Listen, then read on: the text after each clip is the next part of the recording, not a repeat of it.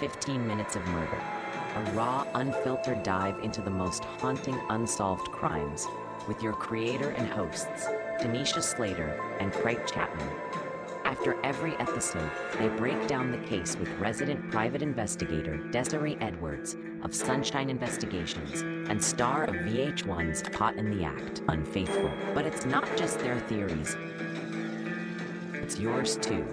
Hello, everybody, and welcome to the first sneak peek of 15 Minutes of Murder, where we're just going to give you a little slice of what our show is about. I am one of your hosts, Tanisha Slater. And I am Desiree Edwards, your resident crime expert. And my name is Craig. We just wanted to give you a rundown of how this series is going to work. Every episode and every story and every case that we go through will start off with a sort of like preview television series that gives a rundown of the case that we're going to be featuring that week. In the first week, we will show this video, and then after that airs, people will be able to submit questions to us. You can also go to our website, 15minutesofmurder.com, and join our Substack. So we'll have a case file there for you to look at, and you can submit questions there. You can submit questions on our YouTube channel and any other social media outlet. And then the following week, we'll deep dive into the case through a podcast where we'll all join in, and you at home will have your questions answered, and possibly one or two of you will join us on the series. Craig, that's a big deal. The viewers get to join us and try and break down what actually happened. We can go from who done it to what's missing to what they missed.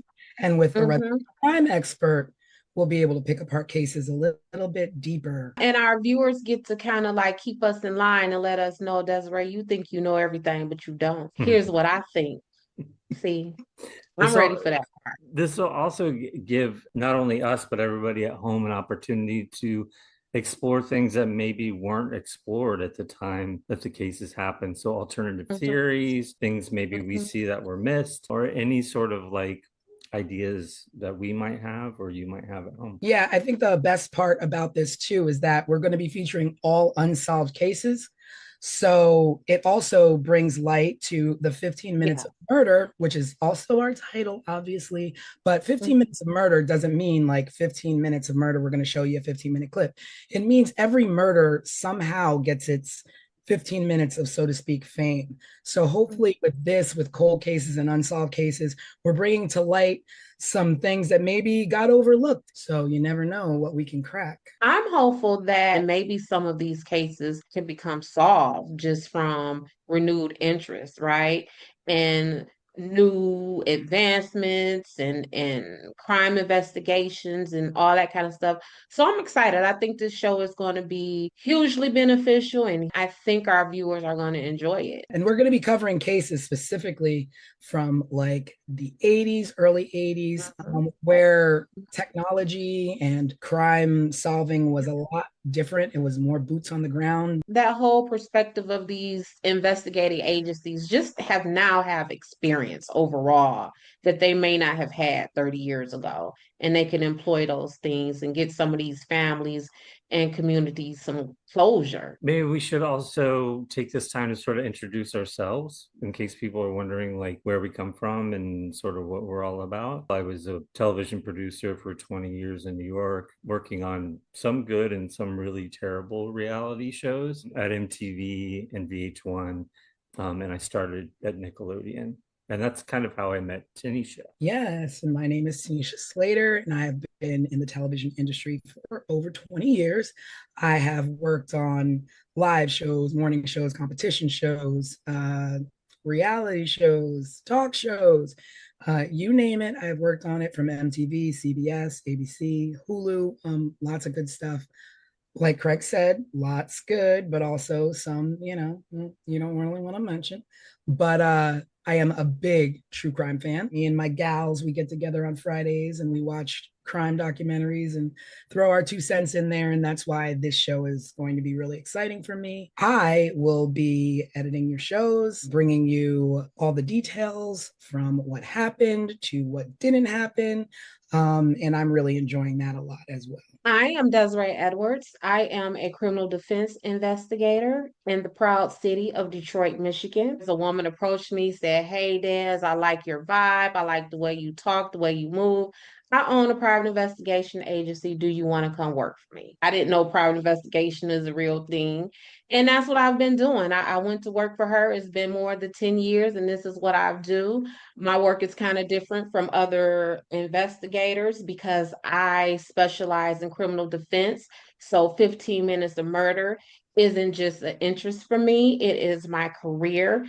This is what I do in real life every day, which is solving crimes and figuring out who did it and who didn't. Okay, let me just interrupt you really quickly because Hey, girl. don't let Des fool you. Des is at the top of her game. Des now owns this private investigation firm, which is her own. Okay, and she is the top sought after private investigator. That is To true. fool you. That all of those things are true. She just wants Where, to be honest.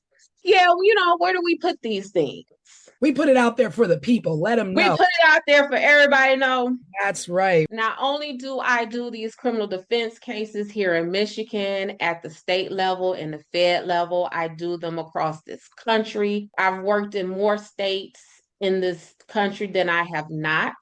I get international phone calls inquiring about my investigation services. And what Tanisha, while she's checking me, what she ain't tell y'all is that she casted me for the second season of MTV's Caught in the Act Unfaithful, where I was a featured investigator for season 2. So when Tanisha say that I do it all, she's not lying. Nope, not one tell. And we're going to bring you some good programming and we're going to have lots of amazing, great conversation and hopefully, bring some things to light and hopefully you will enjoy our show. Yeah, lots of really good cases coming up. And again, just another quick rundown. Each week we'll feature a short sort of television style series that gives a background on the case that we're featuring. You can then go to our website, 15 Minutes of Murder, check out what we have going on there, and to also link to our Substack where you can download a case file just to get more information.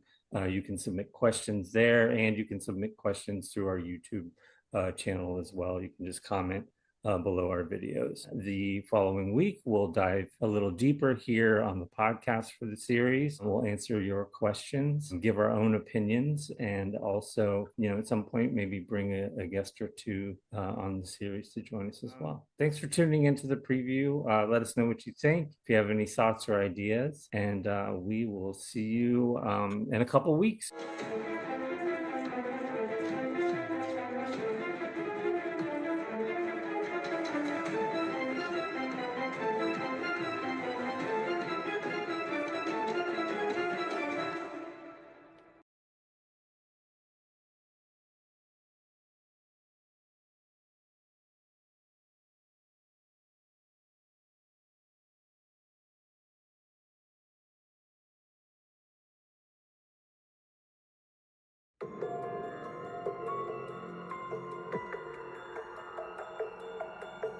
April 11, 1981. A quiet mountain town in Plumas County, California. A cabin in the woods, and one of the most brutal, unsolved mass murders in American history. This is 15 Minutes of Murder.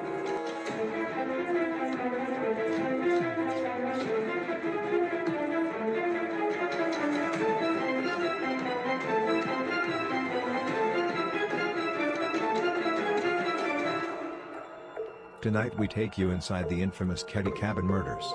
A case so disturbing it's haunted investigators for more than 40 years. Ketty was a tiny resort town tucked into the Sierra Nevada mountains. Population less than 100. In 1981, Sue Sharp, a 36-year-old single mother of 5, rented Cabin 28. She was trying to give her kids a quiet life away from a difficult marriage. On the night of April 11th, Sue's children were in and out of the house. Teenagers Sheila and Tina were with friends. John, 15, and his buddy Dana Wingate, 17, were out hitchhiking. The two youngest, Rick and Greg, were inside, watching TV with a friend named Justin. By dawn the next day, the peace of Cabin 28 was shattered. Sue's 14-year-old daughter Sheila returned home at 7 a.m. after spending the night at the neighboring cabin of the Seabolt family. What she found would scar her forever. Inside the living room, her mother Sue, her brother John and his friend Dana were dead, bound with medical tape and electrical cords. Their bodies, savagely beaten and stabbed. One of the boys had been strangled. And Sue was gagged with her own underwear, which was secured with tape, and her throat was slit. The room was chaos. Furniture was overturned, the walls and ceiling were splattered with blood. A butcher knife, a hammer, and a steak knife so violently used, the blade was bent in half. And then, one chilling detail. 12-year-old Tina was gone. Not in the house. Not in the yard. Vanished. Incredibly, the three younger boys were unharmed. As the murders raged in the living room, they slept through the night untouched, just feet away. Or did they? One of them, 12-year-old Justin, later told investigators he had dreamed, or maybe seen the murders happening. He described men with knives, even details of their clothes. But his story changed with every retelling. Who could have carried out such a savage attack? Suspicion quickly fell on two men, Martin Smart, a neighbor, and his friend Bob, a drifter with a violent history. Martin had a rocky marriage.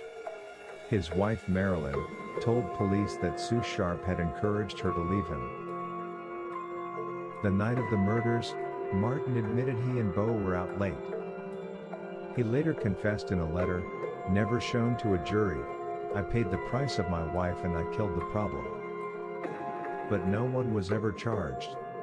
Decades later, in 2016, investigators uncovered a hammer in a nearby pond believed to be one of the missing murder weapons. Still, DNA evidence has not yet solved the case. In 1984, a skull was found in the woods of Feather Falls nearly 100 miles away. Dental records confirmed it was Tina Sharp. How had she been taken? Why was she separated from the others? And why, after 4 decades, does this case still remain unsolved? The Ketty Cabin murders are among the most haunting mysteries in American crime history. A family slaughtered. A child abducted. Multiple suspects. And a trail of evidence that always seemed to go cold.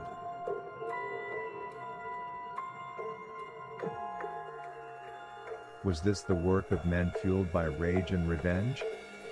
A botched home invasion? Or a conspiracy covered up by corruption in a small town? We may never know. But tonight, we ask you, what do you believe really happened inside Cabin 28?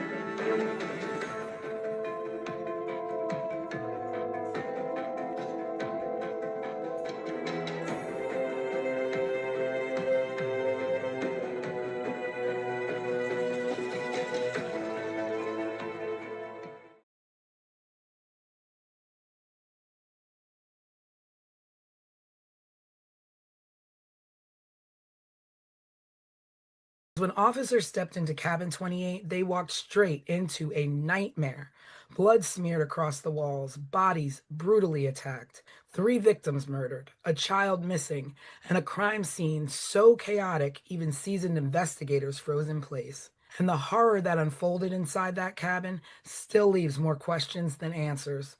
Welcome to 15 Minutes of Murder, case file The Ketty Cabin Murders.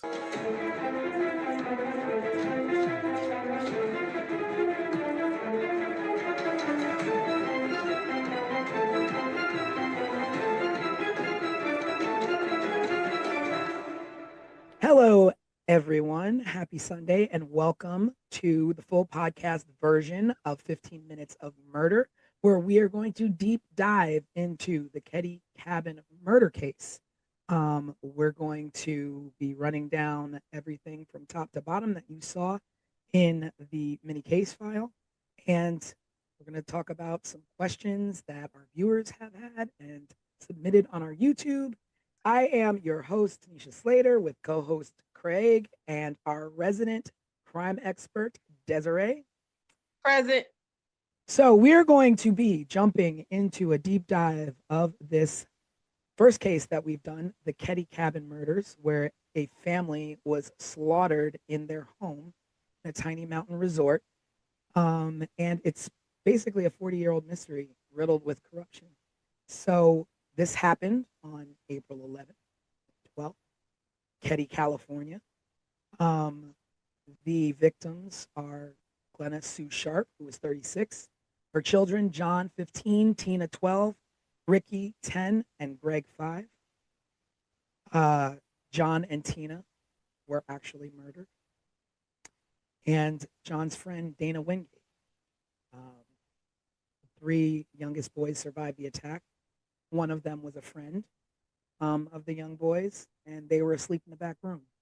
So we're going to get into the background of the Sharp family and a little bit of the background on Ketty. So the Sharp family, they were a military family, and Sue was in a bad marriage. They lived over on the East Coast, and she went out west with her kids to make a better life for them. Wound up in a small town in Ketty, what she did for work. And she was receiving money actually from the U.S. Navy through her husband, through her ex-husband. And it was only about $250 a month. Right. She worked a part-time job. Again, not making much. I'm sure she got by with what she could. And she was also on public assistance. She was on government assistance. And I think she also received some kind of stipend for school or something like that. Oh yeah. Right, she was in college, I remember, like college, right? reading that. Yeah, at least enrolled. And then there was some kind of questions about if she actually attended the classes or not. But yeah, she was receiving a stipend for school. Yeah. So she obviously, you can give her props as being a mom trying to get her kids out of a nasty situation with an abusive husband or allegedly abusive husband.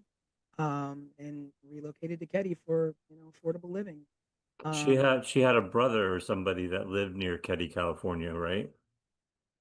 Yeah, that's when they lived in the, at least according to everything that I have come across, a really raggedy trailer park or something Mhm.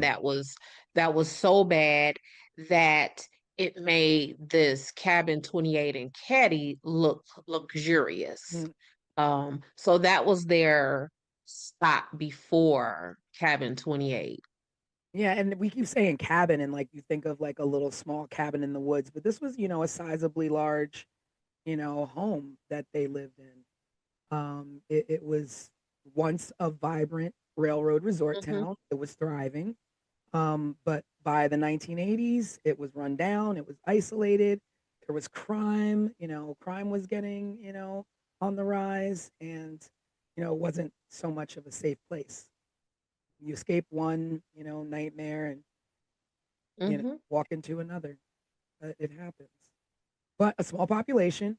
Small population. I think, Des, you said, when you say small, we're talking Small. small. We're talking if the 3 of us, along with maybe 2 other people, we could count the amount of residents on our collective hands and feet, right? I believe the Google census search that I did said it was like 100 people in Caddy. I have worked dozens of cases where there have been more than 100 witnesses. So we're not talking a lot of people. Like if we were to probably to count up the people who lived on any of the blocks that either of us live on, we would probably come to 100 folks easily. Yeah, yeah. But when that's all that's in your town, then everybody knows everybody. You all know Everyone knows everybody. everyone. Or if you're not, you don't know everyone, you're related to half of the town. So, Right. the fact that, it's a small town and the fact that there was poor police oversight from the Plumas County Sheriff's Department kind of puts this case in a tricky situation of being unsolved all these years Mm-hmm. later.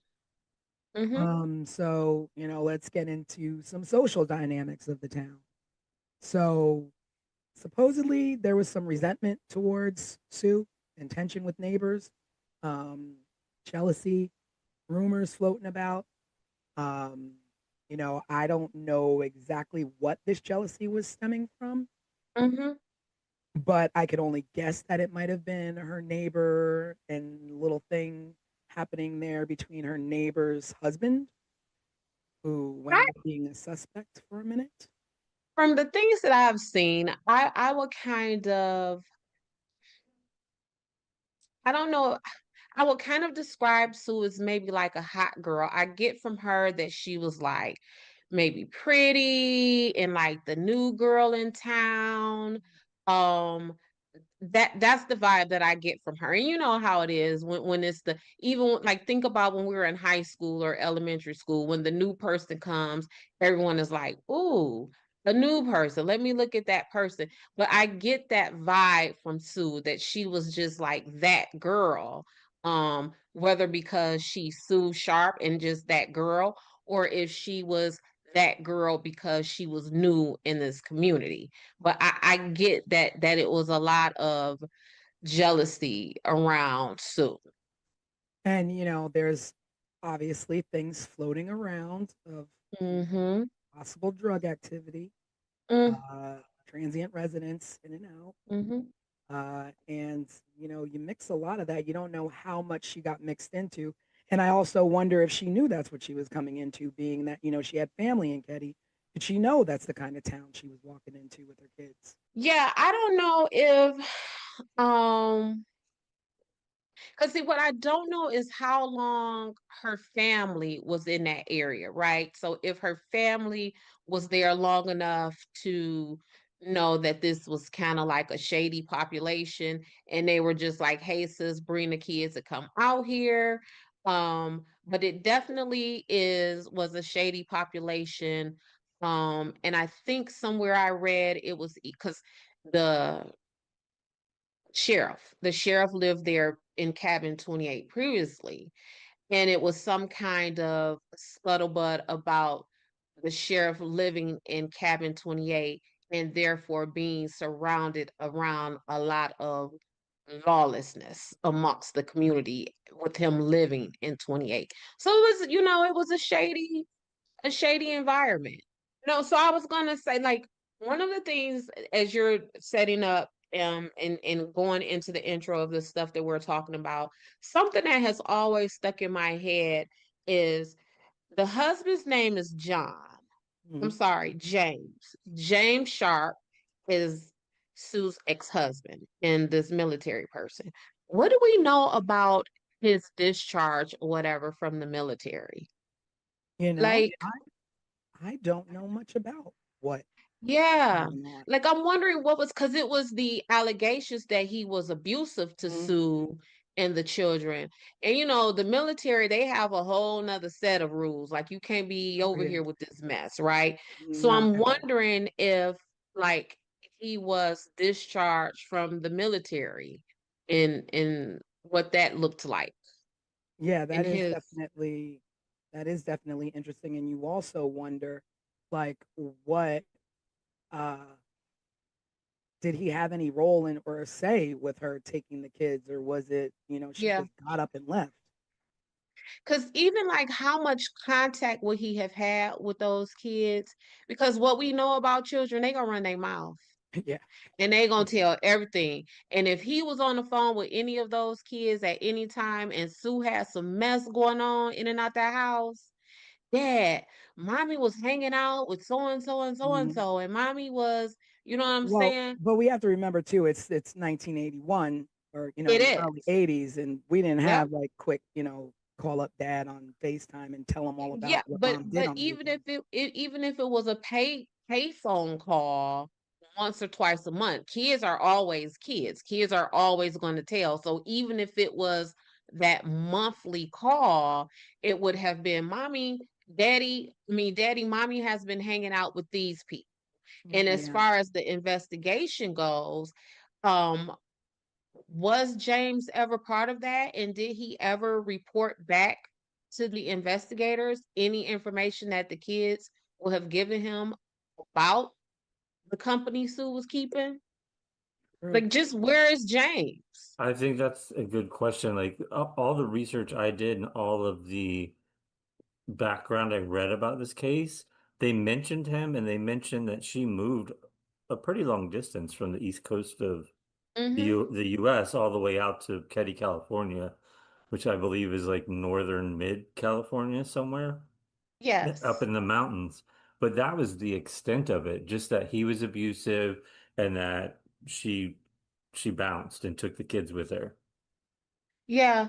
Because I'm gonna tell y'all, when I'm working cases and I really want to find out some good stuff about someone, I will go into the family court side because typically courts have two sides, the criminal side, well, maybe three, criminal, civil, and then family. So I would then go into the family court side and run a person's name to see if there were any divorce filings, any paternity filings, any child support filings.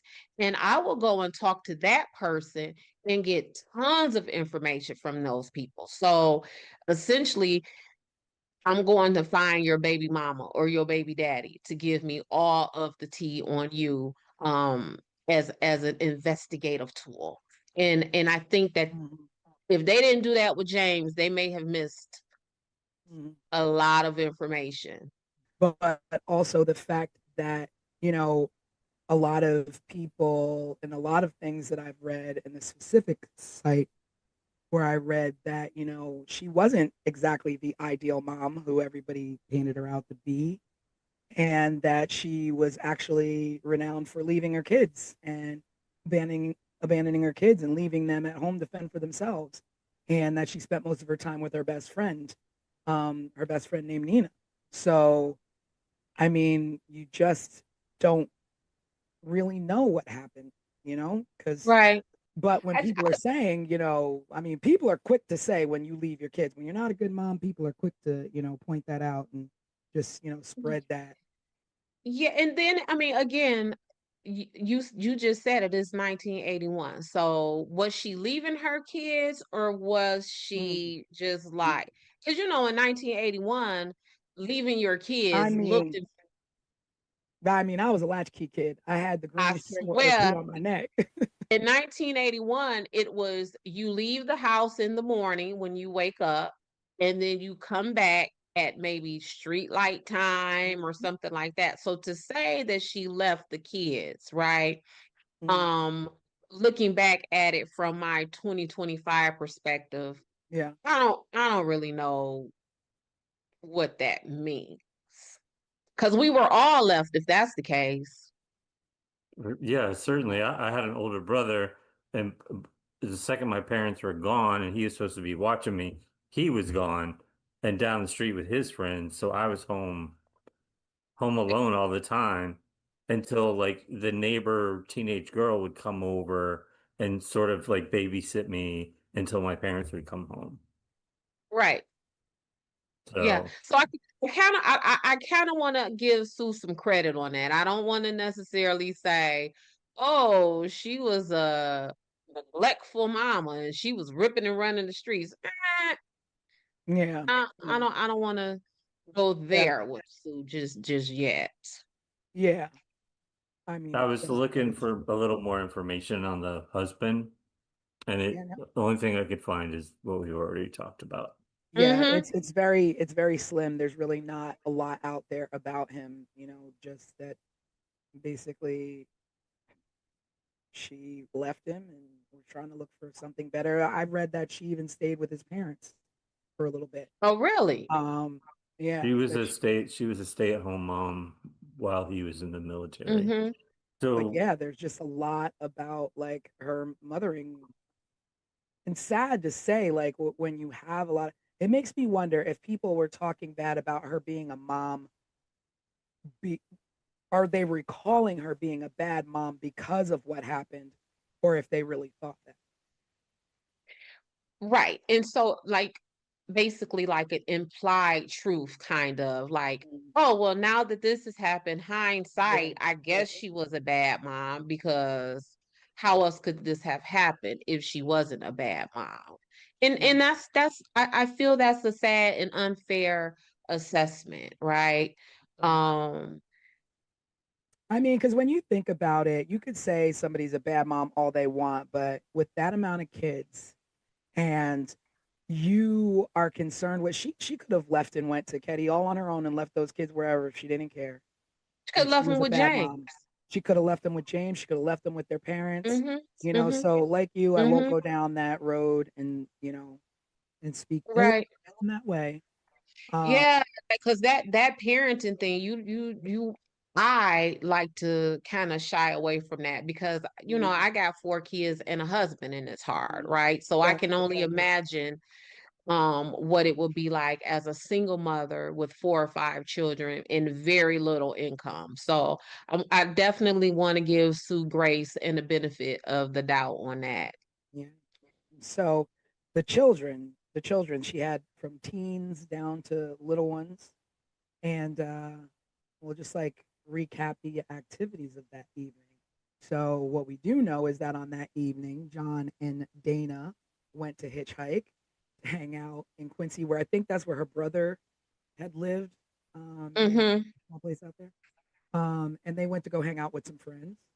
And there were friends that claimed that there was possible encounters with drug involved teens. I don't know a lot about that, and that the friend Dana was seen with some sketchy individuals, some street locals. So Yeah, in this side of town where this activity where the kids were hitchhiking to and going to party to, that's the side of the town that everyone alleges that Sue would, when she was abandoning the kids, that's where she would go. mm, On this side of town. mm, Um, and it was some like conflicting evidence, I mean, conflicting information about how the boys got back home and who took them back home and mm, was that those sketchy people they were with in this yeah, were they sketchy part of followed? town. I mean, that's true too. If the kids Yeah, were like involved in something that mom didn't know about, did the kids owe money? Did the kids, yeah, get too cocky out there? Like we don't know. And yeah, and and who exactly was Dana Wingate? Like they couldn't have been, lifelong friends. These are new. This has to be a new friend.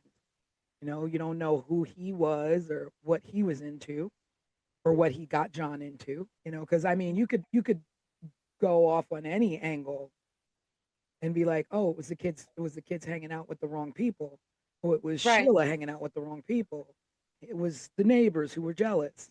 There's just Yeah, so and that's what has frustrated me from the top to the bottom about this case because it has just been left with so many possibilities, right? So at some point, if we start off with 10 theories or 10 possibilities, at some point a thorough investigation will narrow that down. So now we went from 10 to now we're at 6.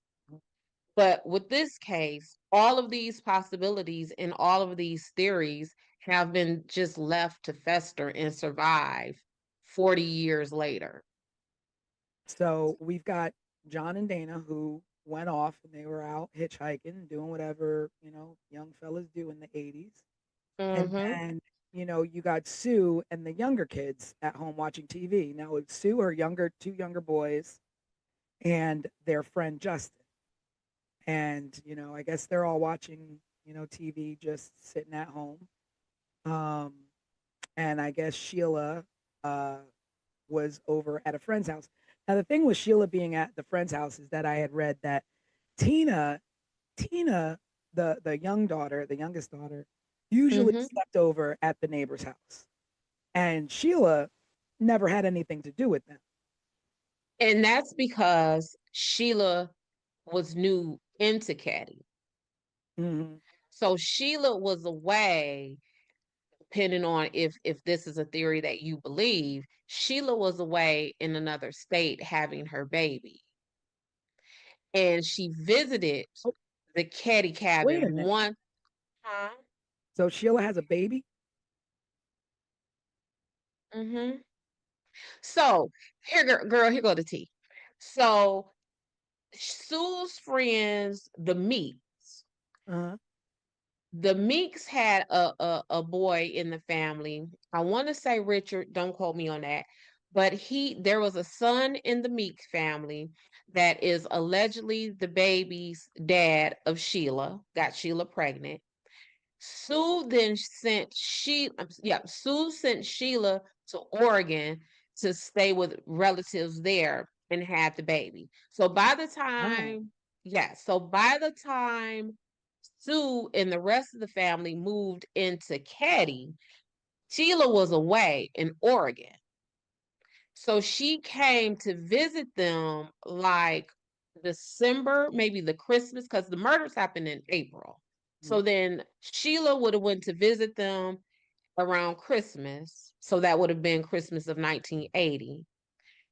Then April of 1981 is when the murders happened. And a few weeks before the murders happened, so now we're in late March of 1981, is when Sheila moved in to Caddy with the rest of the family.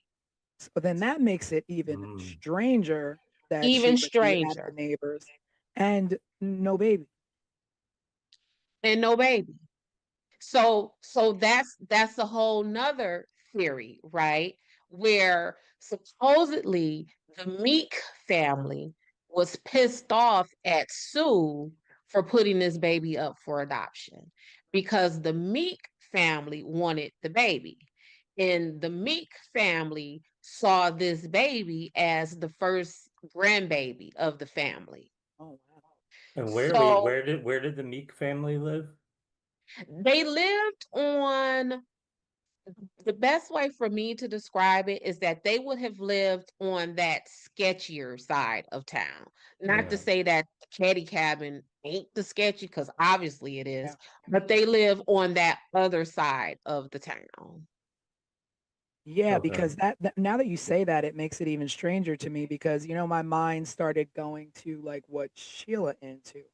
And so I was reading that, it was typically Tina because the neighbors had younger kids that Tina would go over and Mm-hmm. always spend the night there and, hang out there. But that night, while Tina was there, Sheila went over and sent Tina home and Sheila stayed there. Mm-hmm. So Tina would have been spared had she stayed like she typically would at the neighbor's house. Right. But Sheila sent her home, Correct. which is odd. Which is odd. Um, Sheila sent Tina home from the cabin that was right next Directly door next door. to them. And no one in that home allegedly heard any noise, any bumping up against the wall, anything coming out of that house. And what was also something to me about the Seabolts is that because that's the family who Yeah, lived the in that neighbors. cabin next door. They said, I got it in my notes because it stuck out to me crazy. Y'all, give me 1 second. According to the timeline that I have, Sheila went to the Seabolt's house at around 8 p.m. Mhm. Um, then the Seabolts reported seeing a weird green van outside of cabin 28 at around 9 p.m. Then Tina is sent home at 9:30. Which is late for a 12-year-old, right? I think she was 10. No, she was Yeah, 12. and that's 10. But not only that, this is what struck me. This is a town of 100 people. So that means we're close knit community, right? So if I notice a vehicle that I hadn't seen before outside my neighbor's home, and then the next morning I found out that that neighbor's home that weird vehicle was parked in front of, people were right, murdered and slaughtered in that right, vehicle. right. I With mean, a slaughtered in that CCTV home. out. If we're a small town like that, whose green van is that? I've never seen Yeah, that green yeah, van. yeah, If someone pulls up in a green van in front of my house right now, I might just look out the window and be pissed off that someone parked in yeah, front of my house, right? But I live in a larger city. yeah. But in a small town like that, I and think the then first place I'm gonna go is to Quincy. Start looking for a green van. green van. But also when Tina was sent out to go home and you saw that weird, awkward Oh van, yeah, yeah, yeah. you're not like, Tina, hold on. Hey, I'm finna walk Tina home. There's a Right, car out here. right. It's just, Yeah, and we don't know I how don't. long that car was out there or when it mm-hmm, left. mm-hmm. So did someone send Tina away to be murdered? Mm. I mean, Tina was ultimately not murdered at first, right? we don't know that. I mean, We she could don't have know been that. murdered first and dumped, or she could have been held for who knows how long. Mm-hmm. She could have escaped from her captors and died on her own. Well, we know that she at least tried to escape because the Yeah, back pocket of her jeans was ripped yeah. when And I guess they found her remains. So somebody she was trying to get away from someone. But yeah, I think that timeline right there, that hour and a half timeline, has been sticking with me since I started doing my homework on this case. so. There were witnesses who did, report that they saw a bearded man with glasses earlier in the week, seen around the Sharps cabin. No, no leads were really ever followed up properly to check and see who that was, who the green van was. No, we don't know. And part of that is because um back to the Seabolts. When Sheila made her discovery and she went and reported it to them, do you know that they didn't call, it took an hour before they called the cops? How in the world? What are you doing for an hour? What are you doing? And they are the people who went back. So Sheila reported what she saw to them and that the boys were in the bedroom. So they went back and retrieved these kids. So you would have seen this scene and you not call the cops for a Yeah. whole hour. How do you pull the Maybe, kids out without? maybe I mean, they walk through the living room and see everything that's happened. But let's Well, let's just let's just talk about the. I'm sorry. Go ahead, Craig. no, I was gonna say maybe we should just for people listening at home describe sort of Yeah, I'm going to talk about what the crime happened. scene. Yeah. So the oh, crime scene, they were found.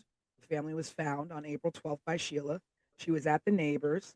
She got up in the morning. She walked home, opened the door, and found her mom, John, and Dana mhm.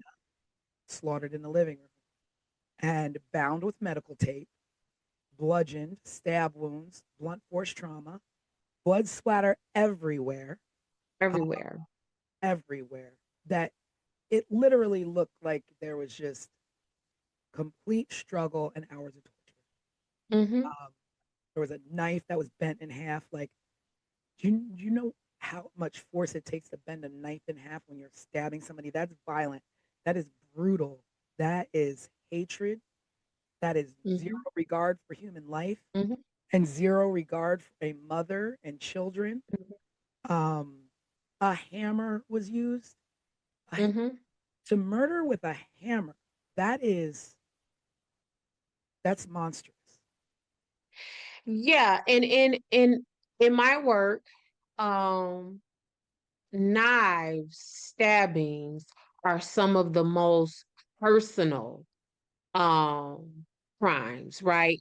We know it, if I'm working a case and the victim in my case has been stabbed, I immediately think of the closest people to that victim. Who has the most access to him? Who, whether that is physical or just like in the family, in the friend unit, because a stabbing is a very intimate Yeah. crime. Um, One of Sue's wounds was so deep that it touched her spine. Like that is the force. And just think about your torso, your body right now, like where your spine is. You know what I'm saying? Like someone would have to force that knife through your torso, through your chest cavity or wherever and reach yeah, your spine. And your spine is deep in there for a reason. yeah. And And It's so, protected. that knife, in the pictures, it almost looks like they would have had to like push down on them, like Mm-hmm. almost cave them in a little bit to reach down in that deep. Yeah, I don't even know how you would the direction and motion you would need to stab someone to get to a spine. Like I don't even medically, I don't even know how that's possible. If nothing else, like I said, we were created for our spines to be hidden and protected because they are literally the backbone, right, of our existence. And for you to reach that, and so I I want to mean, say, just for our viewers who are like love timelines and accuracy and things like that, Sheila allegedly returned home that morning to make this discovery at 10 a.m. so the kids. So you're Wow, thinking kids. Now that I'm thinking, like kids are early birds, especially that age that of young, the yeah. children that were. Mm-hmm. There's no way they didn't get up and walk around that house before Sheila got there and possibly Mm-hmm. see what was happening. Um, The neighbor, was it the Siebel father was the one that went to the back door to get the boys out? The boys that survived came out the back door. They didn't want to take them through mm, the house to see the murder scene, essentially, is what I read. Yeah. And so I get that, but what also I don't get about that is if you walk into the home and you see all of that carnage and you see in this other room over there that there are alive people, you just leave them there. You don't say, "Come on, y'all, let's go, let's get out of here." You But what do you she left and she went back next door, right? right? She went back next door, but if she would have saw them, why wouldn't it have been, "Come on, y'all, let's get out of here"? Or if they saw her seeing them, then why didn't they say, "Don't leave, Sheila, don't leave, take us with," you know what I'm like it. I don't know. It's just so hard because it's just like, you want to put yourself in that situation, like just visually to try and think of what you would do or what happened. Mm-hmm. But if I walk in the door and I've just gone through having my own child, let alone these are my baby brothers, like I'm storming through there, I'm going out the back door with them. Is someone still in the house? Are they still there? Right, right. Like how do you, Where's the sister? Where's my little sister? yeah, where's my little sister? Like what? Yeah, so what are they? Ricky, Greg, Justin, where is Tina? Yeah. Hmm. Yeah. I mean, Where's Tina? So it's again, it's we could do this. This caddy stuff is enough to well, carry. it's like, the theory or whatever is that either one, the killers weren't threatened by young kids or even worried about these kids being able to identify them or, be able to pick them out of a lineup, or they knew them and were like, let the kids, that's not what we came to do. But what did you Hmm. come to do? Like, what is the Right. point? Like, why? And there goes the motive again. Why? Why? Like, Yeah. why do you slaughter a mom and her two sons? Were you there to murder Sue and the younger boys intervened and you had no choice there? Hmm. Or were they all sleeping? Like when the boys came home, like what were they doing when they were approached or when someone broke in? Did they break in? Did they sneak in? There was no signs of breaking in. So they Right. obviously just came in. Right. Yeah. Well, no one needed to break in, because the way the house was laid out, like you see how the in the pictures, the front of the cabin looks very cabinish. Mm, And the back of the house looks very houseish, yeah. right? And that's because it's a addition back there. And the older son, I want to say is John, he lived back there. And there was only one bathroom. And so they kept the house open so that John could come in and out to access the bathroom and, the kitchen and, sit around with the family. So the door would have always been open. No one would have needed to break in. No, there wouldn't have needed to be a sign of forced entry. So like thinking and knowing and knowing about the case, three basically grown-ups, because when you're a teenager, you're big enough. Hmm. I mean, you see the boys, they're not little, you know. They were So 17 at the time, right? yeah, so I mean, Hmm. they're nearly on their way to being young men. So there were multiple weapons. I mean, I don't know from experience, but I do know that murdering someone is a physical, exerted activity, Hmm. um, because you're fighting someone to overtake them. And Yes. so, can one person overtake two boys and a young mom trying to protect her kids? So, is there more than one? Yeah. I was for that scene, the way that scene looked and the damage that was done to Sue and the children, I would dare say that it was maybe two or three people in that house, because we would have needed someone to not just cause the harm, but we would have needed someone to control that scene.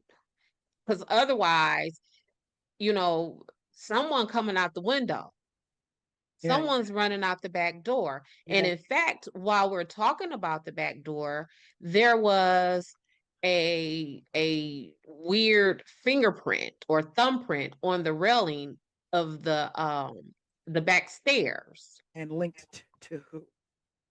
unidentified.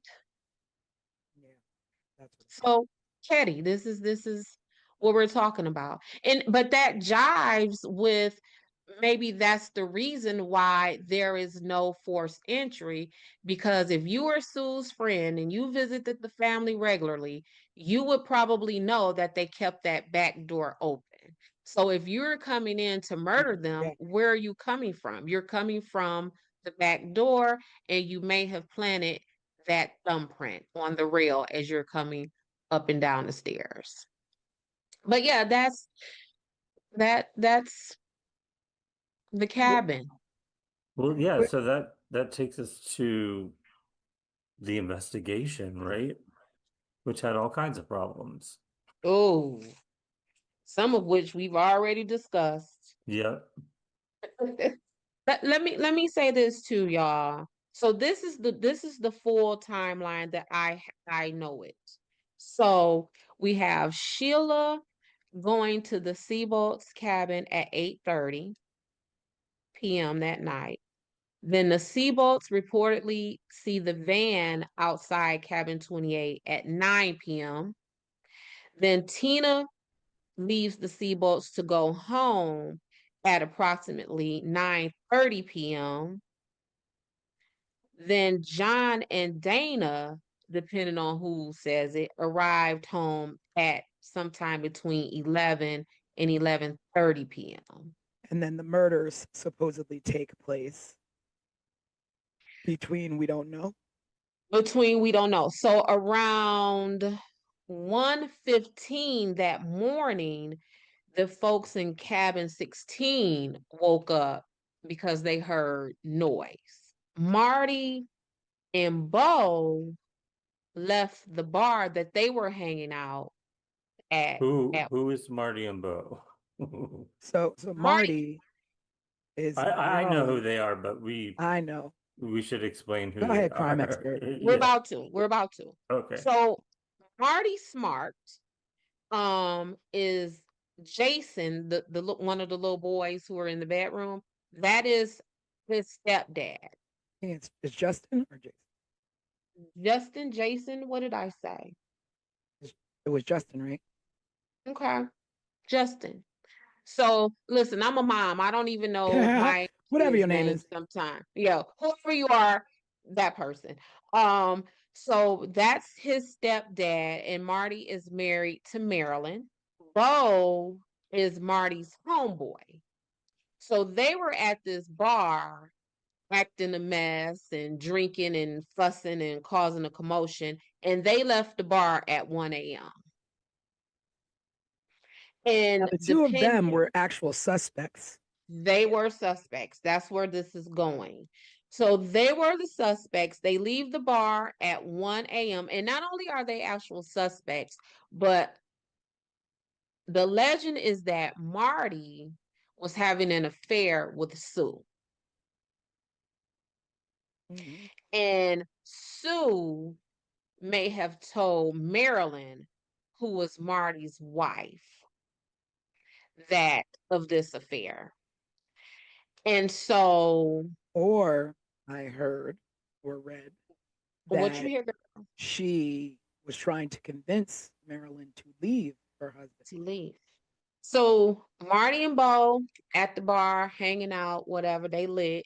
Then they come. So then we got the people in cabin number 16 hear some noise and commotion at 1:15.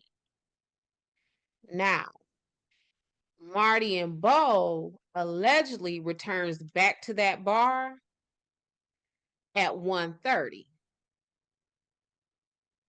So what's the So time frame between they leave the bar and come back to the bar? 30 minutes. 30 minutes. Exactly. Mhm. That's a whole lot of stuff to have done to a whole lot of You're people. talking about travel time. You're talking about, and you can't, there's no cleanup. You're going to have blood all They over gotta you. clean themselves, yeah. You can have blood all Mm-hmm. over you, and to murder Mm-hmm. 3 people in 30 minutes or less than 30 minutes, maybe 10 minutes, you And leave and fingerprints. and you're gonna want to sit down because Yeah. if you're stabbing someone so hard with that much force where you're reaching their spine, you're tired, you're out of breath. It makes me wonder, like, why they're even suspected. Like, was it solely on the supposed affair, or because they were at a bar and left the bar, they were Well, hell-bent?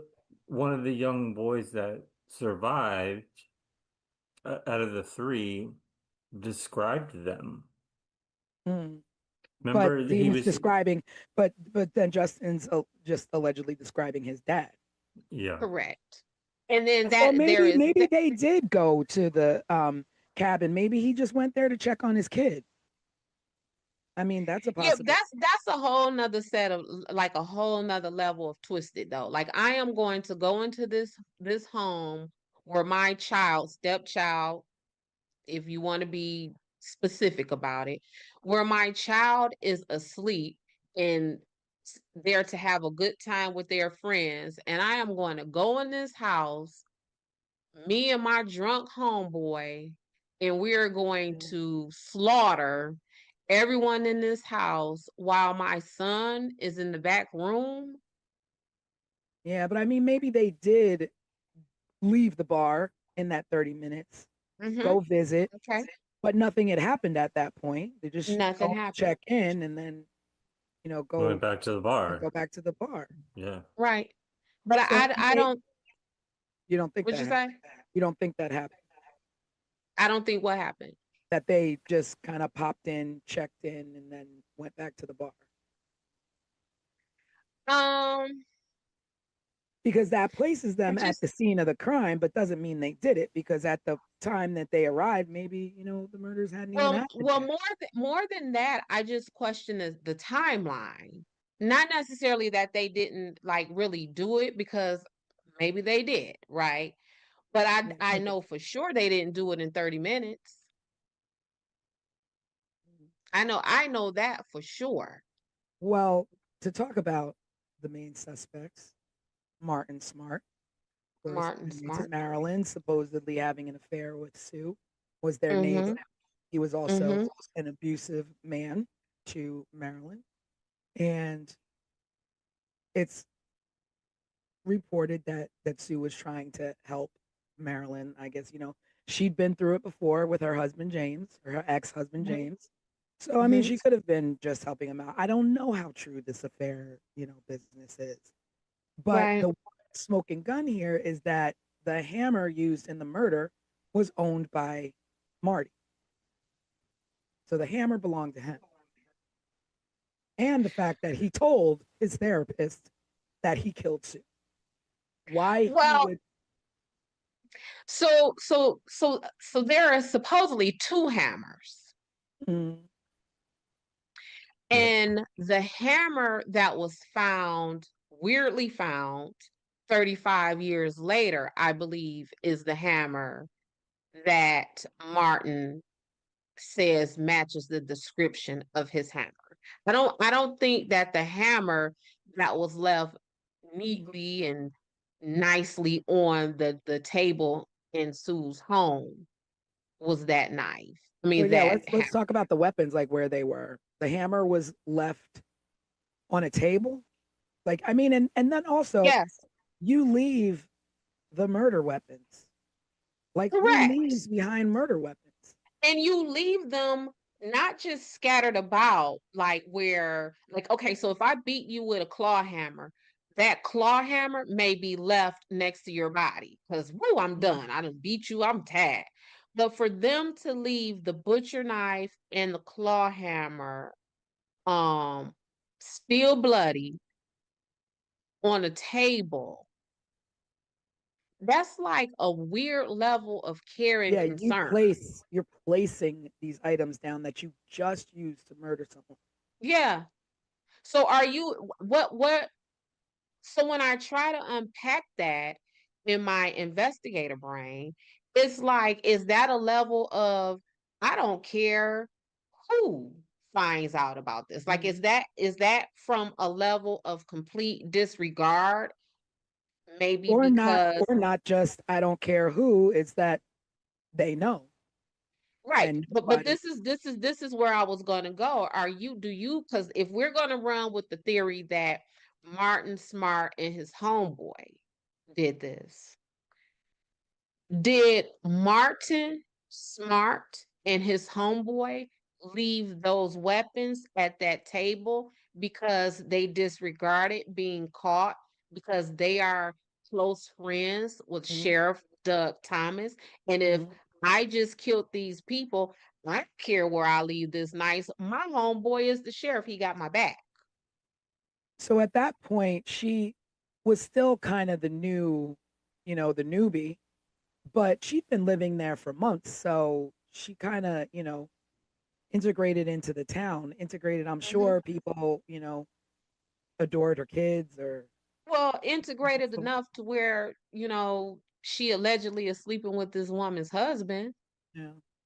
integrated enough to where her children were staying the night at other people's True. cabins and other people's children were staying the True. night at her Well, cabin. because my thinking was like nobody's gonna care because this is the new woman in town. She's not from here. Nobody's gonna care what happens to this woman or her family. Yeah.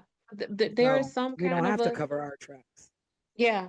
And there was one more thing that I did read, which was strange. So I read that Ketty, the electricity in Ketty, the light supply or whatever was the lights were controlled by cabin 28. So in order to turn Yeah. off the lights in the town, you would have to turn off the lights on cabin 28. Mm-hmm. And before Sheila went over to the neighbors, she turned the light bulb out on the front of the cabin as though like why why would you do that? Like what is the significance of that? So that I saw that too. And the way it was described, I couldn't figure out if she physically like untwisted like I think it was the like a light bulb. physical untwisting because if you would have turned the light out, if you would have manually turned the light out, then it would turn off the electricity for the town. But if you unscrew just the bulb on the porch, you would only leave the porch dark and not the Okay. town. Okay. So I thought that So was strange. so that was the one thing that was strange. The other thing for that was strange about that to me is how would she know that? And what I mean by that is that my children don't live with me. So whenever they come to my home, they are sometimes just as confused in my house as they would be in yours because they Mm, don't live here, right? mm, So how would she have known that much? And she had just been there a couple of weeks. Like, did she yeah. know that? Know it? Oh So it yeah, makes by the me way, think, Sheila, yeah. So it makes me think like it's like you'll know the house because it'll be the only one without the porch light.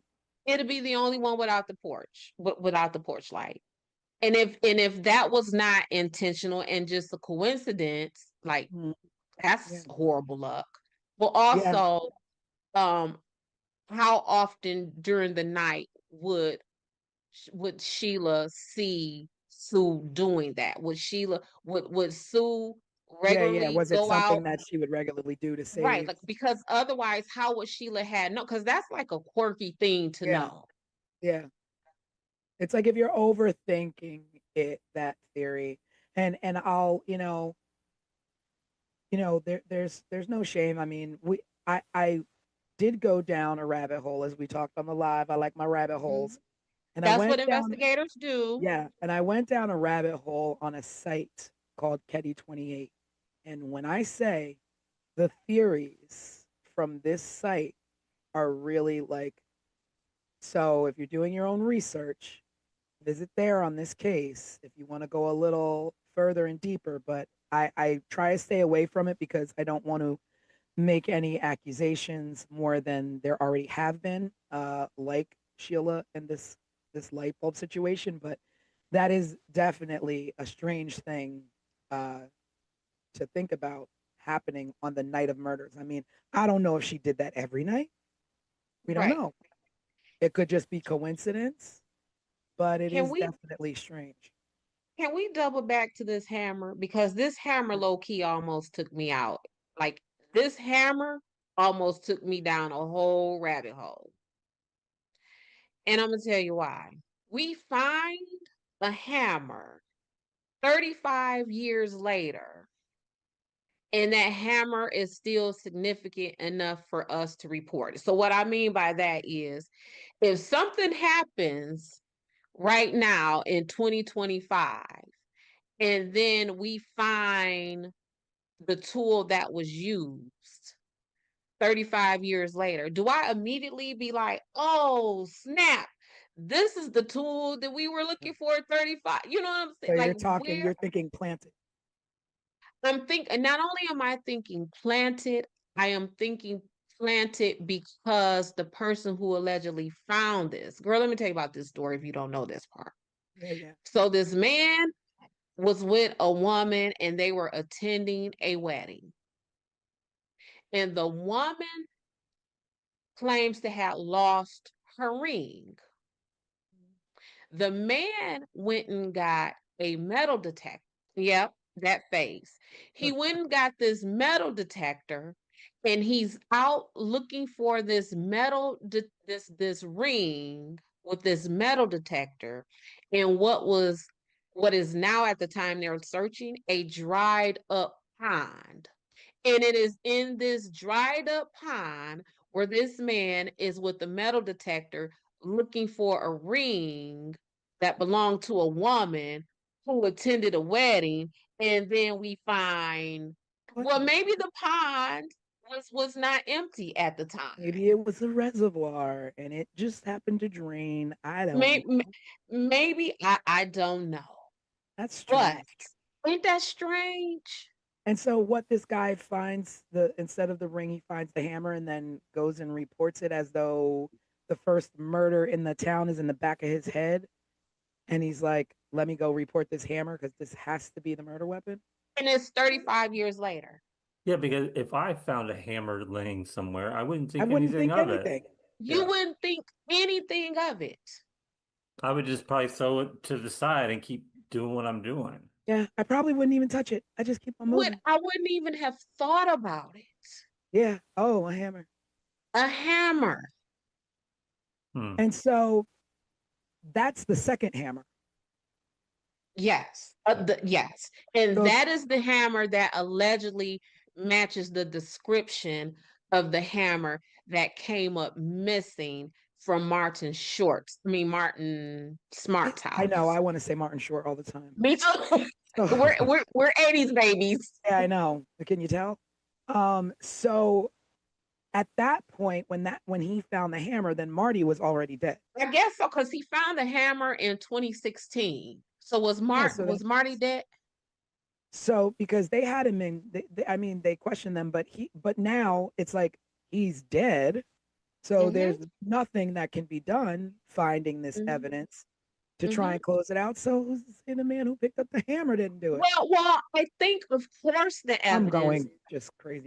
was not going to close this out because it was reported to the detective from the Sacramento Department of Justice, because that's who they called in to work this case, to take it out of the jurisdiction or whatever for the Plumas County Sheriff. But those Department of Justice people were not homicide detectives.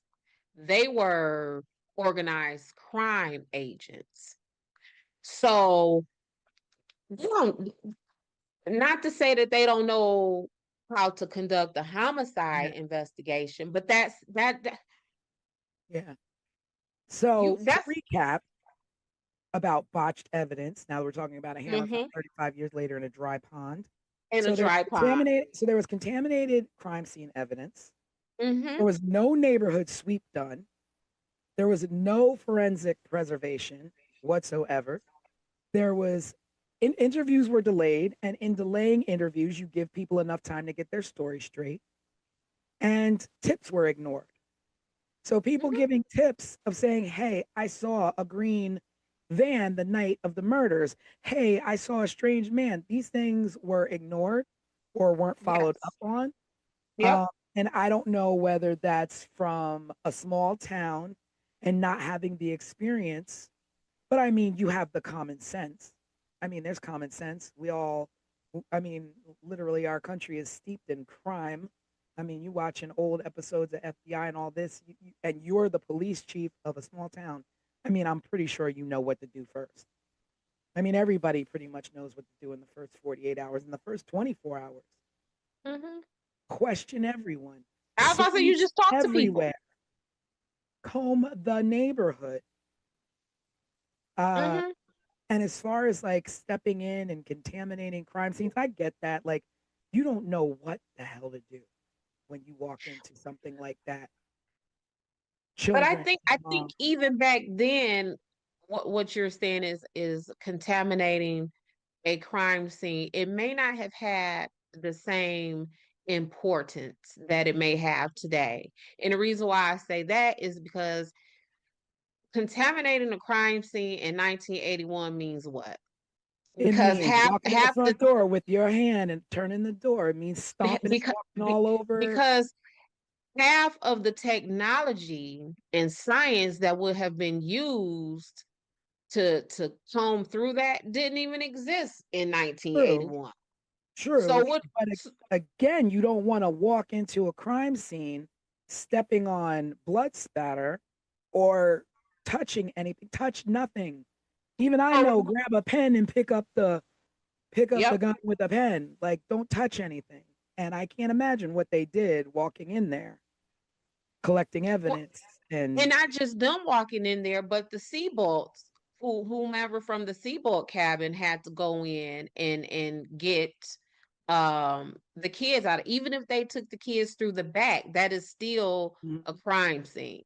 What Did anybody question the kids? Well, yeah, So they because did. Justin, he was 12. And yeah, they talked to the kids, and Justin is the one who gave them the varying descriptions. So at one time they interviewed the kids and Justin said he saw this. And then another time they interviewed the kids, Justin gave a different account of what he saw. And that's the part where I say they needed to call in that forensic psychologist, because at that point we need someone who is specifically trained to withdraw that kind of memory and recollection out of someone through their trauma, through their sleep, taking into account that they are 10 years old or 12 years old, or however old he would have been. To just have a regular homicide detective to interview those kids, they got what they got because of that.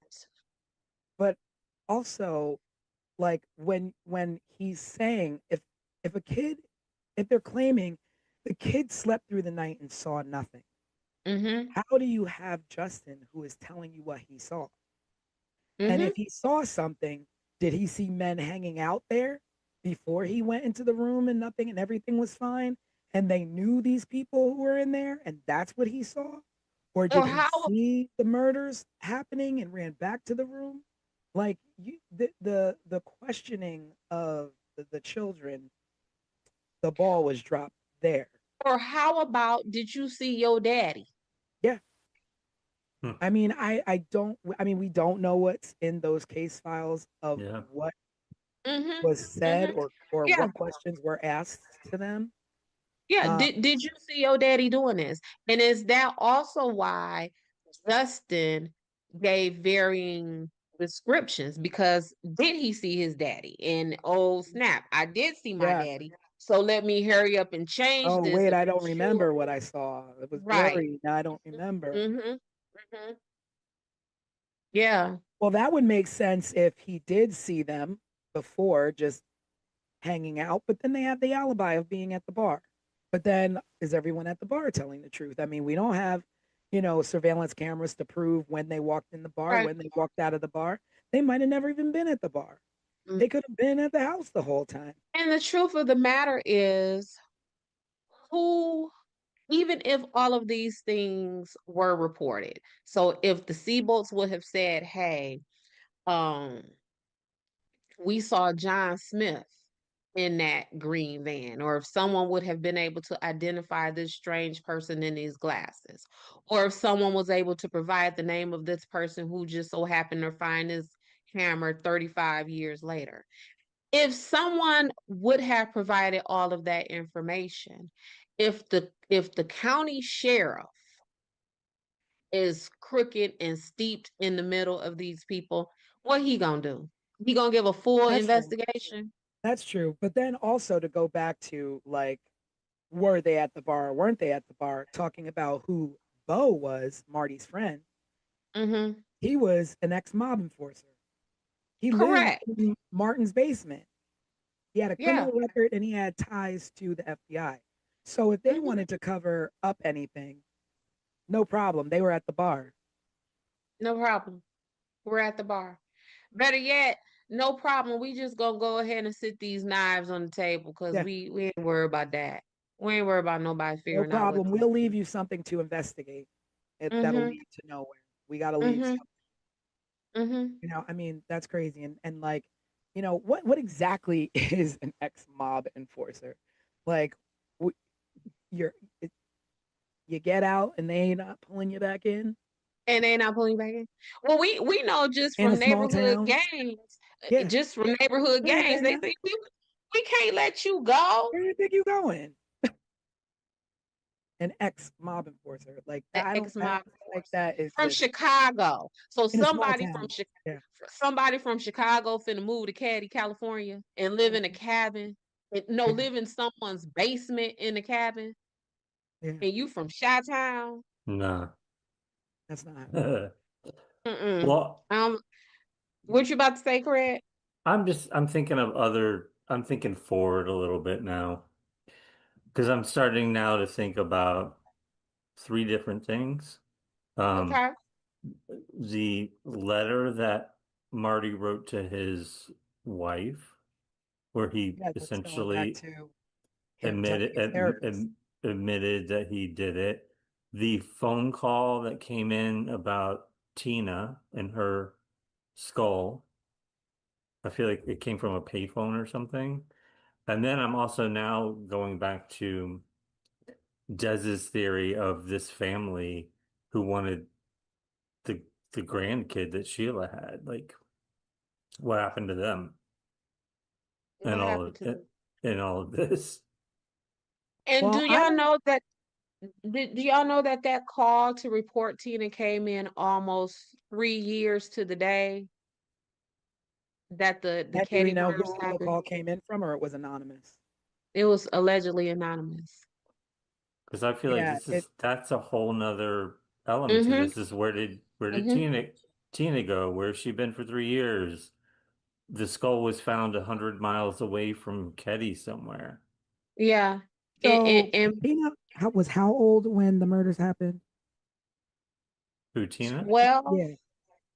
She was And 12. so and so at the time they found her skull, she would have been how old? Like 15, 15. going on 15. But she could have been dead the whole time, you know? She could have been dead for See, three So years. so Craig, you're thinking like she I was see your wheels turning, Tanisha. so you're thinking that the people possibly who no, that's not I'm not What are really, you about to say? I'm not thinking anything really. I'm just making sure we don't leave her out of the story because, Tina. Oh yeah, no. Well, yeah. yeah, no, we're just going down that rabbit hole of that whole who was involved and how criminal it was. Because like But I like the sheriff, like talking about the sheriff and being, hmm. Mm-hmm. tied to not only Martin but Bo as well. He was close friends to Marty. So again, he was at the bar. You know, he he like had conflicts of interest with everybody involved. He lived Right. in cabin 28. He knew the layout. And like you Mm-hmm. said, if you lived in cabin 16, you know the layout of cabin 28. Mm-hmm. Mm-hmm. And whoever it was knew that they can walk into cabin 28. They Right. knew they weren't going to have any kind of locked door problem or have to break into a window. Yeah, There's like just corruption all over. yeah. I like Craig's thinking of not allowing Tina to get lost in the fray of all of this. Um, Back to that word of motive. I think Tina could be herself a motive for some of this, just from the fact that Tina, there are reports that she was molested in the town, um, and no one followed up on that. Just You know, there's it, just a history of Sue and her kids just being screwed over during the time that they were in Caddy. yeah. So then you're talking about Sue, who has a teen daughter who's pregnant, a Mm-hmm. young daughter who's molested, a young Mm-hmm. son who's hanging out with the wrong crowd, Mm-hmm. um, and it could have, I mean, the angles could be anywhere. And when I think about it, it's just like you always say, what's the one odd piece in everything? Like what's the odd placement in these murders? And it's that a young child was taken. So then you start going into, you know, Mm-hmm. human Mm-hmm. trafficking of children. Like, Mm-hmm. was she taken for a Yeah. reason? Yeah. Like, What's did wrong with her? what did the You person spared the who, boys, but you didn't spare the child, the little baby girl. yeah. The So, boys were so spared. is it, um, whomever harmed, sexually assaulted Tina? Was their fixation on Tina continued to the point of, let me get Tina, and to get Tina, I am willing to murder everyone around her to get to her, and she's coming with me? Is it that? Is it, again, what Craig said with the meats? You took my baby from me. I'm finna kill you and your whole family except for your baby. That's And what I your was baby thinking. is coming with me. So Tina can't be lost in this.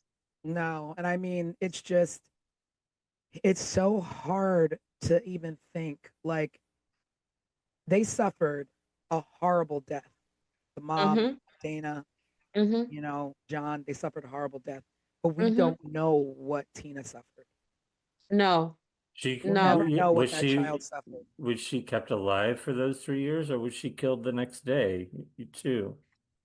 I don't know. Yeah. I don't know. And I think that's all part of the terror. Yeah. And I mean, and then we talk about the survivors. So you have Sheila, the oldest. Like, she's Mm-hmm. got to be, you know, she's got to Probably be, our age. yeah, yeah, she's our age. And just how do you reconcile life after seeing something like that? Knowing your baby sister, you sent your baby sister home and she was murdered, Mm-hmm. left and dumped like she was nothing. Mm-hmm. And the truth of that is, whether you did that intentionally or just out of a mistake, that guilt will be the same. Yeah, yeah. Just the what if. I mean, I What can't if? imagine the Yep. what ifs. Yep. And even the young boys who were in the other room, and though they were just young, you have to, I mean, at 12 and, even 7, I look back at things and go, what if I would have done this? What if I would have done, Right. let alone, my big brother, my mom, you know, done the way they were done. And it's just so sad to me that, people are quick to, oh, I found this hammer. Oh, we found the skull of Tina. But yet there's still no further push in investigation. And Sheila to this day is still trying to investigate and have, answers for her family. And I don't yet nothing. You get know. two random tips from left field, but you have no investigation into those things that lead to just dead ends. Yeah. And Sheila Yeah. Sheila did do an interview, I think, with People in 2016, Mm-hmm. talking about her experiences. You can also find a lot of videos on YouTube of with her and her brother revisiting Ketty, actually, and it's very hard to watch, them revisiting and recalling memories from that time. And it's just, I really hope that she can find the answers to what happened to her family. She deserves that. She absolutely deserves that. And I think, um we all do. Mhm. Yeah. Um just because I think that the Ketty murders are so gripping because we all feel that human dynamic of this. And granted that for a lot of people who are listening to us, a lot of people who have researched this case on their own, these are people who, like, they may not have even been alive yet when these murders had taken place. But it's something about this case that just pulls at all of your human being fibers. Yeah, and I think too for me the draw was that this was our time. These are the Hmm. kids. This is when we grew up. Right. And in the 80s, things were like that. It was, you were free to ride your bikes until the street Correct. lights came on, then get home. You were over your friend's house for dinner, your friends were over your house for dinner. And it Hmm. was that it was a little bit of a more of a carefree. You didn't really worry too much about your neighbors. You could Right. leave your doors unlocked in some places. Right.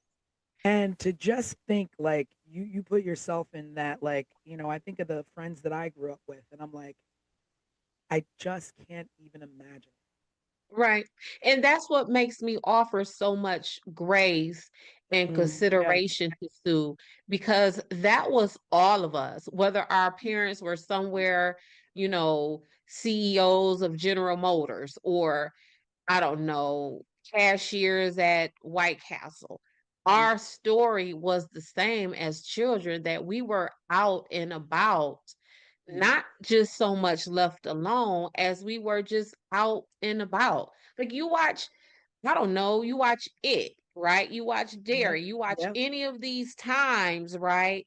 Stranger Any Things. yeah, Yeah. any Spike Lee movie where he, That was the is 80s.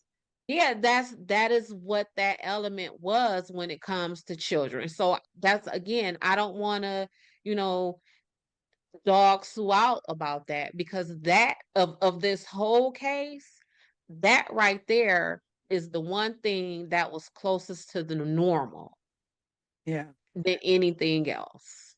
And also, you in saying that you don't want to dog Sue out for the way she raised her kids. And I mean, I give her credit for breaking away from an abusive man and Mm-hmm. wanting better for her children, whether she let them run about or not. And kids are going to, I mean, you could try and raise your kids as great as you want, but there's all kinds of influences out there.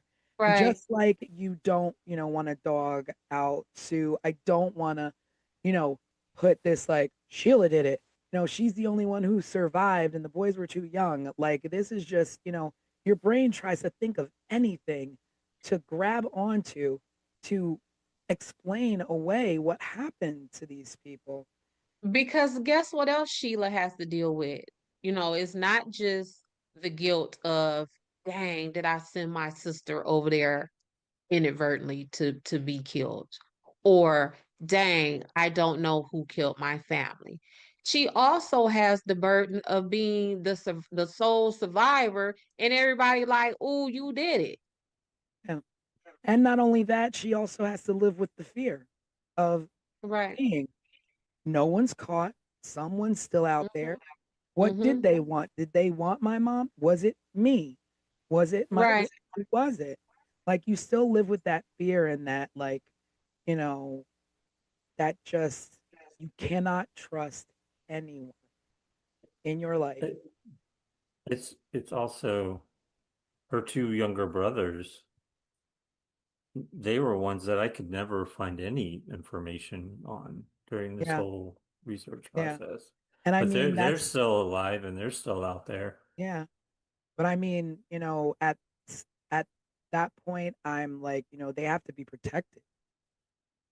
Um, what the psychological trauma that they've probably grown up with, had to deal with, and whether they got, professional help or not, that's Mm-hmm. another thing too. Like, were they just left on their own to figure out how to Mm-hmm. navigate life with a tragedy like that?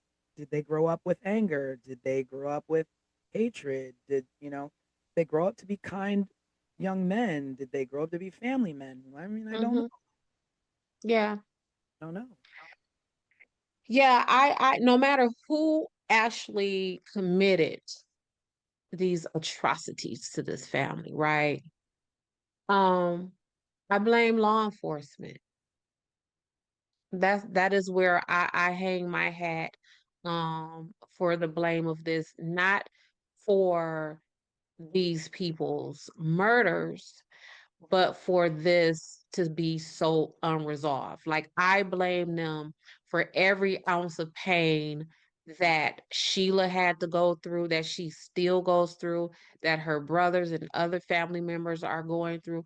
I blame them for that because it just feels like there was not just a botched investigation. I feel like there was literally no investigation. And Yeah, that's worse yeah, because at least with a botched investigation, there is some effort, whether that you did that botchness on purpose or you did that botchness by, natural ineptness. At least there was effort. I don't feel that there was effort here. yeah, And they deserve more than that. This is something we could talk about for another 2 or 3 podcasts. yeah. Whole And it season. was, yeah, and it was strange. What feels strange to me going through this conversation um, tonight is that I don't know why, but for some reason in the back of my head, I kept thinking about this being a murder that was solved and it's done and it's over. And it was sort of like a realization hit me that like we could talk about this forever because nothing was ever solved. Right. No, Nothing ever, there was no conclusion. And there yeah. Yes. I probably mean, never will be.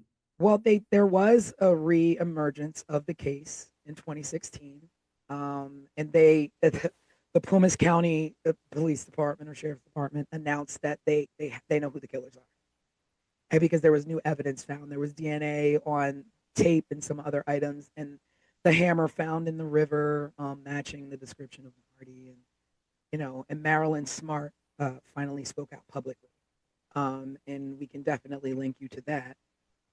It's living on YouTube. Crime, cover-ups, and Connections. corruption. Yeah. Crimes, cover up, and corruption. Yeah, and I mean that saying that you know who the killers are and those killers are no longer. It doesn't close anything. It doesn't. No, no, And again, because going back to the fact they were at the bar. Marty and Bo hmm are scapegoats post mortem. hmm No, yeah, now they're dead. yeah, they were.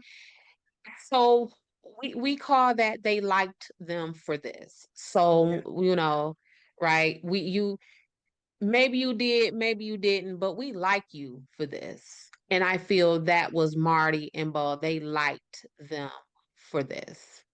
and I gotta say that I think that the reemergence of this case reopening in 2016 has to do with the fact that people will not let this go. People will Mm-mm, not let this family go without answers. And I think that the more people who are covering this in podcasts like ours and mm-hmm, covering this and bringing it to small towns, small town newspapers, or even like visiting Ketty to visit where they tore down the mm-hmm, town, um, people will not let this go because it's so unsettling. And like you said, this was the 80s. This was majority of us. And I think that's why you had that in 2016, and the fact that Sheila won't let their memory go without some sort mm-hmm. of justice. Right. I mean, and even at this point, I think there's a difference between justice and truth because you can get justice in the wrong man, but I don't think we'll ever know the truth. No, no. And they're still playing around. So, oh, we have some DNA that matched a living suspect. Well, who is that? Mhm. Or, oh yeah, the new detectives from the Sacramento Department of Justice. Oh, and I think I saw this in an article from like 5 years ago. Oh, we're close to closing the case, or we're close to arrest. That was 5 years ago. Mhm.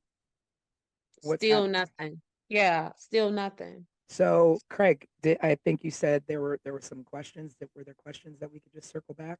I think that we kind of hit them all through tonight. I also through this conversation, I'm like, well, where do we wrap up with this? It's like there is no correct place to wrap up this No. story tonight. There's not. I'll I look mean, at I think technically we can wrap up in our own take and theory.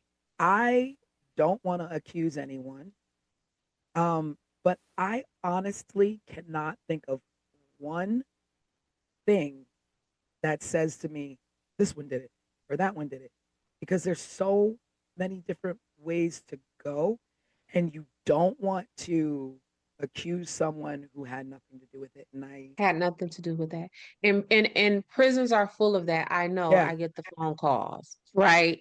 But again, that's what I mean by the brunt of the blame, at least for me, lies with law enforcement. Because again, if there were 10 running theories at the time, if y'all would have done even a piece of investigation, maybe now we're only down to 6 theories. yeah, yeah. They do a little bit more, maybe we're down to 4. Like you chip away at it, right? And there was no chipping. No one had a wood chipper in Ketty regarding Sue Sharp and her family. Yeah. I So think I think if we wanted to take a question that we got from one of the viewers at home this past week when we released the overview of this case, and of course everyone listening or watching this should check that episode out. We also have a case file that gives a little bit more of an outline of who was involved and how things sort of went down as well. But Kirsten chimed in, and we're encouraging everyone at home to be involved. So please send in your questions for any future cases that we're gonna be covering. Um, Kirsten said, when the case was reopened and DNA was found to belong to a living suspect, why did the case stall? And I think we kind of just covered that question. Mhm. Yeah, again, always, because that is their role. That the police, this is their role to investigate and get to the bottom of this. Um, why did it stall? Well, we kind of just like Craig said, we kind of went through some of those theories. Um, yeah, of I what mean, it might have. short of doing what Desiree does in the real world is hopping a plane to Ketty and knocking on some doors. Knocking on Um, doors. Otherwise, a phone call is not going to do it in these Right. days. Because it doesn't matter how much DNA you have, how many fingerprints you have, how much surveillance footage you have. If people aren't giving you stories, then you almost have nothing. Like I don't walk around with a DNA testing kit in my pocketbook, right? You know, just talk to me and tell me what I need to know, and then I could branch off from there. Just it is only 100 people. Yeah. But again, it was 1981 and we're now in 2025. And the likeliness that you will get a recollection that is accurate to what actually happened, if there are any people Mm-hmm. who are surviving and willing to talk. Um, Mm-hmm. I don't know. But at the end of this, our first case, the Ketty Cabin murders, it all comes down to botched police investigation. Botch police. And Yeah. that's who we would have to put it on because it's still open to this day, even Mm-hmm. though they claim they know who the killers are. Mm-hmm. It's still an open case, and we Yeah. don't have answers. And maybe you all out there can keep researching and going down the rabbit hole to, you know, find some other leads or other theories. And of course, keep up with us on 15minutesofmurder.com, where if there's any new breaks in the case, we will update as well. Um, but until then, like Desiree said, this falls on the police, Thomas County Police. Yeah. Great. So tune in. On Wednesdays, we go live for a little while. If you want to check in with us on Wednesdays at 7:30 p.m. Eastern Time, we'll be on our YouTube channel live. So you can chat with us in the reel. And then next Sunday, we'll be starting with a new case. So you won't get this podcast version. You'll get the produced episode that gives an overview of the case that we're focusing on next. And then, of course, keep following that channel, that timeline.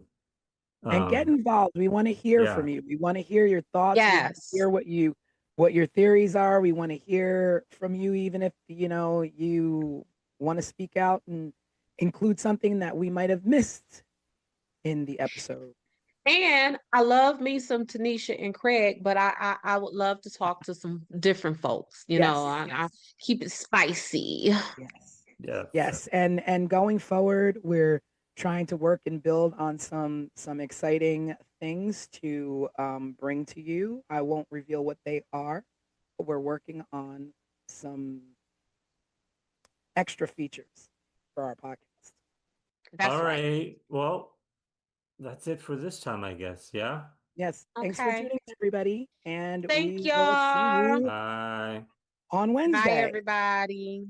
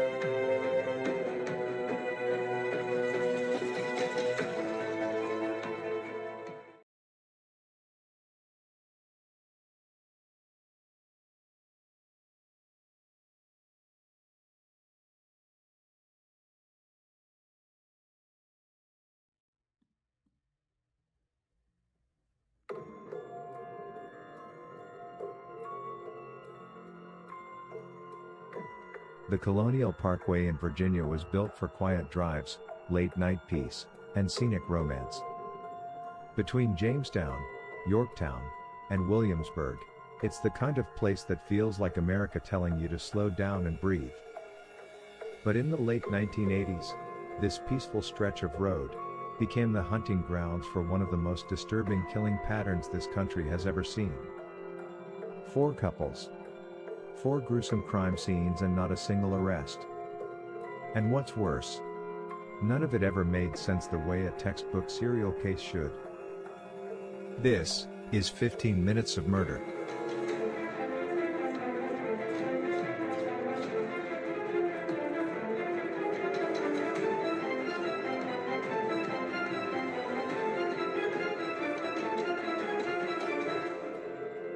It begins in 1986 with 27-year-old Kathy Thomas, a U.S. Naval Academy graduate.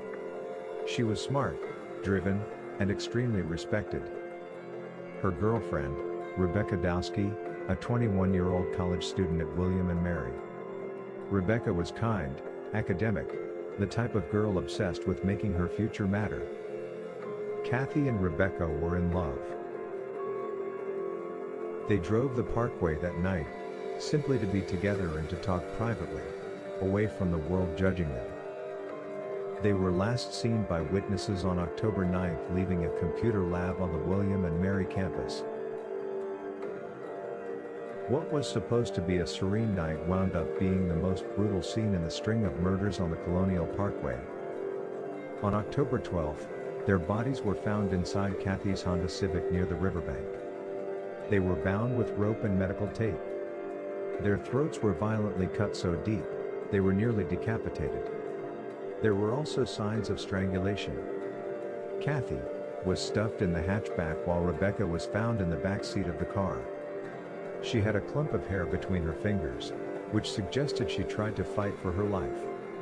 The killer covered their bodies and the car with fuel, but didn't commit to setting it on fire. The car itself was pushed slightly over the embankment. Like the killer wanted to hide them, but not too well. This didn't feel random. This feel was more like a rage that knew exactly what it wanted. An extremely violent overkill compared to the later victims found.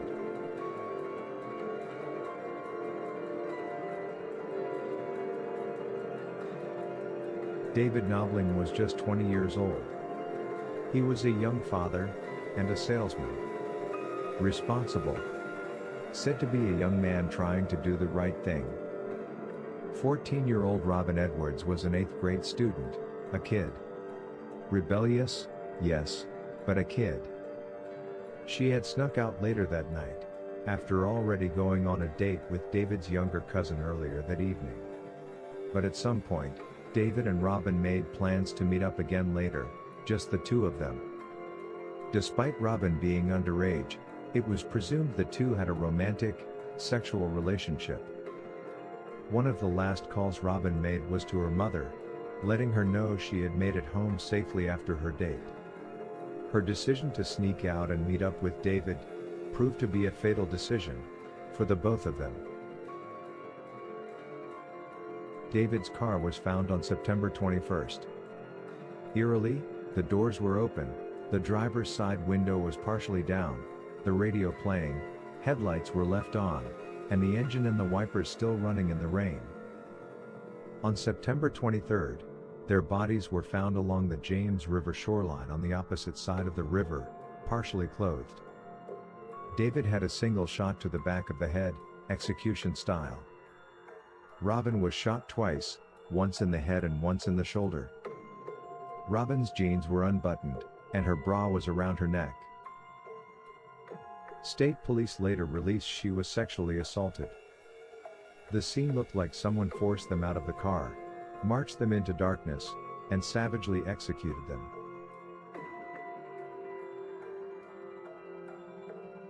Richard Keith Call was 20, from Newport News, Virginia. He was close with his family, worked locally, and was known as responsible and protective. On April 9, 1988, Keith picked up Cassandra Sandy Haley, an 18-year-old college freshman he had recently begun casually dating. Sandy was well-liked, social, and excited about young adulthood finally beginning. That night, they went to a friend's party. The plan was simple: leave the party, drop Sandy home, then Keith would return home himself. They never made it. Keith's car, a Toyota Celica, was later found abandoned along the Colonial Parkway. It was left neatly parked, keys missing, wallet left behind, with no signs of forced entry or violent struggle. Their clothing and belongings left inside suggested nothing chaotic happened inside the vehicle. Police later confirmed, the clothes left behind were in fact the clothing Keith and Sandy were wearing at the party. It was suggested they may have gone skinny dipping and possibly drowned, but it was early April, and the water temperature was 40 degrees, making that suggestion highly unlikely. But the fact remains, to this day, Keith and Sandy have not been found. This disappearance became one of the sharpest and most frustrating voids in this entire series of murders, because you have victims, but no bodies, no cause of death, and no physical closure for their families.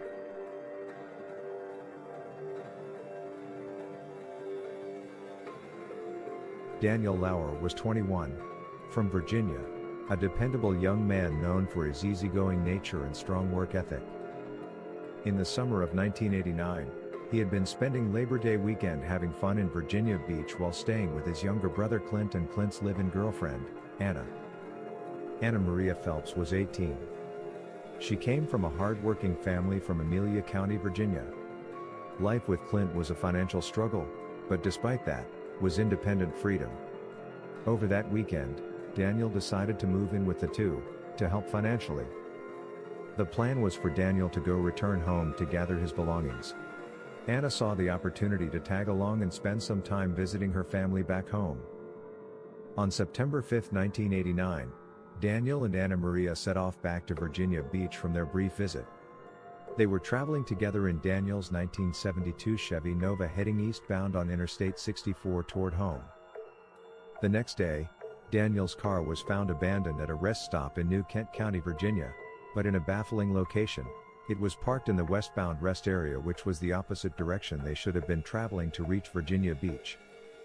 The keys remained in the ignition. Anna Maria's purse and other personal items were left inside, and there were no obvious signs of robbery, making a random theft motive unlikely. For nearly 6 weeks, authorities and families searched with little to go on. Then, in October 1989, 2 turkey hunters found the skeletal remains of both Daniel and Anna Maria in a wooded area about a mile from the rest stop down an old logging road. Their bodies were covered with an electric blanket that had been in Daniel's car, a detail that suggested someone had placed them there after death. Because the remains were so badly decomposed, law enforcement could not determine a precise cause of death, though some evidence suggested defensive wounds consistent with resistance. A small clue also suggesting either a struggle or a clue left behind, was a locket found worn by Anna Maria. A chilling discovery with no understanding why, or how it was left there. There was no definitive weapon or trajectory that could be confirmed. The location, the staging of the vehicle, and proximity to the highway all indicated this was not accidental. Investigators treated Daniel and Anna Maria as homicide victims linked to the broader Colonial Parkway pattern. 4 couples, 8 victims, bound, shot, vanished, deceased. Each case, different details, same signature. No suspect has ever been charged. Some believe it was a rogue law enforcement officer. Others, a series of copycat killings with overlapping geography. There are theories of a lone serial predator who learned and adapted with each pair. And still others think it may be 2 separate killers whose timelines collided. Nearly 40 years later, the road is still quiet, but the silence is so loud. Because whoever hunted on the Colonial Parkway knew exactly how to make people disappear. And maybe, the most frightening disappearance to this day, is the killer's own. Join us next Sunday evening when the 15 Minutes of Murder crew breaks down the details of these haunting and gruesome murders. We'll see you then.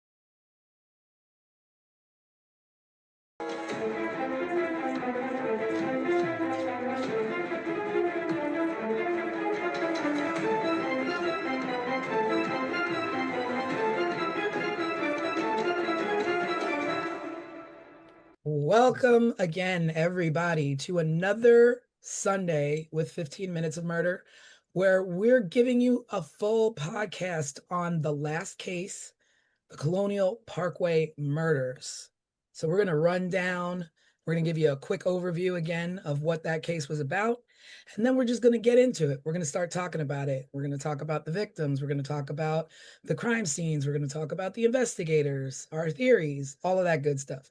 So join us and sit back, listen, and enjoy 15 Minutes of Murder, Colonial Parkway murders.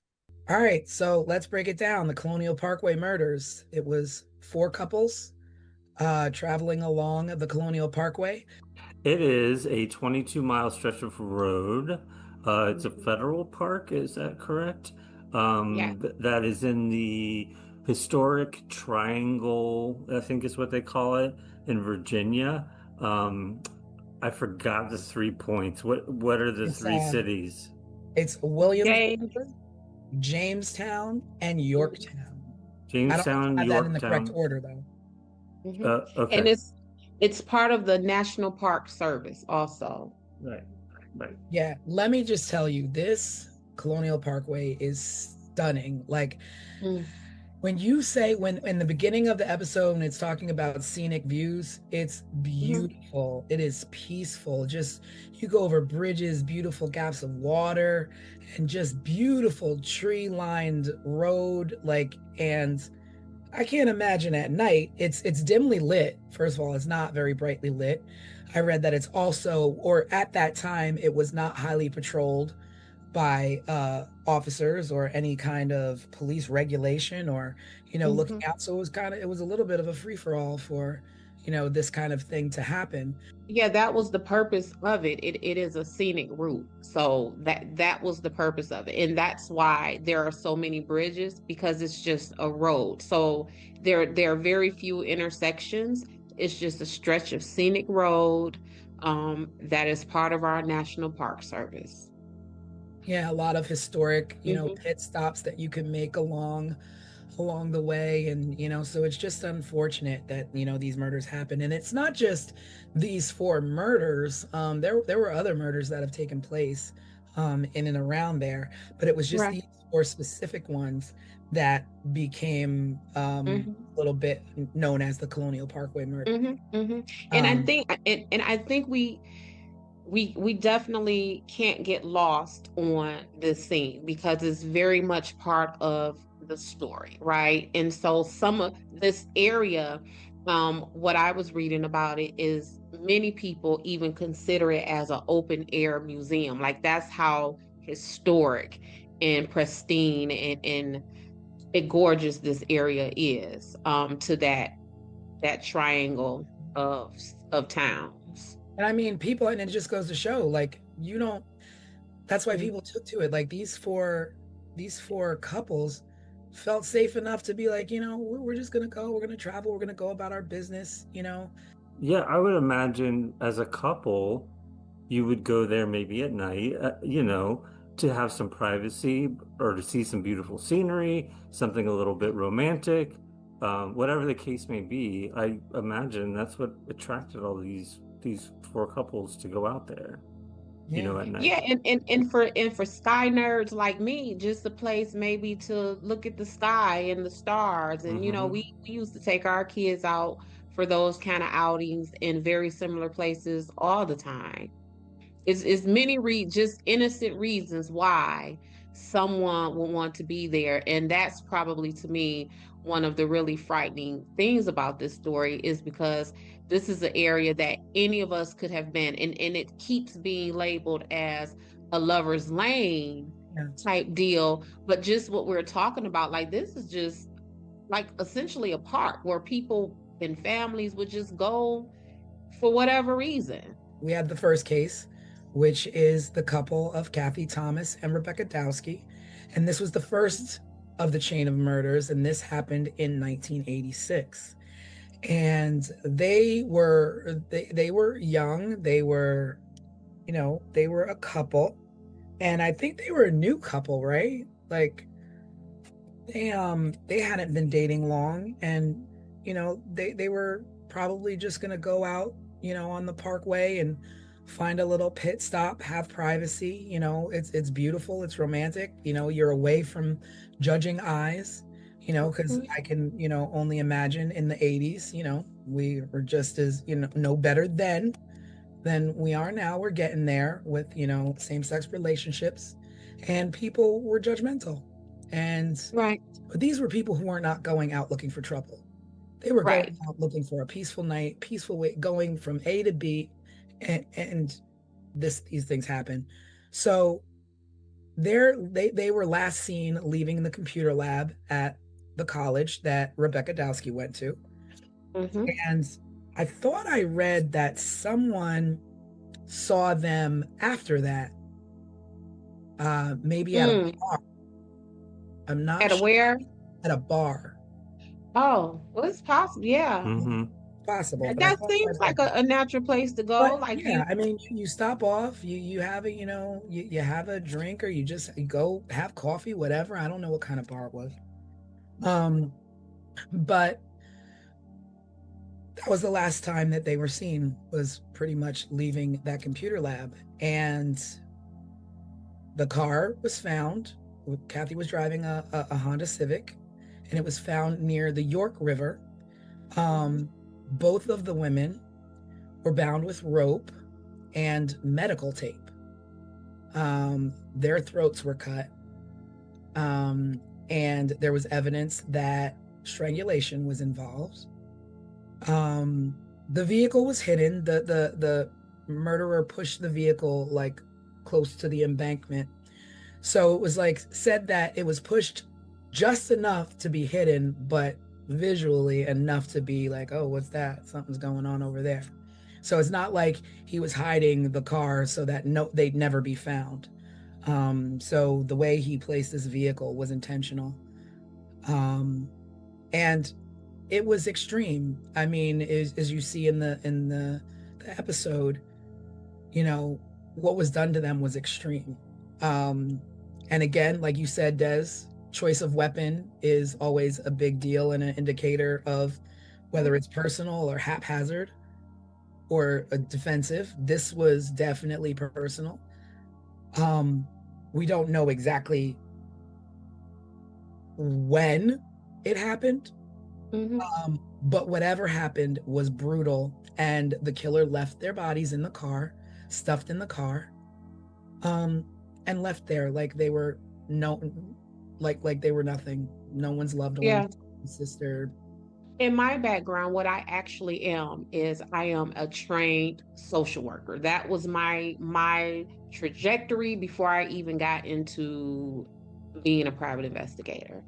And so with that, I approached all of these things from that socio-economic perspective. And Kathy and Rebecca struck me immediately, because one of the things that I first thought of was why, you know, for me, whenever I hear about unalive people who identify as LGBTQI plus all of that stuff, like why are we in a society where whenever any of these people who identify with these groups are found unalive, like immediately we think of like the most heinous things? Because when I thought of this, I thought, oh, hate crime immediately, right? And we're not, like, these people are targeted so viciously that anytime they're found unalive, it goes into that, oh my God, someone sought them out and sought them out specifically for that reason. Yeah, so that was the first thing. It felt, I immediately thought of like, okay, is this someone who is wanting to attack sin, was what I thought immediately with Kathy and Rebecca. It's strange. I believe this was the only case where they were still in the car. They were found in the car. Other murders, they were outside of the vehicles and a ways off. But or not found at all. Yeah, or not. Yeah. But I think from what I saw, theirs was the most vicious. Attack. Yeah, like one of them was nearly decapitated or something like that. Yeah. And it's like, and you know, investigators have been debating like whether it was a targeted attack, whether it was a sexually motivated crime, or hate motivated, like, you know, like you're right. And, you know, and just to be official, the law enforcement, the officials, they never ruled this as a hate crime. Now the thing is that had they labeled it as a hate crime, it may have attached to some other murders, but because it's not labeled a hate crime, it's more like a one-off. It's coupled with these other murders because it happens to be on the same roadway. Like Des is like is your expertise. Like, do you think that mislabeling a crime can like offset who the murderers are or group it? because it what it does is it now puts you in a position to where now you're chasing false leads. Now you're looking up this road when when you really should be up this road. Now you're looking for this type of person, because what law enforcement does in their investigations, they create a suspect profile. So kind of like what I was just saying about this possibly being a hate crime, right? So why aren't we looking for someone who is anti-gay or maybe even racist? Because what we know is hate is hate. So if you hate these people, you're going to hate these people too, right?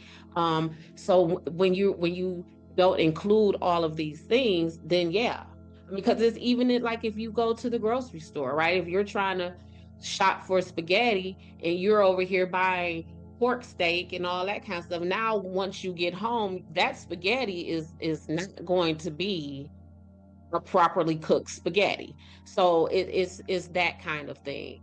Because that's the one thing that makes me think of, that's what I think of. I'm like, well, did this murder go unsolved because you didn't label it as such, and you could have, Mm-hmm. taken other leads versus, oh, this, especially since this was the very first murder in this chain, and the next one didn't happen until a year later, or under a year later. So all this time, what were you considering this And as? it's still suspicious how Kathy and Rebecca was even tied to the final suspect, because I don't believe that his DNA was found on them. So, like how you said, there is rope and tape.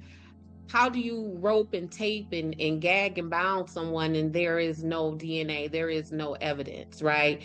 But for somehow, um, they still decided to go ahead and attach Kathy and Rebecca to this gentleman. His name is Alan Wilmer Sr. That's his There you name. go.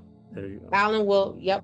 I kept wanting to call him Adam, but I didn't want to put the wrong name out there. I had to go to them notes and make sure. But yeah, those ladies, his DNA wasn't even connected to them. Yeah. And it's just like, So you start wondering, like, well, was this, a hitchhiker? Was this someone they picked up? Because at the same time, you're like, these are two women, one in the Naval Academy, so she's no punk. correct. She can hold her own, I'm sure. Right. Um, And one who was in the Naval Academy, and back to what we're saying about the hate crime, she left the academy because of her identity. She figured that she would not be safe there, right? So that is what this time period was.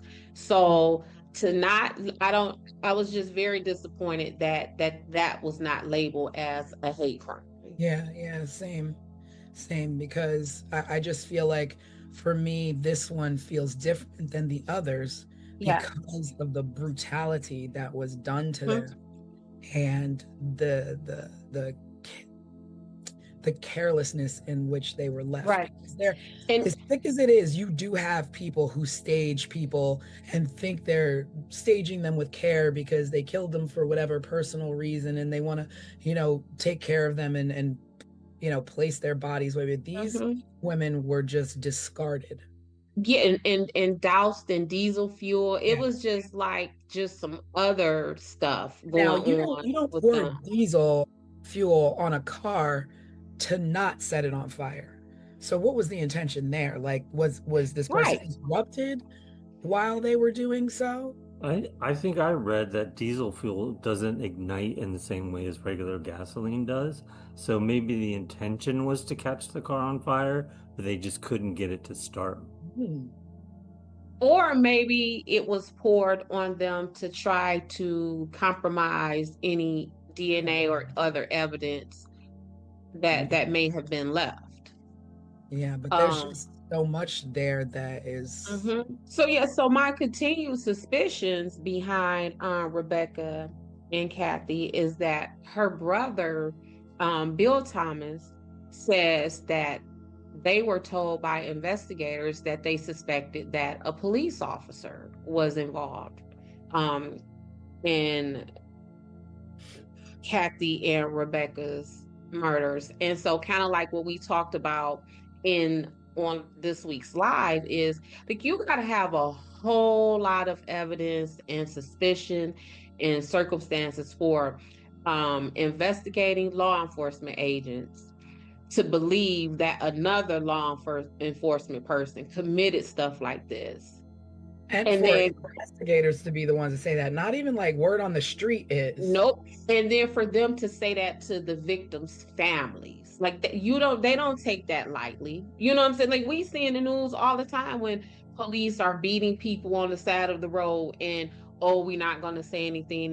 That what do they call it? The blue wall of silence. So for them to tell her family, we think we have something, and it's a police officer. That stuck out. Yeah. That wasn't something that I was able to easily overlook. And now, is that like, would you like fault that to like just inexperience or just nervousness, or like literally, who in their right mind, part of a force, says it might be one of us without any evidence, without without anything to back it up and say, okay, well, we have this suspect that's one of our own, and we're going to go forth and we're going to question these people. Like, I don't understand who does that. Like a rookie? Well, for me, it compromises a lot of the investigation. I won't say all of the investigation, because immediately I then begin to think, well, if you all are suspecting that your suspect is one of your own, then how do I, as a criminal defense investigator, take much stock in the rest of the suspects that you have lined up? Because now I am immediately thinking, are you trying to cover up what your officer or a officer would have done? Because if it's a scandal as is, imagine, and back in the 80s, police officer serial killers, we can't have that. And police officer serial killers on federal land, we can't have that. So we have to figure out who else we like. Remember, that's what they say. Who did you like for this? So we have to figure out who else we like for this. And then comes the string of suspects that we have. So we got to divert that attention. It got to go somewhere else. It can't stay here. And which one of you idiots told this family that? Because now we got to fix this. Yeah. Well, I think it comes up in some of the later cases too, that they suspect either somebody impersonating law enforcement or a law enforcement person because wallets were left out. Glove compartments were left open, windows were rolled down part way. Everything you would do when you get pulled over by a cop, you're going to reach for your glove box. You're going to reach for your glove box first to pull out your insurance paperwork, your registration. You're going to reach for your wallet next because you got to show them your ID, and you're going to crack the window to be able to talk to the cop. Right. And so that's that walking down. So Rebecca and Kathy were first on the timeline. So they were told Kathy's family was told that it was a police officer. The next couple, they were told that we feel it is someone impersonating police officer.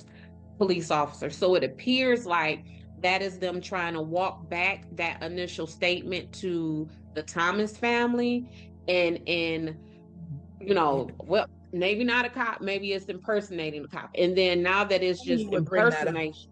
What you say?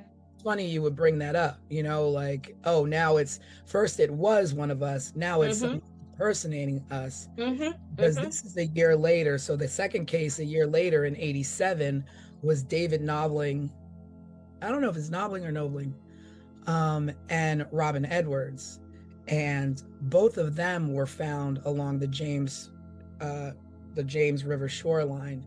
They were both shot, so very different than the first victims. Partially clothed, and the truck that they were in was found elsewhere. And like Craig said, the door was open, the headlights were on, the windshield wipers were running. There was no robbery motive because everything that you would take as a robbery was left behind. Nothing was taken in way of, oh, let me, gain access to these people's identity, their wallets, their purses, their what have you.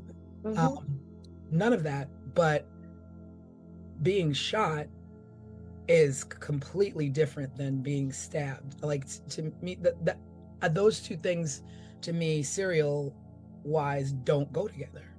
Don't go together. Don't go together. Don't go together. But their case, kind of similar to Rebecca and Kathy, ignited not just my investigator, insight, but that social worker insight. So again, this was a man who was 20 years old and a father. And Robin was a 14-year-old child. Yeah. Now that I don't know where to go with that. So right. So for me, it was like I said with Kathy and Rebecca, is this, like this person's attack on sin type deal. And so back then, the 20-year-old guy with the 14-year-old girl, it wasn't as gross and creepy as it is today. Yeah. But it was still gross and creepy. Yeah. What'd you say, Craig? I said, yeah, it still was. Yeah. It still was. And so again, that was my. But I want to interrupt you with that, because you're saying it's gross and creepy, but the only way that if there's a murderer who is murdering people based on sins, you have to know the established relationship between the two, because they could be brother and sister. So what is it that you saw of these two that would make you think otherwise? Because it's not exactly confirmed or denied, more like implied from the things that I've read about the dynamic of their relationship. So what I found out of the dynamic of their relationship is that Robin was originally dating David's younger brother or cousin. And so after hanging out with his brother or cousin, whoever that may be, then the two of them kind of secretly linked up. And that's how they ended up on the Parkway. And so if the running theory is that whoever this suspect is targeting these people because they are on Lover's Lane, what would this 20-year-old and this 14-year-old girl have been doing? And I believe there was something about her underwear and her pants being down, like things like that.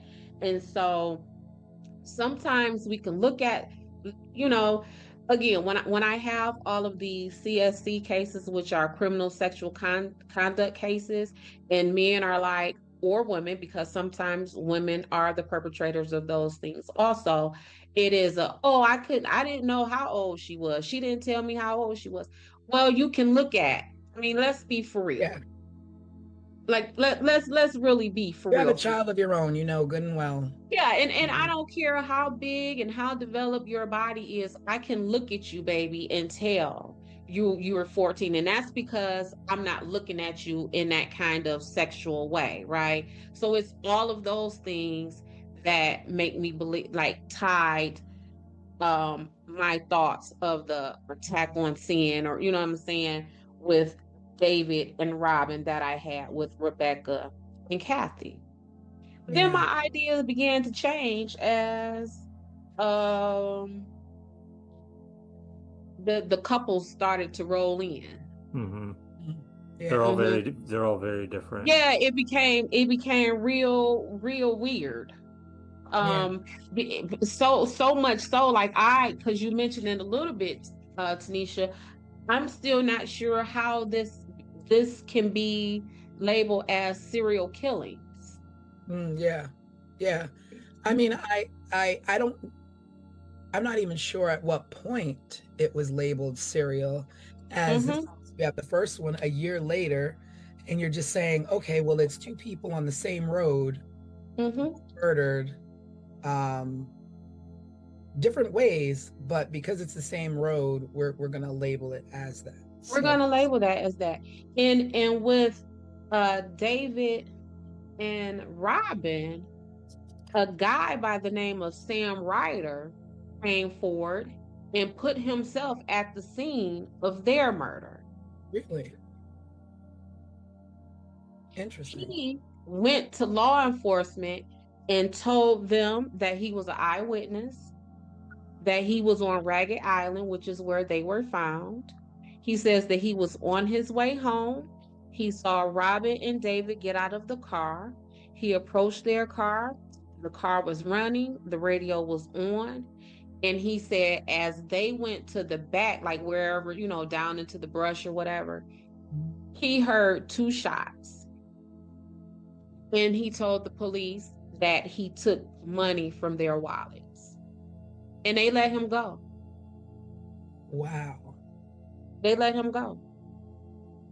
And after that is when they developed a task force.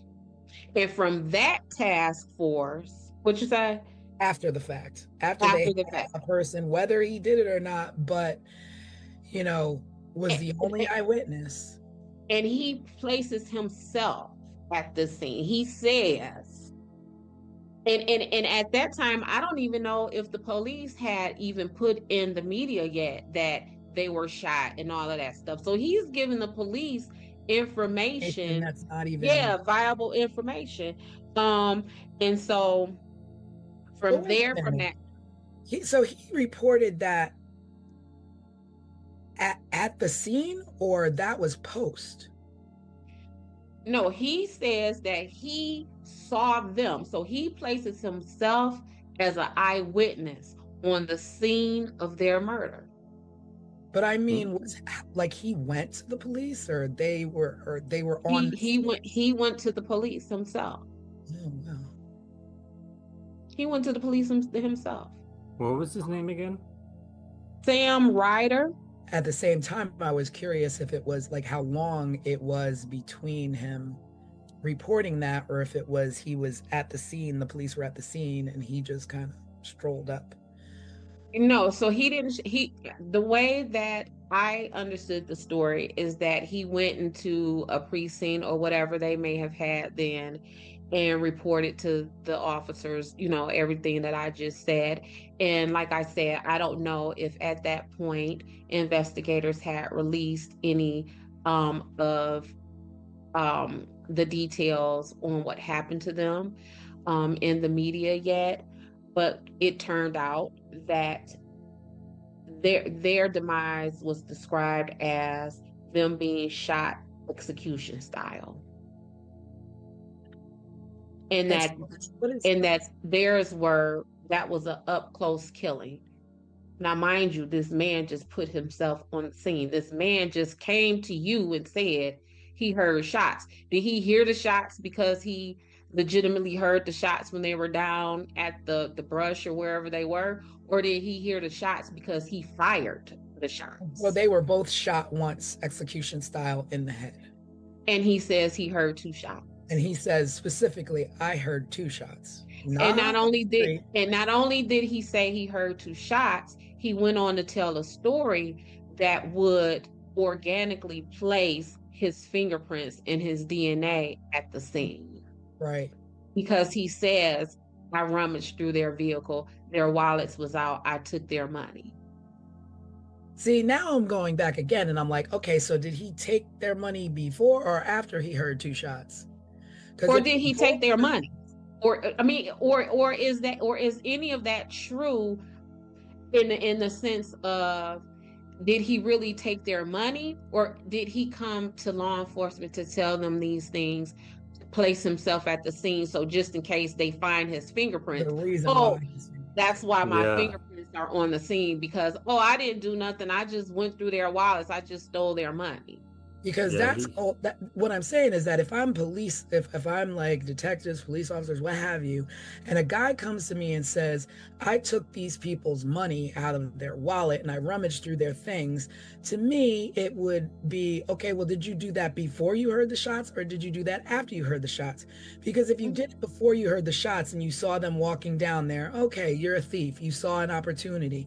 But if you took that stuff after you heard the shots, you're a cold-hearted son of a gun, because you know what just happens following two Right. shots. Right. You're gonna do that. I'm gonna hold you.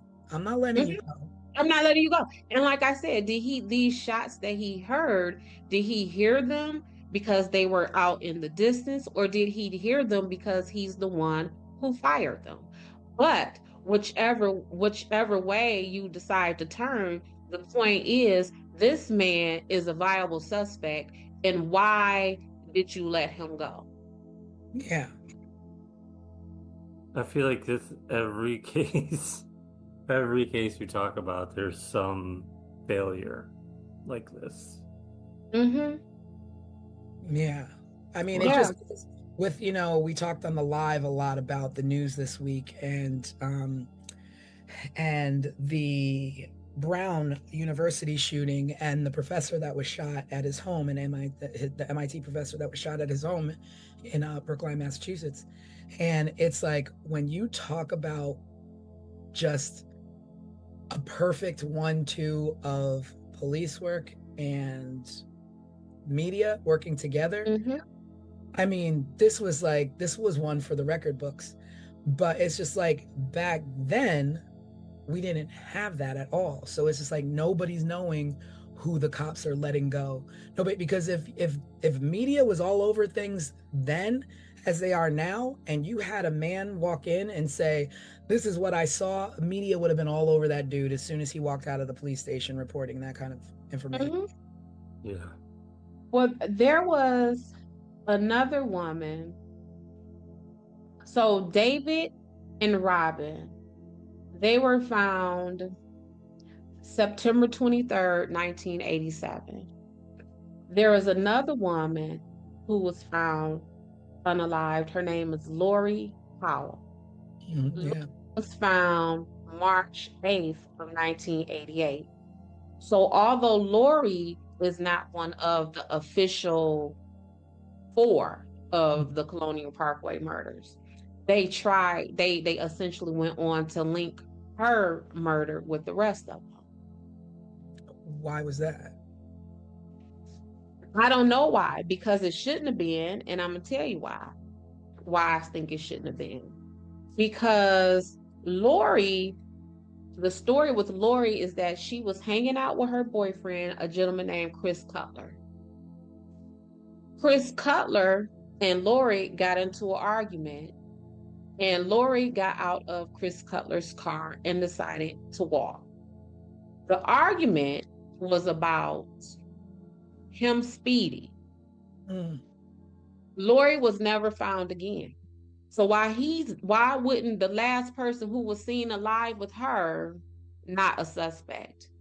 Not only was she last seen alive with him, but through his own admission, they had an argument. And through her family's known knowledge is that the two of them had a tumultuous, toxic, and violent relationship. But yet, so there's this on a suspect they don't even have yet, based on and how was she? Oh, she was just never seen again. She was never seen again. So at this point, she's not seen again, but you're going to connect her to the Colonial Parkway murders, where both couples of victims were found murdered together. And this is a one-off. This is one person who's missing. You didn't find this person murdered, but you're going to tie it into. Right. It's more like, oh, this person happened to be missing on this parkway. and treat it individually rather than group it with something, because then you could be going astray yet again. Yeah, it's just too, it's so much, it's so many possible suspects that, again, in all of these missing peoples and unalive bodies, it just does not seem cohesive enough for this to be called um a serial killing. Like, I don't get that from this. So then in 88, we did have our third case that was Mm-hmm. directly related as a couple, which was Keith Call and Cassandra Sandy Haley. Mm-hmm. And they were, in fact, on a date. They went to a party, and they were leaving the party, and Keith was going to bring her home. And I had read somewhere he was going to go out and go to another party and spend the night at a friend's house Yeah. the next day. So the parents, they weren't expecting him home. So it wasn't odd, that he didn't come home because after that party, because they weren't expecting him till the next day. Mm-hmm. But Sandy didn't return home, and then and then he goes missing, and they find their car neatly parked on the highway, on the parkway. Keys were missing this time. All the personal items left inside. There were no signs of struggle, but both of them vanished. Mm-hmm. No remains have ever been found of the two of them. And it's the first case that has no bodies found. So now it's the first case with no bodies found that are couples, because Lori was not found, but she was singular. So you don't put, this is like a difference between missing persons versus murdered victims. Mm-hmm. Mm-hmm. So if it's then it's going to be a pattern. There's no pattern here. No, there is no pattern here. The only pattern here that I found is the way the investigators seem to have gone out of their way to make Wilmer the suspect in this. So Cassandra and Keith, like you said, their bodies weren't found. But the investigators went down to the water area where their car was found. And they used cadaver dogs. And the dogs went down to the water and attempted to try to get into the water. So investigators believed that meant that maybe they went swimming or something like that. But they are saying they were found in like April. So, I mean, this would have happened. When did they happen? Yep, they went missing in April, so the water would have been too cold for that kind of stuff. But that the dogs went down there, wanted to get into the water. I mean, what's too cold? Like it's April. Yeah, so I mean, you got people who, you got the Polar Bear Club. You got people who aren't bothered by that. Correct. And this with that in this day and age, right? And this is an outdoorsy type environment, right? So what's cold to me, a regular person who not outdoorsy might not be for these folks. Right. So this is where Wilmer comes in. He was then questioned by the FBI as a suspect for them. Why? Where did they find him? So they received a tip of someone who saw a truck with a license plate in the area, and the truck had a vanity plate. I don't know how it is in any other state, but a vanity plate is a unique plate. Once you get a vanity, there are no other plates of that. So his vanity plate was E.M. Raw. So Edom Raw. He was what they referred to as a waterman, and we can go into that in a minute. Yeah. So he was a fisherman essentially. So he fished for fish and clams and oysters or whatever else is there. So they saw his vehicle there, and they went to question him. But this is what ties. There was in between, right after Richard and Cassandra, there was Teresa Howell, who came up missing. So what the cops did was they tied Wilmer to Teresa. And so what they did was they matched the DNA that was found on Teresa with the DNA that was allegedly found from David and Robin. So now you see them trying to build up this suspect after we have walked it down from this was a police officer. Because my first question of that would be, and this is why I wanted to be very clear about this vanity plate, because I don't know an idiot, a drug addict, or anybody who will drive their vehicle that is registered to them with a vanity plate to a murder scene. Where they have murdered if all of this is correct, they have murdered maybe 6, 7, 8 people at this point. Up until this point. And then they're gonna take their vanity plate. And you're gonna take your vehicle? Yeah. So I think it's more like they liked him. They liked him. They liked him for this. Yeah.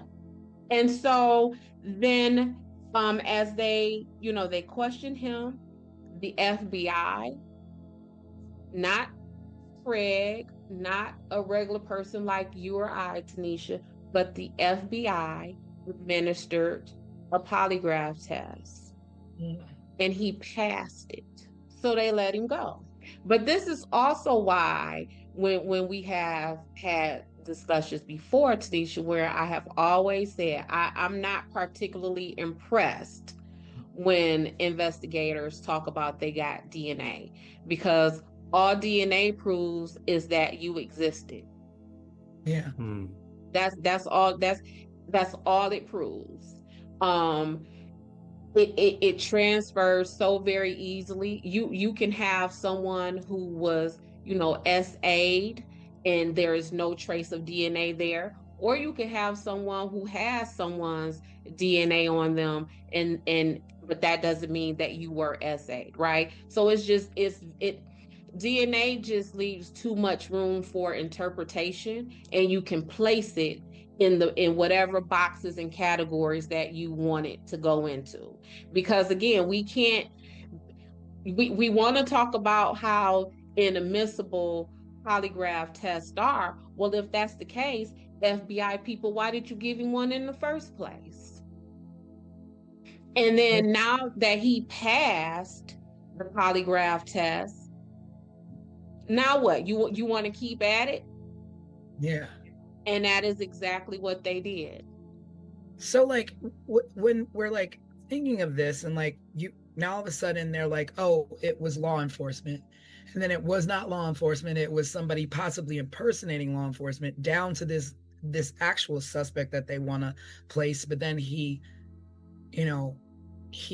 passes a lie detector test. It's like, so this isn't, if these are all done by the same person, then this person is extremely smart and calculated on how to get away with murder. So after he passed his polygraph test and they continued to investigate him, they went to his home, and this is what the investigator said really drew their suspicion to him. They went to his home and they found him there doing what? Bleaching out the interior of his truck. Well, y'all just said he's a fisherman. Why would that? If you pull up to my house at any moment, you might see me in my driveway with a vacuum because I'm cleaning out Dutch's, hair, right? So if I am a fisherman and you pull up to my home and I am bleaching my car, how dare you be all that suspicious of me when I might just be trying to clear out fish guts or spoil fish water. But when you think about it, like, I'm a water baby. I live at the beach. On My car is full of sand year round. But when you're a fisherman, I get it. But when you're a fisherman, it's expected. So do you really wash your truck out with bleach, or do you just hose it down? Who knows? I don't know, because I'm not a fisherman. Because This is this right, and that is the profile that they created of him. So when they went down to the edge of the water where Cassandra and Keith with these dogs, it is at that point where investigators flipped their investigation to possibly this person may have been someone who uses boats and is off the water. Mm.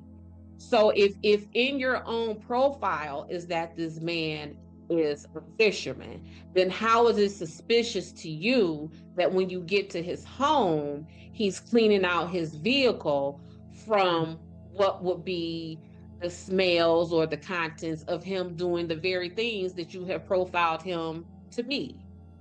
I mean, is this even a popular fishing area? Well, so according to them, it is. And that was another thing that made me very suspicious about them singling out Wilmer. So what they decided is that whomever committed these crimes is what is known in that area as a waterman. And the watermen, as described in all of the information that I read, they're really described as kind of like degenerate type way. One of the investigators even referred to them as an unusual lot. So again, with them liking building a suspect, right?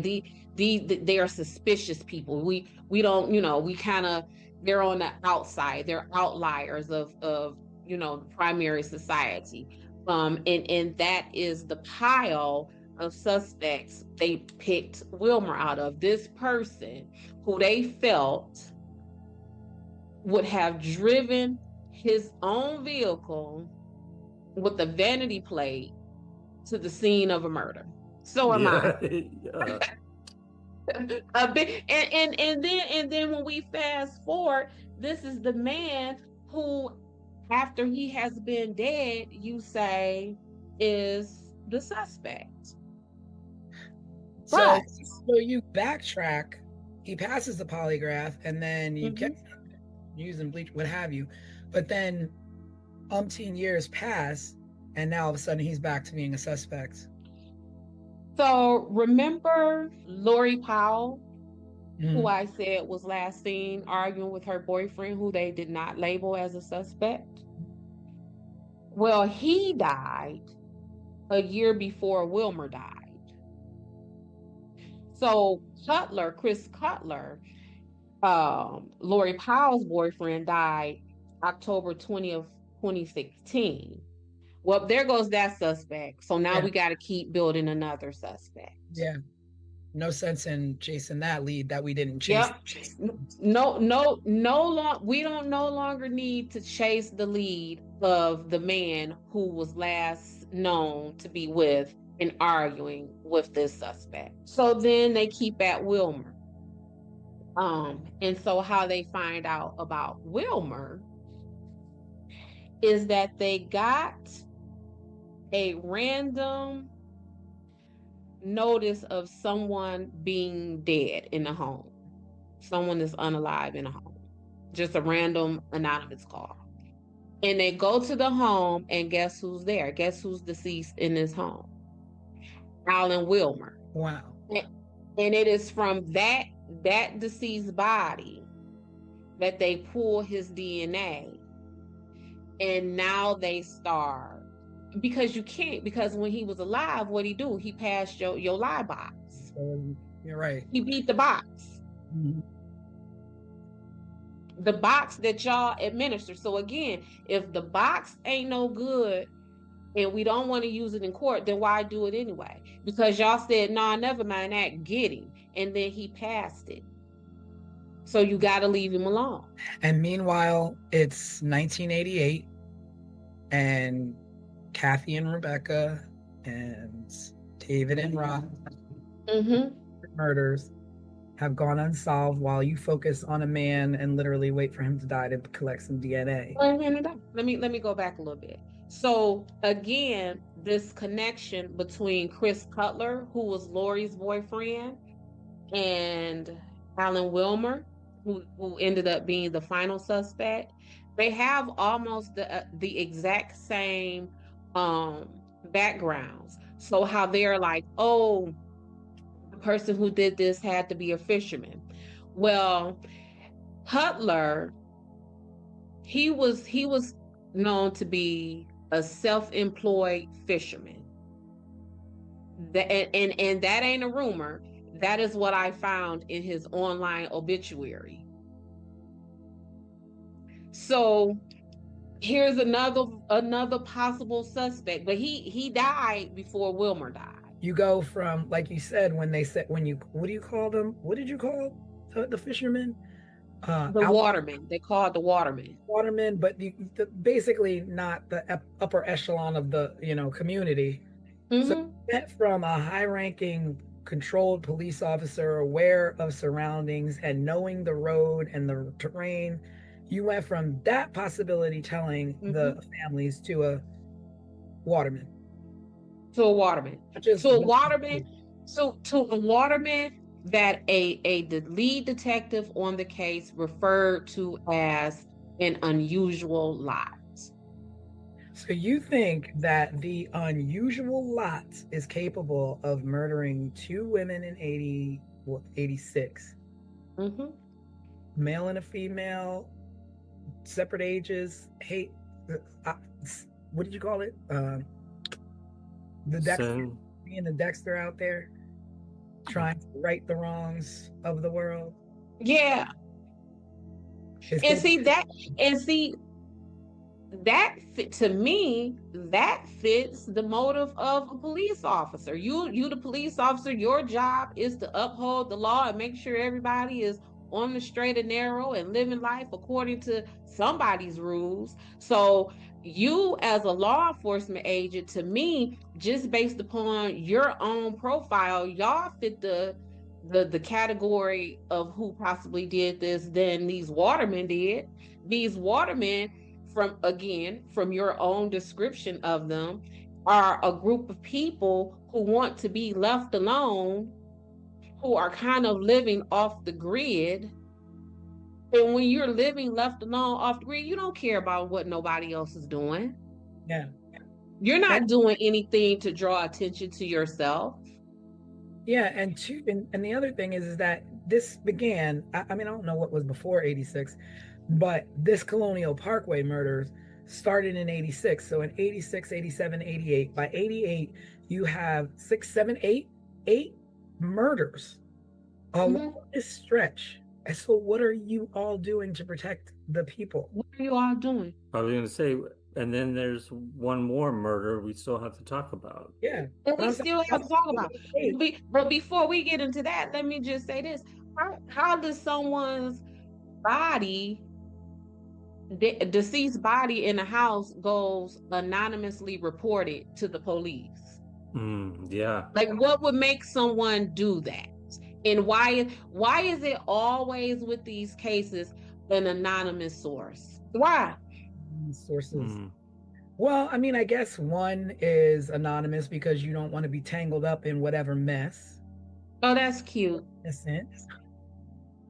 That's nice. That's a really cute explanation. I like that explanation, and I'm gonna tell you why I like that explanation. I like that explanation because that's what they want us to believe.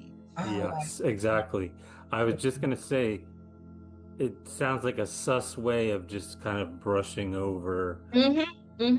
You know, like it. You know, there's no way it came from an anonymous source. Somebody knew about it. Right. No, but that's what they want us to believe. They want us to believe that, oh, this came from an anonymous source. Yeah, but anonymity in the 80s is much different than it is today. There is no such thing. They want us to believe that it was an anonymous source.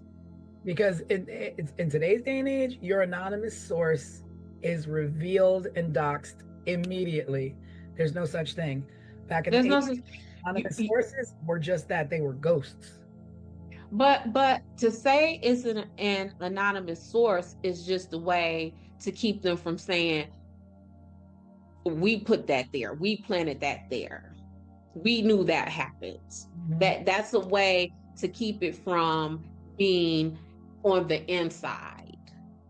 We could just say, Yeah. and it came from an anonymous source, especially when we're talking about a group of what appears to be unrelated murders that originally had a suspect who was a member of law enforcement. Yeah, and then this is the case. The third case is the one that pretty much fueled the fact that maybe law enforcement is involved, or military, or what have you.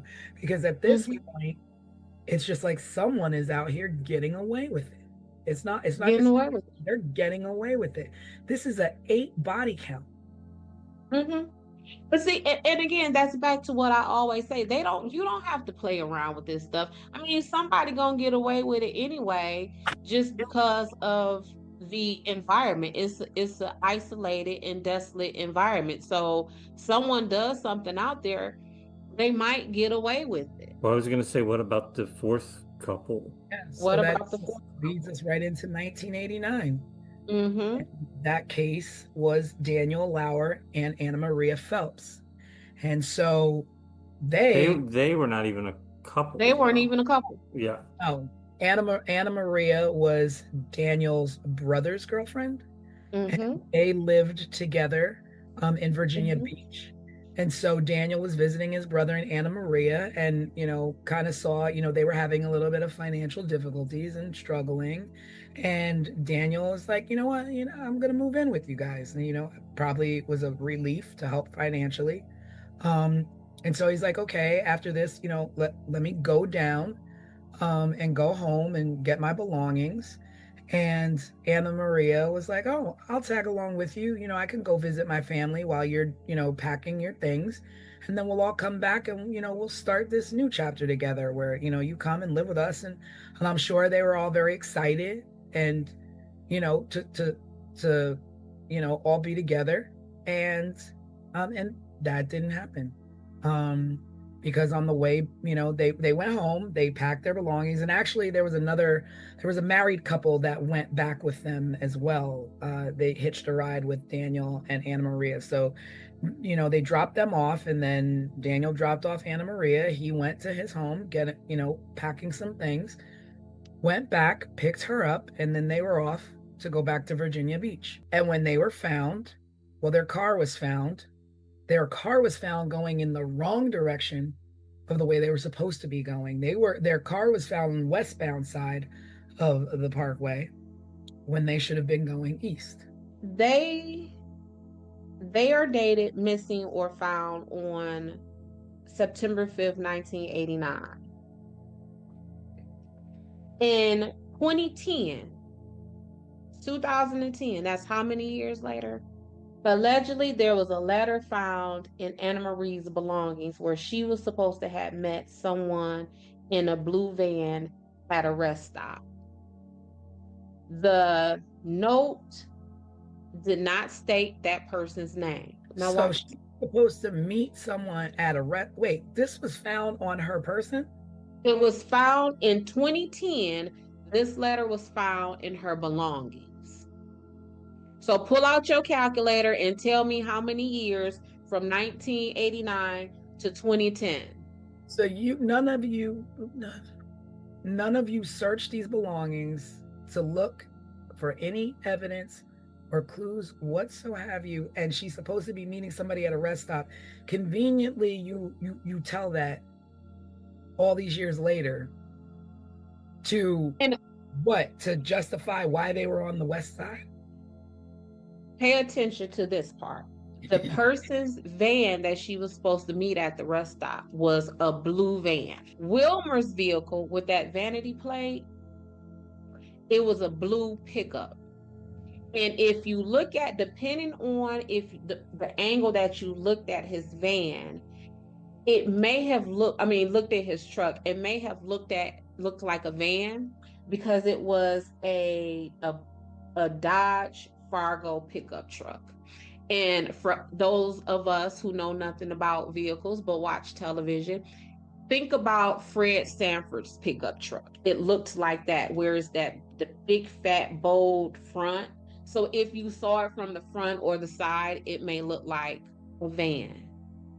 But how is it that all those years later, we find a letter in her belongings? Well, I don't know where her belongings were. It did not say that. But here's where my thinking was. If you feel, and I'm talking to law enforcement, if you feel that that letter is a tip or a lead, then what you are now saying is that Daniel would have taken his brother's girlfriend and delivered her to her murderer. Yeah. Or at least another man. So, you know what I'm saying? Like, which that just doesn't even sound right. Not at all. No letter explaining, like, I mean, it's not like today where it's like, oh, I bought something on Facebook Marketplace. Let me go meet the person in the blue van to pick up my new tables that I'm going to use when we move in. It's like, you know why you're going to meet somebody in a blue van. And why would she need to go meet anyone, anywhere when she was safe with her boyfriend's brother? Right.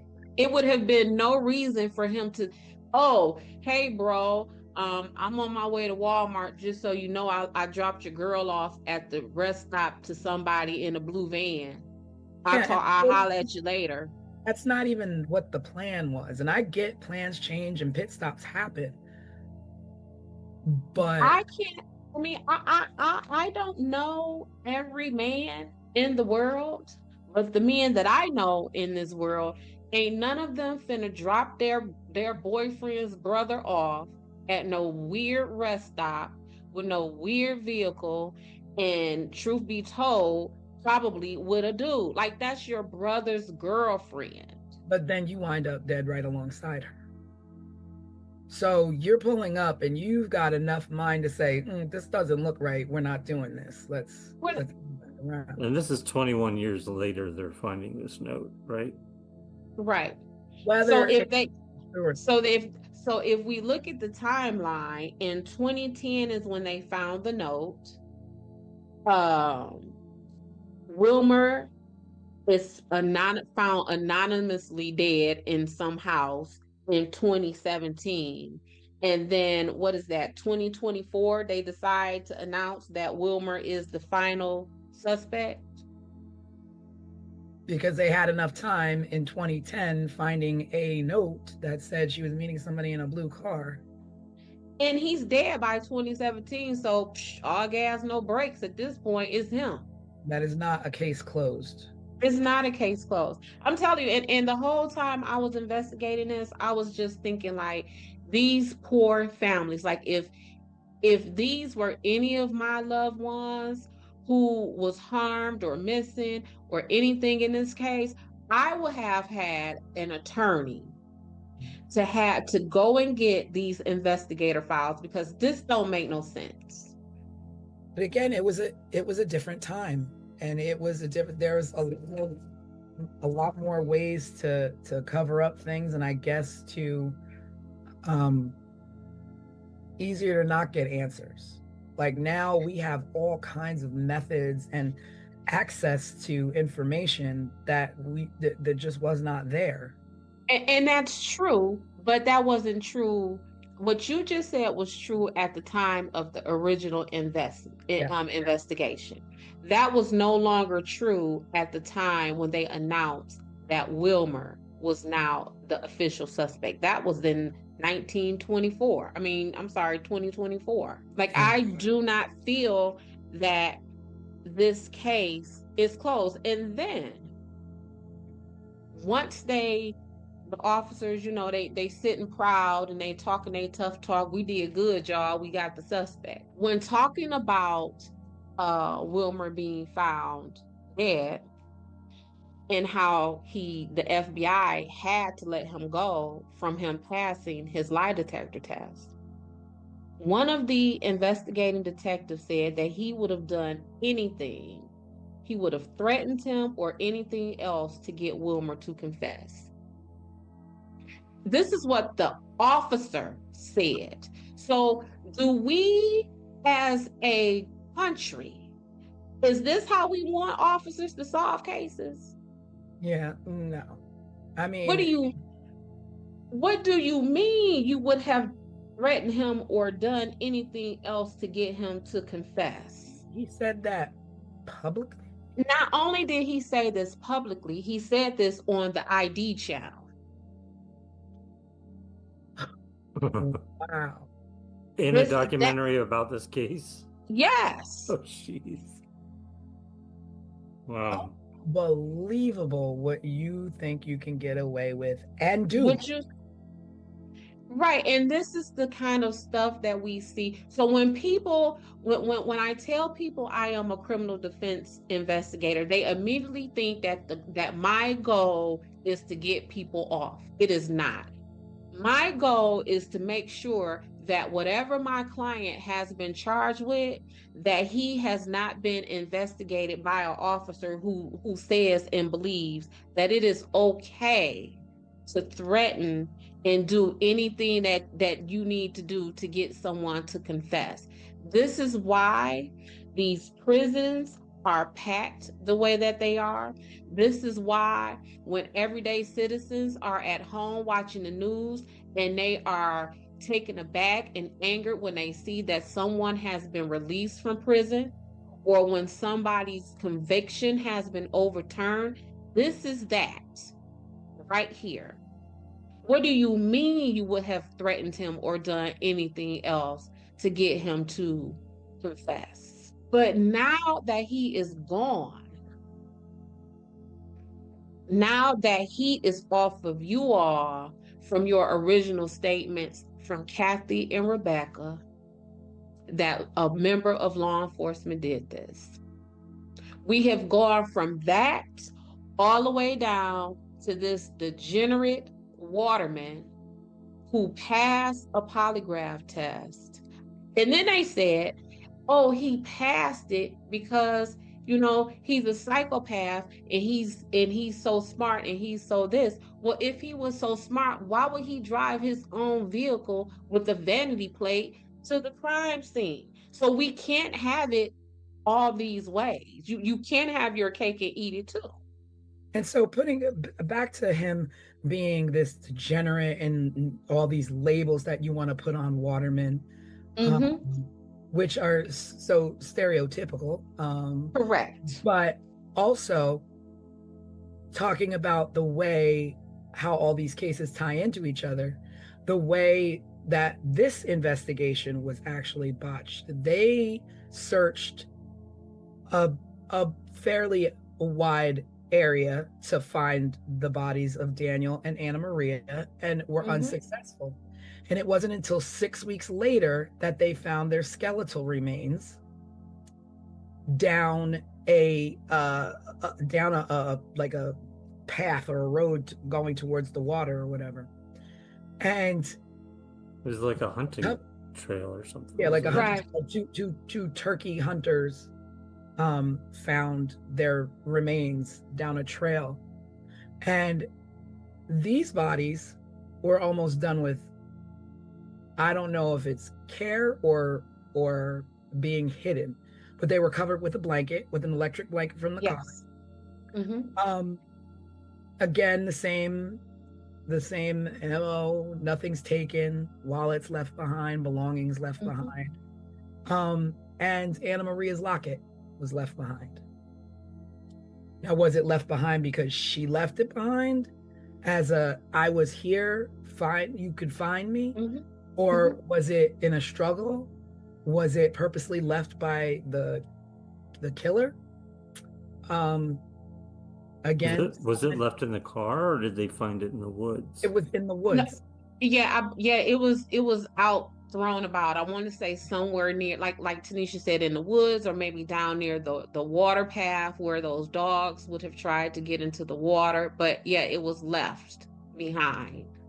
Yeah, and cause of death is undetermined because it was 6 weeks before they found them, and evidence washed away, a lot of rain, weather Mhm. elements, and nothing's traceable. And because they were so badly decomposed, there was no way to tell how they were murdered or how. Yeah, I mean, by then it's like animals have gotten to them, weather has Right. gotten to them. So yeah, they definitely liked him, and like I said, um, me being a trained social worker, all of these themes really popped out at me. One with the non-heteronormative couple of Kathy and Rebecca.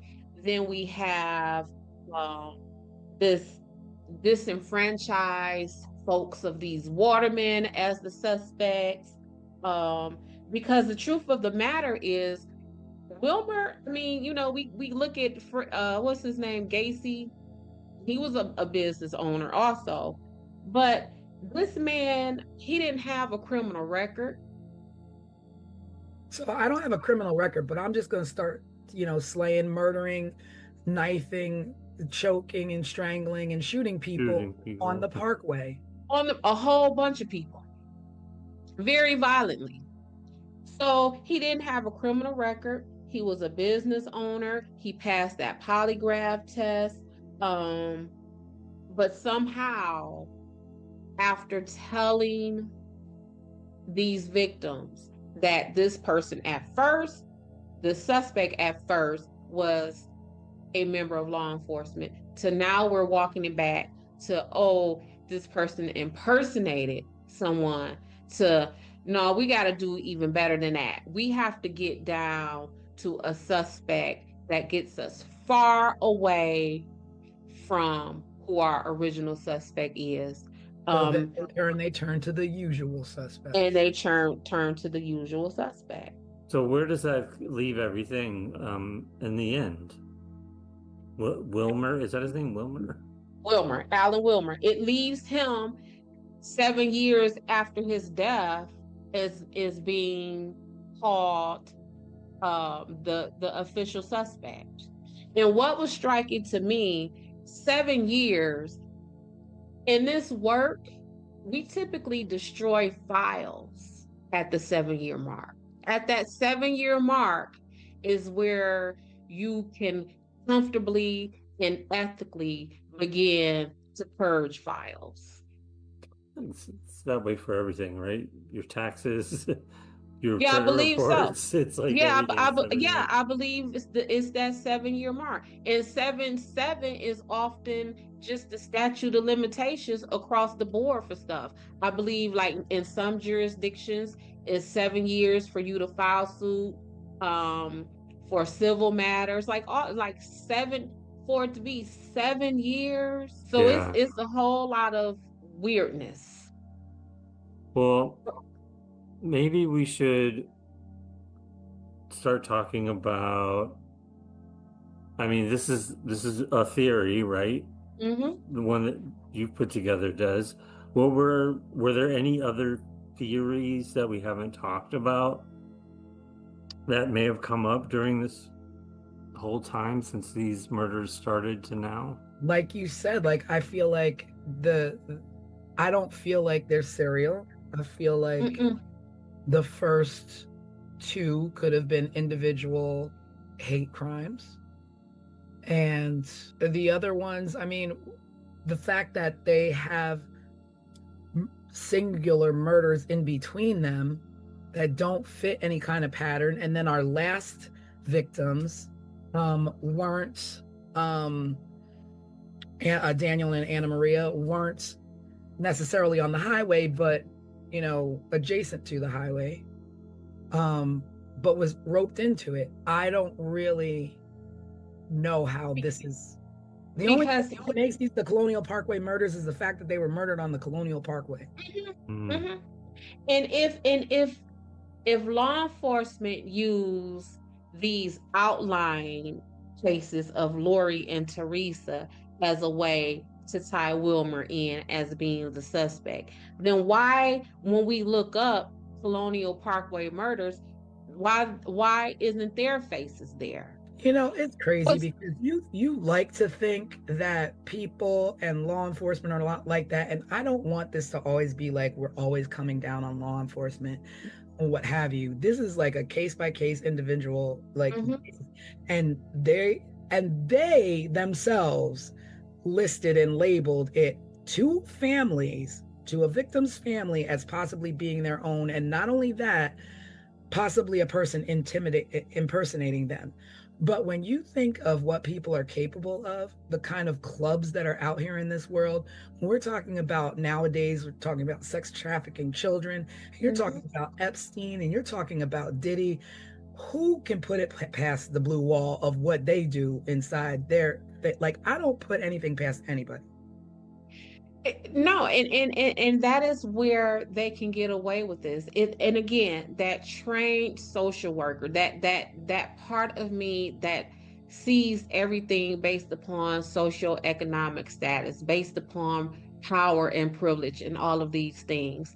Um, who who else could do these things? Like, I remember one time I had a case, this man was a medical doctor.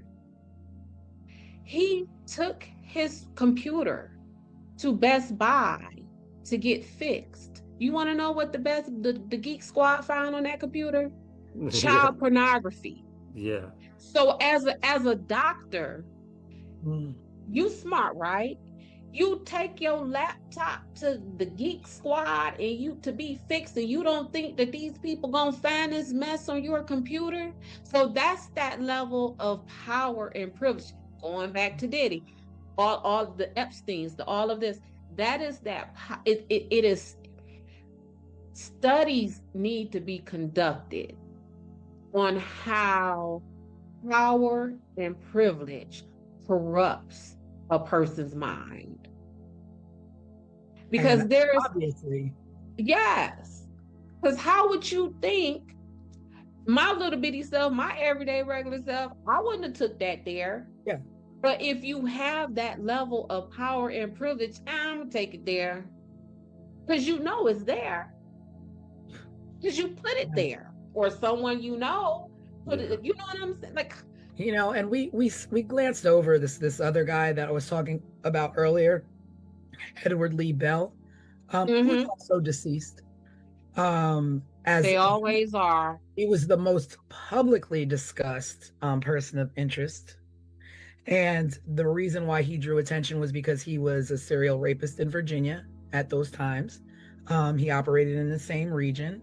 He attacked young couples, and he used control and manipulation. And in 1989, while he was incarcerated, he wrote a letter to the FBI claiming that he was responsible for the Colonial Parkway murders. And then later he recanted that information. So he wasn't charged because nothing matched up. Like, I mean, it's weird to me that you have a man who's in prison who is, I did this, I did that, and I'm known for being a serial rapist, and I've done all these things, and I'm telling you that I am, I'm the person responsible for these murders. And you go so far in your investigation to prove he's not. But then you go so far in your investigation to prove somebody else did, that has a clean record and never did anything. So things seem so backwards to me. Well, one of the things is that I get from my clients all the time. I know the law. I've been here before. They can't do nothing with me. I know you know what I'm saying? So if this isn't your first rodeo, and you have been down this road before, and you have a record, and you have dealt with investigations, and you have been on trial before, they can't put that on you. It's much more difficult for them to put it on you because you are experienced than someone who is not. As I'm listening to you, like, this other thing always made me, I never understand this, and you always see this like in crime shows and stuff, but the FBI and the Virginia State Police were working together. And of course, they're butting heads and there's conflicts.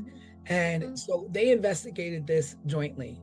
And yeah, that's that task force. so different, depending on where, you know, it was in near York's town or Williamsburg or Jamestown, like it's different jurisdictions handling these murders. But then you have the FBI involved.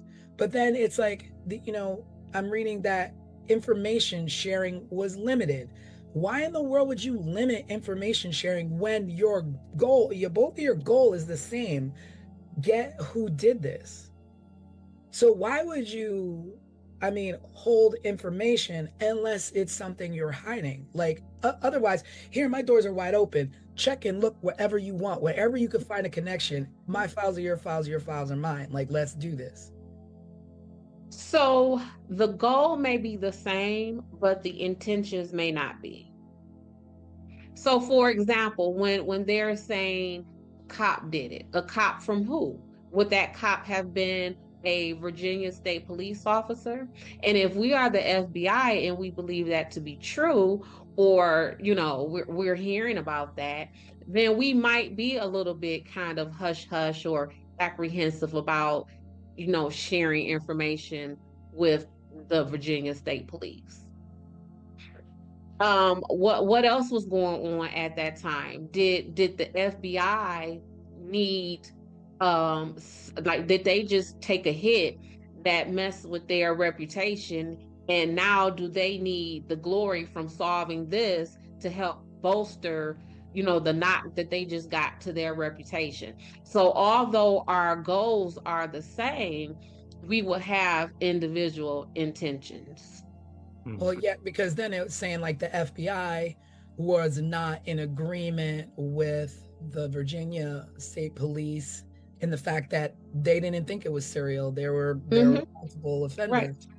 Right. There wasn't just one. And then like the victims claiming that, you know, that evidence was withheld or that, you know, there's conflicting information. So one police officer says it's a police officer, the other one says it's an impersonator. And like just and I'm sure all of the families are like, these people that you're questioning or come forward, you're releasing them too quickly. Like, oh, I heard 2 shots and I stole their money and I was rifling through their car. Well, what else did you take? You could have taken some evidence that could have placed who was there. You could have taken a shoe that belonged to to a murderer. Like, you don't know what else this man took that compromised the investigation. Because at this point, you're robbing a crime scene.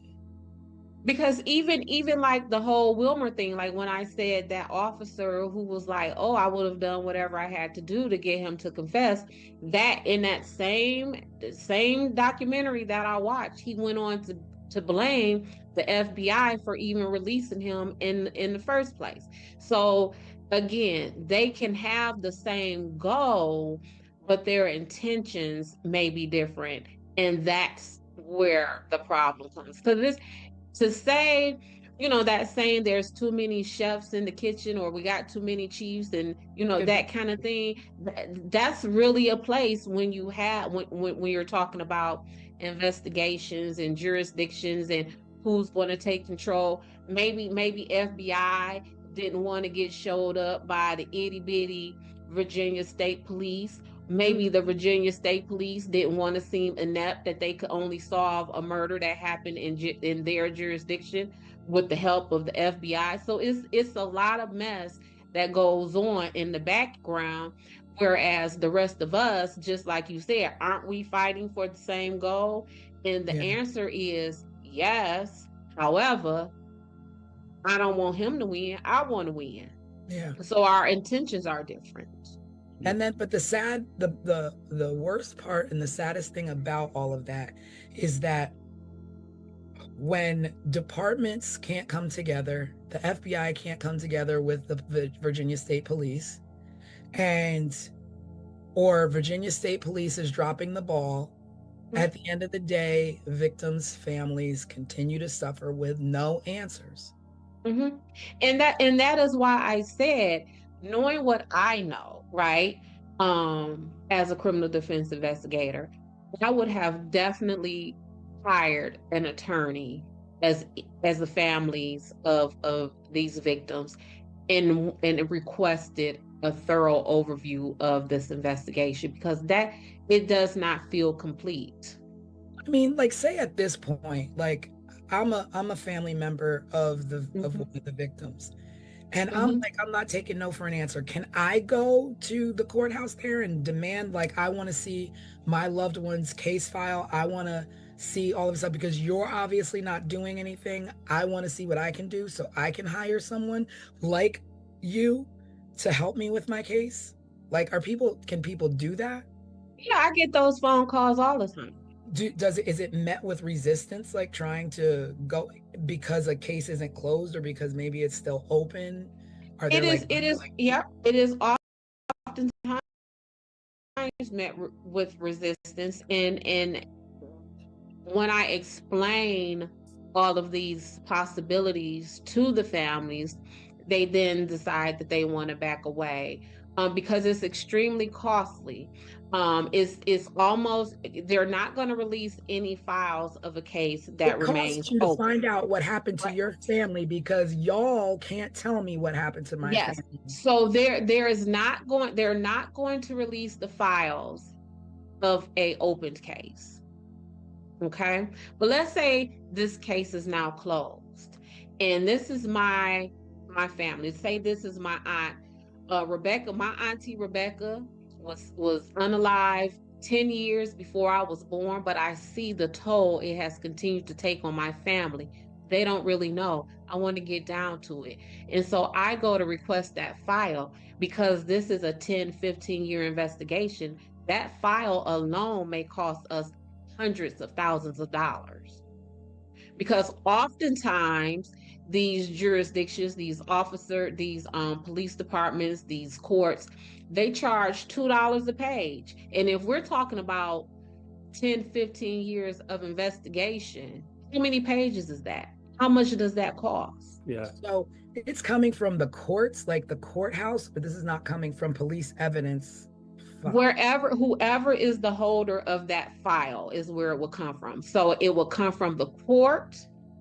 If the situation went to trial, it will come from the court. If it is still under investigation, it will come from the investigating agencies. So in this case, you may have Williamsburg police who may have their hands on it. You will have the FBI who has their hands on it. You may have the Virginia State Police have their hands on it. You may have the county sheriff at any one of these little triangle historical towns who will have had their hands on it. So you will have to get the files from all of those investigating agencies. And again, we're talking about how many years worth of investigation at $2 a page. Even if they give you bulk discount and say 25 cents a page. I mean, a penny a page is still going to cost you a pretty A penny. pen, correct. And that's before you have you've even hired an attorney. That's before you have even hired an investigator.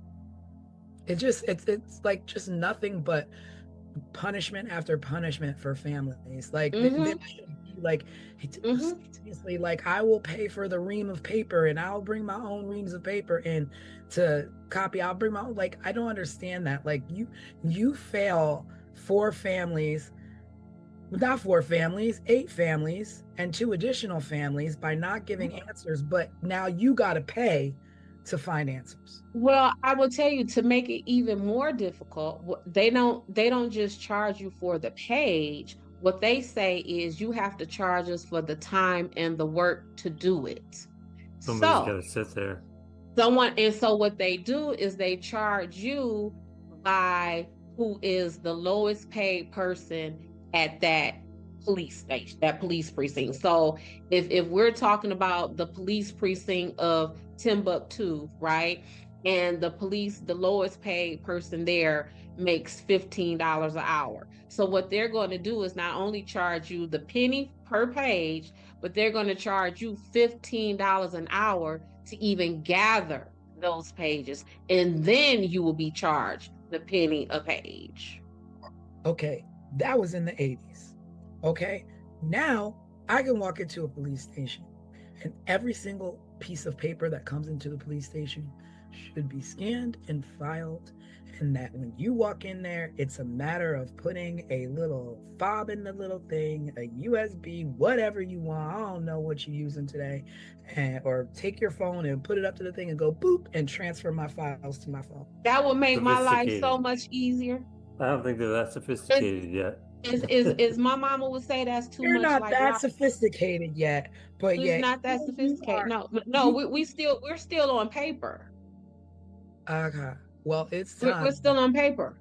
It's time. And why are we still on paper? Is it because because Somebody wants to make money. Yeah. You want to make money on a penny a page, $2 a page. Like that is like robbery. There should be laws about free information, about cases that should be available to family members who have lost loved ones due to the non-protection of districts that they live in. But if you can get that for free, now we got to really do our job, because here come everybody wanting. So we got to tack all these costs. And again, so you got to pay that hourly rate. You have to pay per page. Then you have to pay for whatever means they get those pages to you.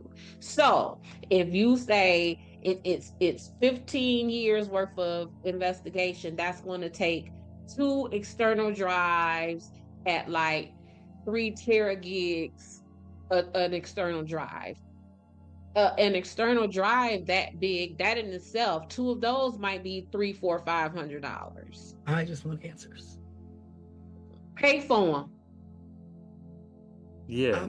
I just want to do That's the answer. That's the answer. Pay for them or you ain't getting none. And so what happens? We don't get none. Because we don't have that power and that privilege or that wealth. This system is so driven by money.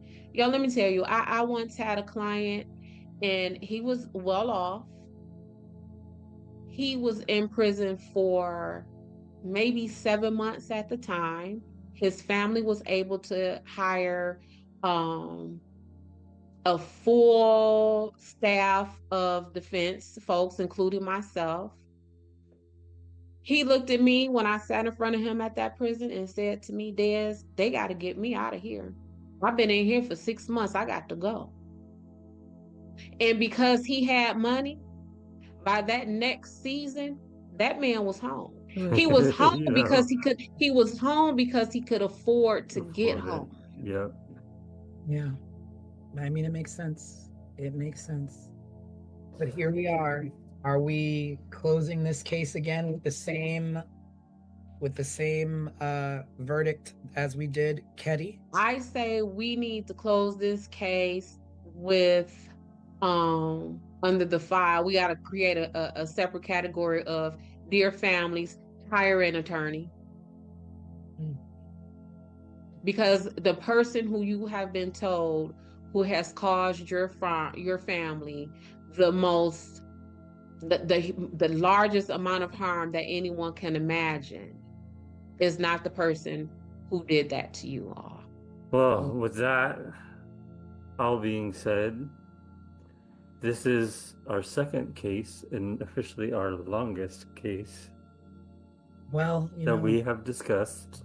It deserves it. We're investigators. Yeah, I mean, it's a big one. We knew that going into it. Yes.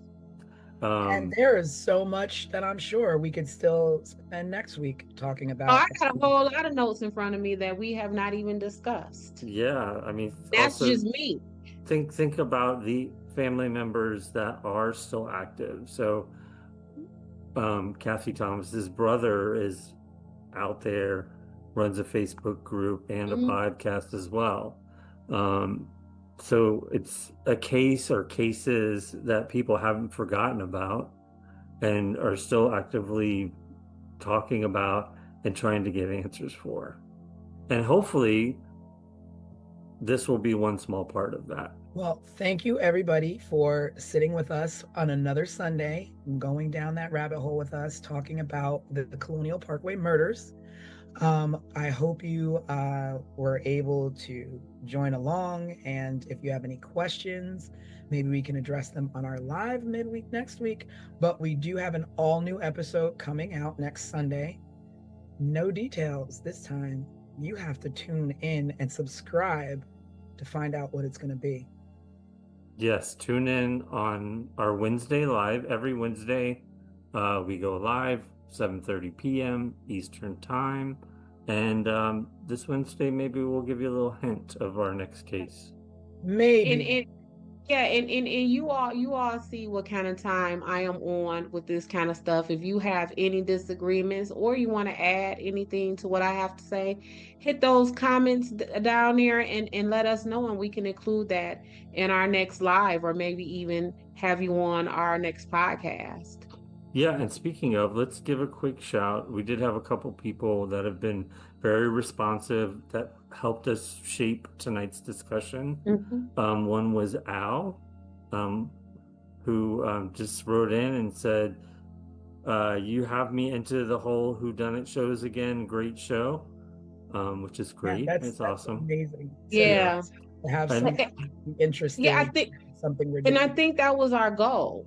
Yeah. So, hearing that comment tells me that we, at least as far as I am concerned, we have hit that first marker, which is to reignite people's curiosities on these kind of things in a way where they are not just being fed information, in a way where they are being invited to ingest it and digest it and add to it, stir the pot with us, because I really feel that oftentimes a lot of this stuff that happens, these investigations, they occur in a way where they do not want us to think this stuff through. Because we see just here right now, if the everyday person is thinking these things through and not just accepting what is being given to us, then these investigations and these outcomes will look completely different. Yeah. And if you want to explore more, you could always watch our case overview of the Colonial Parkway murders. It's on YouTube. We also have a previous case that we covered, the Keddy Cabin murders. Say it again. Say it 4 times. The Keddy Cabin murders. That was our first case, so take a look at that if you haven't already. And please be sure to subscribe and let your friends know about this if it's something you really like. So tune in every Sunday. We release new content. Every Wednesday we go live, and in between all of that, we trickle in little shorts and posts and information as well. So yes, hit us up, and we will see you Wednesday night live. Yes. So that's Christmas Eve. So. Oh. So then we get to have an audience. So it's you and your family, and y'all can sit around and watch us. Exactly. All right. We'll see you then. Bye. Bye, everyone.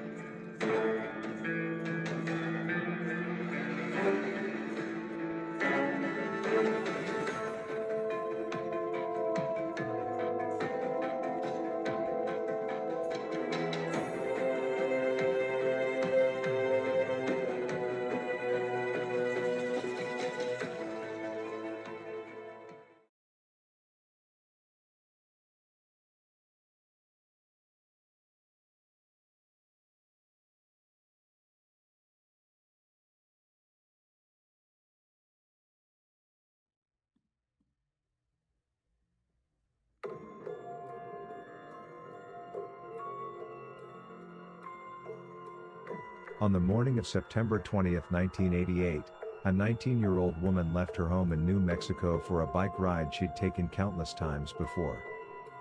She never came back. No body. No bike. No witnesses who could say what really happened. But 10 months later, a single photograph would change everything. A photo so disturbing, so controversial, that more than 3 decades later, investigators still debate whether it shows Tara Calico alive. This is 15 Minutes of Murder.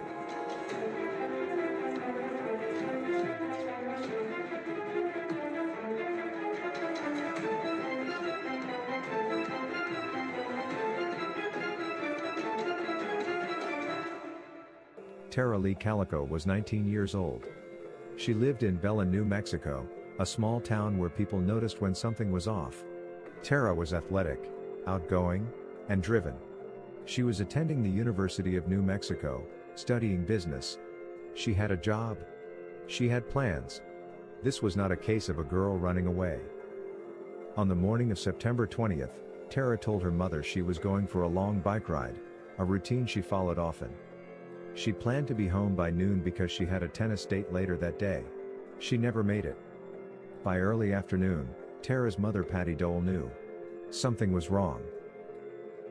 Tara didn't always ride alone. Her mother Patty enjoyed the ride as well, mother and daughter, side by side, talking as they went. But at some point, Patty stopped. Not because she didn't enjoy it but because she had been stalked by a motorist while riding. A man in a vehicle had followed her closely, watching her and making her feel unsafe. And because of that experience, Patty worried. She urged her daughter to carry mace, but Tara didn't think she needed it. She brushed it off. She was young, confident, and she had ridden those roads dozens of times before. Tara was last seen around 11:45 a.m., riding her bike along State Road 47. When she didn't return, Patty frantically drove Tara's route herself. Sadly, she didn't find her daughter. But along the roadside, investigators later found something chilling: pieces of Tara's Sony Walkman, and her cassette tape. Her bike was never recovered. Several witnesses reported seeing a pickup truck following Tara along her route, but no description ever led to an arrest. By nightfall, Tara Calico had completely vanished. Nearly 10 months after Tara disappeared, a Polaroid photograph was found in a convenience store parking lot in Port St. Joe, Florida, over 1,500 miles from New Mexico. The photo showed a young woman and a young boy. Both were bound and gagged. They appeared to be lying in the back of a van. Had someone purposely dropped it? Or was it clumsily left behind by her abductor? When the image was released publicly, a family friend of Tara's saw it and immediately contacted the Calicos. Tara's mother took one look at the photo and believed the girl was her daughter. Not just because of the face, but because of a distinctive scar on the leg, a scar Tara had. Investigators sent the photo to multiple agencies. Scotland Yard reportedly concluded the image was Tara Calico. But Los Alamos National Laboratory disagreed. The FBI had ultimately ruled the photo inconclusive. And here's the detail that kept hope alive: the Polaroid film used to take the picture was not manufactured until after Tara disappeared. If the girl in the photo was in fact Tara, she was still alive months later. The boy in the photograph sparked another wave of fear. Some believed he was Michael Henley Jr., a child who had disappeared years earlier. But when Michael's remains were later found, that theory collapsed. Over the years, 2 more disturbing Polaroids surfaced. One showed a young woman with tape over her mouth, sitting near a construction site in California. Another appeared to show a bound woman on a train, wearing large glasses. Both photos were taken using film produced after 1989. Families believed, or desperately hoped, these images were connected, but investigators could never confirm that any of the women were Tara Calico. Some believe these photos were cruel hoaxes. Others believe they were glimpses of something much darker, something organized. To this day, none have been definitively linked. In 1998, Tara Calico was legally declared dead. Her death was ruled a homicide. But in 2008, a former Valencia County sheriff made a stunning claim. He stated that local teenage boys had accidentally hit Tara with a truck, panicked, and covered it up. No arrests were made. No remains were found. No physical evidence was presented. Decades later, in 2023, authorities announced they had identified individuals connected to Tara's disappearance. At this time, law enforcement believes there is sufficient evidence to submit this investigation to the District Attorney's Office for review of potential charges. Currently, the identities and specifics of the persons of interest are sealed by the court and will remain so until a court order otherwises. But no charges have been publicly filed. And the details remain sealed. Tara Calico's parents, Patty and David, died without ever knowing what happened to their daughter. They left this world with so many questions. Was their daughter abducted? Was the photograph real? Was the truth buried by fear, or in silence? Somewhere between hope and horror, Tara Calico's story remains unfinished. Tara and her family have no answers, no justice, and no peace. The National Crime Information Center's NCIC number for Tara Calico is M4611178833. This number is used to identify her case in the national database maintained by law enforcement agencies across the United States. If you have any information regarding her disappearance, you are encouraged to contact authorities, Valencia County Sheriff's Office at 505-866-2400, the FBI at 1-800-CALL-FBI, or submit a tip online via tips.fbi.gov. Thank you for watching. Subscribe, share, and remember, someone is always waiting for answers. This was 15 Minutes of Murder.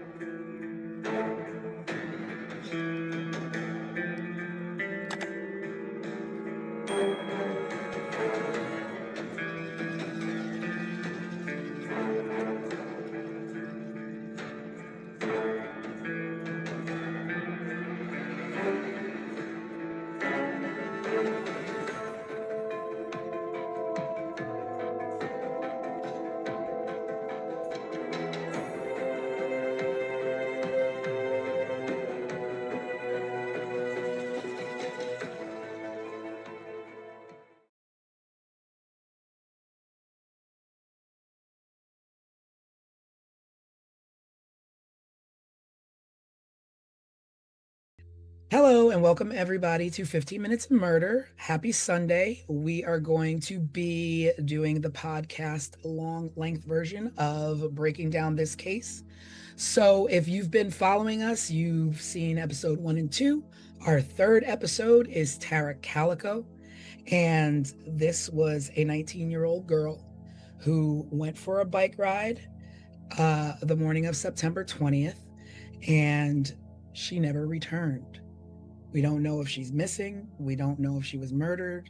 We have our theories. We have our suspects. But this one is a whodunit and where is she? And the case is still technically open. So there's still room to have hope. But basically, this is a young girl who went for a bike ride and never came home. There were some sketchy circumstances around her disappearance. Des kind of thinks a little different than I do. I don't know what Craig thinks, but we're going to get into it. So, welcome to 15 Minutes of Murder. We are your hosts, Tanisha Slater, Craig Chapman, and our resident crime expert, Desiree Edwards. And let's break it down.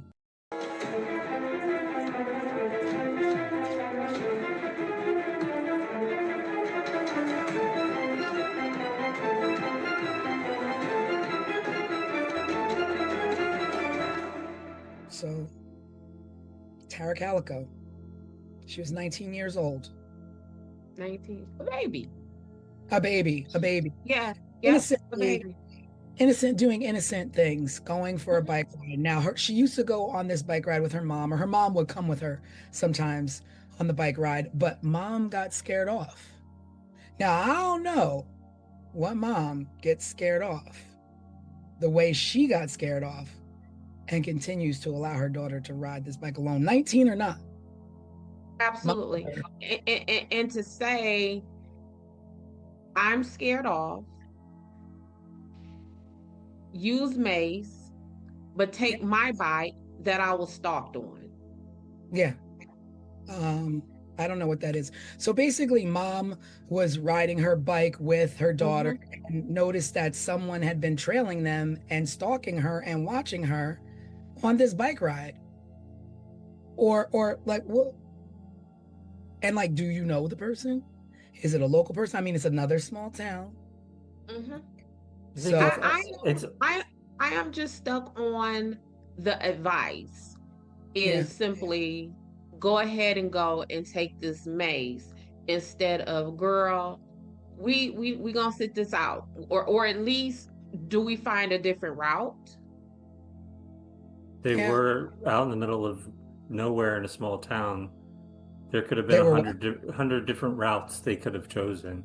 Okay. Yeah, I mean it's definitely a situation where she could have t chosen a different route easily. They lived in the middle of the desert. I mean, they were in New Mexico.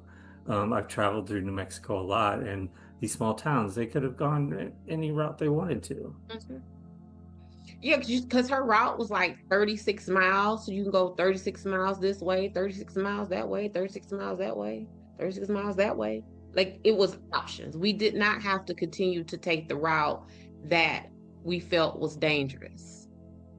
Yeah, Yeah, definitely. I think it's also maybe worth just getting to know Tara a little bit more. She was really athletic, really Mm-hmm. outgoing. So this bike ride was a normal thing for her. A I normal think thing. she had plans to go play tennis right afterwards. It sounds like me when I was her age. I was running, I was playing tennis, I was surfing at the beach, like she was an outdoorsy type of girl. and well liked, had friends. She had her boyfriend. It Mm. wasn't like I was reading that. Oh, uh-oh. Okay. Well, she from what I thought, she was liked. She did Studious. have a boyfriend, and that's who she was supposed to have been meeting. Right. That's Oh, right. to She came to play meet tennis him with. and play tennis with him in the afternoon. So she was gonna get through her bike ride, and go do that. I don't know. I think she's done this bike ride so many times before. And I think a lot of people know this. Once it's my mother's always like, once people know your pattern, like always like try and break your pattern so that people don't exactly figure you out, especially when you're like kids walking home from school or like Mhm. going out with your friends or whatever. Just be situational awareness. Seems like maybe she didn't have that, being that she didn't even listen to her mom telling her, like, some stuff is up, like maybe you should chill a little bit or carry mace. Um, but my mom's advice is not carry mace. It's go the other way. We're not bike Go riding. the other way. Go the other way. And it would not Riding be, home. yeah. But I'm gonna tell y'all. So Tara says to her mom, I have a date with my boyfriend. I want to say Jack Cole or some very nondescript name like this is the boyfriend's name. She says, I have a 12:30 date with my boyfriend. If I am not back home by noon, come and get me. That's right. Hmm. I do remember that is thinking about that now. That is weird. Weird. And then, so 12 o'clock was the cutoff time for Tara. She's saying, come and get me. Well, the reports are stating that the last person who saw her alive was at 11:45 a.m. That's Mm, 15 minutes before this cutoff time to come and get me. yeah. Who would have known that? Like that just seems, and then that whole come and get me at 12 and we have a 12:30 date. We don't know where she would have been along her route. So if mom goes to get her, starts to look for her at 12, where at along this route would Tara have been? And would that have been enough time to to find Tara and then get her to her date in 30 minutes?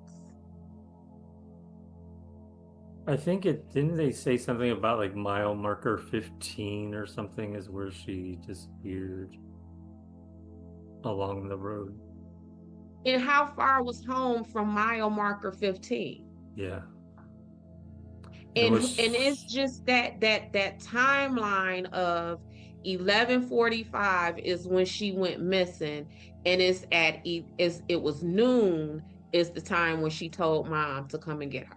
Like someone that definitely feels like someone knew. So so you think that because Tara was like, come get me like, come get me as in I can't get back home quick enough, so come pick me up in the car and throw my bike in the back so I can get to my tennis date. That's the kind of that's No, what what I mean by is if I tell Craig to come and get me at 12, Mhm.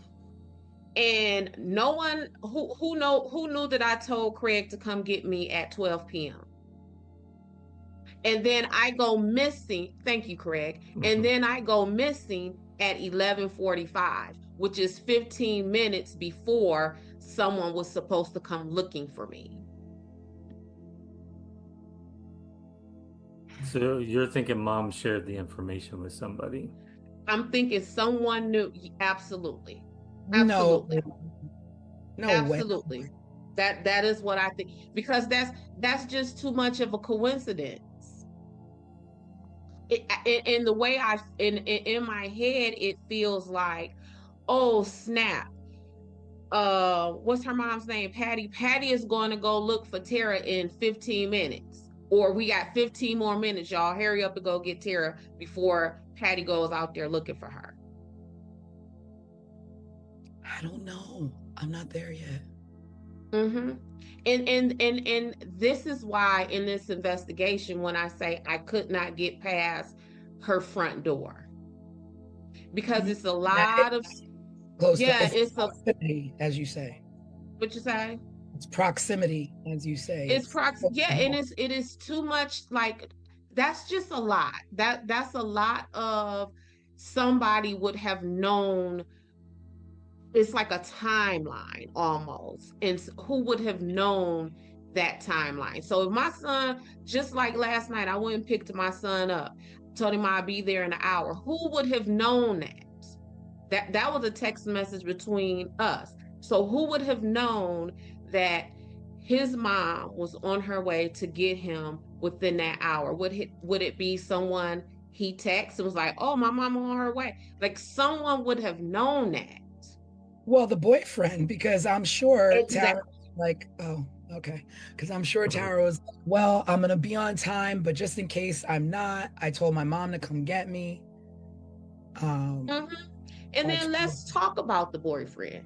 So now you are supposed to be the last person who was with her. So, but she never made it to him. but she never made it. And this is what I'm saying when I say I could not get past her front door, because there is so much in there just as we begin this discussion that leads me to believe that for right now where we are, that somebody knew her people at some branch of her network. They knew where this girl was. They knew her schedule. I do not think.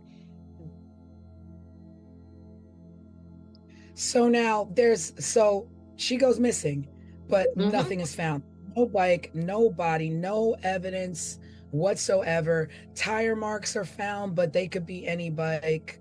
It's not like she was the only person, traveling that road. They did find a black Sony Walkman that was busted up, I guess, on the ground, but like whether it was hers or not officially, I don't know. Right. I thought it was yellow, and that's how they knew it was hers. Really? I thought it was black. I read it was black. I thought I saw black too. Maybe Yeah, I thought it was black. I read that it was black because I was shocked. I was surprised too, but then I was like, oh, I remember those from back in the day. Yeah, But but yeah, I also yellow. remember Yeah, and I also remember us doing things to our Walkman that would make them personal. So like we might put stickers on them or, get one of those glue sparkle pens and write our names on them and stuff like that. So I wasn't too like I didn't be like, oh, well, how did they know that was her Walkman? I just immediately. Yeah, well, you assume because that's what you're told. She went on this bike ride. This is the length of where she went and Mhm. rode. She would have covered this amount of ground, so this right here would probably be hers. Yeah, probably. I guess of course the mom probably identified it as such, but but there was no. That was the only thing that was found. There was no like struggle. There was no like signs of struggle or signs that that there was a scuffle. No like tire marks or anything where somebody made a accidentally run her off the road. So like just I'm reading, it says Tara Calico's Walkman was bright yellow and distinctive. Investigators found a broken piece of it along with her cassette tape near tire tracks, suggesting she may have left them as clues after being abducted. yeah, that's strange because reading other reports, it was, and I think it was a what do you call those things? Like a police report. Yeah. Well, I mean, it Well, happened. yeah, but that's a big item to leave behind to leave a clue. And what I mean by that is um when you leave your clues, they're usually smaller things that the Mm, person who is abducting you don't notice. So if this person would have thought to let me grab Tara and her bike because I don't want anything left behind, I would think that they would see her Walkman that would have been left there, even if they caught it out the peripheral view. Like this I were don't. people who didn't care. Like you dropped something, who cares? That we're not here for that. We're here for you. Yeah, but her Walkman, if what Craig just read is correct, and how they're saying is distinguishable, they wouldn't want to leave that Right. because it would have been able to lead them back to Tara. Hmm. So that would have been leaving a distinguishable Walkman behind would have been the same thing as them leaving her bicycle behind because it could have been traced back to Tara. I don't know. So what are you thinking then, Des, in this 15-minute window? Well, what I really Mhm. think, what I really think, and it may be a very unpopular opinion, but for right now, what I think is I think that Tara's stepdad had a thing for Tara, and that yes, and that Tara, yep, and that Tara rebuked him, and that he harmed Tara, and yep, and that is why, because there was I read something about that the mom just latched on to this picture, right? Yes. So the picture. Right. So Tara Yep. went missing. She'd been missing, and nobody seen. I mean, they were looking for her and all, Mm-hmm. and And a picture surfaced in Florida, in St. Joe, mm-hmm. Florida, which is Mm-hmm. 1,500 miles, right? It's far. It's Other side of the 1,500 country. It's 1,500 miles from Belen, New Mexico. And there's a picture found in a rest stop or a convenience store area on the ground of a female that looks to be about around Tara's age and a young boy with tape over their mouths and tied up in the back of what they're saying is a van. And there's something about this photo that made me be like, that is very weird that the mom kept insisting.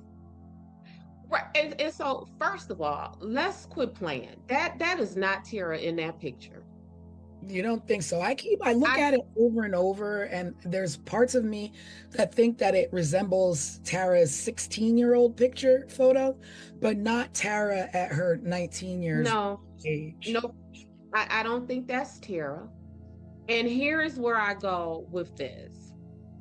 I don't think it's Tara, and the authorities don't believe it was Tara either, because it was the analysis of the photos remained inconclusive. This Oh, agency yeah, but said it's Scotland her, Yard, and this Scotland agency Yard said it is not her. said yes. FBI said no, and Yep. then the national what is that, the my gosh, I can't think Mm-hmm. of the name of it, but it was a third Mm-hmm. agency that wound up being inconclusive. So it's like yes, no, maybe. Yep.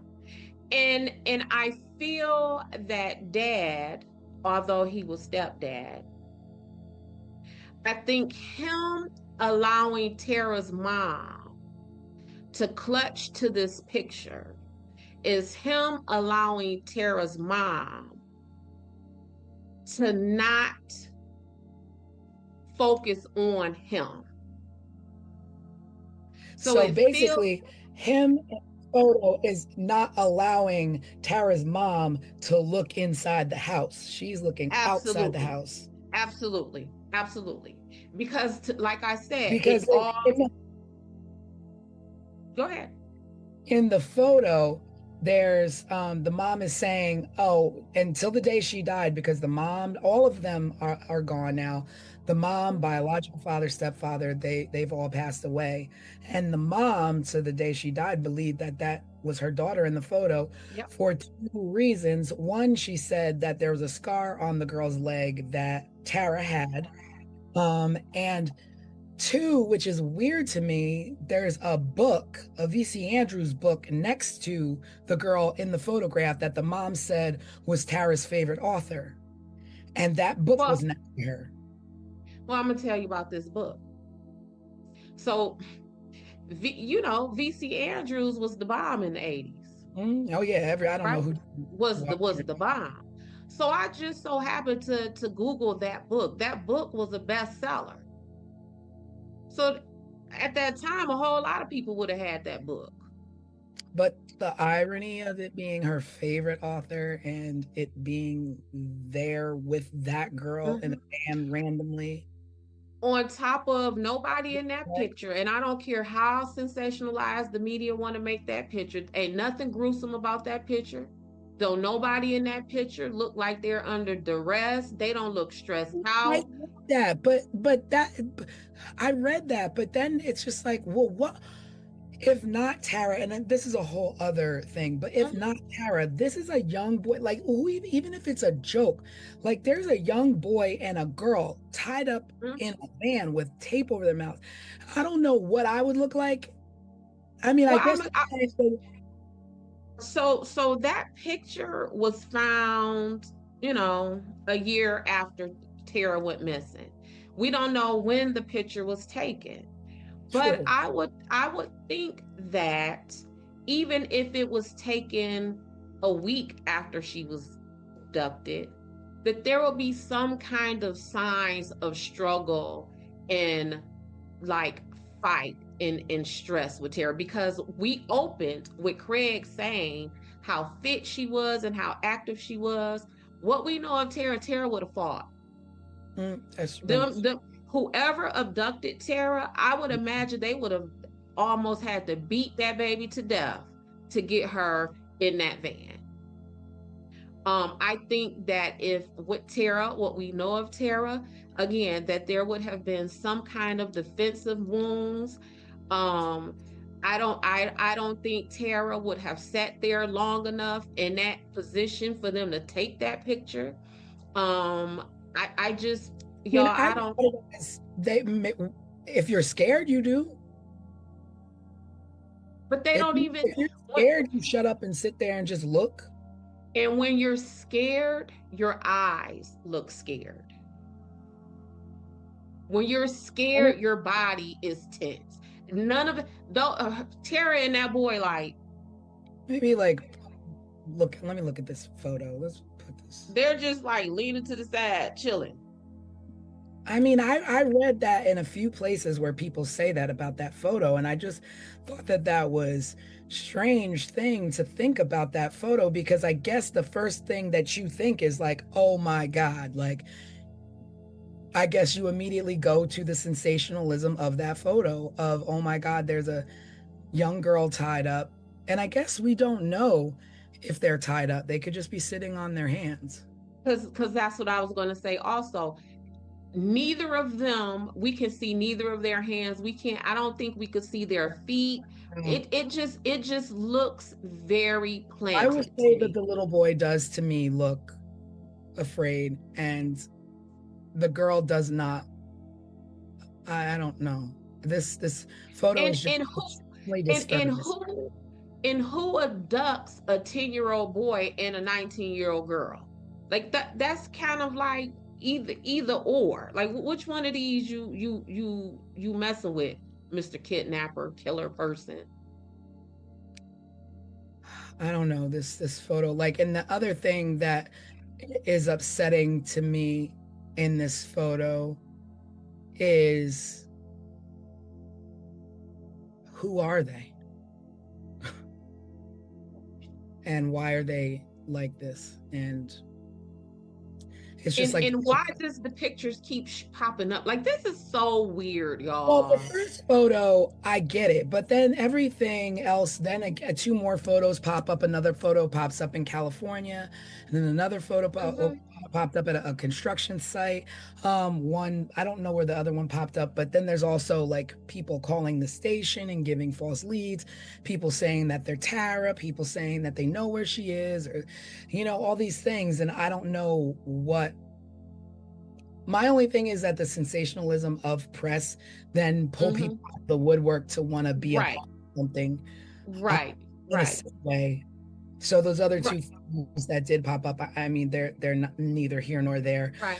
This one is the one that her mom latched onto as, this is my daughter. I know this one. This is my daughter. And y'all remember when we were talking about Idaho and I was saying how I really liked that investigation Mhm. because the police kept it under wraps. They kept their mouths shut. This right here is the complete opposite of that. Like it was so much like down the line when you move down the timeline is police constantly saying, oh, we got new leads and we got this and we're on our way to make an arrest, and it's nothing. So much so that the dad, who I have suspicions about, began to ridicule the police by saying, why are y'all saying this? Like if y'all not going to move on this information that y'all have, then why are you saying it? So you're talking about her biological dad.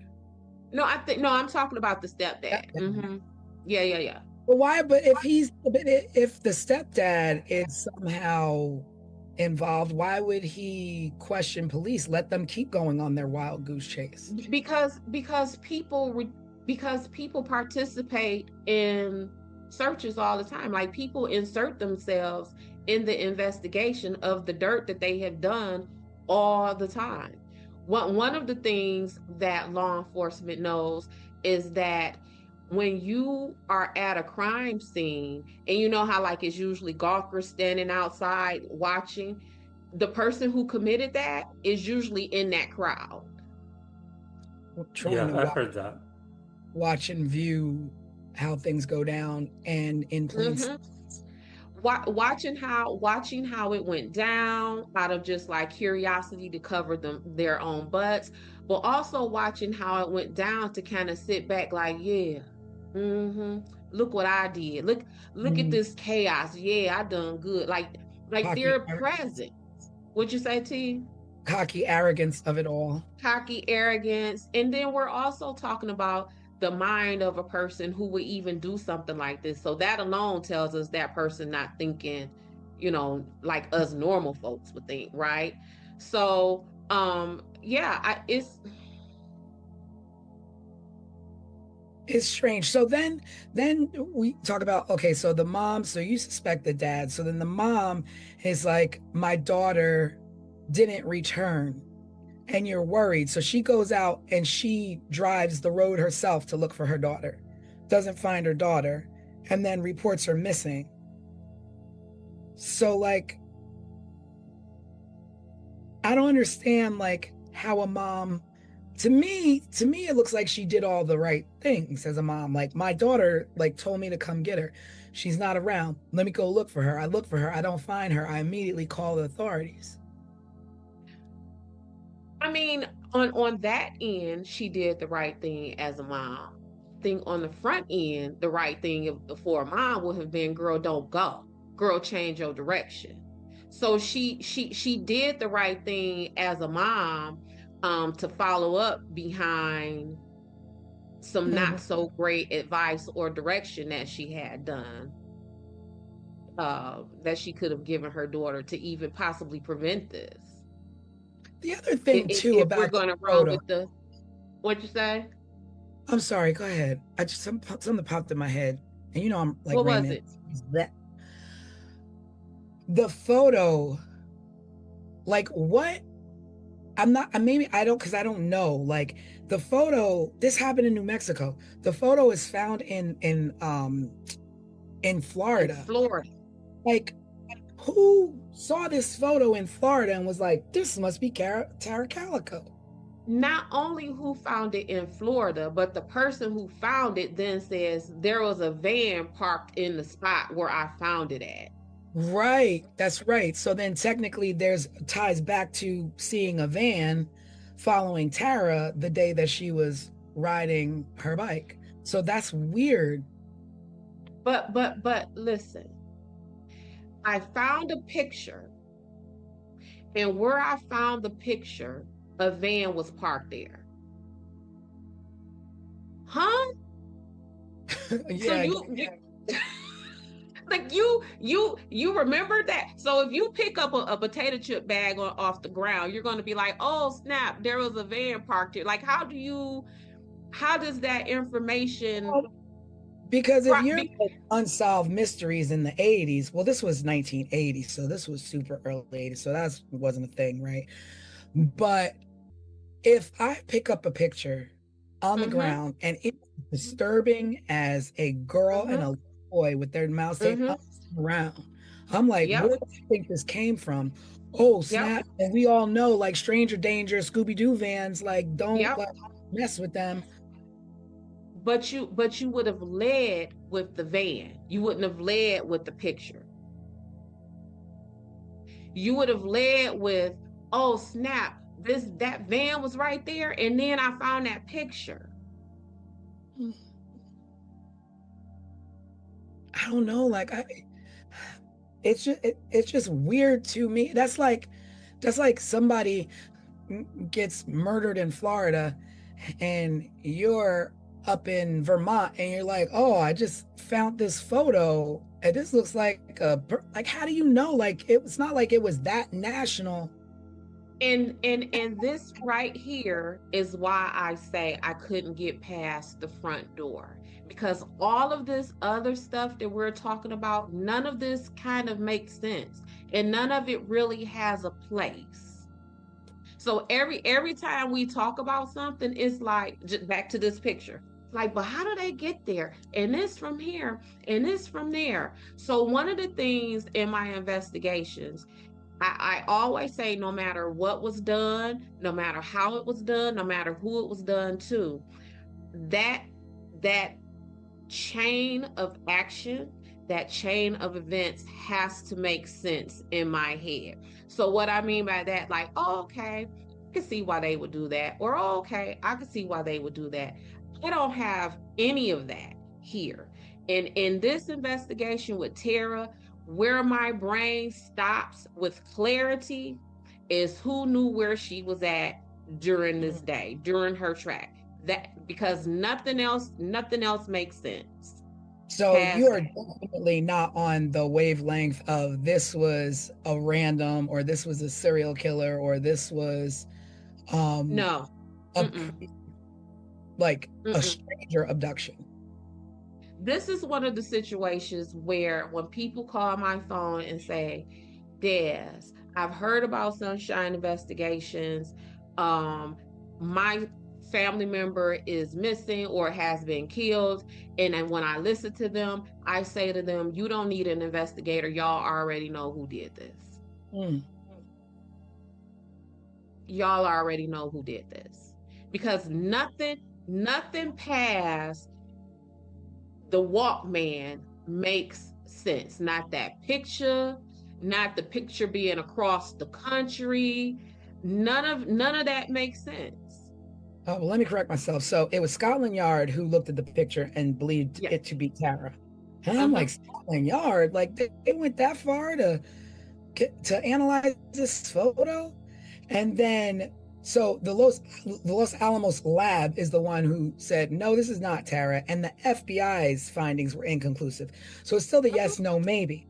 But Yeah. at what point did you put so much weight in a photo that's found in Florida for an abduction that happens in New Mexico and take this photo as far as Scotland Yard to have it analyzed because a mom said, I think that is my child in the photo? So now it's what you say. So now you're going on this crazy lead of a photo when you have all these like questions of the town that you could be answering, but asking and knocking on doors, but you're attached this girl to a photo that's most likely not her. That's most likely not her. So again, when I'm working my investigation, no matter what the crime is and all that kind of stuff, I need it to make sense. I need to be able to look at the police reports, the news articles, whatever it may be, and say, okay, I can see that. Okay, that makes sense. But see how right now when we're talking about this picture, you can't do that. You right here, you can't say to any of us, that makes sense. Yeah. Nothing in this makes sense. And so like then I just can't stop thinking about the photo, and then it's like that's how it happens. Like then you get the smoke screen of it all. It's like you're no longer like on this road going who else was on this road, like you're like going down this rabbit hole of a photo. And that's why I think the dad let the mom latch on to that photo because it's distracting. But then it makes me think even further, was it intentionally distracting? Mm-hmm.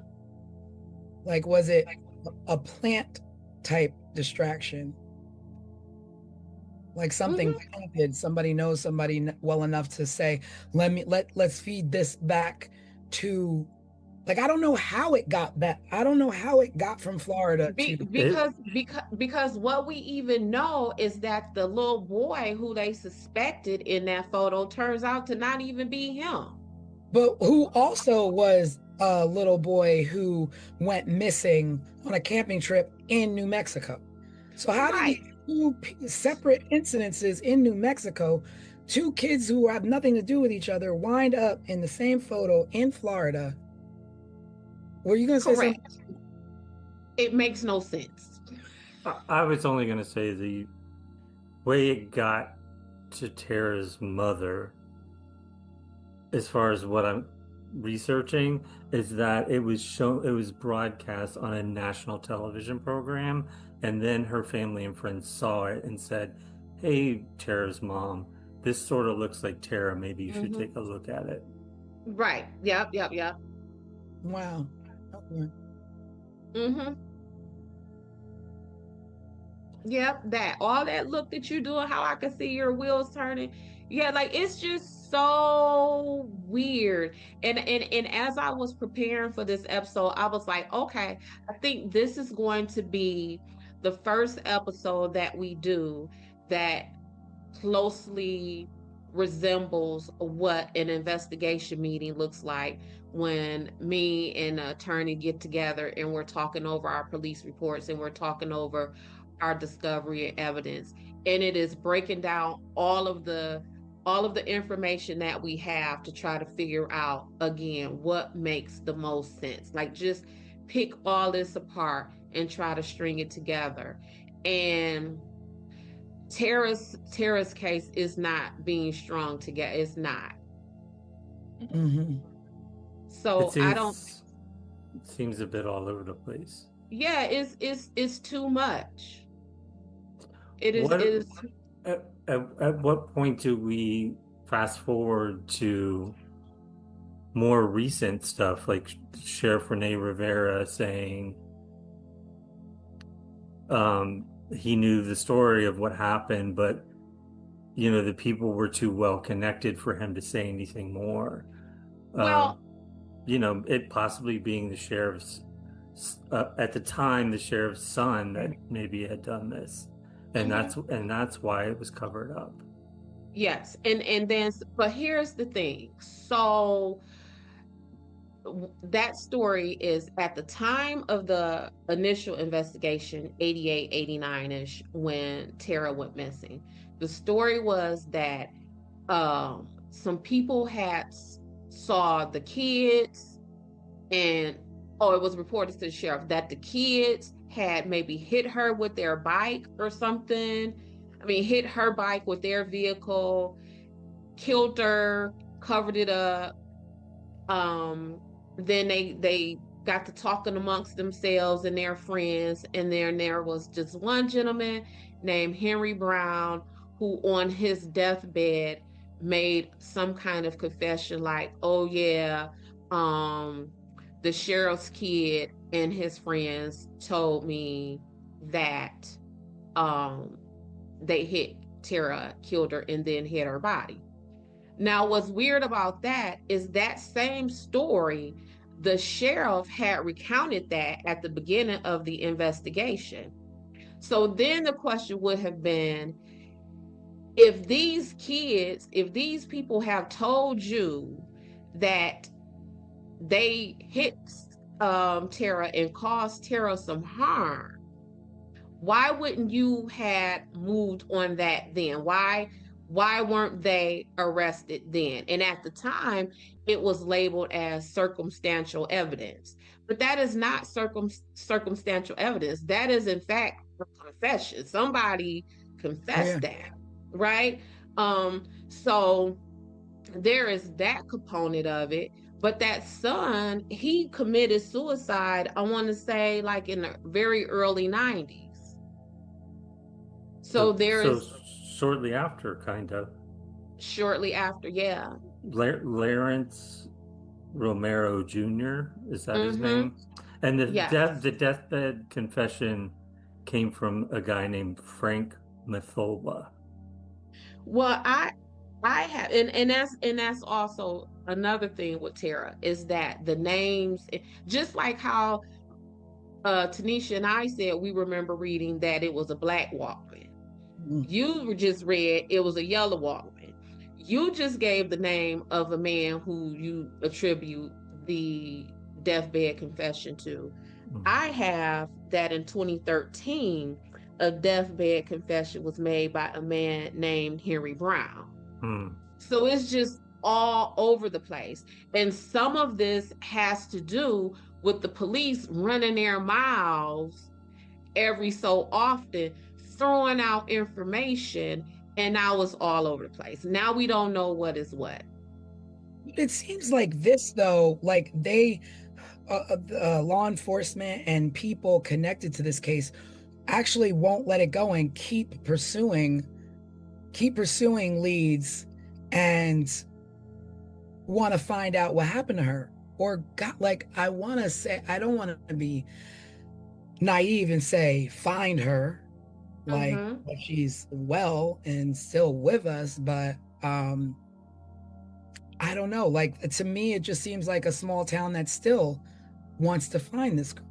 Yeah, but the problem is, just from what we're talking about, all this conflicting information, they're not going to find her at this point if they keep doing this, because what they're doing is they're putting out information that's distracting. They're putting out information that someone could copycat. Maybe that's why it's pictures, from this side of the country to that side of the country with Tara. That's why we're hearing about a black Walkman and a yellow Walkman. And it's very difficult to follow up on any valuable leads or make any valuable connections when you have essentially tainted the witness pool by filling it up with inconsistent information or just information in general. Because when people hear things, if you know, Tanisha say a black Walkman, by the time the news get to me, it's a yellow Walkman. Yeah. So it's been too much talk. It's been the Oprahs, the Datelines, and the all of that. It's just been too much. And again, that's why I love those Idaho police, because they was like, no, we not talking about nothing. We're not Yeah. talking about nothing. And that situation was solved soon. Granted, we're talking about maybe a decade and a half later where they would have had, maybe different technology and stuff, but this was definitely botched. So I was reading, because that's why the reason why I say that is because I was reading, I don't know if either of you saw this, but in 2023 there was a break in the case, and it led to an entire case file being sent to prosecution to be reevaluated, and they're not ready to disclose this information. They said that they're still reviewing it, but it was enough to conduct a search of a home and suspects on a lead that went dead when it should have been investigated at the time. So we're talking about 1980, all these leads and loose leads that weren't followed up because they were busy chasing a photo or busy chasing the sheriff's son or what have you, that in 2023 is like, oh, we looked at some other evidence that was left loosely, and it was enough to get a warrant to search a residence. And what came of that search? Do we know? We don't know. This stuff is under wraps. They're not ready to disclose any of the information. They're still reviewing it. But it's just, to me, like that whole thing where you say if you have 10 leads, if you should at least be at 6. Like, there was so many loose ends that were left in 1980 that are picked up in 2023. Right. That and finding this girl, had they been done in 1980 when she went the day she went missing, the week she went missing, the month she went missing.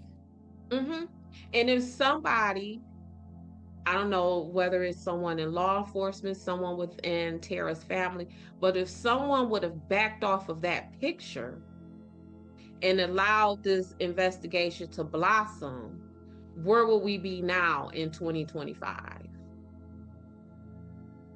Where will we be now? We would know where Tara was. Probably so. I believe we would. I believe that picture was distracting and was a roadblock. Was it a deliberate distraction? Was it a deliberate roadblock? Did someone who maybe was involved with Tara's disappearance luck up, and it just so happened that this roadblock was thrown out there and they was just like, oh shoot, I'm a rab with that. I'm a rab, you know what I'm saying? Like, that picture did a whole lot of harm. And how the picture got out, I don't know if the family, whoever, so the people who found the picture, where did they take that picture? Did you take that picture to the media? Did you take that picture to the police? I'm gonna look it up. I don't know. Right.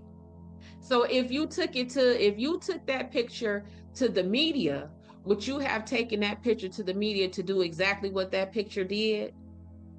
Distracting at the point that there was, while Tara was riding her bike, there was a group of kids up ahead just chilling, I guess in their cars or whatever, that they're saying, well, this person who is bringing this new evidence to light said that they were basically laying in wait for her. And most likely is certain that these kids that were laying in wait for her up ahead in that road had something to do with her disappearance. And if you found that picture and you say you found this picture where there was a van parked, would you have cared enough to send that picture to the police? Or do you think that was a matter of sending that picture to the media? It's what I'm finding is that she took it to the police, who then alerted the media, leading to national news coverage. But they're also saying that the lady who turned in the photo is anonymous, so nobody knows who she is, where she was from. Like, they don't know anything about her. The tea is piping hot, baby. Well, and now it makes me think about the Colonial Parkway murders, where you're like, oh yeah, let me guess, anonymous. Let me guess, anonymous. And very much so, like the Colonial Parkway murders, we got some anonymous tips in a case where we were trying to say has a connection with the police. So this is, and then going back to looking in your own backyard, is that this new information that was dug up in 2021, I guess dragged into 2023 as being sealed, and we're not going to talk about it.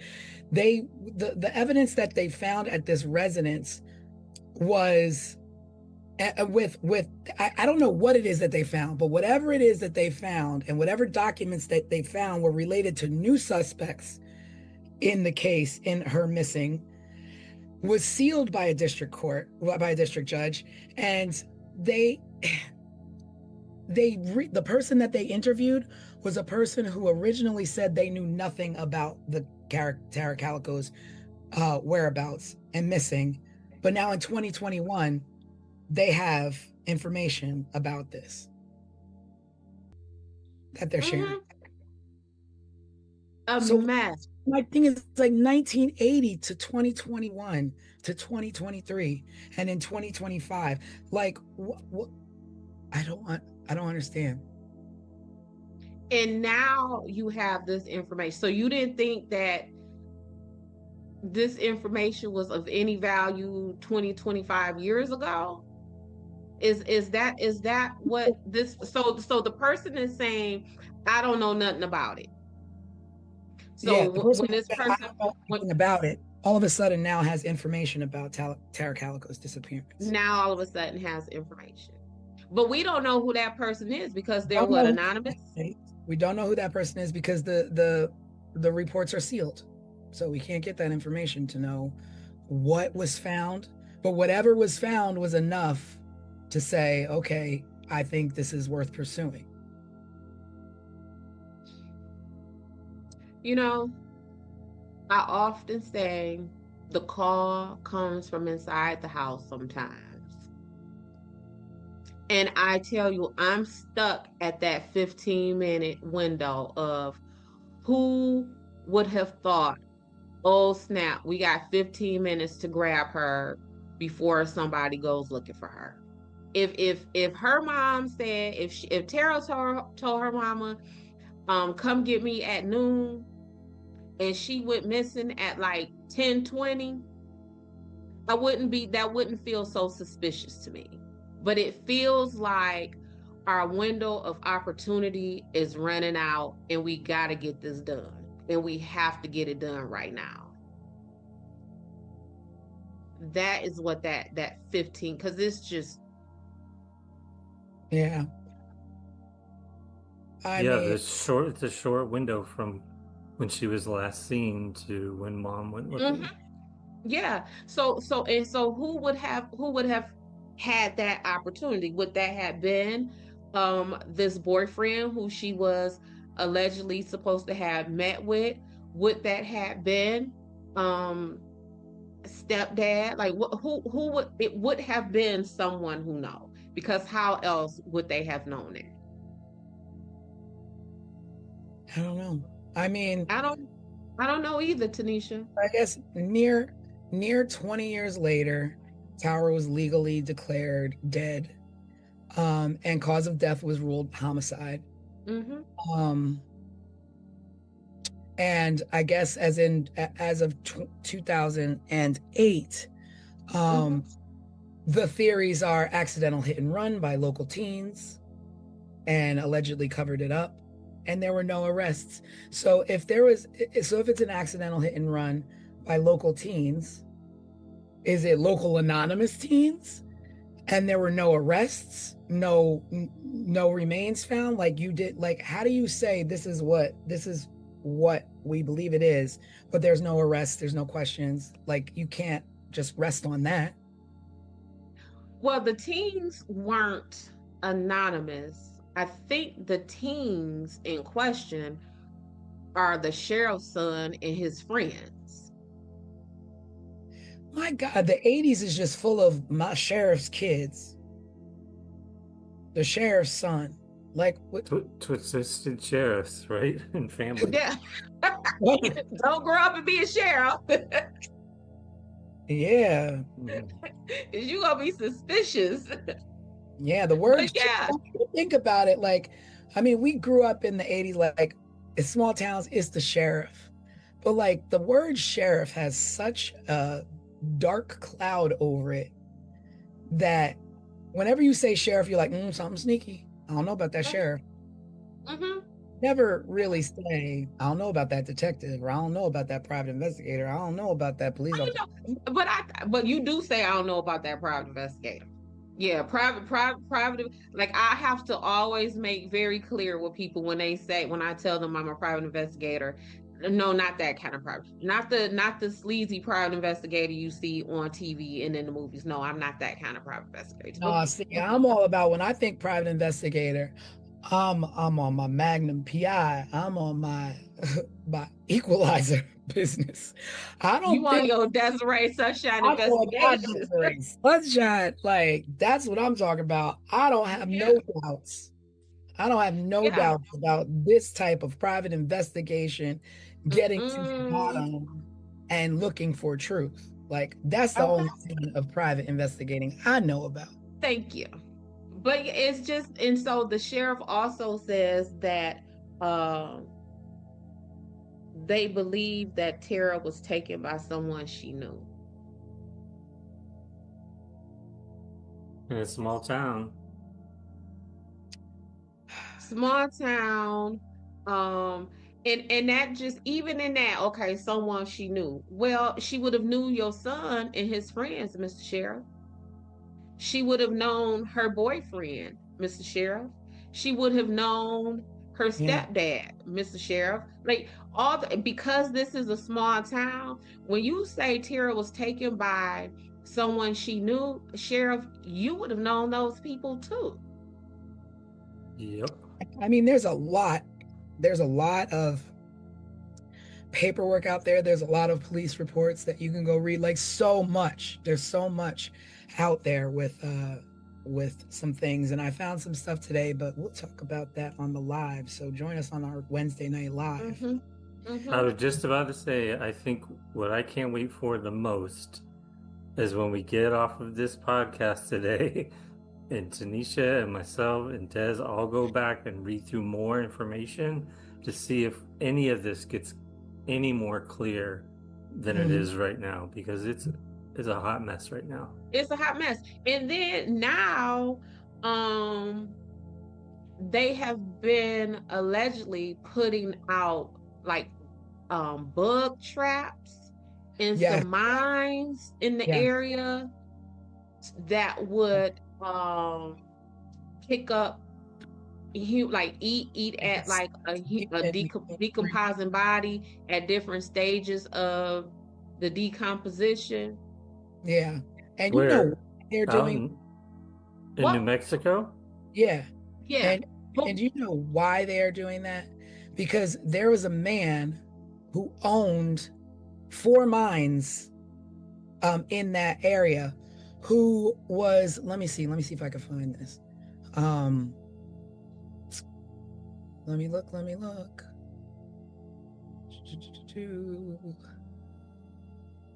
You're talking about mines like in the side of a mountain. Like going down into a mine shaft. Mines, yes, mines. Mine shafts, yes, real mines.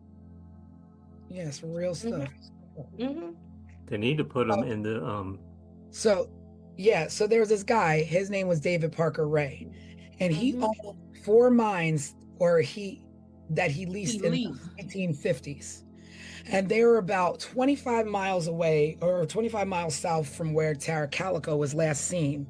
He died in a state prison in 2002 while serving a sentence for more than 223 years in connection with kidnapping and other charges involving two women who he sexually tortured at his residence. Okay. So he claimed to have abducted like 40 victims from several different states, according to the FBI, but nobody's were ever found. But the reason why they didn't really go off on him is because at the time of at the time that Tara was abducted, he wasn't living in New Mexico. So they were like, oh, he wasn't living there, so he couldn't have, like, you can't visit other places. But this man has already claims he's abducted all these women, has been charged with sexually assaulting other women, but you don't go down his lead for these mines that were in the area. I mean, 25 miles really isn't that far from anywhere when you're talking about wanting to get rid of a body or wanting to have some little murder spot, right? So there are these mines, and so one of the four mines, maybe like 60 feet down, I don't know, 30, 60 feet down, something like that, looked like it was interrupted or has rubble or looked like somebody tried to fill it in. So they want, so this sheriff or this lieutenant went and bought these little fly traps, these certain fly traps that will attract mosquitoes or flies or what have you from the remains of decomposed bodies to see what's possibly down there. And then if there is something, then they've got to go through the right channels to be able to excavate. And of course, the bottom line, money, to be able to have the money to do these certain things. But there's also these other things that have come to light that other people are like, oh, we know the suspects. So it's just like an open, like, I want to go back to this man in these mines. I'm not a miner, so I don't really know about mines and all that kind of stuff. However, his family leased these mines about 25 to 30 years before Tara was missing. So would he and his family still had access to those mines? Like, and again, I'm no miner. So when when your lease is up for the mine, is the mine now leased to the next group of people or the next company? Like, would he still have access? Whether he had access or not, he probably had mental access. Like, I own this for all this time. I know the ins and outs of it. I can go around and do whatever I want and get in and out of property without being noticed if I want it. Are mines blocked off? Like, is the entrance to a mine secure? I would think that, and I don't know because I'm not a miner. Absolutely. But I would think you gate off with a fence, do not trespassing, what have you. Or if it's just in the middle of nowhere, maybe nobody does anything and it's just left abandoned with a couple of boards across. I don't know. Okay. And so if it's a couple of boards across it, if it has been fenced off, he would have had to breach that to get to the mine. So while they're saying this man had access to the mines, was whatever that blocking off of that mine, was that breached? Or if it was, would y'all have told us that? You know what I'm saying? Like, to just say that this man whose family leased the mine 30 years ago. Well, what about the other folks? So are y'all simply saying that we want to stick to this man who leased this mine 30 years ago because he has some of these similar crimes in his past? Yeah, well, which would be likened to the Waterman, because this guy is dead and he did these things. So it's just like, okay, in post, you kind of, we're gonna fit you into this mold because you were in the area and we like you for this. Right.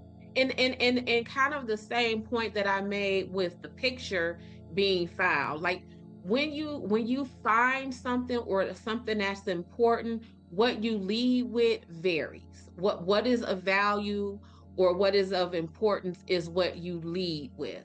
So, oh, well, the mines boards, they broken? Did they look meddled with? You know what I'm saying? Like, y'all can't just throw out like these people had access to this mine 30 years ago, and so now you the suspect. True, but you know what? It also leads to the fact that if in 1980 these were Mhm. around, it was a loose end that should have been tied then. Correct. So now Correct. they're chasing every loose end, trying to find this girl. Trying to find this girl This 30, guy 40. this guy claims to have murdered 40 women. This guy, assaulted 2 women. He was in jail for this. He confessed to this. I think the natural progression is to look into it, because what if she is down there? Right. And do we look into it like in 2025 or 2023, whenever this connection was made with this mine? Why? Because y'all knew about that mine. And if you didn't know about it in 88 and 89, did you know about it in 95 when that man was still alive? Because as what happens is when we're investigating things, one of the first things that law enforcement uses is they gonna use a database, whether it is a registered sex offender database. It's gonna be a database of so if my car gets stolen, we gonna run this, we gonna go to the auto theft unit and find out who's been stealing, Monte Carlos in the Detroit area, right? So they would have had access to that. They would have known that. Like, this ain't something new. Well, yeah. I mean, it was Right. in 1998 that the guy that expert was like, one of these mines doesn't look right.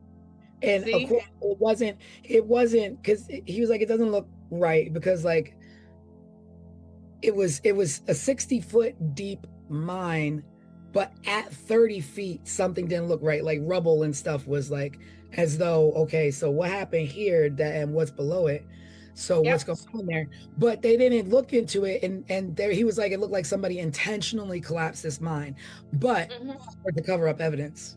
They wanted to cover up evidence and collapsed it, but they didn't explore it because they didn't have the money.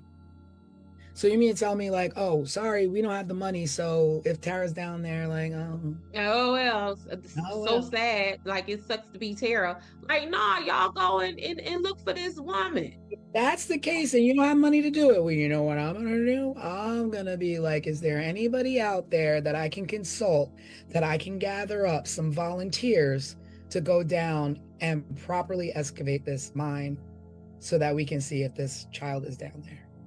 And then another Or weird any tip. other victims at that point. If this man said, I abducted 40 other people, you haven't seen any bodies, you haven't found anything, but you find a mine that he owned that looks collapsed at 30 feet when it's a 60-foot deep mine, but you don't go look into it because of Yeah. And y'all got money to consult with the Scotland Yard. yeah, right. That Y'all, is the one that just trips me out. I was like, when I was reading, I was like, what's Scotland Yard got to do with this? right? But this was another something that tripped me up. So they say, I don't know. I'm sorry, I don't know. I'm not a police officer. I'm not an investigator, so I don't know if it's normal to be like, Scotland Yard, look at this photo that we have over here in New Mexico for an abduction case. well, I am. Florida. And we ain't never had Scotland Yard involved in none of our cases. Not even my federal cases has Scotland Yard been in. But another weird thing, a part of the what don't make sense, is witnesses said that they saw an older gentleman driving a 1953, maybe 1955 Ford truck slowly behind Tara. In a 1953, 54, 55 truck. And we're talking about is 1989. How difficult do you think it would have been to find a 30-year-old vehicle. Well, So right now, if it is 2025 right now, and our cars now, if you look at them, it ain't too much changed in them right now. But I would imagine that a 1954 vehicle did not look like a 1988 vehicle. yeah. And a quick run through the state's DMV could have shortened that list, because how many people are still riding around in their 1953, 1955 Ford pickups in 1989? Is it Right. is it a if we run it through the DMV, is it a list of 50 people or is it a list of 100 people? But whatever it may be, that will be easy to sort out. But now that I'm thinking, I'm like, the mom also said there was a man in the truck following her. Is that coincidence that that same truck might have been following your daughter? Like he's following you? Was he following her as well? Like, At the same time. is the person who was following you the person who took your daughter? Mhm. Who was the person following you? Did you know the person following you? What kind of car did they drive? And which is why her mama's advice should not have been go ahead and go, but just take Mace. It should have been, baby, something is going on. Stay home or go in another direction. Or it's, since I'm not going with you, where is one of your homegirls? Do she want to go with you?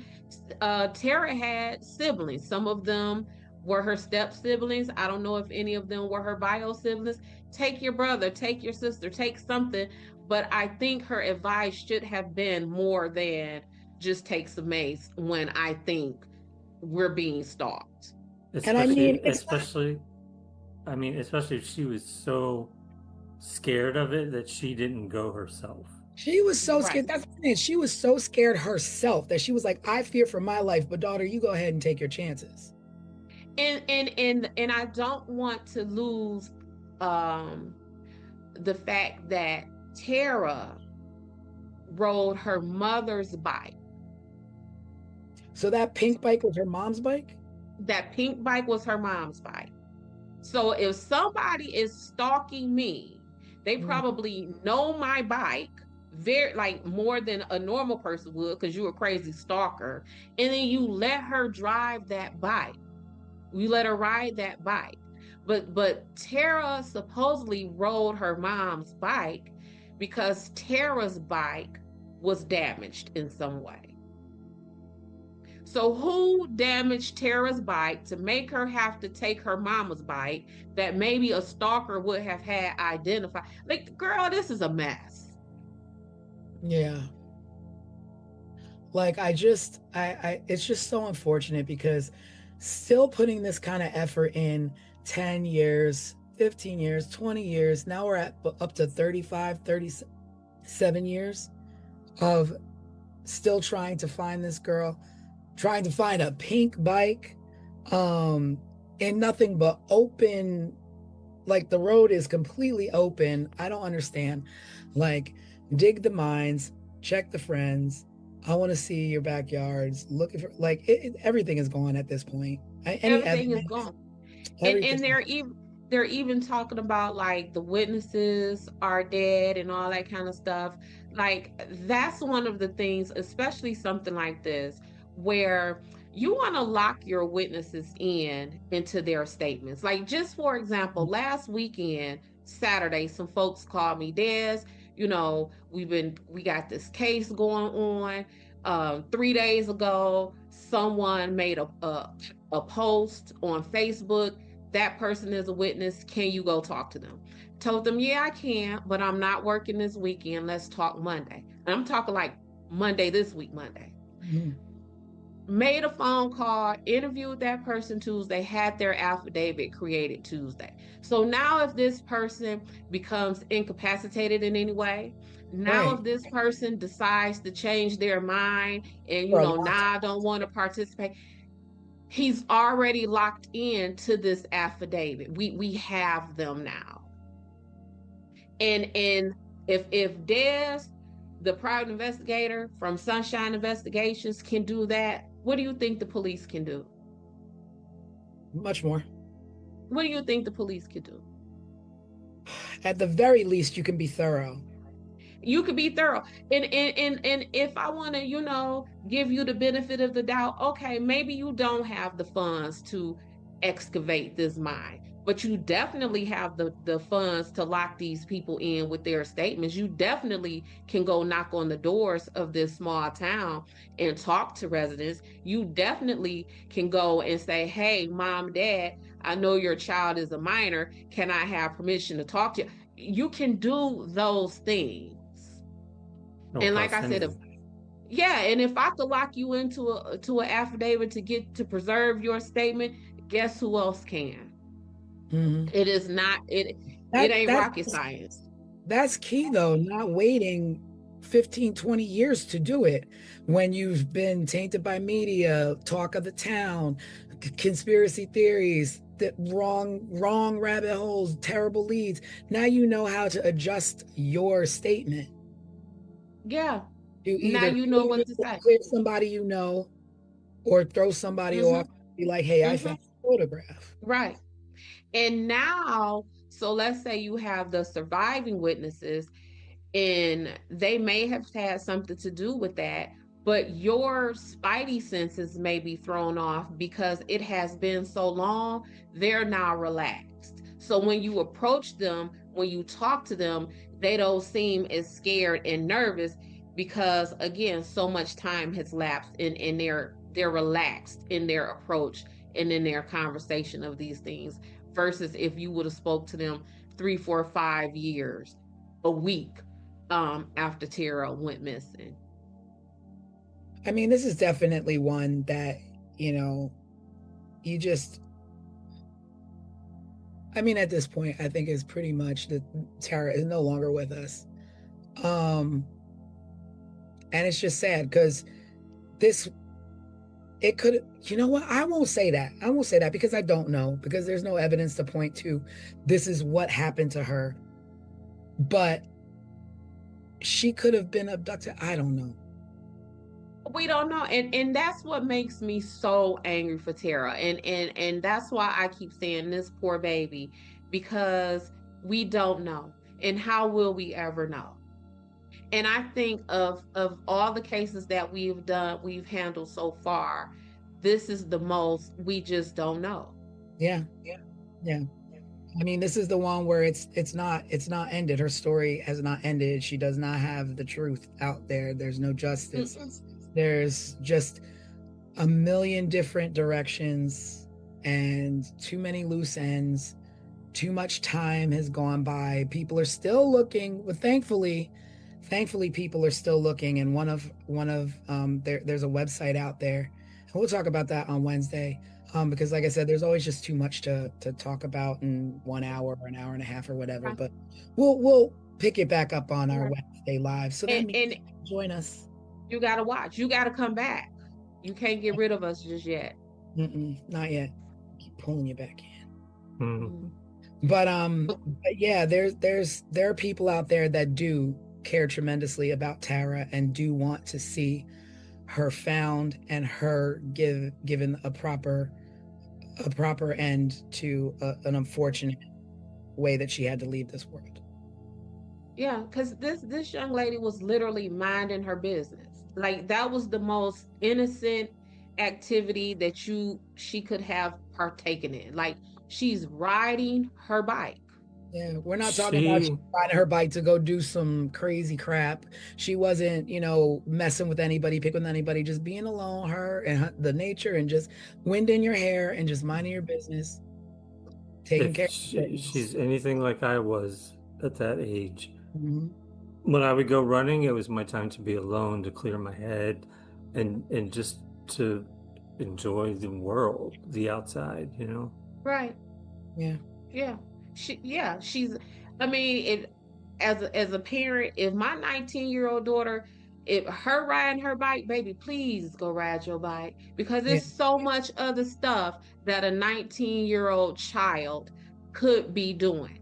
And Tara wasn't doing none of that, at least by all the accounts that I have read. She was just minding her business, riding what was her mom's bike, which is Yeah. what she rode her bikes every day. It's like, And y'all out here, doing dirty. It's always yeah, like, y'all out here messing with that girl, and she ain't did nothing to nobody.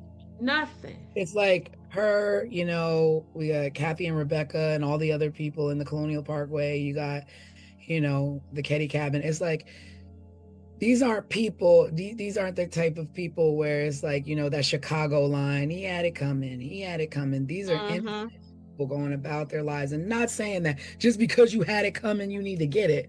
But these are Absolutely. like, it just makes it that much more enraged when you're going about your daily life. You're a good person, good citizen. I'm pretty sure she'd help anybody in distress. And when it comes down time for her to need help, there are people harming her instead of helping her. Yep. But yeah. This was. Yeah. I don't like this for Tara. Like this makes me mad. Like this brings out the auntie dares for Tara. And especially when kind of just like, the whole Colonial Parkway thing, where it just so happens that now y'all telling us that the lead witnesses or suspects are dead. So you got the mine dude, he dead. Then you got the sheriff's son, he done committed suicide. Like, and the circumstances behind that, I don't know. We'll look into it. But yeah, at the end of the day, let's look into these things when these people are still alive. Let's not drag cases out because there's no money or there's no funding. Figure it out. I don't know. Figure it out. Start a new task force where you all got to raise money to help these people. I don't know what's out there.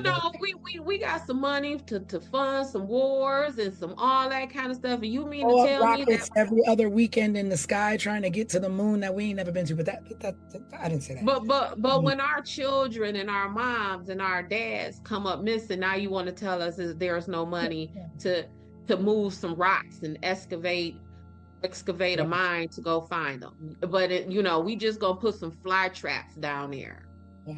Yeah. It is what it is. Well, I guess join us Wednesday night live. We will be live talking about the conclusion of the Tara Calico case and some other current events that I'm sure will be going on. And this one again in the books for Drop the Ball. Yep.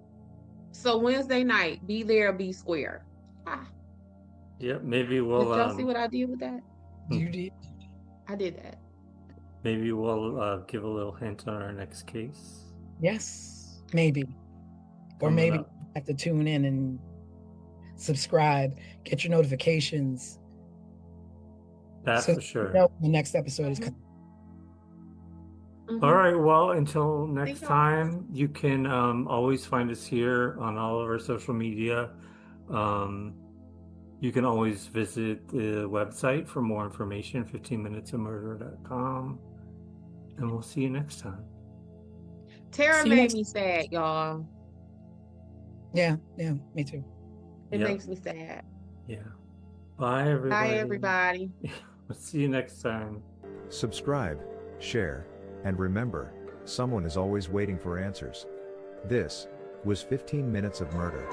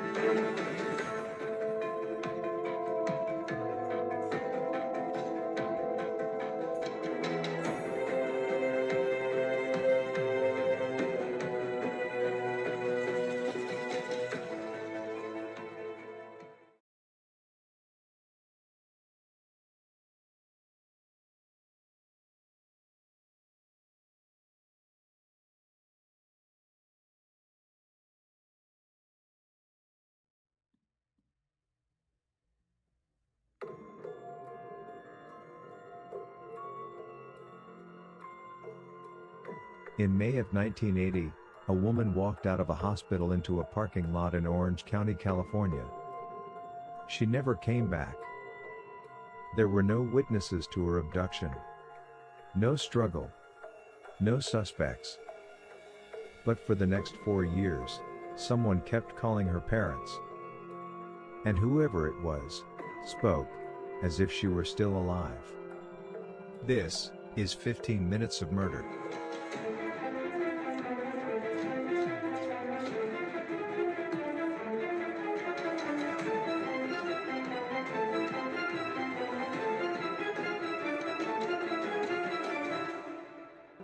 Dorothy Jane Scott was 32 years old.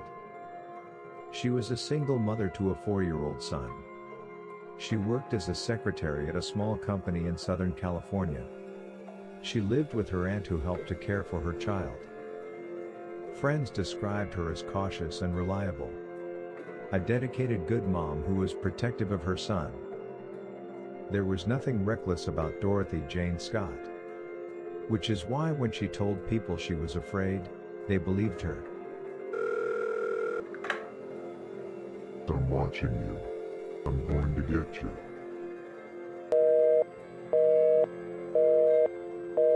Months before Dorothy disappeared, the phone calls started. They came to her home. And to her workplace. He never gave his name. He never raised his voice. Instead, he spoke calmly, confidently, as though he already knew how this would end. He told Dorothy he had been watching her. That he knew where she went. That he knew what she did. Eventually, the calls escalated.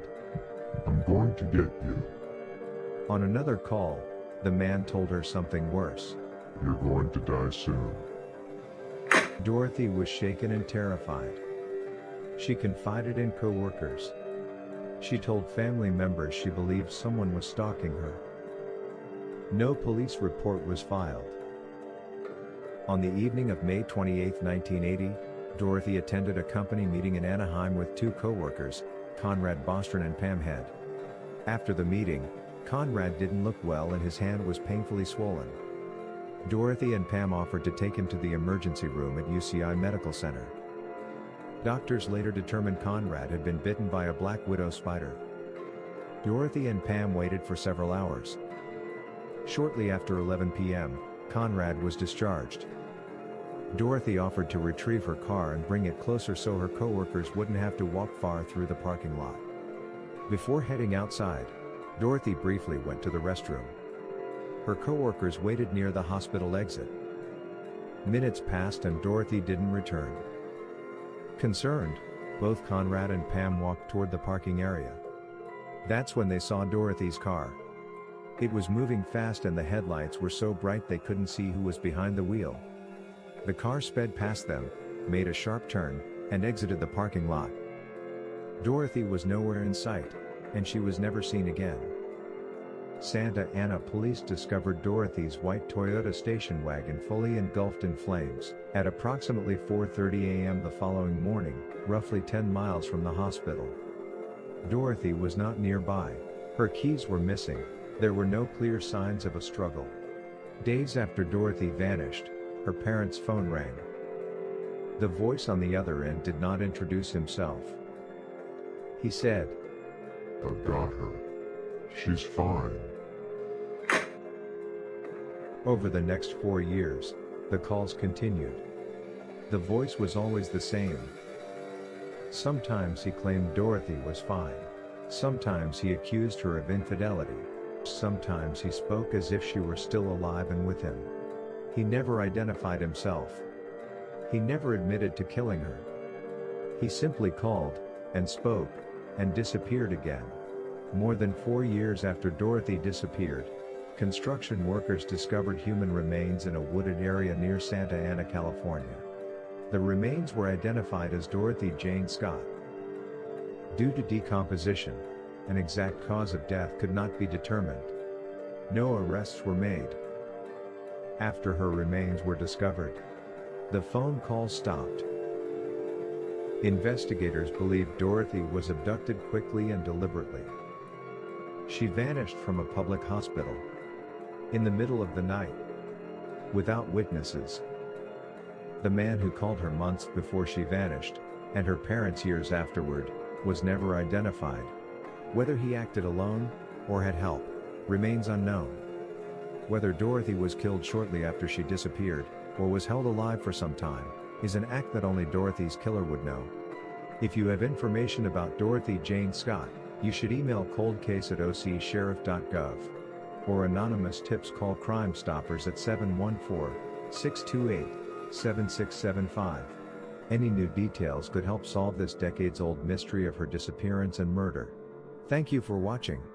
Subscribe, share, and remember, someone is always waiting for answers. This was 15 Minutes of Murder.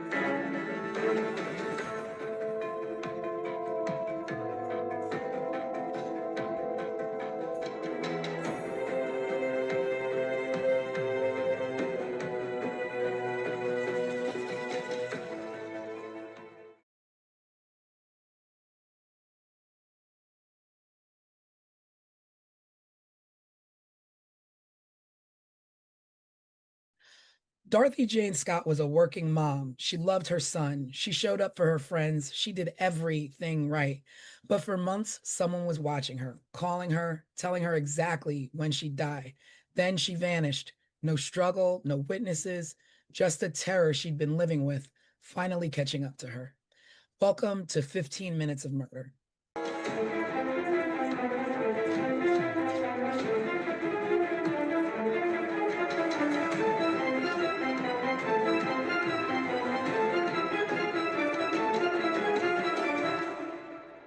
Hello, everybody, and welcome to another edition of 15 Minutes of Murder, full podcast edition, where we break down last week's case file, which was the Dorothy Scott murder. It was all about a caller calling her, as you heard in the recap before we started. We're just going to get right into it. We're going to get right into it. So, who thinks what? I'm going to tell you what I think real quick. I think this is an open close with an anonymous suspect. I feel like the person is the caller. I don't feel like it's anybody outside of that. But I don't know who the caller is. Well, maybe we should start with a quick overview of the case. All right. Well, we've got Dorothy Jane Scott, who was a mom. She had a young 4-year-old. She was not a troublemaker, didn't cause any problems. She began receiving phone calls from a stalker, and this went on for quite some time.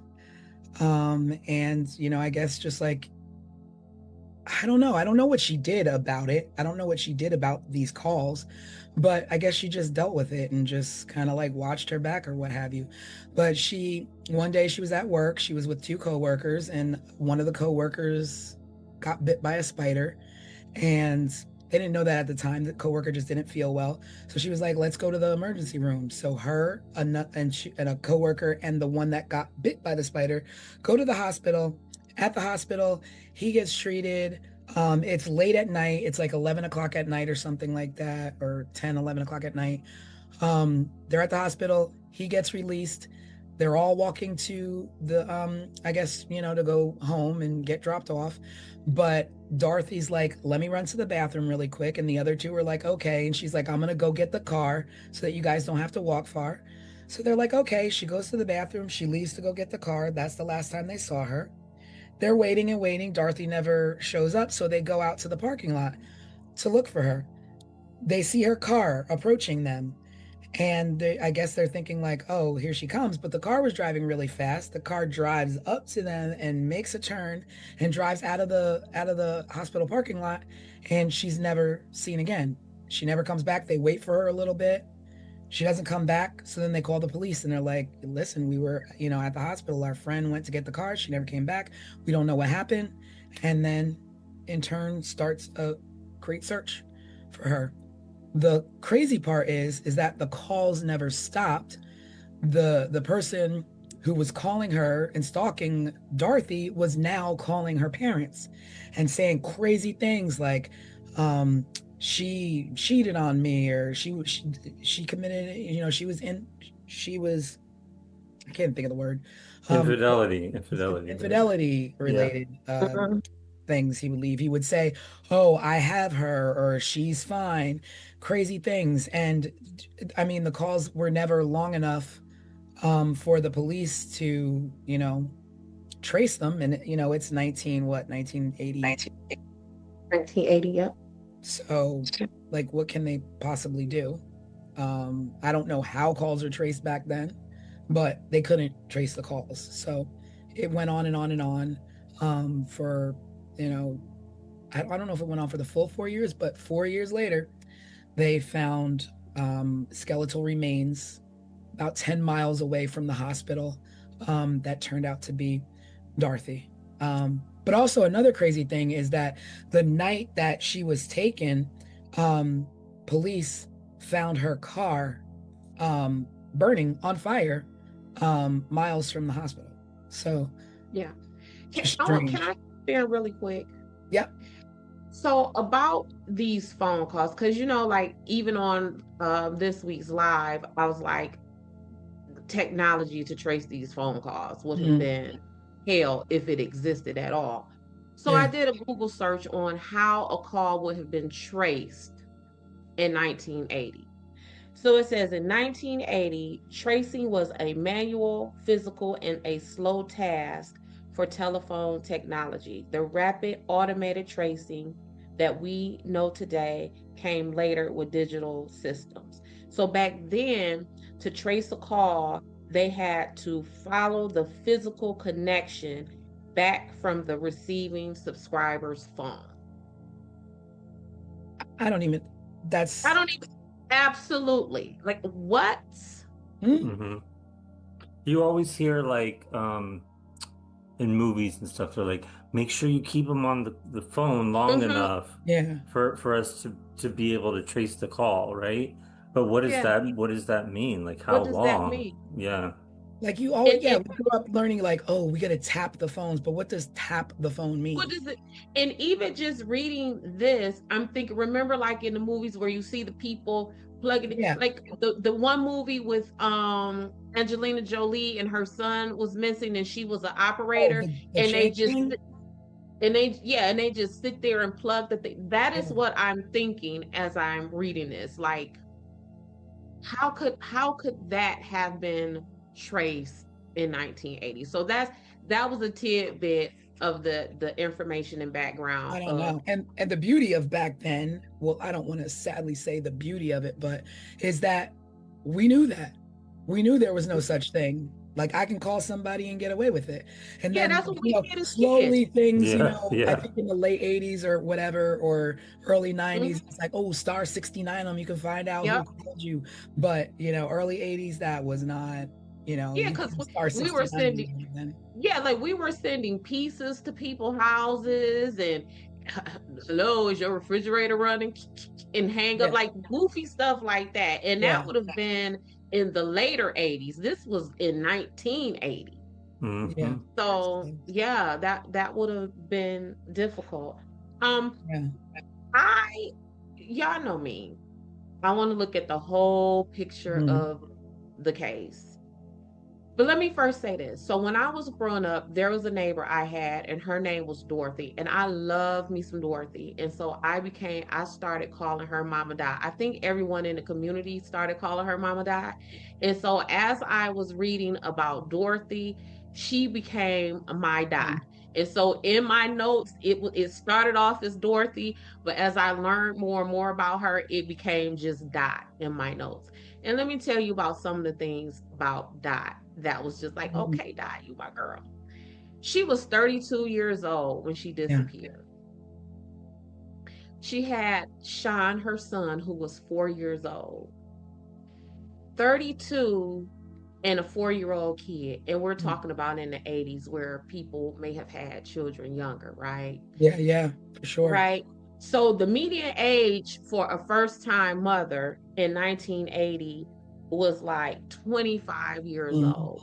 So that kind of tells, Yeah. you know what I'm saying? Aside from maybe any infertility issues that she may Yeah. have struggled with, like just that, that delay in motherhood was like, okay, Dot, what were Oh, you she had a doing? plan. Yeah, you were doing some other things. And so she worked as a bookkeeper at the store where her and these co-workers worked at. Mhm. So that was where they worked. They worked at the store that her dad once owned. And her dad sold the stores to John Casello. We'll get more into him later, trust me. Oh. And that's where what T?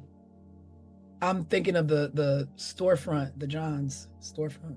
Yeah. So the name of the it's like a joint store is Swingers, Psych Shop, and Custom John's Head Shop. I don't know what they sold, what they did. Yeah, I I was don't know. confused by that. I was like, I don't know what any of I that don't is. know what that Well, mess is. a head shop is typically where you buy like bongs and any sort of like alternative cultural lifestyle stuff. Okay, Dot. See what I was talking about? That's where you buy like incense, like things to like smoke with, Oh, like pipes, I glass didn't pipes. I didn't know And this those is legally existed California. though. Yeah. Oh, it's California. Mhm. It is I live in the California. East, man. So also Dot toured with the all girls band. Really? Yep. Oh Yep. wow, that Which band was opens. it? Huh, I, that I just kicks the door open. that kicks the door. Any I don't. color. Yep, I don't know the name of the band. I don't even know if she was like a band member, like where she played instruments or whatever. I couldn't find that, but I found that she toured with the band, an all-girls band. Oh Um, man. yep, yep. And then That's cool. also, yep, and that's going to tie in when we get to talking about these suspects too. So remember that she toured with the all-girls band. Remember that. Another thing that I think may have played into this is by some accounts, Dorothy was possibly bisexual. And we know that oftentimes men react harshly to rejection from Mm. women. And in 1980, if you are a man and not only are you being rejected by a woman who may be interested in another man, are you now being rejected by a woman who have interest in other women? So this her touring with this girl band and her possible identity is bisexual. Hang on to all of that. Yep, T. Hang on to it. Hang on to it. So let's go. Well, I think I have a couple of like minor dum-dum questions. Was she receiving calls at home or was she also receiving these calls at work? Both. Oh, They Home were and home. both. Okay, okay. yeah. So Now this this person, that already tells me that that is not a random rando because it's not like you can just Google somebody. We had yellow pages, and in those yellow pages was 4,000 Tammy Smiths. So your shot of getting the right Tammy Smith, you knew this person personally. no, for me, that's one of the reasons to this day why The Terminator is one of the most frightening movies I have ever seen. That man started going through those white pages. That's how he found Sarah Connor. Like he went through the phone. Y'all don't remember that? I haven't seen them in a long time. Oh, when I tell you trauma, that is the most terrifying movie ever. The fact that he sat with that white pages and looked at the long list of Sarah Connors, and that is how he found Sarah Connor.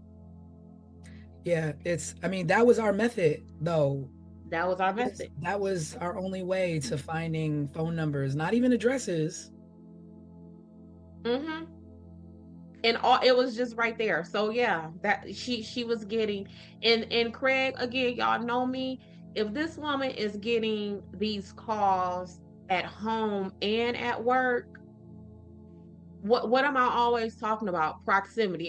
Don't no stranger know that. Don't no stranger know where you are at home or at work. Yeah. Well, And one of and the then eventually the parent knew how to call the parents too. Yeah.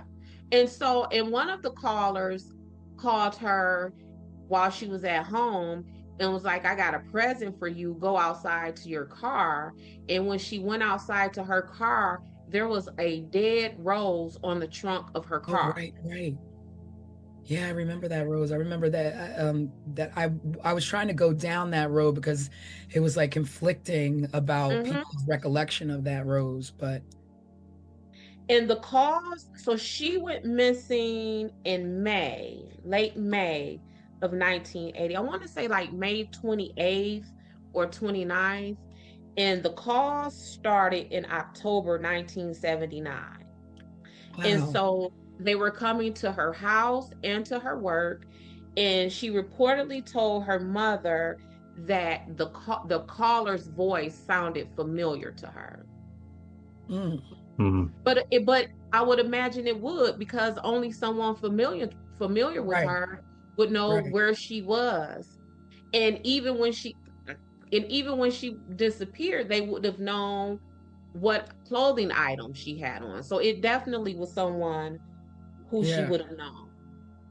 And Now, he like at that point, like did I couldn't find like what she did about it. Like, did she do anything about the I don't know. calls? Like But see, report them or I what mean, would she what have do done? you do? I think you just kind of live with it. You would kind of live with it, because we just talked about how these calls were untraceable when we were growing up and we could do prank calls, right? So in 1980, you get a prank call or a call like this. What do you do with it? Do you report it to the police? They don't seem to have been able to trace that or trace it in time. So do you just live with that? Yeah. What do you do I, with it? I mean, I mean, I would definitely be terrified, with a 4-year-old and these kind Well, of she calls was. coming yeah. in. So, And like, and she was terrified. So I found that she moved at least 3 times. oh wow. Then That she definitely had situational awareness where it's like, yes, I'm probably not going to be safe here. I need to take my child and go someplace yes, safe. And she did the right things to protect herself. that she thought about purchasing a gun, Wow. but she was afraid that Sean would Mhm. find it, and gun safety there. So what she ended up doing was taking karate classes for self-defense. I So Wow. read she about she that. This makes me even more sad than I was. Yeah, so she was definitely doing some things to try to prevent this. I feel like it's when we do these deep dives that these people go from being a story that we're just telling the overview of what happened Yeah. to Mhm. to real human beings where Right. she was doing everything correct. She was scared. She was um trying to protect herself and her child. Mhm. Yeah. That's more than you'll ever hear from Yeah. any other source, right? Yeah. And it's Yeah. crazy because I just recently, the show that we're trying to put everybody onto on A&E, Crime in Progress. Mhm. I don't want to give it away, in case, you haven't seen this show. This show is like, check it out if you can, on A&E, Crime in Progress. But I watched the latest episode. Did either of you watch the latest? I've Mm-mm. only seen 2 episodes so Okay, far. this last one, if you thought 1 and 2, this last one, and all I'll say is listening to you talk about Dorothy is reminding me of the woman that was in the case, the latest episode. And I'll say that is because This woman's top priority, and I could see Dorothy's top priority was her child. And there is nothing more heroic than a mom that puts her life before her child to try and protect that child by any means necessary at the time and the resources that you are given. And it seemed like she tried moving. She tried to thought about a gun. She took lessons to be able to defend herself, to the point that maybe she even thought that she could protect herself that night in the parking lot, walking to the car. But let's rewind and what took her to that parking lot. So she was at a meeting with some coworkers. This guy, Conrad Bostrom, his arm or hand or something started to appear red and swollen. So Dorothy being Dorothy, all of the things that we're talking about, my homegirl died. She said, let me get you to the hospital. Complete nurturer. The person who went along with them is Pam Head. At the time, Pam was 18 years old. Now, what strikes me about Pam... Oh, wow. I didn't realize Pam was that young. I don't... Exactly. That's my point. So while I was doing all of my research for this, they kept saying Pam, 18 years old. Pam, 18 years old. No one said Conrad Bostrom was 32 or even how old Dot was. So it just kept bringing my attention back to Pam. So while they were at the hospital, Pam says, I didn't leave Dorothy's side at all. But then there are some conflicting reports about how true that is. And I was thinking, if we're in a hospital emergency room visit, what you mean you ain't leave somebody's side the whole time? Like, that's a long wait. You didn't go to the restroom. You didn't go to the vending machine. They were there for a little while, right? You would imagine, like, yeah, you would be even at a suburban hospital, a ER visit is generally long. It's long enough to where you might need to get up and go stretch your legs or in this day and age, I have never been to an emergency room visit that was like this. I mean, they still haven't gotten it together. Yeah, and that's what I'm saying. Even in the suburbs is generally a wait long enough to where you might want to get up and walk and stretch. You may want to go grab a soda out the vending machines or whatever. Those old hospital vending machines, boy, I remember those. Yeah, hot sandwiches and the all of that that were hot. Yep. And if they're in the waiting room waiting for Conrad, one of them may have went to like the nurse's desk to get an update or something. But you ain't sat in the emergency room with someone and sat and stood by their side the whole time. I mean, I guess that is also a weird detail as well, because like, why would that even why would that be a thing? Why do you say that? So after but then also, what does that insinuate? I didn't leave her side, so what?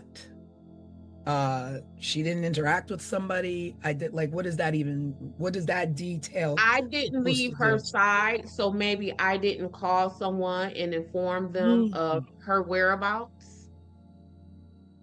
I didn't leave her side to call someone and tell them she's on her way to get the car. See, Craig, this is why we got a crime expert, because I wasn't. Yeah. I'm like, but why? These did not cross my mind. Yeah. Yeah, I didn't even think about that. Yeah. I really did not think about her doing anything like that. And the reason why it struck me, not only just because that's information, like, why would you volunteer that kind of information? But one of their co-workers is the sister of one of the alleged suspects. Oh. Man, like, see, I couldn't. Like I said, that's why we have an expert, because News to me. Yes. So then we have so then they separate because again, Dorothy being, the nurturer, the caregiver, sounds like she's very considerate and conscientious and all of those things. She says, "You guys go get the prescription That filled." too. That just says something about her right there. Like, you've had an ordeal. You just were seen by the hospital. Don't worry about it. I'm gonna go get the car. Still I'm being going a nurturer. I'm going to go and get the car and I'll bring it around. Wait a minute. Okay? As Pam, I would have even been like, no, I don't, it's late. Don't go by yourself. I'll come with you. Like, you shouldn't go by yourself. Like, I'm not like, Now pause. So there are some conflicting stories of whether baby Sean was with them at this meeting, because what happened was they had to stop after they left the meeting, right. going to the hospital. They stopped at Dorothy's parents' home. So it's conflicting reports from Pam whether or not Sean was with them at the meeting and Dorothy went to her parents' house to drop Sean off. And then the other version of the story is they stopped at Dorothy's parents' house so she can see Sean because she had been at this meeting and she was going to be gone even longer because she was going to the hospital. So let's go back to this hospital. So as Pam and what's his name, Conrad, are waiting for Dorothy, it's taken her a while to come. They're standing there waiting. So when they finally see her car comes barreling towards them, headlights blaring, and just takes off. They wait almost 2 hours. Well, now I thought they said that I read that the reason that they waited was because they thought maybe an emergency happened with the son and she just flew home real quick. But, we don't have a text, we don't have texting there and be like, yo, I got a problem. I got to run home really quick. But still, why not just stop real quick and tell them that? Right. Or if you thought that, why not call her parents? Yeah. And I'm going to tell you why.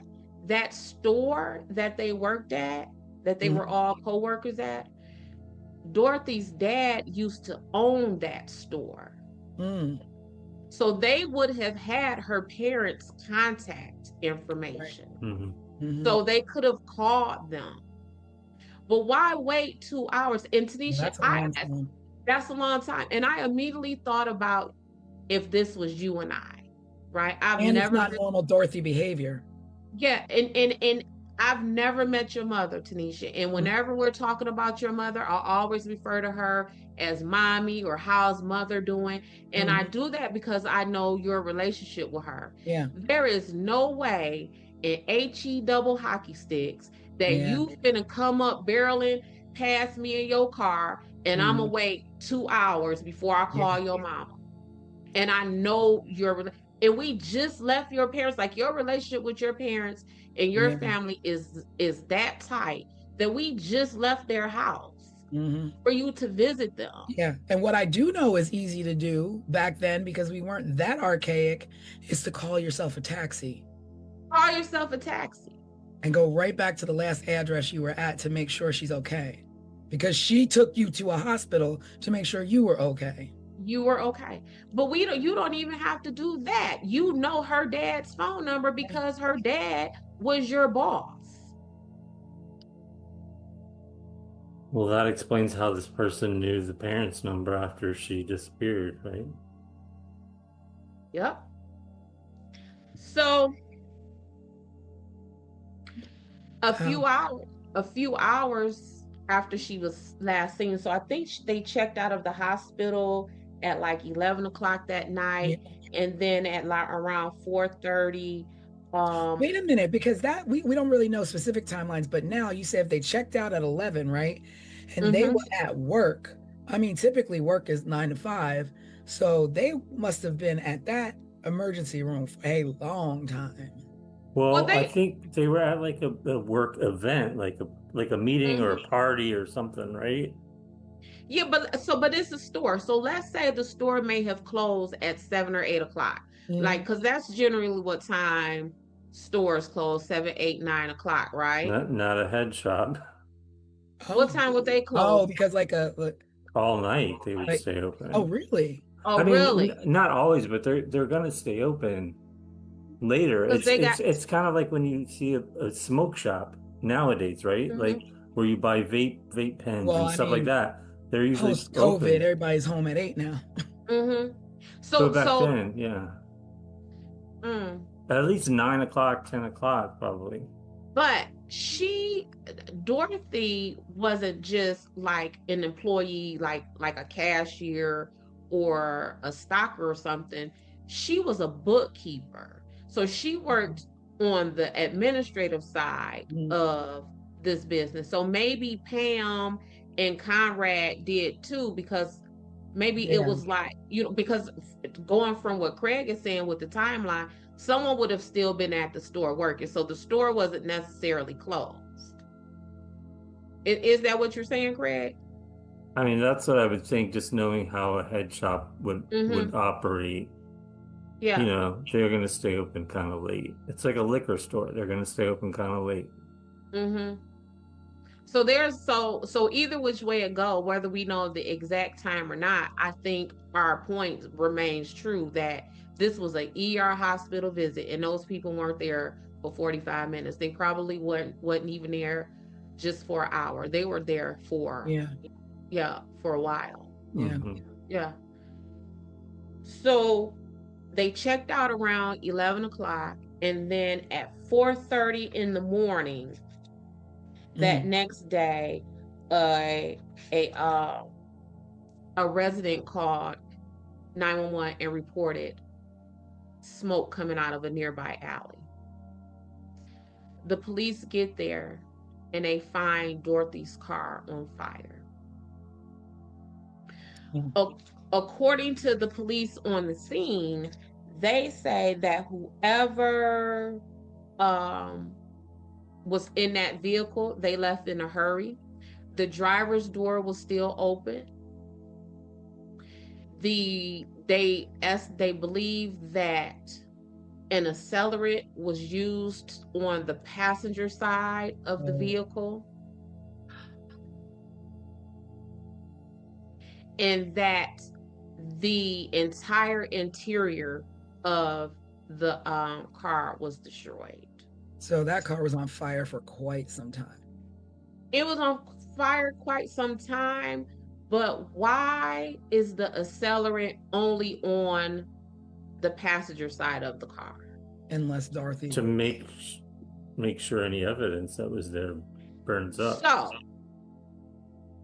but why the accelerant specifically on the passenger side of the car? So that's telling me that possibly Dorothy was forced into her vehicle, Mhm. drive away, and the accelerant is poured on the passenger side of the car to get rid of anything, fingerprints, because back then it wasn't DNA like now. We Mhm. can't, you know what I'm Yeah. saying? But it's traces, it's your hair, it's all those things. Mhm. Only on, because what? So now, so then there, I'm like, I kept thinking that it was one person, but it never dawned on me that you take somebody in their car and then you bring it to an alley and you set it on fire. Now, I don't know what you did with Dorothy. I don't know if you hit her. I don't know if Mm-hmm. you killed her early, but a body is heavy. And so, where is this body? Did you transfer it to another car? Did you take, like, what did you do with her? Because now you no longer have this vehicle. So what is your means of transport now that you have a body of a woman who, if you did not hit her, she's screaming, she's yelling, help me, help me. So she couldn't have been doing that because people would have heard. So what in the world happened? Was she Well, in the car? They didn't even see her because the two in the parking lot said they didn't see Dorothy in the right. car. So did somebody take her car? Did Dorothy like Was it more than Well, one person? yep. So back to what I'm always talking about with proximity. So they were saying that from people who would have been milling about in this parking structure wherever Mhm. she parked, that no one reported hearing yells and screams. Mhm. So that tells me that either she didn't yell and scream because she knew that person, Oh, yeah. or she didn't yell and scream because the person was so much larger or stronger than her that they may have overtaken her before she was able to do so. But Or keep could have leveraged information that we know your parents and we have your son, and if you make a noise, then we're going to harm them. So she could have went which willingly. is Yep, and that's all of that about proximity, because how would you leverage anything with her if you don't know anything about her? Right. You wouldn't know about her son if you didn't know her. You wouldn't know Mhm. about, where her parents are if you didn't know her. Mhm. I mean, because typically, I guess you could just a regular old stalker might be able to do that and know those Mhm. things just from like just stalking. But this person was going further past that. Like this Yeah. person literally knew her schedule, knew when to call her at Yeah. home, knew when to Oh, call her at work, those kind of things. and that other crazy detail was that the person who did it knew when Dorothy went home to stop to either check on her child or drop her child off, Hmm. she changed her scarf when she was home, and the person who was calling knew the color of the scarf that she Yep. changed to. So it's And how would they have known Conrad that? and Conrad What, and what Pam would have known that. Pam would have known that. That's a detail that no one would know unless you were physically in someone's Hmm. presence. Hmm. Pam would have known that. Yeah. And see, my suspicion at first was heavy on Pam and Conrad, but then Mhm. it became less on Conrad because I wanted to give him a little bit of grace, because how do you fake a black widow spider? Well, Like, I mean, my it's brain just California. couldn't. You could find a spider anywhere and put your finger there. Yeah, but you know, again, I'm from Detroit. I think of black widow spiders to not be played with. Like Yeah. from what I Especially in understand the about, 80s, we knew black widow yeah, spiders like was a wild. black widow. In our science books, we saw Yes. those spiders. We Yes. saw them with the red hourglass. We were Mhm. taught Yes. how to identify a Yeah. black widow spider. 70s and 80s babies knew. Girl, Don't we was play hip with- to the Not like game. we had them all in our backyards, but for some reason that was a universal American fear was of black widow A spiders. black widow spider. Baby, we knew. Wasn't the Spider Man? Did he That and get bit by? diamondbacks. Like don't mess with the snakes and the spiders. That's what Baby, we we did growing knew. up. Growing up, we knew what a black widow spider was. We knew what a rattlesnake Yep. looked like. We knew all of that. Yep. Yeah. So in my That's strange mind, now I that I was. think about it. What'd you say? That's strange now that I think about it, because maybe the only people who need to really worry about that is on the West.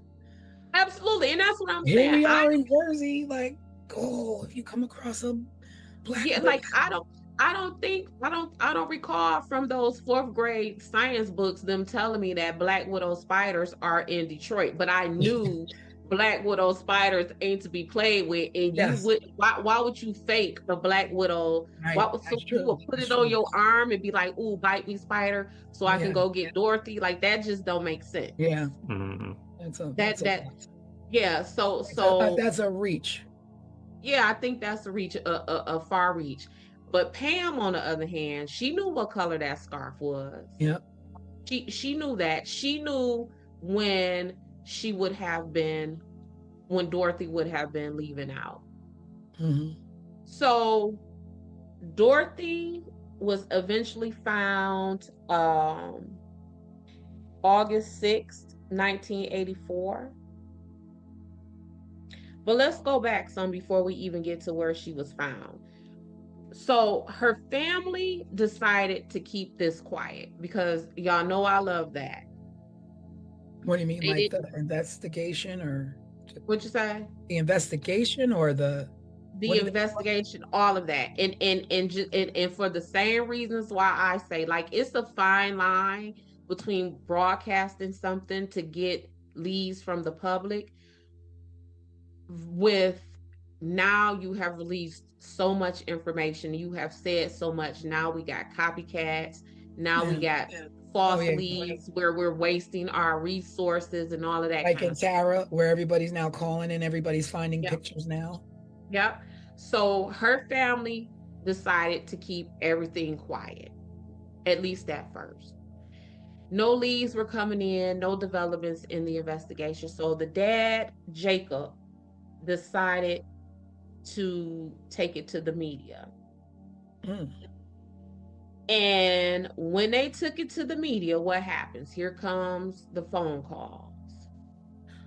But the phone calls didn't start until after Dad went public. The call, so the call stopped when Dorothy was abducted. went missing. Then they came back a week after her disappearance with this person calling her family, taunting them, saying things to them like, "I got her." So then they kind of slowed down. They would come in waves. So Dad goes to the media and, start to put a little bit out. Not a whole lot. Just, "Hey, my daughter, help us out here." So after he did that, what happens? The editor of the newspaper got a phone call. Oh, convenient. Yep. And the person on the phone call told the editor, "She was my love. I caught her cheating with another man. She denied having someone else, so I killed her." The editor said that this person, it did not seem like a hoax, because this person started talking about the scarf, where we just said no one knew what color the scarf was.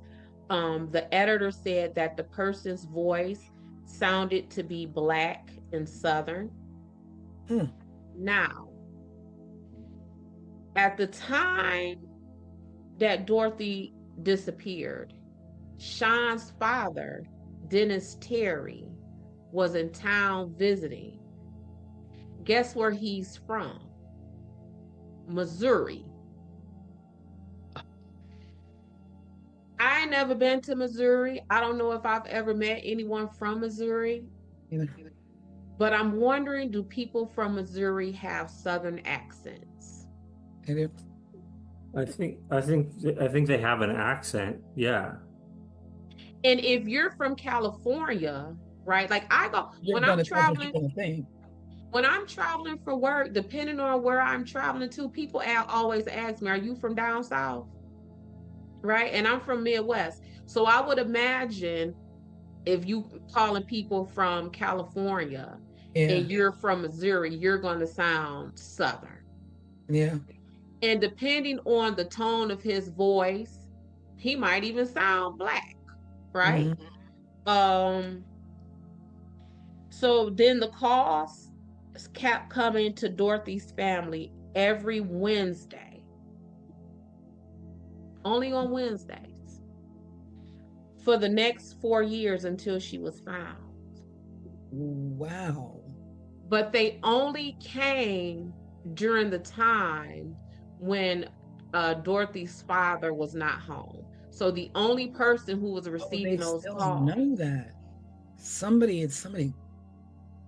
So see, I was thinking like maybe the calls were hoaxes, but no, those calls are from inside the house, so to speak. Somebody. Literally. Yes, from inside her house, inside her immediate circle. Yeah. So, and they only called when her dad was home. And that's like, why would they fear that the dad will recognize this person's voice? They call when the dad was not home. Yeah, they called when the dad was not home. Okay. And why would that have been? Did they fear that the dad would recognize their voice, or was this just an attempt to further terrorize the women of this family? Mm-hmm. That's a sick person. Sick. Sick. And when Dorothy was found, the first call that came to their family after she was found was something like, um, is Dorothy home? You know she not home. Yeah. You know, Because good. you got her. You Yeah. did this to her. And you call us to ask us, is our baby home? I can't That's imagine like laughing in moms their for 4 face. years. Laughing in their face, taunting them, like, and again, let's talk about the time, right? So yes, the calls are coming in on Wednesdays, but do you not answer your phone on Wednesdays? You don't know what's on the other end of that phone. Yeah. Because by now maybe Sean is in school. Are they calling from school to tell you that Sean is sick and you need to come get him? Or it could just be any kind of emergency. Do you not answer the phone? I'd be scared to even send Sean to school. Yeah. I was just thinking, that's what I was thinking. I was like, Right. you harm the mom, so then what is the intention, the point? And obviously it was not the son. Like, the child was not a factor in this, because I mean, all you did was punk out and keep calling her parents or parent. Yeah, her parent. So back to when Dorothy was found. So she went missing in May 1980. Her skeletal remains were found in August of 1984 by a construction crew preparing to do what, y'all? Lay telephone lines. Wow, the irony. I didn't know that. I did not know. Yeah, I just assumed it was, Yeah. a strip mall. Clearing property to build something. Wow. Now, the land that she was found on was owned by someone. No. It was owned by the man who now owns the store.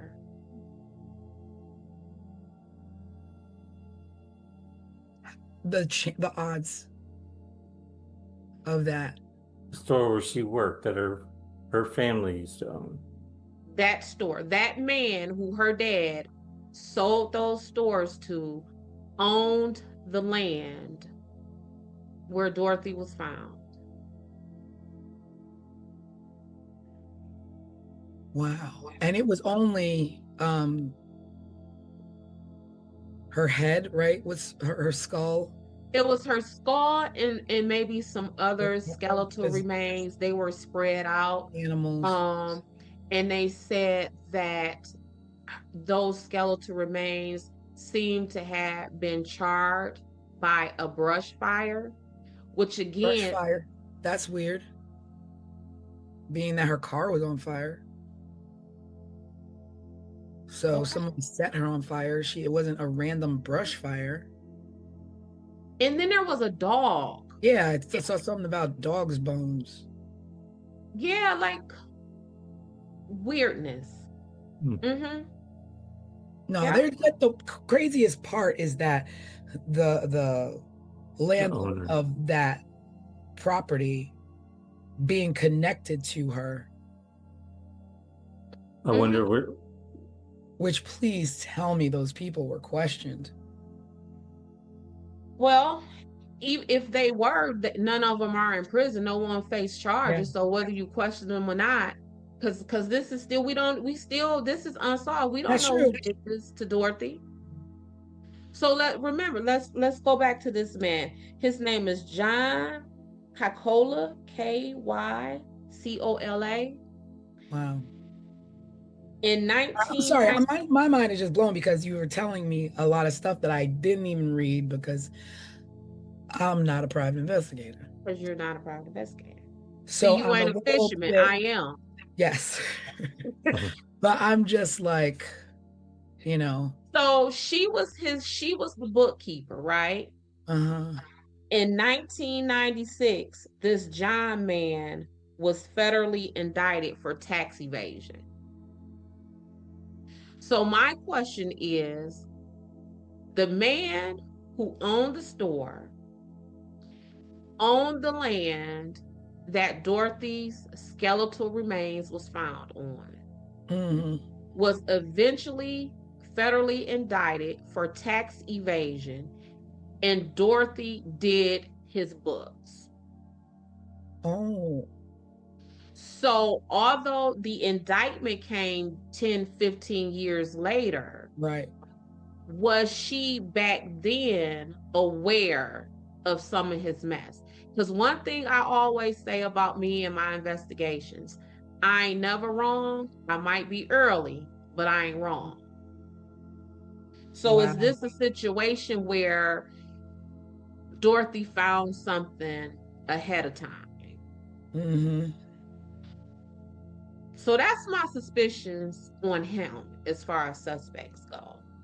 Wow.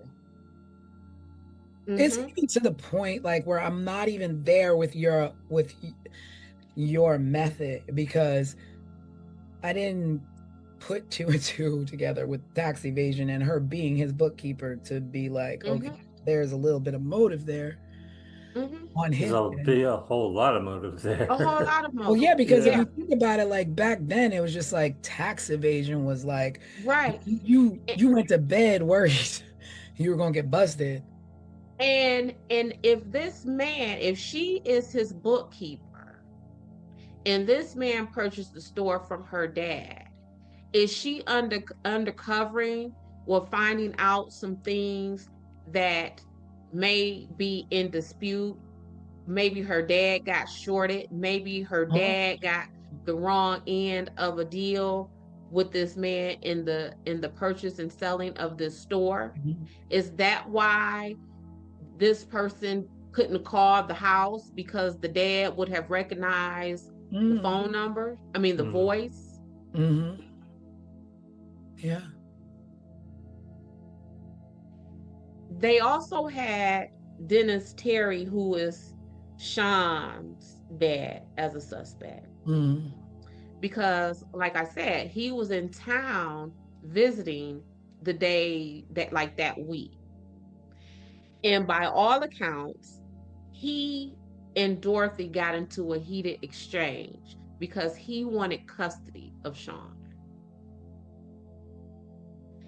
So he left, and you know, we true crime people. I'm an investigator. We know that child custody mess is something. So much so, Sunshine Investigations, I try very hard not to insert myself in family court stuff, because that is a level of desperation. Talking about taking people's kids from them, that you don't want no parts of that. Yeah. You don't want no parts of that. Put you in danger, I would imagine, right? Yeah, that's the day. And even it's a whole lot of attorneys who leave family court in family law for that reason right there. Like, put it like this: criminal defense world is a safer world than family law world. Yeah, when you involve a child, it's, you know, and a child, people's assets, people's lively, like, yes, you coming for me for child support.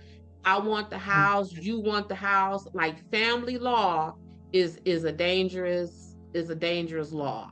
I will say again, when it comes to your safety in the streets and in the world, situational awareness, but when it comes to choosing your significant other and it comes to starting families, make sure that you are making the right decisions for yourself and your well-being. And your well-being. Always the well-being of the children, because when things turn into this kind of stuff, this is not what we were intended to do, and this is not what a child should have to grow up living with, their mom gone at the hands of either you, a husband, an ex-husband. There's so much going on currently today in the news with an ex-husband who murdered his wife and or his ex-wife and her current husband. So it's just a sensitive spot for me at this Yeah. particular moment. Yeah, yeah, yeah. Family is something else. Like Keep your that's hands and your weapons to yourself, people. yes, yeah. So Dennis Terry, Sean's dad, was eliminated as a suspect. And their reasons for eliminating him as a suspect are all the reasons that make me think he is a suspect. So what he was able to provide, listen, receipts for his bus ride back to Missouri. He said that Wait, he can was you going. rewind? Can you go back and Yeah, start that over? I think you froze there for a You froze second. for a second. Start Was- with the reasons they didn't see him Gotcha. as a suspect. Yep. Okay. So Dennis Terry, who was Sean's dad, was a suspect. And he was eventually eliminated as a suspect. And the reason that they eliminated him as a suspect is all of the reason why I think he is a suspect. So at the time of this, he would have been on a 2-day bus ride back to Missouri from the Anaheim, California area. 2-day bus ride. He was able to present all of the receipts for everywhere he went, the stops that he made, to say, this is where I was on my bus trip. The reason why that is suspicious to me is I travel for work a lot. And my receipts are billing. So when I bill out for work, my food, my car rental, all of those receipts are money to me. I submit those and I get paid, reimbursed. I lose my receipts. They're receipts. I lose them. So, and I am traveling in a much more comfortable setting. I am in a nice rental car. I am on a plane. I am in all of these comfortable conditions, and I still mess around and lose these receipts. And I know they are money for me, right? Yeah. So you mean to tell me you on an uncomfortable, messy 2-day bus ride and you got all your receipts? You got all the receipts from a bus ride. True, but then my brain goes to it is the 80s and we didn't have the means of it being logged in your phone and you can check your bank statement. We just kind of old people we learned from the old people where we kept all our receipts in Ziploc bags and you just never got rid of them. So you a man. Oh, that's true, right? And you traveling on the Greyhound, and you like, let me open up my Ziploc bag and put my receipt in here. Let me organize my receipts. So for me, especially because it's not like you where you're getting money back for those receipts. Right. He's just a normal person traveling. He has no reason to keep those receipts. Yeah. I bought a pop and a bag of chips. Let me stick this receipt in my pocket. It will be crumble it up and throw it down. Most of the time you just say, no, I don't need it. I don't need it. So for me, that felt like alibi building. But what people also have to understand is that you don't have to be there to commit the murder. You plot, you plan, you hire, I don't like her either. Go get her. So I don't think that I think that still places him at my top list of possible suspects. But they eliminated. I think that though, because if the motive was the child and the child is fine, like why would you leave your child motherless if you didn't intend on taking him too? That's the alibi though. So I am going to, do away with Dorothy, and I'm going to pretend like I'm going back to Missouri and my happy place, and something happens to her while I am gone. I am not a suspect. I got all my potato chips. Oh, and you get custody, right? Duh. And you get custody. Or awarded custody, rather. Mm-hmm. Mm-hmm. Over the parents. Over the grandparents. over the parents, which didn't happen. I believe he ended up staying with his parents. Mm. With his The grandparents. next, yeah, with her parents, yes, yeah, which would have been her grandparents. The next suspect who they had listed is named Mike Butler. Mike Butler is the man who is, it is his sister who worked with Dorothy. Remember I told y'all that there was a co-worker who was the sister of a suspect? Yes. That suspect is Mike Butler. So not only did he have proximity to Dorothy because his sister was Dorothy's co-worker, he also had proximity to Dorothy because he worked at a collision and body shop across the street from their job. So he would have had access, like just putting eyes on her. He just would have been able to see her coming and going. What are you thinking, T? I was just like, I mean, yeah, you work across the street, you can watch, you can follow. There's no real like thoughts of like, oh, there's somebody across the street following me, or There's someone across the street. any worker across the street. No, because you work with his sister, so it's like, oh, it's Yeah, and it's normal. Susie's brother across the street. Across the street. And if it is a head shop, what we know it is now, thanks to Craig, I had no idea. And he works at a collision shop. He's probably in that store a lot to purchase whatever it is they, because you know back then you a mechanic, you got your cigarettes in your, you know what I'm saying? Yeah. So I think he would have been in and out of that store to make purchases. Yo, I'm gonna look up the definition of a head shop while y'all talk. But here's what blew me out of the water about him. So he was known to have a crush on Dorothy. That would make sense. This crush on Dorothy was so delusional. Oh, come on. That he told the investigators that he wanted to marry Dorothy. Oh, come on. Did Dorothy know this? I would imagine not, and not to that level. Yeah. And if she did, wow. Yeah.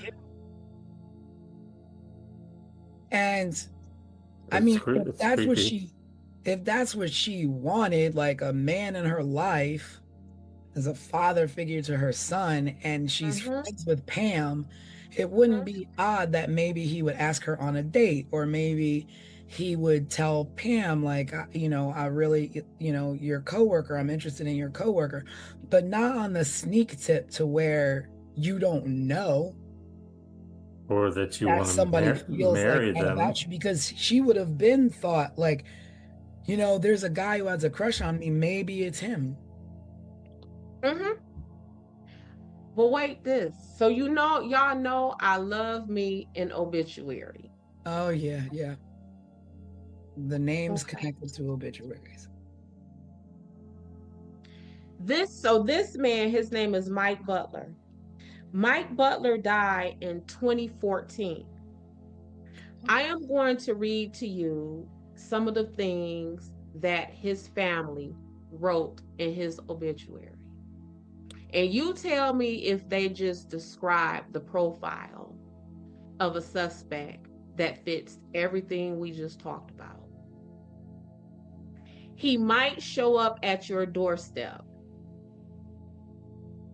wanting to fix your toilet leak or that annoying noise your whatchamacallit is making. He just gonna show up at your house. He just gonna show up at your house. That's a weird sentiment. If you met Mike Butler, you undoubtedly recognize he was just that sort of person. So if you met him, you would think that he was a creep that would just show up at your house. Because they sensed his good old-fashioned desire to be wherever you might need him. He readily shared his zeal for his beliefs. He was a deeply religious man. So he's a creep who will show up at your house. He was deeply religious, and he had this ridiculous crush on a woman who may have identified herself as bisexual. Which don't fit with the religious part of things. But also, to be fair, maybe the person who wrote that obituary is a really bad writer, because Well, there's more. Well, you don't have to be a bad writer to describe somebody weird.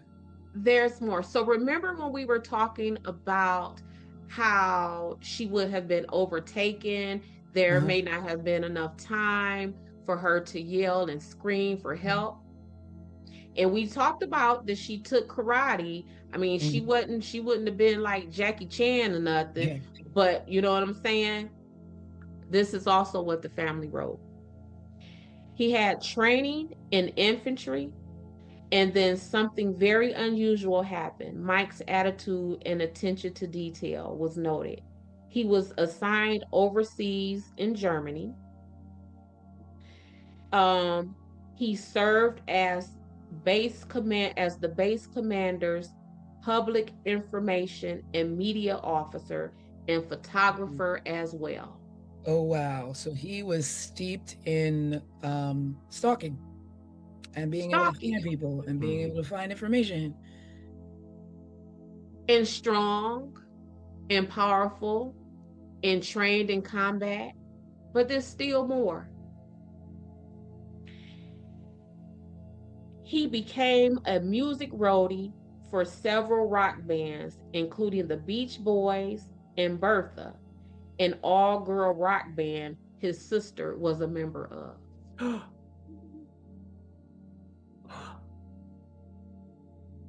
Wow. This is his obituary. Wow. Probably the same band that she was on tour with.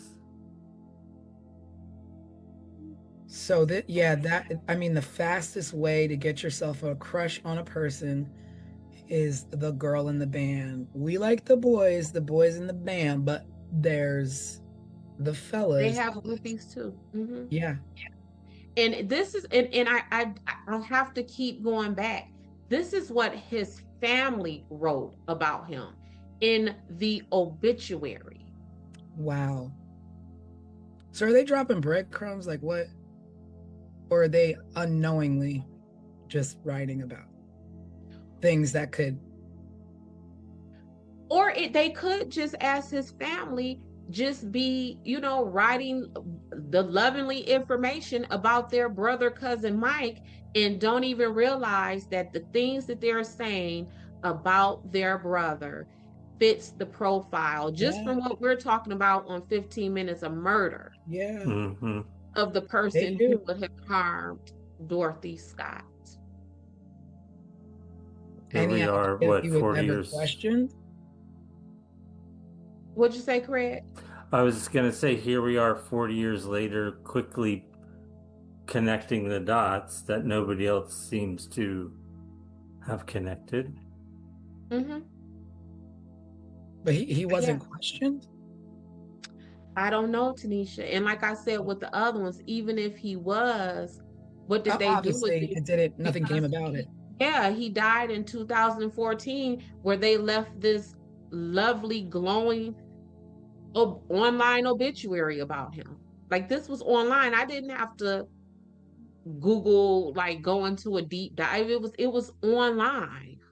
I'm starting to think now, he worked at a collision shop.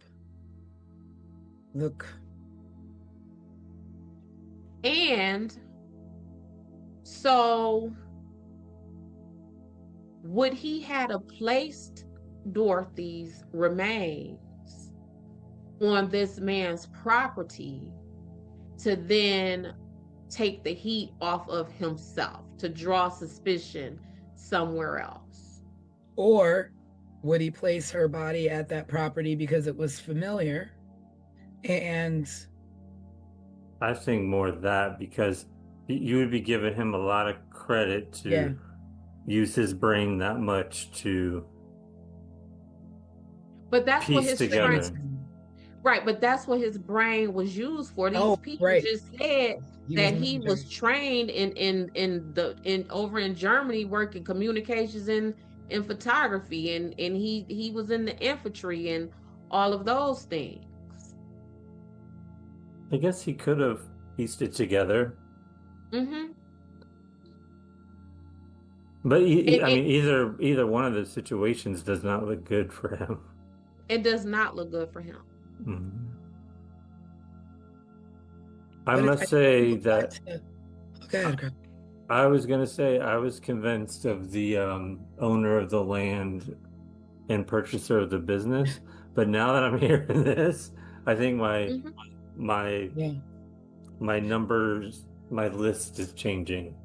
But at the same time, my thing goes back to your original Pam, because there's more than one person involved, because one person can only be one place at one time. And to Hmm. know multiple things about a person in multiple different places, be it the workplace, at home, at a hospital, that's that's multiple eyes knowing things in multiple different places. And number Hmm. two, like, you abducted this woman from a hospital parking lot in her car, but she's not found in her car. So how did you move her? Who helped you? You didn't carry her on your back. Another car had to have come to pick you up. Well, My, in that, what were you going to say, Craig? well, my thought was maybe because there was so much time between when she sped off from the hospital and Around 11 o'clock. they found her car at 4:30 in the morning, that person that kidnapped her could have killed her, dumped her, then brought the car back and then set it on When you fire. think about what it takes and how a body is not a light thing that you just carry and it's exhausting and you're frazzled, like, that's really not a lot of time. That's barely enough time to go food shop and come back and put your food away. I think it's a Yeah. lot of time, and I think it's enough time for someone who has this man's training and background. If he pre-planned it. Hmm. But And then I some, think But then if he did that, has he done it other times? Are there other, because if you're that quick and efficient on that kind of a mission, have you done it before? I, and again, back to his obituary, the family said he is the one who would just pop up. Show up. I have a question. How far away is that head shop and his mechanic shop from where the car was found on fire? I don't know. Like, It's gonna be in the vicinity, like, could he have dumped the car, caught it on fire, and then just walked back to his mechanic shop? with her on his back. No, no, like he would have killed her, dumped her, and then took the car to the alley and caught it on fire and walked back to his mechanic shop. Or maybe his car was, or maybe he parked his car nearby that alley. Yeah, Mhm. So he would have been able to just transfer her from her car into his car. right. Yeah. By that And alley for her mm-hmm, car. mm-hmm. Was there And I, significance there for that yeah, where he dumped the car? what'd you say, Tanisha? I wonder if there was significance of where he placed the car. Was there anything by there? Did she frequent there? Was it by any club that she ever played at with her I band? don't know. Yeah, I don't I mean, know. Well, alleys are weird. Yeah, and what we know is that oftentimes suspects return to the scene, like they go to places that they are familiar with. Mhm. So what you're saying, T, that might be a possibility. Like, was that the alley of, a venue that Yeah, was it a his venue Brody alley? band and her band was at, or you Yeah. know what I'm saying, was this alleyway behind a restaurant or a bar where he saw her in, and I remember how good you looked in that dress. Like, it could have been Or, like you anything. said, he was a roadie or whatever. Did he Hmm. unload equipment in that alley Yep, for yep. a show? I would bet that there is some kind of familiarity with him in that Yeah. alley where he transferred them. It's not an open field. It's not a random Mm-mm. place. An alley is a Nope. very specific place where one, there's no police activity. You're not being watched. You're not being followed. That's like a dead end. Like it's oh yeah, maybe the alley's open ended. I don't know if it was open on both ends or if it was closed off on one end, but that's a spot for you to get caught, especially setting a car on fire, even if it is 4:30 in the morning. Mm-hmm. Do you know? There's something about do the you, alley for me. do you know what the name of the head shop was? Yeah. Because I just found where her car was. It is, oh, let me see. I got it close by. Give me a second. Oh, I'm curious to see how close It's they are. Swingers Psych Shop and John's Head Shop. I thought the head shop was like a car place for fixing cars. What city were they in again? Anaheim? She lived in Stanton and she went missing from Anaheim.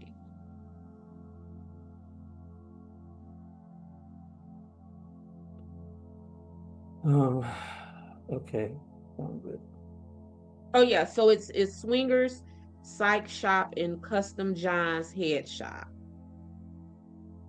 By that way, a head shop is defined as a store that sells drug paraphernalia. That's all it says. And I don't think it needs to say more than that. We get it. Yeah, no, I mean we get it. That's very clear to me. That's very clear to me. So where her car was found in the head shop, they're 12 miles apart. Mm-hmm. So it's not walking distance. No. So remember when we were just talking about, like, I don't know if we're digging at stereotypes, but how someone who worked at the collision shop or something may have like their cigarettes tucked in their t-shirt pocket or something. I mean, it's the 80s. Everybody was smoking. Right. Kids. At her parking spot, when the cops went to begin the investigation, they found a pack of cigarettes in where her car was, and she did not smoke. Come on. Mechanic. No fingerprints. If you think about that's the thing with this, Steve. So when this is the thing. So when I get to talking about police and what the police didn't do, this is the mess that I am talking about, y'all. Like, and this is why, as I began to do this investigation, this woman went from being Dorothy Jane Scott to Dot to me, because they wronged this girl. I get it that in 1980 we can't trace cars like we can, right? I get it in 1980 we can't track down DNA the way that we can. I get it in 1980 we might not even be able to work with fingerprints the way that we can. We can ask questions. We can ask questions. We can make connections. Yeah. And just right here, the connections that we made, what happened to this woman? And y'all gonna let these people go? And let them go to the point to where when this man died in 2014, his family writes an obituary that gives you point by point explanations and reasons why this man could have done this.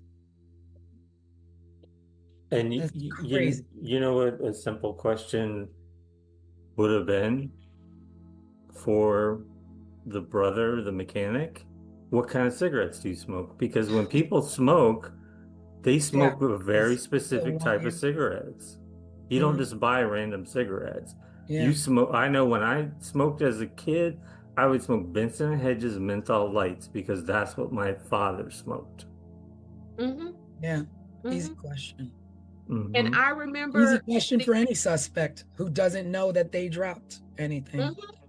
And people's packs of cigarettes were so personal to them. I remember seeing cigarettes with people's IDs tucked in them, people's money tucked in them, phone books. Remember the little miniature phone books that would be tucked in there, like a pack of cigarettes, because you kept them so handy.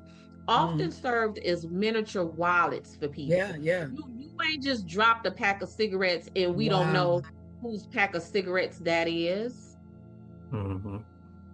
Yep, and they had that plastic sleeve over it, so you could tuck in like a $5 bill or like. I wonder if, like, I mean, I get it. I don't know, like, evidence and what have you, but if that was still in evidence today, if you could test it for anything, traces of anything, if you would find a connection. Anything, because again, you didn't have those things back then in 1980, but you had them in 2014. So when let's go back to the Colonial Parkway in our Waterman, y'all knew enough in after 7 years after he died to say that he's a suspect, and y'all done went back and tested his DNA after he died. Where's those cigarettes? Run the prints on those cigarettes now, because you can. You can do that now. It's crazy. I know, like, people have always, what about this? What about that? Did you do this? Did you do that? And I'm not discrediting the fact that maybe it was done, maybe it wasn't, but there's nothing that infers that it was. But you making me want to call a tip hotline. Be like, no, really. Did you think about this? Did you think about this? Because you just moved on to whatever was next. Because if you didn't, we would know what happened to her. Her son would know what happened to his mom, and his parents wouldn't have died without knowing what happened to their child. And everywhere I dug, I saw references of Sean still trying to find answers about his mom. Yeah, because he's like a grown man at this point, probably our age. Yes. Yeah, all right. Because he probably is exactly my age, because if he was 4 in 1980, he would be born in 76. Yeah. And this man's obituary, y'all. And for him to tell the police, I wanted to marry her, sir, if you don't hop your butt up in these handcuffs in the back of this patrol car so I could take you where you belong.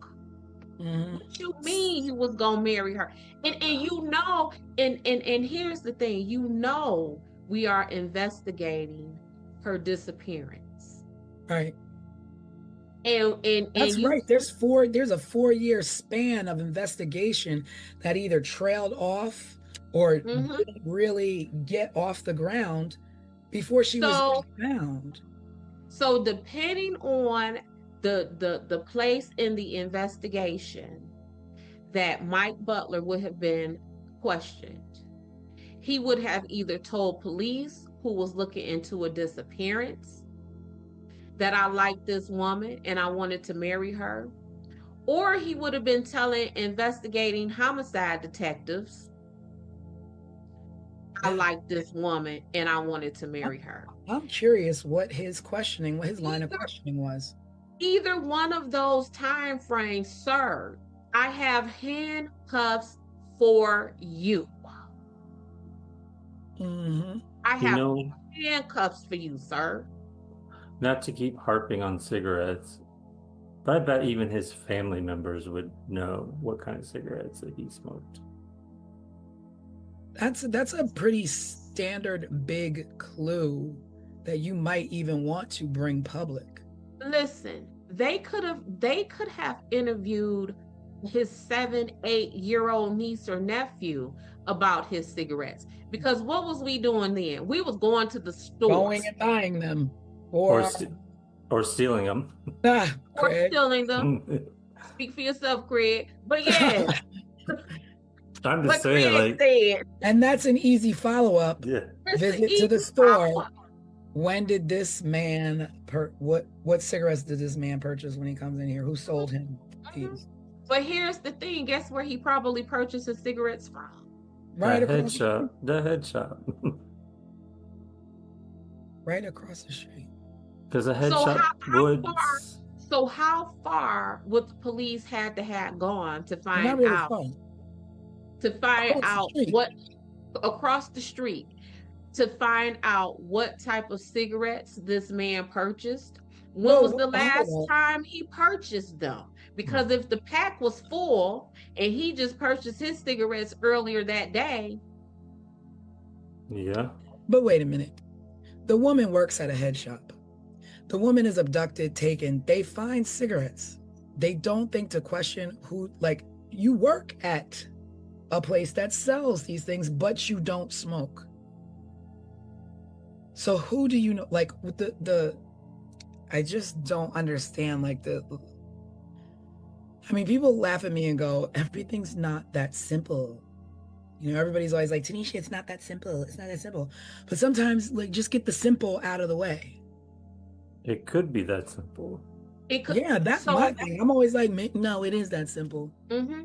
Alex always teases me and says that I am like Axel Foley on Beverly Hills Cop. Remember how he was just like bare bones with his investigation, and these Beverly Hills Cops officers, they had all this money and all of this technology, and he was like, y'all don't need all. That's this case right here. That is this right here. This, you don't need no resources other than talking to some people. Talk to the people. This case, somebody's story is gonna crumble. Yep. Somebody's facts are not gonna match. You don't need the technology to trace these calls. You don't need the DNA technology. You don't need the fingerprint technology. When they say good old-fashioned investigation, that's it. Axel Foley on it. That's all you need. And even like in Beverly Hills Cop, he was going to the sports club and the athletic club and crashing on people's hunches because that's what it takes. Yeah. You know what? Looking at where Anaheim is, it's right next, it's kind of part of LA in a sense.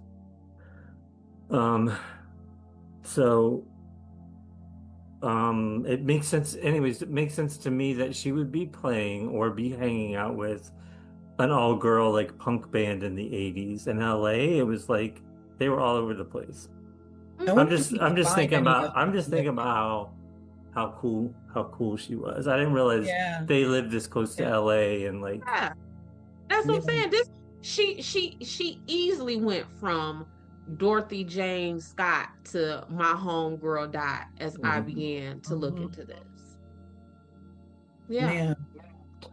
For some reason, I kept imagining they were like living in a small town, like in Northern California somewhere, but they're like kind of smack to the like east of like Los Angeles, kind of. No, and that's what I mentioned that on our live, that I remember always hearing about Anaheim when we were younger. So I kind of had an idea that it was like not, out in the boondocks or whatever. I had no idea that it was as close to LA as you just pointed out.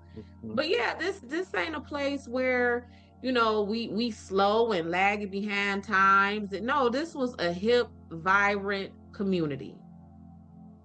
And Dorothy was a part of it.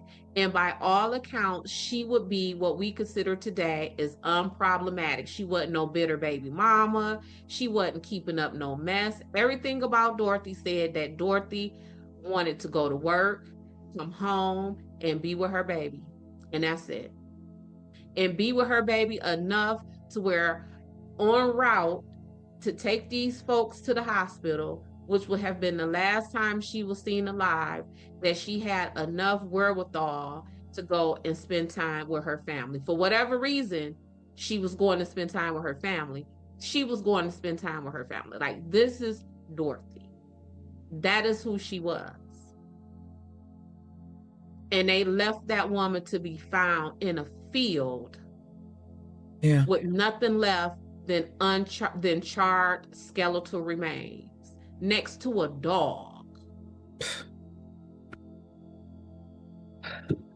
It's Well, just this case is like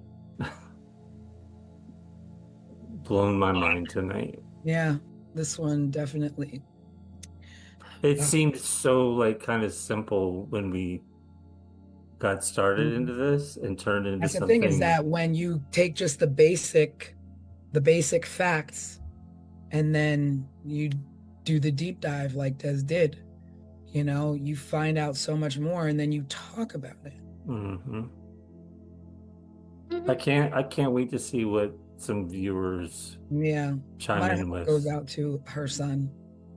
Yeah. My heart goes out to Sean, definitely. And I pray he finds answers. And here's the thing about Sean. So I am sitting here and I am telling you how, as I was investigating um Dorothy, I became in love with her and she became my homegirl Dot. And these are memories and information that I have drudged up about this lady who was a complete stranger to me from the internet. Mm-hmm. Imagine what her son, Yeah. who probably didn't have memories of his mother. So as Not he is many. reading these things, oh wow, my mom was this, my mom was in a Yeah. band, or when he's hearing the stories of his mother from his family. So because I just know these things from the internet. Yeah. Like he will be Yeah. hearing Yeah. stories from her friends and family members. The depth of his mom, because being 4 years old when your mom was Right. brutally taken from you, you've got to have some really fond memories that aren't exactly your own, but being told to you secondhand because Mhm. it was robbed from you. Yeah. And all he has to grasp onto are those memories. And to think like, oh, this is my mom. My mom was this, and I didn't even get to know this Yeah. about my And mother. not even firsthand Yeah, memories this is told to you, and mm-hmm, maybe mm-hmm, the photos that you have up until she was right. taken. And Mm-hmm. yeah, I can't imagine. Yep. Dorothy I mean, I James think Scott. the consensus is that 1980s were not a good time for solving unfortunate murders. And so many people in that decade are just, I mean, so many of us, the Gen X generation, have no answers for the terribly criminal things that happened. And it's just it was a different world then. It was a different time. I mean, these things still happen, but we got drones, we got all these, different things that, in a second you can barely get down the block committing crimes these days. Like it takes about a week, a month before, we find out the result of, there's no such thing as real kind of unsolved crimes at the volume that it was in the eight. Well, yeah, and the unfortunate thing in everything you just said is absolutely correct. But even with what you're saying is being correct, at this rate, I believe just nationwide, about maybe half of murders still go unsolved. But that's a case of the bottom line. That's all Mm-hmm. this. Because if you Yep. have this, Yep. then it's solved. If you Mm-hmm. don't have this, then you can wait. Mm-hmm. You can wait until you can Yeah. afford to This meaning money, right? money, the Yeah. money. Yeah. Because there's no reason that a murder can't be solved with the proper time given. But when there's no money to be paid and there's no, the fact that you have to pay certain amount of pennies on a dollar for a page I mean, of yeah, and of investigation for your own family right. member is insane. Right. And some families are actually, resorting to contacting investigation agencies. Like there are investigation agencies that just do this, like solve Yeah. work on unsolved open cases, right? Um, and yeah, is family shouldn't have to do that. I shouldn't, because the truth of the matter is our tax money is already paying that. So now I got to pay some more money to hire an investigator to pay y'all to do the work that I'm already paying you to do. Yeah. So I'm paying out of my pocket 2 or 3 times, and I'm paying out of my soul because my loved one is gone, and y'all ain't telling me nothing. Yeah. Y'all ain't telling me nothing. And you got cigarettes, you got coworkers.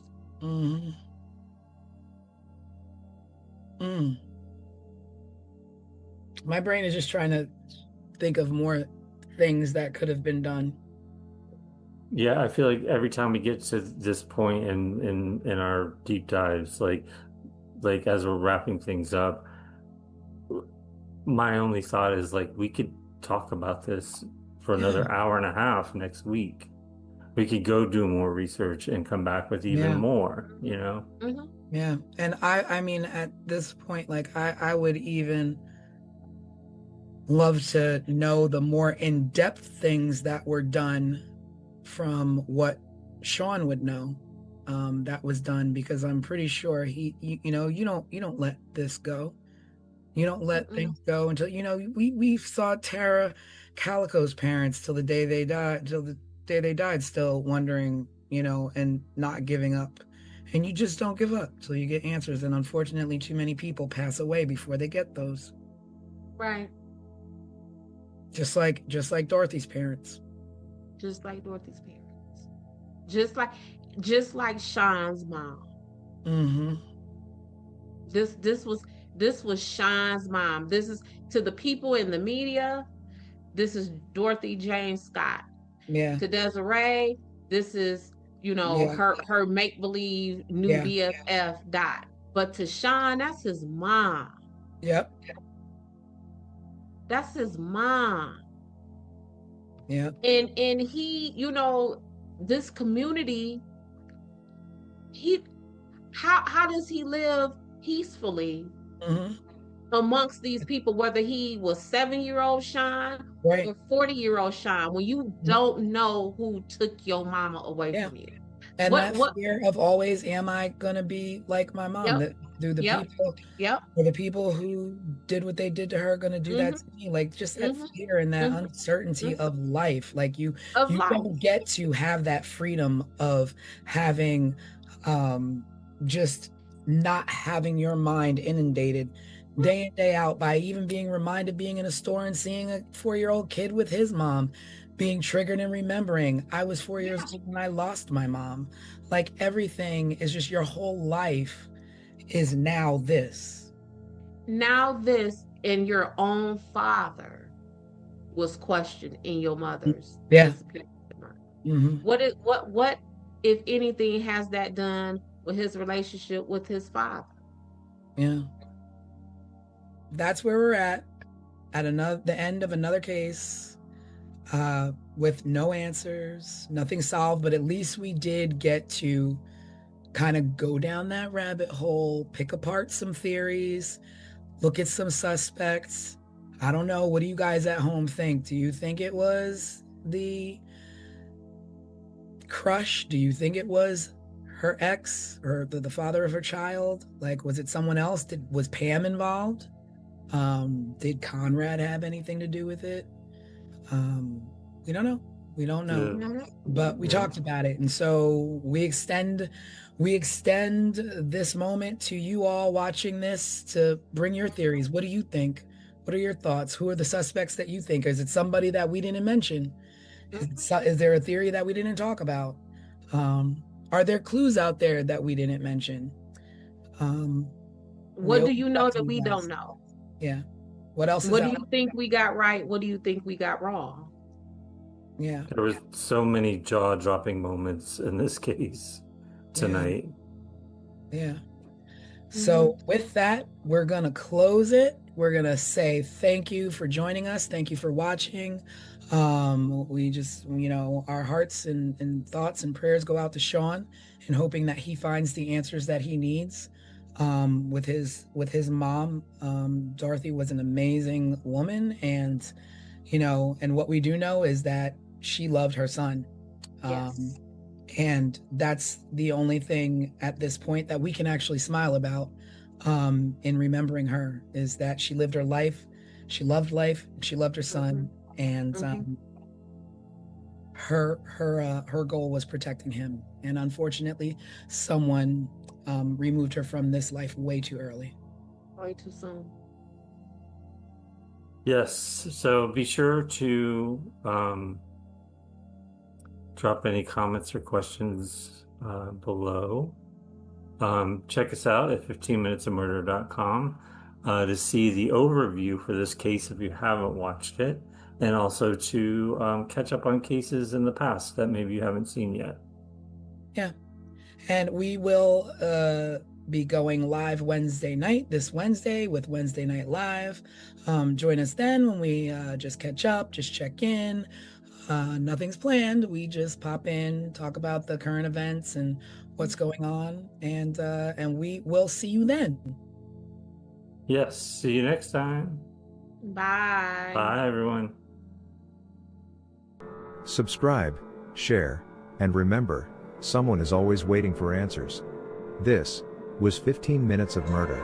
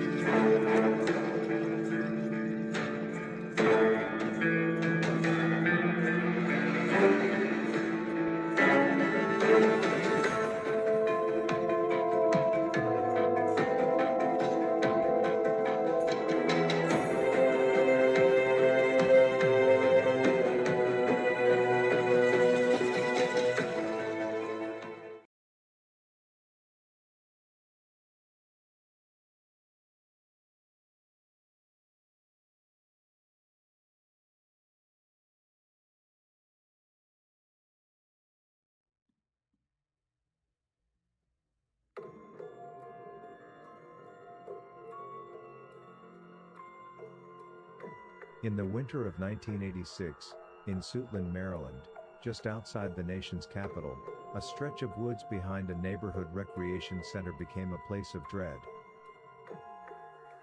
Children had played there.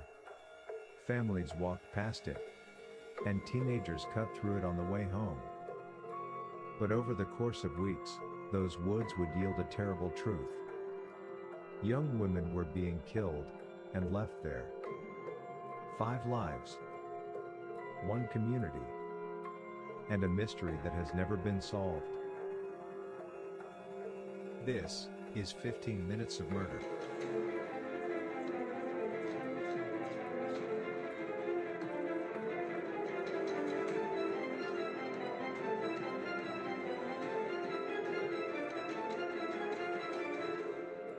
Before they were victims, they were women with lives in motion, and they mattered. They lived in southeast Washington, D.C. and nearby Suitland. They shared neighborhoods, bus routes, stores and friends. They were daughters, sisters, workers and dreamers. Dorothy Ann Miller was 20 years old. She moved through southeast D.C. like thousands of young women do, visiting friends, running errands, living ordinary days that rarely draw attention. On December 13, 1986, her body was found in woods near the Bradbury Recreation Center in Suitland. At first, police believed she had died from a drug overdose. But the autopsy revealed something far darker. Dorothy had been sexually assaulted before her death. She was the first known victim in what investigators would soon recognize as a pattern. Pamela Malcolm was 25. She worked at the United States Patent and Trademark Office in Arlington, Virginia. It was a steady government job, the kind many young Washington area residents would build futures around. She lived with her mother in Suitland. On October 21, 1986, Pamela left home to buy cigarettes, but never returned. Nearly 3 months later, her remains were discovered in the same wooded area where Dorothy had been found. For her mother, time had frozen on the night Pamela stepped out the door. Juanita Marie Walls was 26. On October 30, 1986, she left her Southeast DC apartment to attend a birthday party. She told loved ones she'd be right back, but she never returned. Family members later said Juanita was strong and someone who would resist if she were threatened. Investigators found signs she had fought her attacker. Her remains were found in January 1987 in the Suitland woods. Cynthia Lee Westbury was 22. She lived with her mother and siblings in Southeast Washington. She had simple plans, steady work, independence, and a stable life. On November 10, 1986, she left home to meet a friend. When she disappeared, worry settled in immediately. It wasn't like Cynthia at all. Days later, a call came from the U.S. Postal Service, offering her a job interview. Her family had to explain, Cynthia was missing. Her body was later found alongside the others. A new crime show created by two behind-the-scenes television industry vets from the worlds of Hulu, MTV, CBS, and more. 15 Minutes of Murder. A raw, unfiltered dive into the most haunting unsolved crimes with your creator and hosts, Tanisha Slater and Craig Chapman.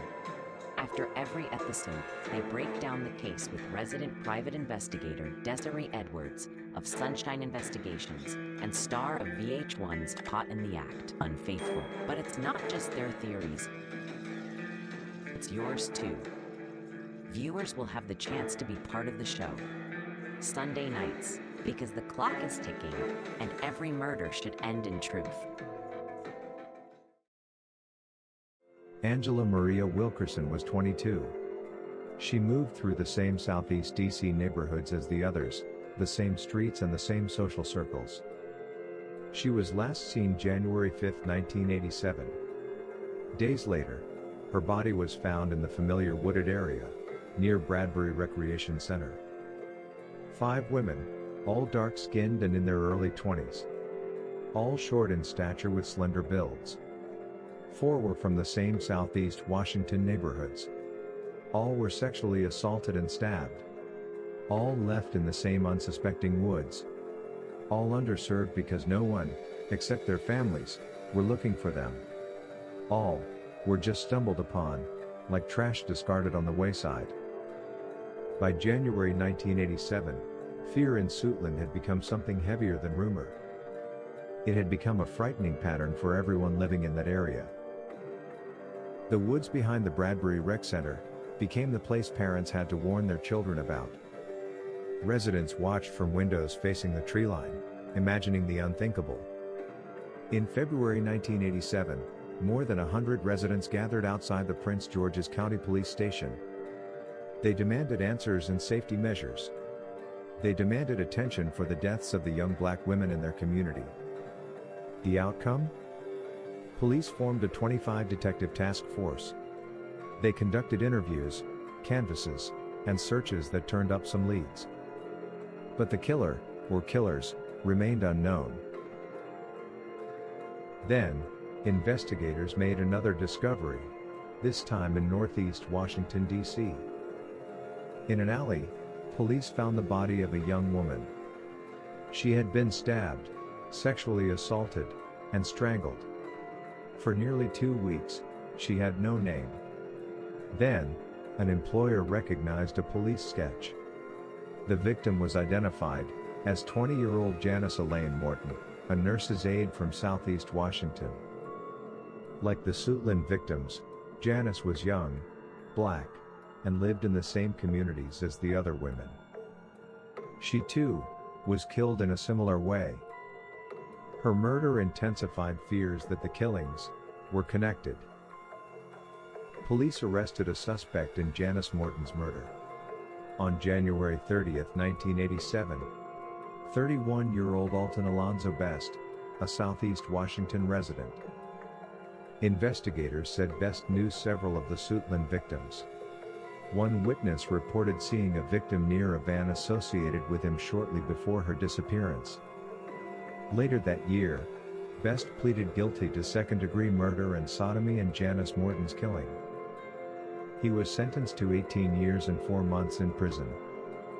During proceedings, he admitted to patterns of behavior involving offering drugs and seeking sexual favors from vulnerable women. After his arrest, the Suitland killing stopped. But here is the unresolved truth. No forensic evidence ever linked Best to the 5 Suitland murders. He was never charged in those deaths.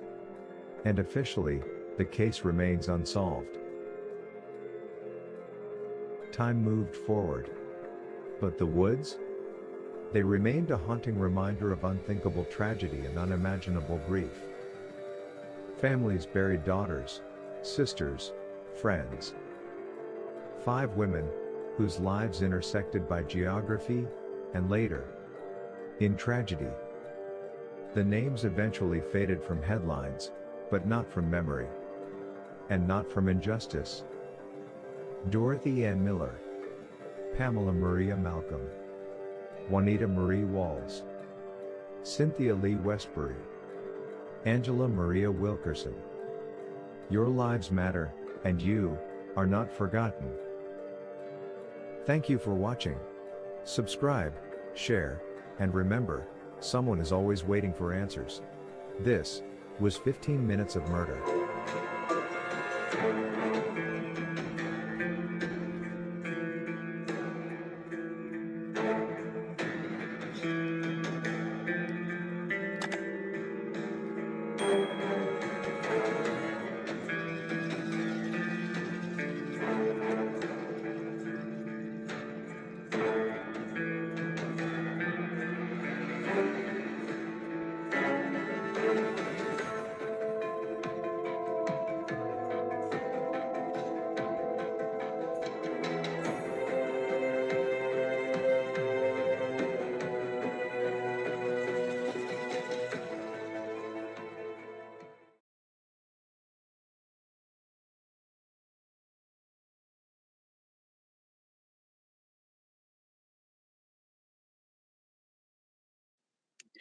Hello, everybody, and welcome to our Sunday edition of 15 Minutes of Murder, where we take a deep dive on our last case file that we presented last Sunday, which is the Suitland murders.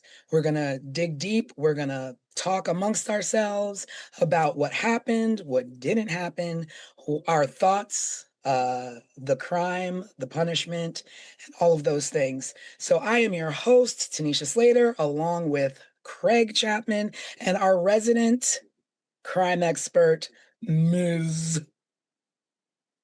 Desiree Edwards. Hey, in the y'all. house. So we are going to get into it. We are going to break it down. And this case is a little different than the things that we've been doing in the past, where we've had a lot of archive footage, and we've had newspaper clippings and witnesses and all these kind of things to report. In this case, we didn't have that. So that is definitely something we will be getting into as well. But thank you for joining us. And please, if you have any questions, if you have any comments, feel free to leave them below. We will address them on our Wednesday night live. But again, welcome to 15 Minutes of Murder. Sit back and enjoy.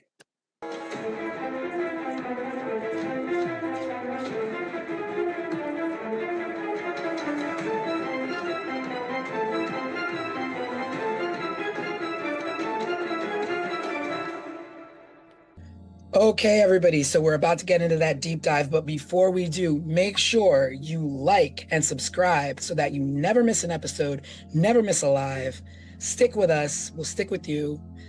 Make sure you subscribe. We appreciate every single subscription. So let's get into this deep dive.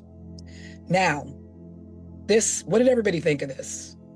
This was different. This was definitely different than other stories we've covered. Yeah, but see, so here's my take on it. I found that it was not as much information about, these victims and the string of murders. However, I think that leaves us in a place where we can talk about and explore why that is so. Mm-hmm. I agree. I had the same frustration from the get-go. I was like, there's a few newspaper articles, but there are no pictures of these people. Mm-hmm. There's no pictures of the suspect. They were obviously like serial killings. I mean, I think it's over 3. They consider it serial killings, and they never, anywhere I read, called them serial killings. So there was a lot of like missing information, like almost nothing was done. Yeah. And so as I was exploring and trying to figure out what the heck is this and why is it almost an empty landscape for these victims, I started to get like curious about these dates. But listen, this is again, these dates started to be curious to me. Suitland murders occurred between October 1986 and January 1987.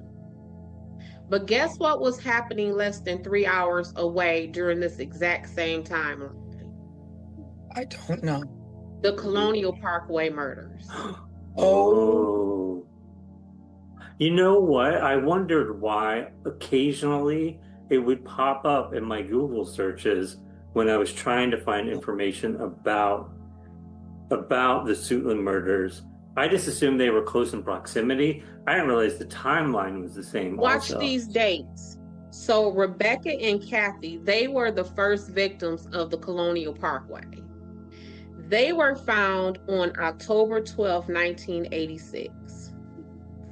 Paula Malcolm, who was the first victim of the Suitland murders, she was found October 21st, 1986. Wow.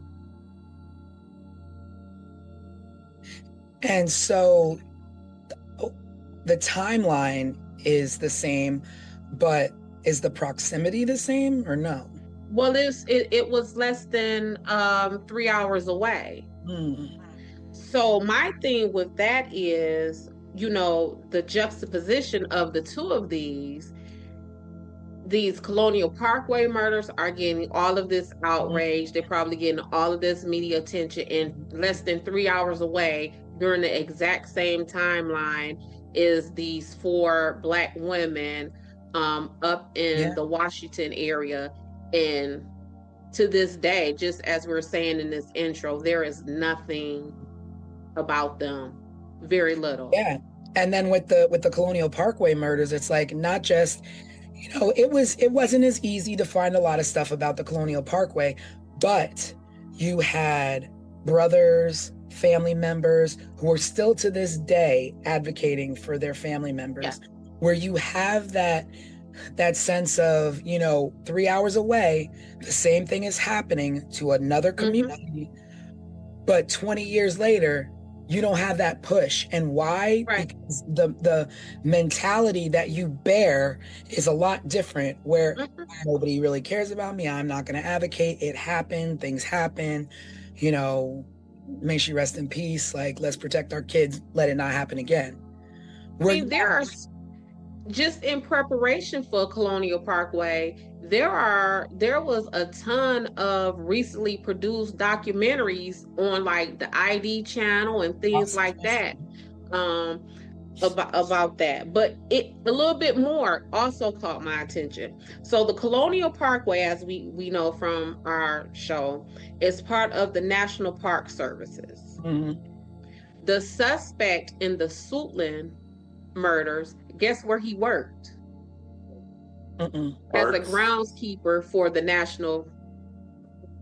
Wow. He worked as the groundskeeper for the National Park Service. So it's what, Craig? Well, I was just going to say all the girls from Suitland Park were found in the woods behind a public park. where people have like birthday parties and family reunions, and Mhm. those woods were literally backed up against a park. And with the Colonial Parkway murders, they literally went out of their way. They almost dug that man up from the grave Yeah. to assign him as the suspect 6 years after his death. And then this man right here, as we're talking, he worked for this. He knows this. And to this day, even after he pled guilty for the murder of Janice Morton, they still have refused to even name him as a suspect for these ladies in Swootland. Now, that's what I was wondering. I was like, but why? So when you have this suspect who, it's kind of tied in, but then you don't charge him with it. So what? Investigations just stop on these other 5 women? Like, so this other lady, Janice Morton, he pled guilty to her murder. And in his allocution, and allocution is the fancy court word for when you plead guilty, you can't just say, I plead guilty. You have to go on the court record and state what you plead guilty to.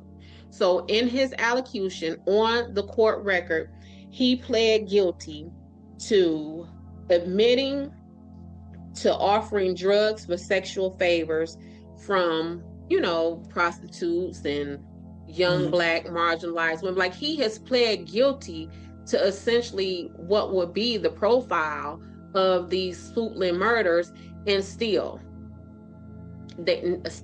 he's not a suspect.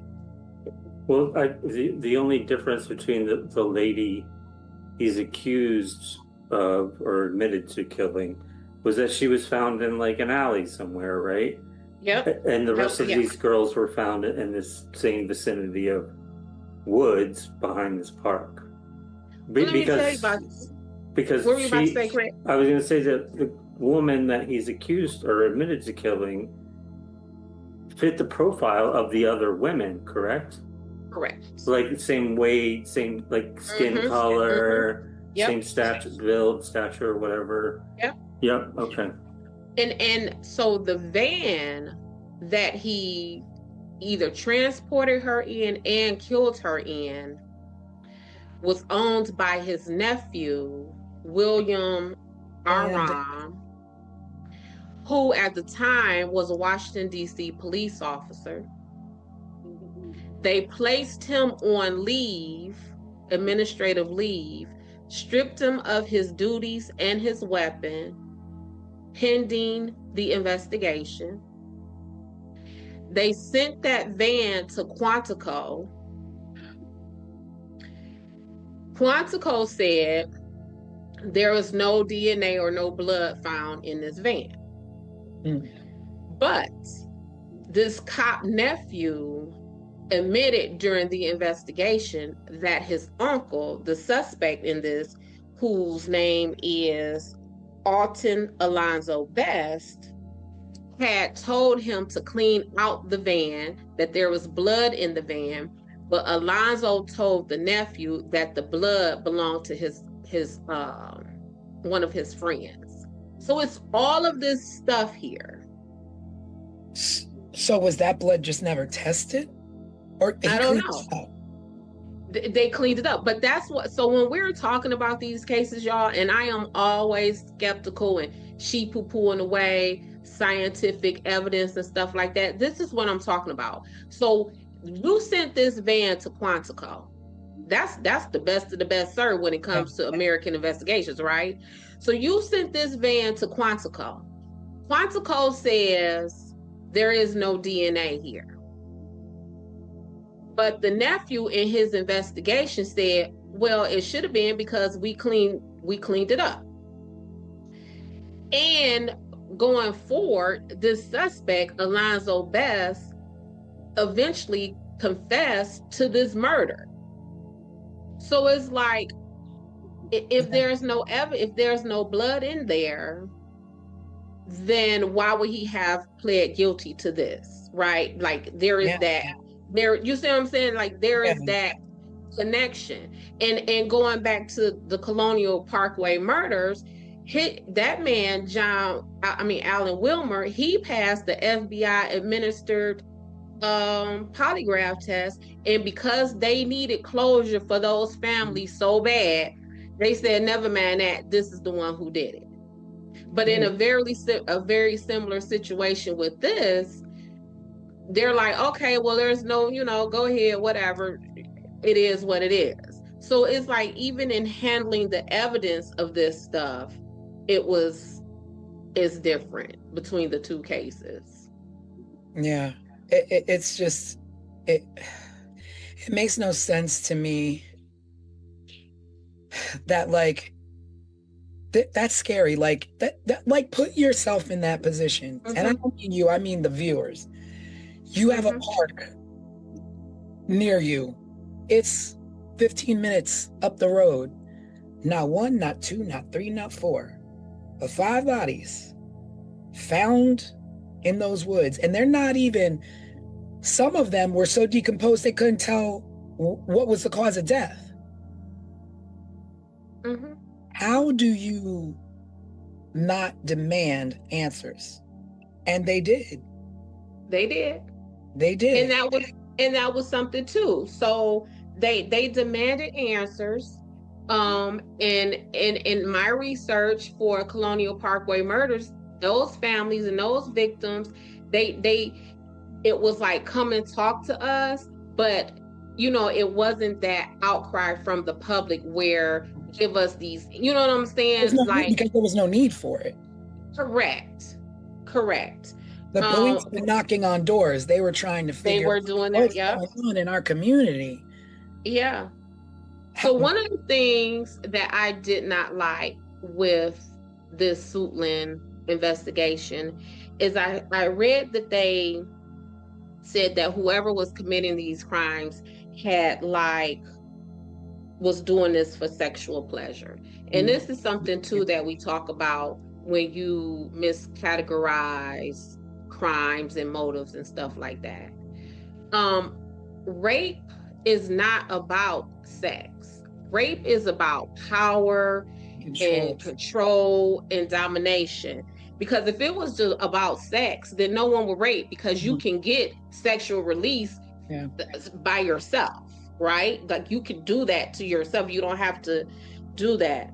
And then these women were stabbed, kind of like what we're always talking about, like the closeness and the intimacy that it takes to do stabbings. And so I know that the investigators were thinking that the women were not killed in the areas that they were found. But wherever they were killed, if they were stabbed, that still would have been a more intimate place, because again, that it's a struggle to stab someone. And then this back and forth motion is going to be blood everywhere.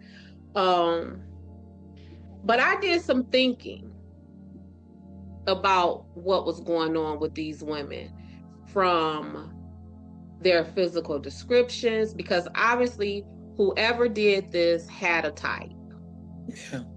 He had a type.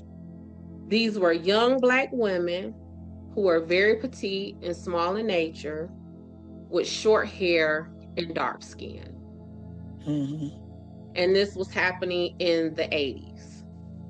So my investigation brain said, Des, go back to the 80s. What did this look like and feel like for the 80s? Thin built, maybe these women were chosen because possibly childlike in their stature. Maybe they seemed to be powerless, not strong enough to fight back. Short hair, maybe that was a preference for like a boyish appearance versus CT, you got your long hair and you're flowing type deal. Dark skin. And let's just talk about what it is. For a whole lot of people, dark-skinned Black people are deemed less attractive, less valuable. So with that, had made these women even more easy for him to toss away and just discard. And then the sodomy, because they were sexually assaulted, but I found it wasn't just like vaginal rape, it was sodomy.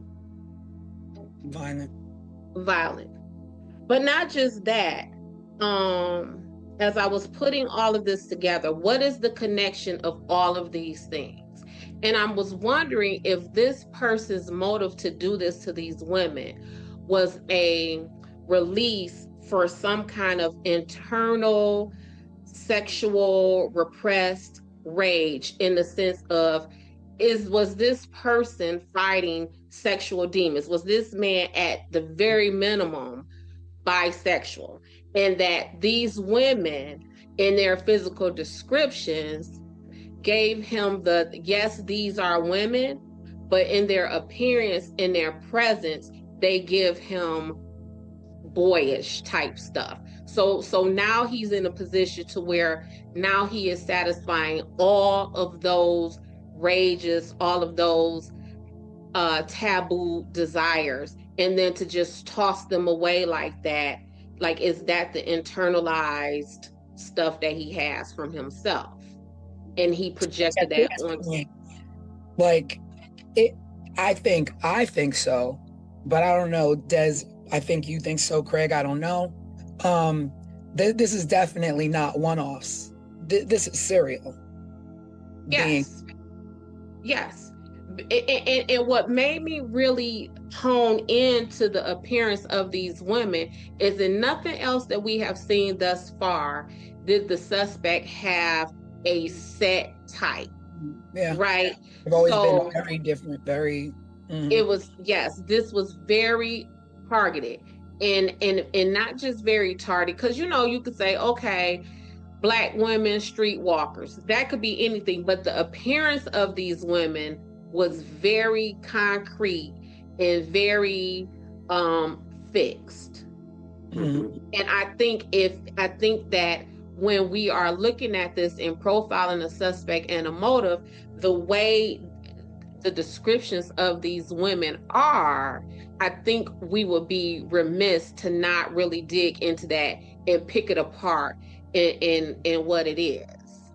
And I mean, that too, though, when you say like picking apart a suspect, is that I feel like in part of that profiling the suspect is also profiling the victims, but we don't even know who the victims are. We don't even know. Exactly know, so that we can pinpoint, okay, well, this victim was about this. This is where she went. This is where she frequented. These are the she knew, like, and they all like rolled in the same area, the same like parameters, and like, so we don't know anything about them. It makes me wonder, did the police also take the time to get to know the victims to then get to know who the suspects could possibly be? Well, the police, I know they started raiding what they call the red light district of Washington. And so with that being said, if this is the red light district and the cops come in and they're showing pictures of crime victims, of course you're going to say, no, I don't remember her, or no, I don't know her, right? Right, yeah. So it was, where do we go with this? Like, how do we start to put this together, except for the only thing that really struck out to me in my investigation of this is the description and the physical descriptions of all of these women. Everywhere I turned, it was Black women, small stature, Black women, small stature, Black. What does that mean? And if we don't put a meaning to that and we don't sit and pick that apart, then would we have missed that? And, and when I say that, I'm talking about, so like when I was in college and I majored in this and I minored in that, a lot of my academic focus was on delinquency, crimes against women and children. And this stuff that I'm talking about right here with this description of these women, this was like textbook stuff. Like, this man had some kind of repressed sexual energy that made these women look like this. Because if he just wanted to kill Black women, Black voluptuous women, tall women, whatever, but it was almost like bullying. You know what I'm saying? So Yeah, that's where my mind went. And what you say, T? It made me wonder too if any of these women knew each other or even knew him. Well, they said he knew some of them. I have so many questions or so many thoughts even. You know, digging into the psychology of this guy and maybe repressed homosexuality. Was it the environment he grew up in? Was it his parents? Was it his religion that was telling him these things were bad or wrong, or, you know, drove him to do these certain things? And the little I did read about these women, and you're talking about the cops went into the red light district, but wasn't one of them like a nurse and one was trying to get a job? Like, were they really like traipsing around in the red light district? It doesn't seem like it. I don't know. So the one lady who he pled guilty to her murder, she was a nurse's aide. And then the other lady, and let's just go down these women's names. I want to say their names. So there was Dorothy Ann Miller, who was 20 years old. Her body was found on December 13th, 1986. The next victim was Pamela Malcolm. She was 25. She disappeared on October 21st, 1986, and was found in January 1987. And it is from the investigation of Pamela Malcolm, because they are found in these wooded areas, that when the cops made like that widespread search is when they then found the bodies of Cynthia Westbury, Juanita Walls, and Angela Wilkerson. So had they not have went looking or did that widespread search for Miss Malcolm, they would not have found these other victims. But let's talk about this one other victim, Juanita Walls. They found skin cells underneath her nails. But timing, the mid-'80s, make it not so easy as it is today. Yeah. Did they keep any? Did they keep any samples of that evidence? I don't know, Craig. Now, are we able to try and get any police records or files and of that? How does that work? Like, if we wanted to actually look into this a little bit more? Well, it will kind of depend on how the case is classified right now. If they classified Miss Wells that is her, let me make sure, because I want to make sure I'm saying these ladies' names. Miss Walls. If they classify Miss Walls' death as a closed case, then yes, we can try to pursue her test results, or even the case file from the PG Prince George's County Police Department, as they were the lead investigating agency on this. So we can submit a FOIA request, and we tried to submit we did submit FOIA requests for the Parkway murders. And a FOIA request is acronym for Freedom of Information Act. You essentially you could go on these agencies' websites. It used to be a time where you will send them a formal letter, but now you go on any of their websites, in the ticker it says, in a Dropbox, FOIA request, you put in your name, you tell them what you're looking for, and then they will send you back what they deem is public information. I would love to do that for this case. Yeah. I think it's Yeah. well worth it. Yeah. Yeah. Yeah. Do these requests cost money? I know we've talked about this, or you've talked about it. It could cost like a couple dollars a page sometimes. It can get expensive, right? It could get expensive, yeah. And in thousands of dollars. I have heard of the fees for FOIA requests to be like $10,000, $100,000, depending on what is there, and they have to recreate it. If it's video, if it's papers, if they have to redact it, they charge you for all of that.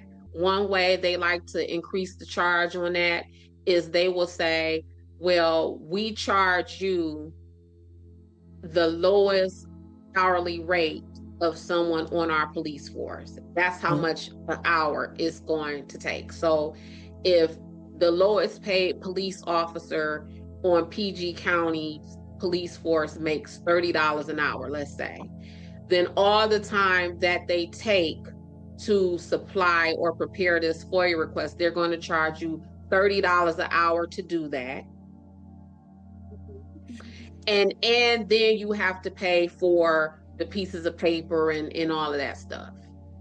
So let me ask, is there any time that you ever put in a FOIA request and you're like, but I will come do the manual labor, and they just drop a box in front of you? Oh no, they're not going to let you do that. I mean, so here's the thing. So there are so it's a couple of ways. So what you're talking about, T, that is closest to where if you go to a court and you say, I want the file for Dorothy Ann Miller, who was one of the victims of the Suitland murders. And they're going to say, well, here is the file. They may hand you 2 boxes of paper clips, and they will say, go through the file, put a paper clip on each sheet of paper, and then we'll make copies that way. So but that's something separate than the FOIA request. So you can actually walk into a courthouse and ask to see a file. And you don't have to have any sort of relation or connection to that case to do that? They might ask you, who are you to this case? And then they might ask you for your driver's license. But from my understanding, they can't deny that they can't deny you that. Are there any case files for these women? Do they exist even? Do any of these women have living family members still? I mean, obviously they do, but like, who were alive at the time and could speak about the cases? Well, that would be something that we can definitely look into, but I want to go back to the case files. So in order for the court to have the case file, the incident that you're talking about has to have actually made it to court. So these women, aside from the woman who he pled guilty to, those women would not have made it to court because there is no suspect. There was no one who stood trial. There was no one who pled guilty. Yeah. So they're just gone. So that's why you would need to submit the FOIA request for them, because that will be with the police department. Oh, okay. Got it. Right. But once it goes into court, now you could just go to the court and say, send me this, or I want to look at the file.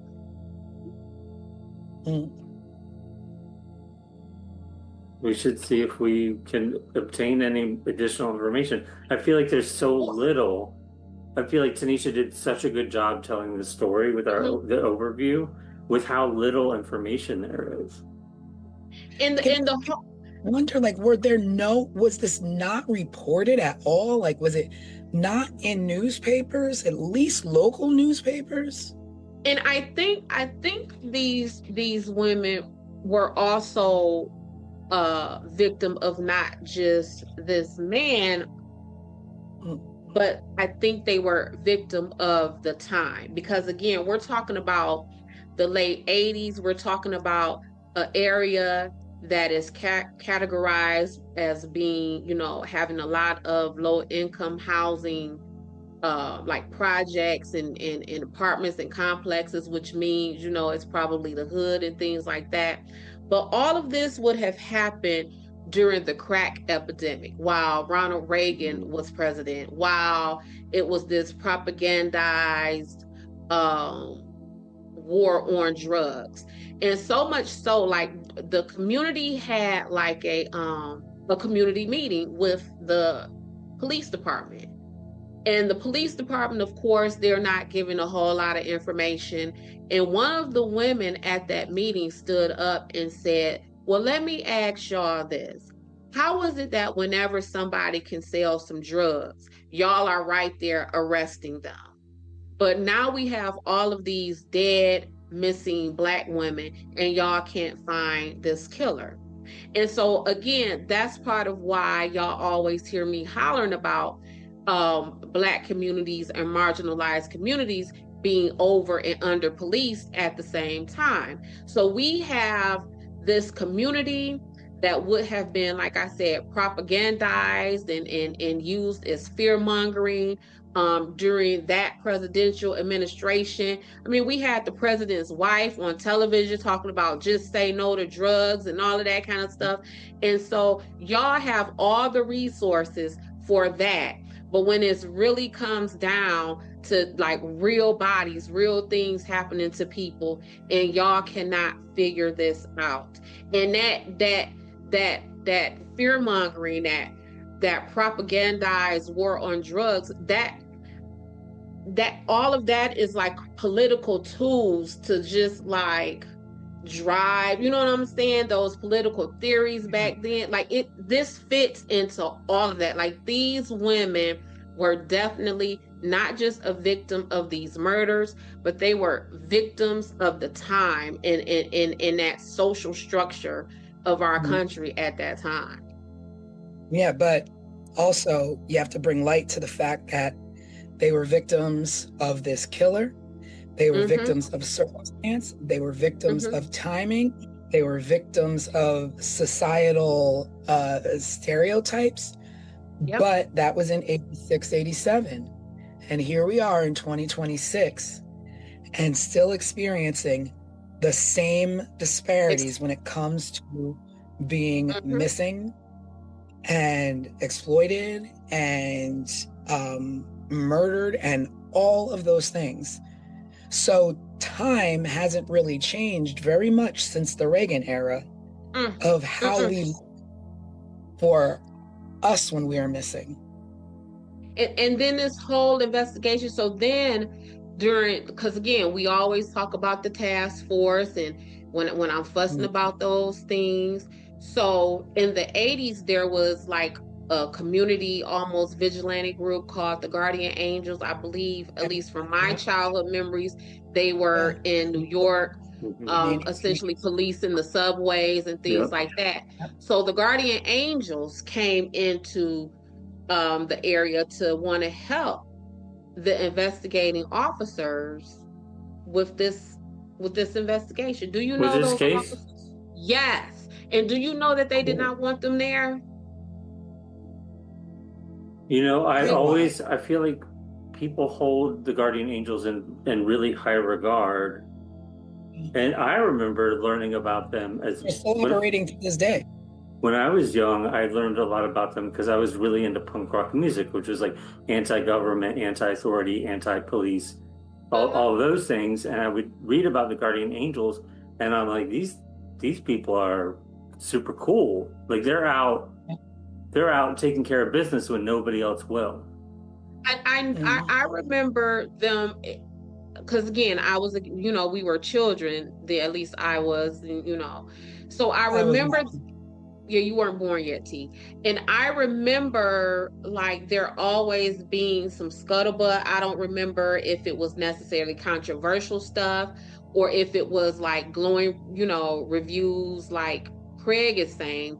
My point is the Guardian Angels came in, wanted to help, and the police were saying, not because we don't like y'all or this, that, and other. The police pushing back against the presence of the Guardian Angels was essentially because the police felt that the presence of the Guardian Angels will make them look inept, as if they Guess what the best way to solve that is? Be in Get in the game. Yep. Be So lame. that's what I'm talking about. When we have these task force and all of that kind of stuff, yep, we're all trying to find what it is we're looking for. But if our intentions are different, then we're not going to work well. Now imagine if, because I know for me, a lot of attorneys will hire me as an investigator on a case before they will hire a now private investigator who once had law enforcement background. Because one thing is for sure, a cop is going to cop. Once you're a cop, you know that's in you. You can't really turn that off. And people feel that, right? So if you are in these marginalized communities, like we're talking about, with all of the social things going on that we have just discussed, and a cop comes talking to you about this, you might be a little closed off. But if a regular person, maybe a guardian angel, maybe, you know, just a regular private investigator come and talk to you, you might be more free with your information and more comfortable to talk. So y'all are not getting it done, but here are some everyday people who may have been able to, and instead of you finding a way to tap into that resource, you taint it and kind of push it away. You know what else is concerning as I'm listening about this case, and about there potentially being a nephew who was a cop involved. The cops were involved in the Colonial Parkway murders. Yep. In some way, they theorized that it may have been a cop that was pulling people over. In the Ketty Cabin murders, I feel like the cops were part of that community, and somehow one of the cops may have been tied to some of the people involved, if I remember correctly. It just seems like a lot of these cases we've covered, the cops have been involved in some shady sort of way. I mean, isn't that like the time period when I guess the birth of like the dirty cop era of the 80s, where, you know, drugs and crime were like just really up and cops were on the take, and you know, all these things. So we get all these movies now in this time, and you know, millennial time, that are always about these, you know, dark, shady alleys of the 80s where cops were, you know, on the take doing dirt, you know, and perhaps that's a decade where a lot of cops got away with a lot of things that we just will never know. Yeah, and that stuff sells. That's what I'm saying. It helps pushes the agenda, whatever your agenda is. And it just so happens that we're talking about a possibly nefarious agenda, one that we know to be true, one that we know things like when you have politicians talking about this fictitious black welfare mother and had all these kids and getting all this money, where we now know that was not true. That was a blatant lie that was told to the public to again advance a political agenda. And so crime, especially when it is depicted coming from marginalized people, black people, poor people, Hispanic people, whatever the people are, that is a way to push again an agenda. I tell my clients all the time, these prosecutors and these politicians are getting raises. They're getting reelected off of you. Like you, whatever that crime is that you are being charged with, and they get a guilty plea out of you or a conviction out of you, it is highly possible that a detective or a prosecutor just got that corner office that everyone looks for. It just so happens that they have now gotten reelected. It just so happens that they may have just gained a few extra $100,000 to their campaign fund because of the closure of this case and your conviction. Like this stuff, it has meaning, and a lot of times that meaning is someone's career advancement, in someone's their pockets. I mean, there's, we could point fingers at them as well, but there's also a difference in communities as well, where it's like snitches get stitches, so keep your mouth shut, which then the community makes it difficult for officers to get to the bottom of certain things. Absolutely. And So, again, that is where, absolutely, and that is where the presence of the guardian angels could have been helpful, because this could have been people coming to people who looks like you in one way or another, at least closer to you than these cops or these investigators, to kind of talk you through that, right? To kind of explain to you or make you comfortable, or just help gear you in a better position to help the police than just the police coming there to you. But when you, all times, like I remember when I first started working at Sunshine Investigations, before I owned Sunshine Investigations, we would hold meetings, right? When we would get new cases, and we would literally break down some of the things that we're talking about. What is this community that we're going into? What was the crimes? Okay, well, amongst this staff, who is the best investigator for that? Who amongst this staff, which one of these investigators would fit better in this community? Who amongst this staff would these people be more comfortable with?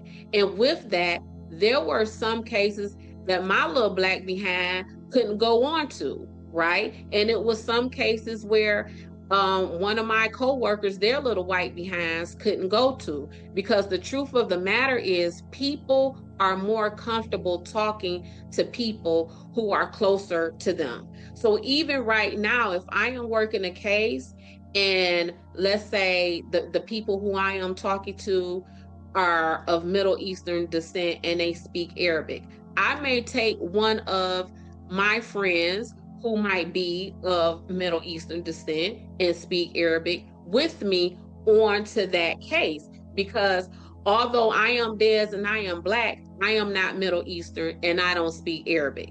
So we have to be very conscious of those things when we go into certain communities, because otherwise you gonna get, now you're not finna walk into because some of these women, Craig, were prostitutes or thought to be prostitutes. And with that being said, you're not finna walk into a bar and these people just finna talk to you. Yeah. That's not going to happen. And so if they just approach this the way they want to just come through as police officers and not want help or not think about the community that they are in, this is what we're going to have. Yeah. It's just hard, because that this is just one story of many, and some of them never even saw this much of light of day. A story of a many, but watch this. The suspect for these murders, he was a suspect in murders all the way in California. Oh. Wait, I what? didn't know that. Yes. So, calling this a serial killer is not incorrect, then? It is not incorrect. No, there was at this time, there was a string of murders in California. Specifically, they had dubbed these murders as the South Side Slayer. And they were looking at this man, Alonzo Best, or whatever his name is, as the suspect in those murders. I'm about to look it up right now. But not right in the backyard of where he actually murdered another woman.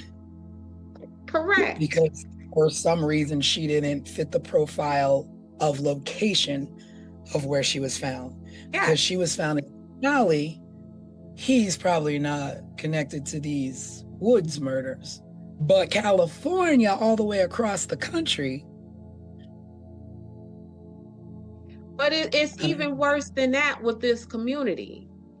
So just as they were recovering from a string of murders called the Freeway Phantom murders that occurred between 1971 and 1972. So this community was being brutalized. The freeway what murder? Freeway Phantom murders. Wow. And these were also to where you become desensitized to that kind of sense of violence and murder and gone missing and nobody's looking for you. You all of a sudden become accustomed to this, to where you don't even begin to be outraged about it because it's just your way of life. Listen. And that is the saddest thing. Yes. These freeway phantom murders were also all Black women, it looks like. Absolutely. And the reason why it was called the Freeway Phantom murders is because they were killed and just tossed along the freeway. Oh my God. Were the California killings, did the women in those killings match the same description as the women in the Suitland murders? They were Black and marginalized women, and I am not sure exactly what made the Suitland suspect attractive to them in that, because I actually, what you say, T? I'm just mind blown. They're like, we're gonna connect you to the murders down the block in the woods, but you know what? We got this case all the way out in California that you might look good for. You might look good for. And really, and Craig is onto something. Like, people really get desensitized to what is going on. And I work cases all the time when I go and talk to, witnesses or whatever. And they literally say to me, Des, I'm not participating in that because nothing is going to happen. Nothing is going. Yeah. That's sad. You believe that your efforts are a waste of time because nobody is going to invest what they need to invest to get you the answers that you need. Yes. And it's happened because you see it time and time again. Correct. And then there's no protection for you when you are afraid of something, of repercussions coming down on you because you spoke. There's no protections for you. No protection, because you are absolutely right, T, when you said snitches get ditches. I mean, snitches get stitches and left in ditches. That is absolutely correct. And so now, if I am from underserved community and I am the brave one and I come forward, because now I'm a snitch, and I come forward and then nothing happens, now I have exposed myself for what? I've exposed myself for no reason at all. Because now you in the ditch and the person you were advocating for has no answers. So, but let me just say this, the whole snitches get stitches thing. I get it. All right. Well, yeah, whatever. All right. But you know what else is crazy? That you have the mentality that I did this bad thing. And if you say something, I'm going to take you out for it. And it's like, no, get your life together. Knock that off. Like, I have no right to take somebody else out of this world because I didn't bring them into it. And I get, like, things happen and you have to be able to get by in this world. And if somebody ain't going to help you, you're going to take it by any means necessary, whatever, blah, blah, blah, blah, blah. I'm not about that. I see something, I'm going to say something. Snitches can get stitches all day. Okay? Because my mom raised me to do the right thing. And I'm tired of people thinking that they don't have to live by a standard that everybody else wants to live by. And you know what? It could be an unpopular opinion, but that's my opinion. Get your life right. Get your life straight. There's a lot of... Someone has to be brave to change things, right? I mean, Malcolm X, Martin Luther King, Rosa Parks, all the other less known, civil rights heroes, They were putting their lives and their safety and the lives and safety of their loved ones, their children on the line, right? So it definitely comes a point to where someone has to do it. Someone Right. has to do it. Right. And I feel like it's a little bit of a dying age, because we had these leaders who were like, these things aren't right, these systems aren't in place for us, so we're going to begin to put systems into place that work for us. And they didn't do it by taking from others, they did it by holding up communities on their shoulders and literally spending their last breath dying with that same goal and that same purpose. And it wasn't for you to be like snitches get stitches. It was to make sure that you have a better way of life, that you have colleges to go to, that you have programs that are going to help you get to where you need to get, because there's a section of our America that doesn't want you in it, that doesn't want to see you advance. But people like Martin Luther King, people like rest in peace Jesse Jackson, who spent his last moments making sure that we're going to be okay, to keep hope alive. And keep hope alive doesn't mean snitches get stitches because I'm doing some dirt over here to get what I believe needs to be mine. But again, it may not be popular opinion, but that's my opinion. Yeah. No, These the women whole system deserved a better life. They deserved answers. Their families deserved to know what happened to them. And full stop. Well, no one deserves to take another person out of this world. Well, this man, what's his name, Craig? Did you look him up for me? I have it right here. Alton Beth. Alton, yeah. Yeah, I think his middle name is Alonzo. Yeah, that's why I keep saying Alonzo, because his middle name is Alonzo. So this man, Alton Beth, let's go back to this young lady whose death he did plead guilty to. He met this woman at a party, offered her drugs in exchange for sex. She refused that offer, and that is when he killed her and possibly raped her. He confessed, he admitted, he went on the record and said he did these things to her. Do you know he was only sentenced to 18 years in prison? Is he still in prison? I mean, He is not. Is he still alive? I mean, he is. And let me tell you about it. He's still with us? Yes, he's like 70 years old.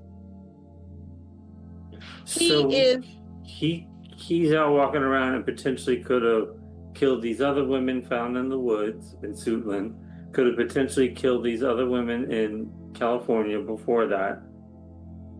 And he's out just walking around now? Hold on. And after his arrest for that lady who he pled guilty to, so the murder stopped after. Right after he was arrested. After he was arrested. However, there was bodies that were discovered, and those bodies, the state of decomposition for those bodies gave indication that they could have also been victims of his. Yeah, so these are additional bodies on top of the 5. Yes, it was like 2 or 3 more bodies that were discovered after his arrest. And the decomposition state of those bodies indicated that they could have definitely fit in the timeline that he was active. But different locations. Yes, no, they were all in the same, like some of them were found like in the same proximity of these other ladies, yes. If you read about Suitland murders, it says victims 5 to 9. Mm-hmm. So there's like a range of like an additional 4 that possibly could have happened. Yeah. So he got out. He is a registered sex offender for the rest of his life. But he's now a homeowner. He's just living out in the community like everyone else. Wow. And in the home, I did the Google search and was able to look at the home.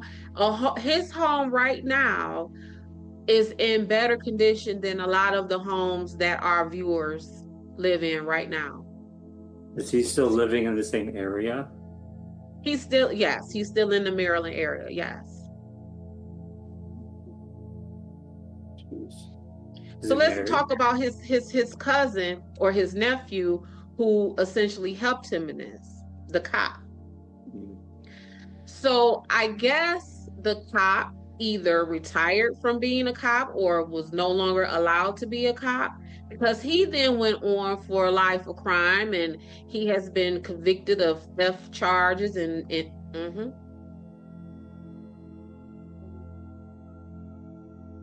Ooh. What else? Theft charges. What else? Any other ones? Just a bunch of, just several theft charges, things that would be unbecoming of someone who is an upstanding police officer. Yeah. But It speaks to his character. Absolutely. And these two remain to be thick as thieves to this day, because in 2016, they filed paperwork to to create an LLC together. What kind of business? They couldn't figure out what kind of business it is, but in 2016. Now, I'm going to also say, I also believe, where are you laughing at? I also believe that people can turn their lives around, okay? Absolutely.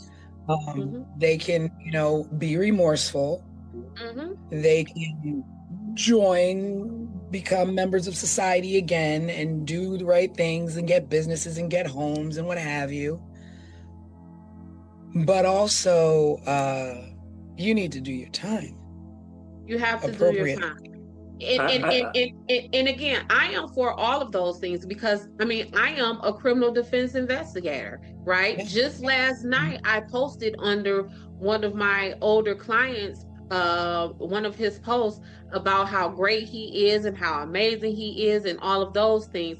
But that is different, like you just said, when you do your time. This man has a string of dead bodies behind him that it is questionable that he did the deading, he did the killing, and he is just out to live free amongst us with all of the benefits of being a free American.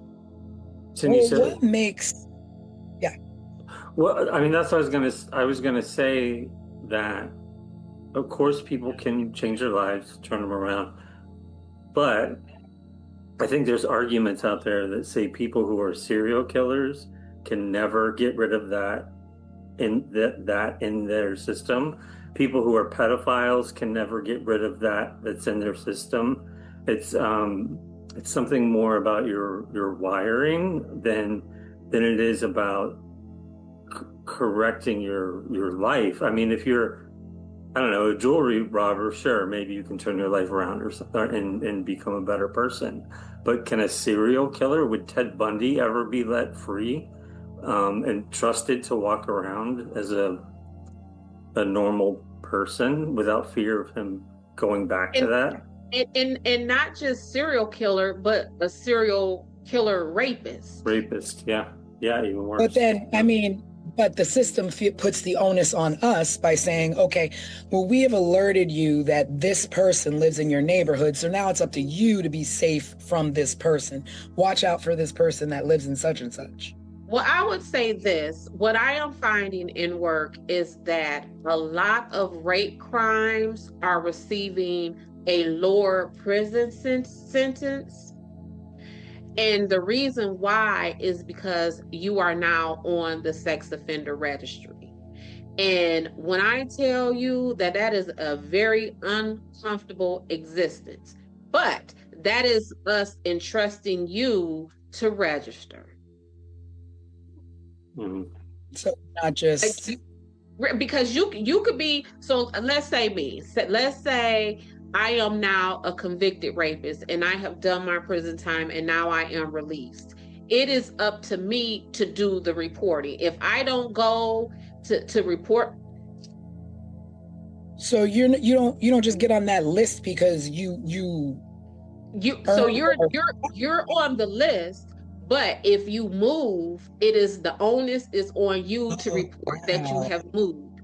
You are supposed to report your employer. It's up to you to report that employer. So if I right now worked at CNN or wherever, let's just throw something out.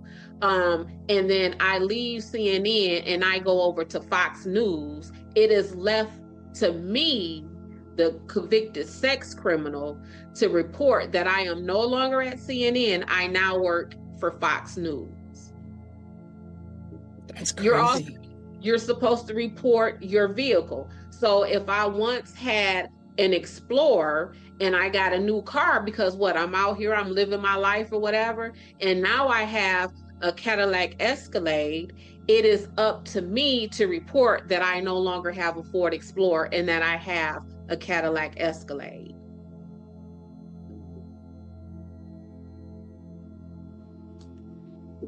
That's mind-blowing to me. I feel like, you should probably be tracked. Your freedom is at a cost now, so you should probably be tracked for the rest of your life, and this will follow you. But the fact that that is the way that you are tracked. We are saying we're tracking you, but you are responsible for giving us the information so that we can track you. My question, though, was, once you are released from prison and did he do the full 18 years or he got released early? I don't know if he did. I don't know. So, but it was 18 years. Either way, he either did 18 or got released early. Mm-hmm. Now, at what point in 2016 or all these other things that we now have the ability to go back and test these things, are you not allowed to be like, okay, well, there was evidence under her fingernails, under one victim's fingernails, or how do we now solve this crime when we have somebody who was potentially a suspect released? Is there no interest? Do you know what I mean? I guess there is none, because here's the thing. This is the thing. Murder stays murder. And what I mean by that is there is no statute of limitations on a murder charge. So if that one lady, Juanita Walls, where I said that there was DNA or skin underneath her nails, right? If they were to test that and he or anybody else tests positive that is their skin or their DNA deposited under her nails, even though that was 1986 and we're now in 2026, that person can be charged. So this man, Alton Bass, he has done his time for killing Miss Morton. So let's say that skin and that DNA under Ms. Walls's nails comes to be his. Now they can charge him with that. But what you said, T, is the key. Is there the interest to do so? Do we care enough about these people to pursue that? Do we care enough? Because again, remember, like we said, they went through hell and high water to assign Alan Wilmer as the suspect for the Colonial Parkway murders. They made sure that those victims and their families got justice by way of a suspect, even if the suspect was dead at the time and could not go to court.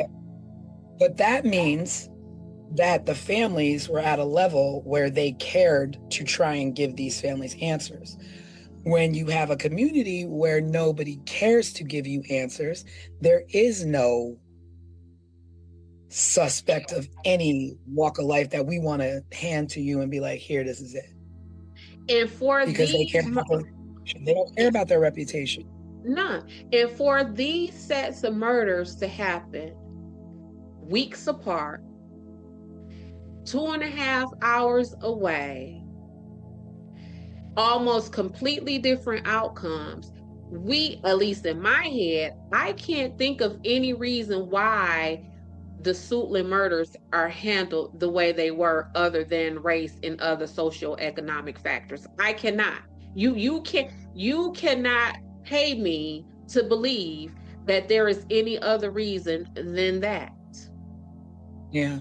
And it's probably not high on the list of unsolved cases to reprobe into, to reopen, until a podcast like ours comes along. Right. Because again, what I always say, this stuff is rooted in career advancement and money. If I don't see enough value in you to get a bigger office or a bigger budget, then we're just going to let that go. That's just going to be unsolved. Right now, this whole Nancy Guthrie situation, the president said we finna give all the resources that we can to find this woman. Ronald Reagan didn't say we finna give all the resources that we can to find who did this to these Black women when he was president.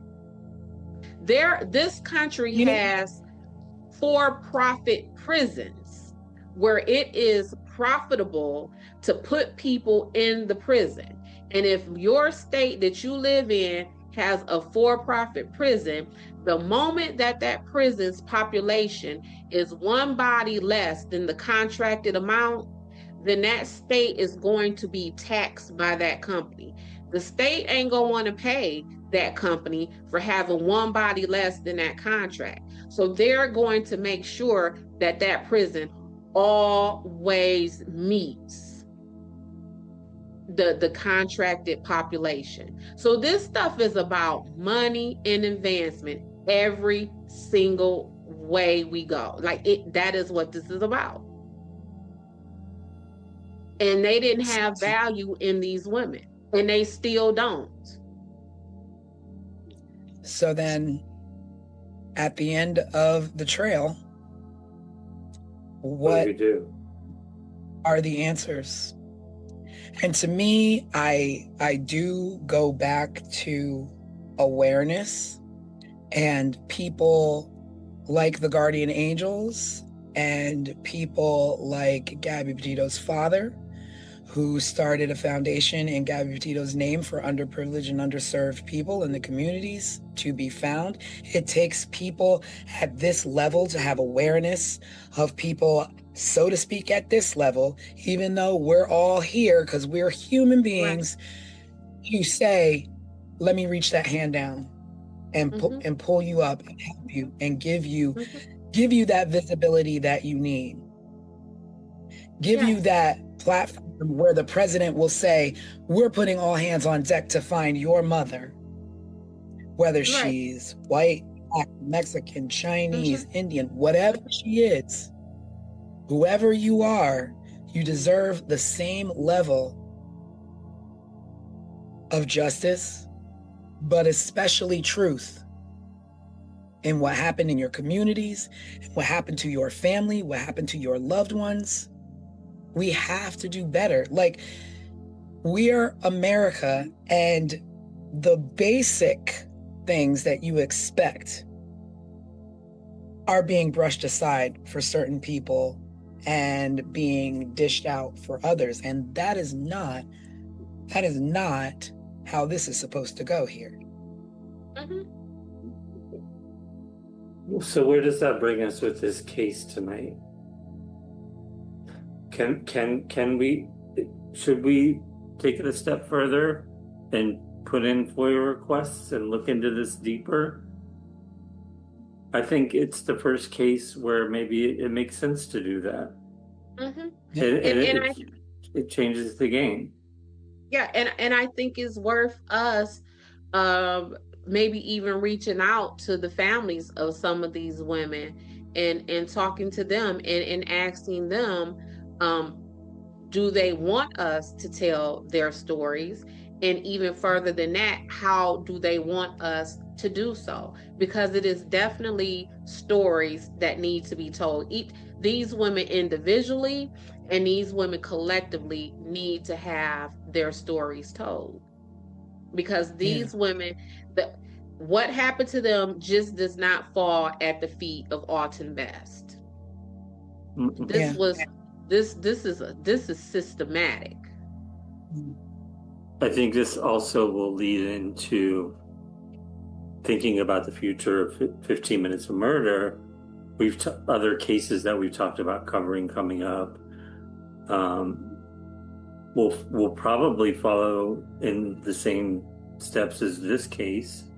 We've talked about the forgotten cases, that revolve around trans people of color. I know we have some other cases. T, you can probably speak better. T is the one that usually, Tanisha is usually the one that goes out and figures out what cases we're going to cover next. But it feels like our direction is meant to go this way. Because I don't know how you can separate the politics of it all from what is happening, because the truth of the matter is, yes, stuff happens to wealthy white people or wealthy Black people. Stuff happens to all of us, right? It is the handling of that makes the disparity. It is what happens when these horrible things occurs in the lives of wealthy, powerful people versus us everyday, regular people. And that is an unfortunate truth that we're facing. Yeah. Well, the buck stops here. Yeah. I'm not even sure where to go. And it's just unfortunate, and just, we will just continue to collectively hope that our society can get better. One, with the way we operate in our lives and the way we see other human beings in our lives, whether that is to do harm or to do good, that you just do the right thing, and value yourself a little bit more so that you can value others, because murder and crime and all of this nonsense, we don't even have to be living like this. We don't have to be growing up with, my mom was taken out when I was 6 years old because somebody selfishly, took her from her family. There's no reason for any of this. No reason. And so there's no reason for us to even be sitting here on a show called 15 Minutes of Murder. That's the crazy part. That's what's the sick part. Yeah, and not talking about the topics that we're talking about. Yeah. I mean, and it's not just us. There are many, many, many crime shows, podcasts, TV shows, 60 minutes, 48 hours, you name it. You name it. We do not need to be steeped like this. Right. And it just blows my mind that we have, I can't even put I'm telling you, because when I realize the connection just in the proximity and the time span between Colonial Parkway and Suitland, my mind was blown. Like, wait a minute, that's 2.5 hours. Like, and I was just thinking, like, Detroiters love driving into Chicago. 2.5 hours, Chicago. That's closer than we are to Chicago. When Yeah. you think of it, like Craig, how far from where you are, how far is the drive to say Miami? It's about, depending on how fast you drive, it's about a 3 hour drive tops. See what I'm saying? Yeah. And just a couple of hours can make a big difference. And you know what? The funny thing is that it doesn't even have to be that many hours. It could be this side of 8 Mile versus that side of 8 Mile in less Girl, than. listen, what time is it? Because huh? Yeah. Absolutely. Absolutely. And that is what I'm saying. We cannot separate the political from the reality of what is happening and how people are being handled in these situations. You absolutely cannot. Yeah. Well, ladies and gentlemen, that concludes this evening's podcast on the Suitland murders. Neither here nor there, but let's do better. Communities, let's do better. The people who are supposed to be protecting our communities, do better.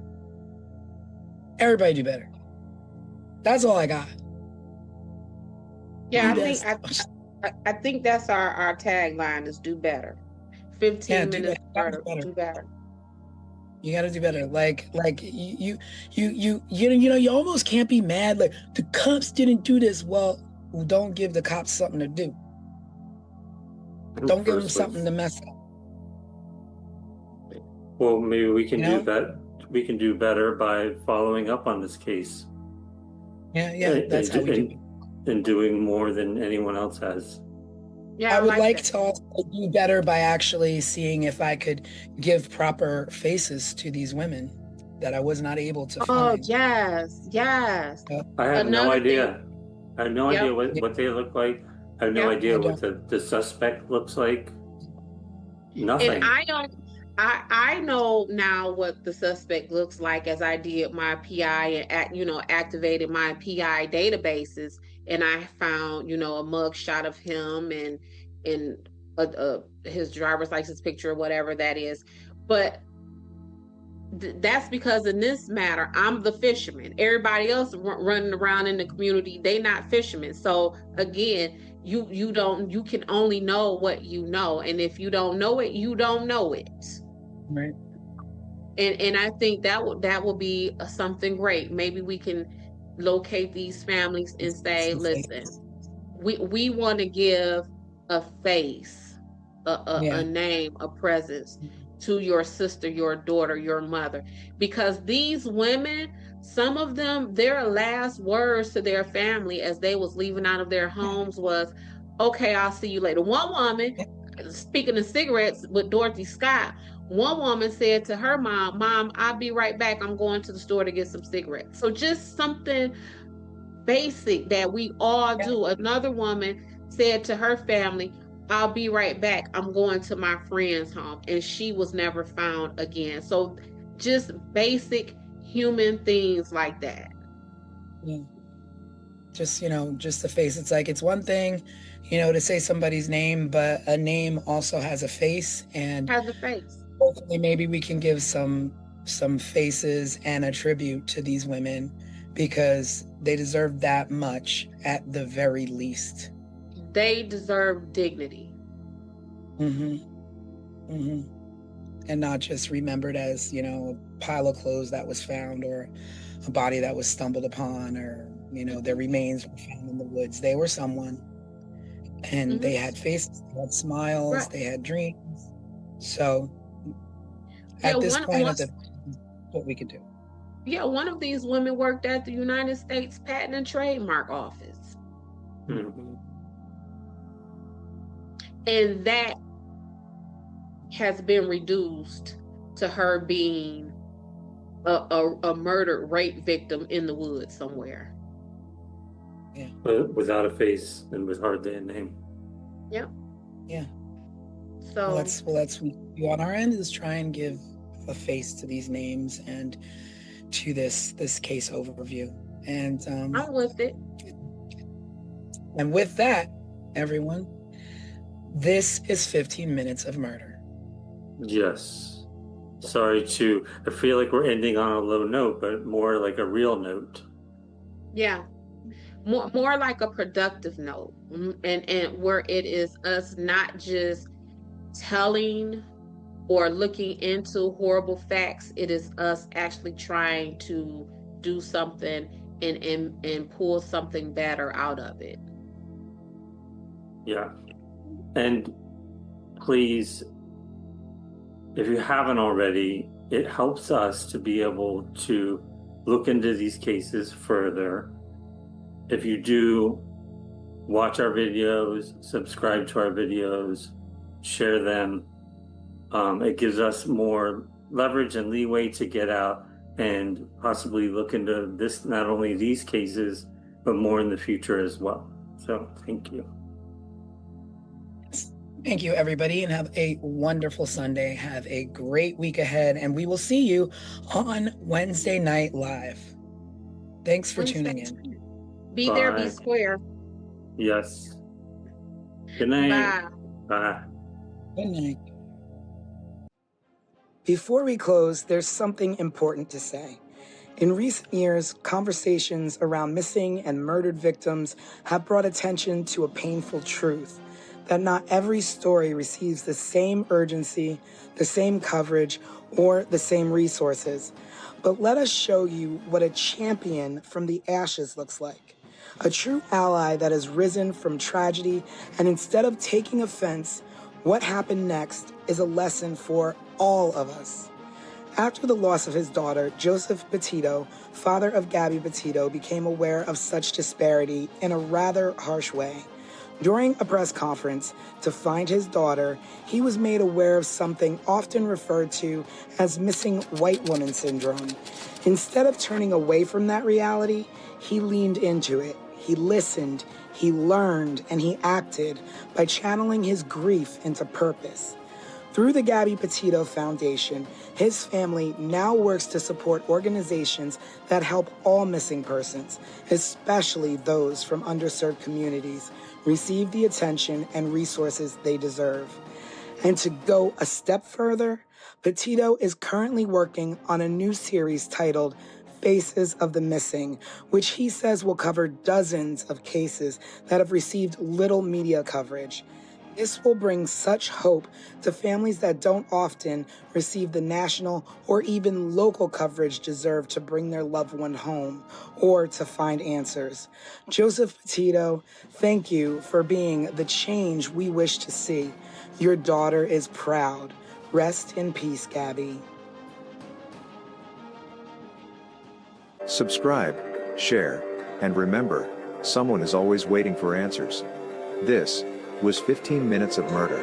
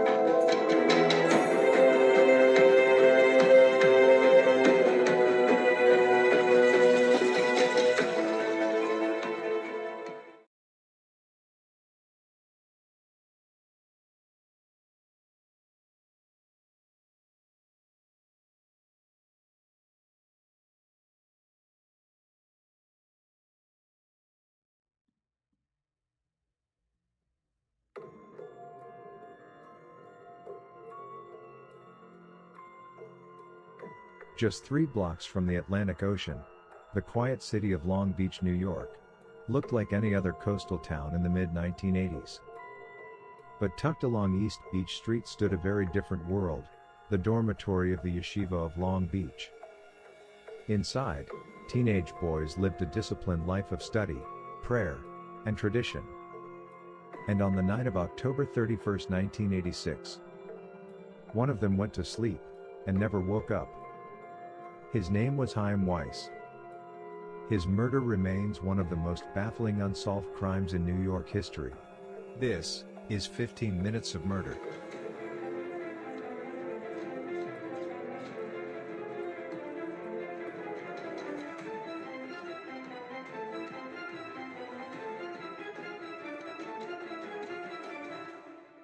Chaim Weiss was 15 years old.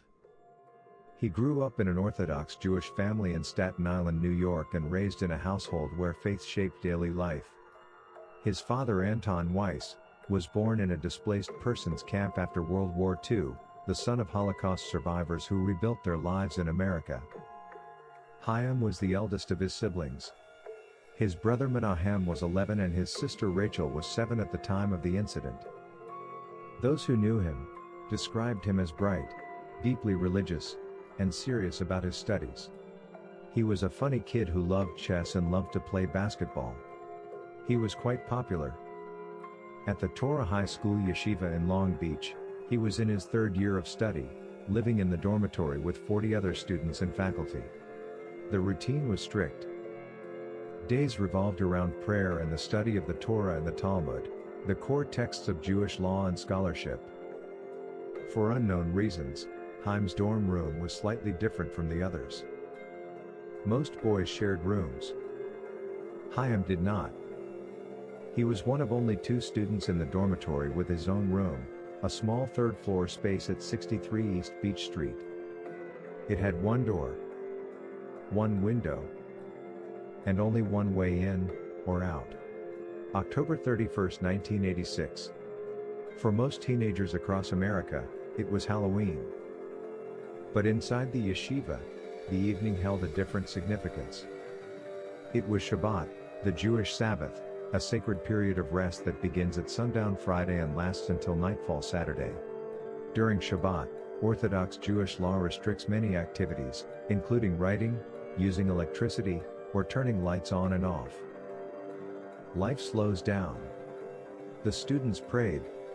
They studied. And eventually, they went to sleep. Well after midnight, Chaim was seen alive studying in the hall outside of his dorm room by a fellow student. He was likely utilizing the light in the hallway to abide by the rules of Shabbat. He returned to his dorm room alone.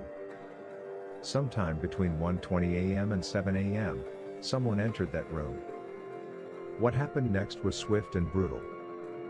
Chaim Weiss was reportedly struck in the face with a hatchet-like weapon, crushing his skull and severing his spinal column.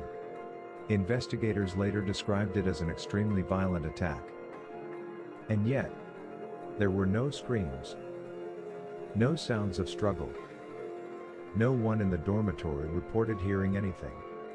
When investigators entered the dorm room the next morning, the scene raised more questions than answers. Chaim's body was not in his bed. He had been moved onto the floor, dressed in his pajamas with his feet resting on the mattress. Police believed he had been attacked while sleeping and remained in the bed for several hours before the body was moved. Then detectives noticed something else. The window in the room was open.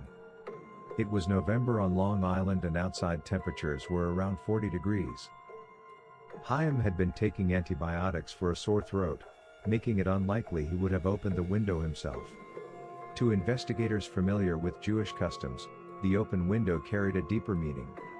In some Orthodox Jewish traditions, a window is opened after death to allow the soul to depart the body. Whoever opened that window may have known that, which meant the killer may have been someone familiar with Jewish ritual. Possibly someone from inside the community. The investigation began during Shabbat, when many Orthodox Jews avoid formal communication. Detectives struggled to take statements from students that morning because religious law restricted activities like writing or signing documents during the Sabbath. The result was a case that started with silence. But note, after the Sabbath, students and faculty fully cooperated with the investigation. Police assigned 25 detectives to the case full-time for months. A mobile command center was placed outside the yeshiva. Investigators interviewed students, faculty, and staff. Early theories ranged widely. A janitor, a mentally ill outsider, even the possibility of a Halloween thrill killer. But each theory collapsed. There was no forced entry. No evidence anyone from outside had entered the building. This led investigators to a troubling conclusion. The killer may have been someone inside the yeshiva. Possibly a member of the staff. Possibly another student. Near the body, investigators found a single strand of hair that did not belong to Chaim. But police have never tested it against a suspect. Their reasoning for not doing so? To preserve the integrity of the sample. They have kept this one hair in evidence for decades, just waiting for a possible match. The mystery deepened with other unusual details. The summer before Chaim was murdered, he was away at an overnight camp. Chaim's father remembers him calling home crying, but refused to tell him why. There is a possibility the camp was affiliated with the yeshiva, but nothing is for certain. Anton regrets not delving deeper into his son's distress. Doing so could have changed the course of that night. After Chaim left the camp, he went to Europe to visit his grandparents. While there, the family received 2 calls from Rabbi Avram Cooper, the school principal. He wanted to meet with Chaim to discuss matters unknown. Chaim later met privately with the principal at a home in Brooklyn. But when his parents asked about the meeting, Chaim refused to discuss what had been said. Years later, another disturbing event occurred. In 1994, Chaim's family received a strange letter addressed to him. Inside was a dark joke printed on an Easter card, which said, "Know what happens to chickens when they get too old to lay Easter eggs? They die. Happy Easter."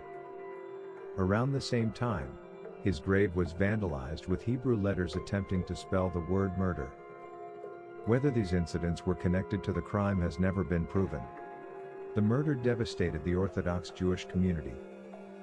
More than 1,000 mourners attended Chaim's funeral in Brooklyn. Parents feared for their children, and yeshivas across the region increased security. But the questions never stopped. How could a teenager be murdered inside a dormitory filled with students? And no one heard anything? Nearly 40 years later, the murder of Chaim Weiss remains unsolved. A 15-year-old boy killed in his own bed. Inside a locked dormitory. In a room with only one door. And one window. A window someone opened. Perhaps as a ritual. Perhaps as a message. Or perhaps as a final act by someone who knew exactly what they were doing. The killer has never been identified, but investigators believe one thing is certain. Someone out there knows the truth. And they've been carrying it since 1986. Subscribe, share, and remember, someone is always waiting for answers. This was 15 Minutes of Murder.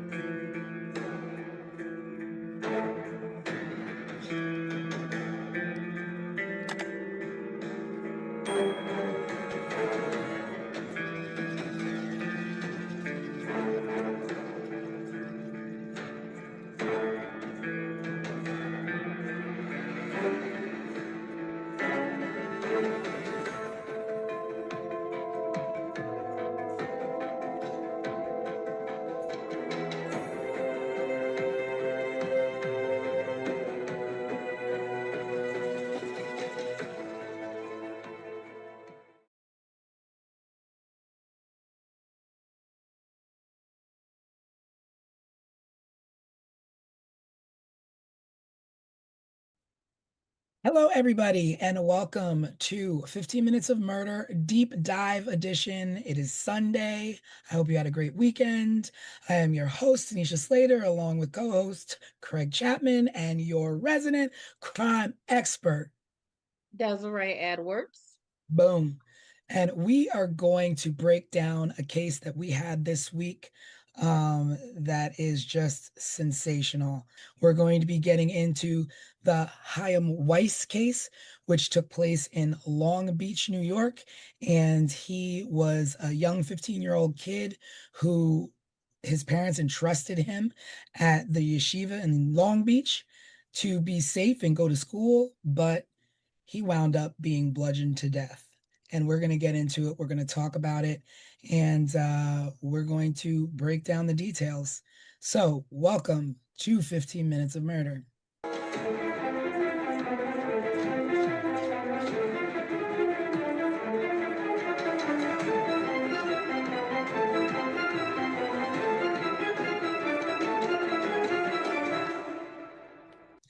All right, so this week we presented the case of Chaim Weiss, a 15-year-old Jewish student who went to school in Long Beach, New York, and his parents trusted this school. Now, it's weird to me because it's a high school, and I'm not really used to, like, I guess you going away and staying in dorms for a high school.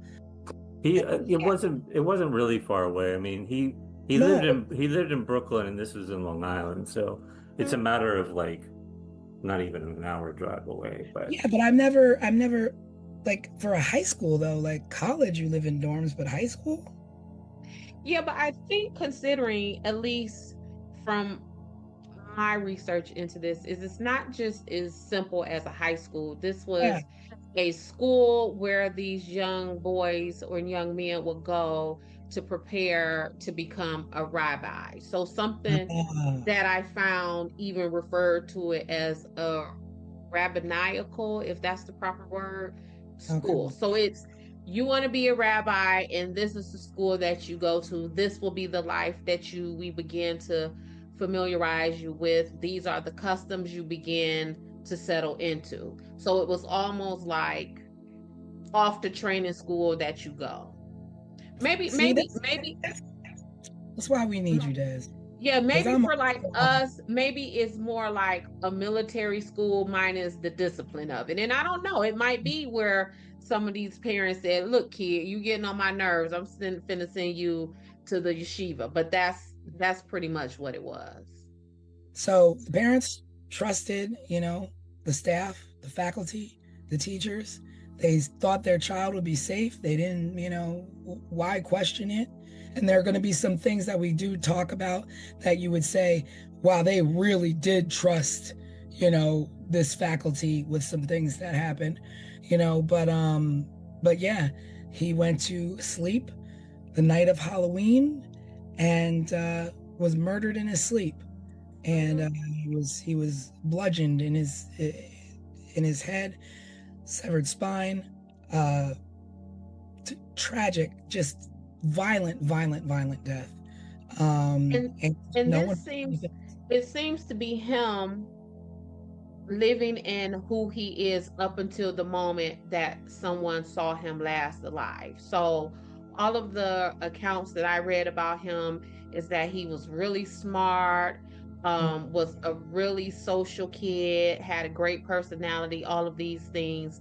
And one of the last accounts of someone seeing him alive was that they saw him sitting outside his dorm room in the hallway studying. So even up until his last moments, he was being his innocent, true to self, true to form Chaim. Yeah. He was, and they said that he was probably in the hallway because the Sabbath was that day. It was after midnight. Yes. So there's certain traditions and rules where they can't turn lights on and off. So there was probably a light left on in the hallway. So, and his room was probably dark. He was out studying in the hallway. And then he was killed in his sleep. And let's not really downplay it. I mean, it was brutal.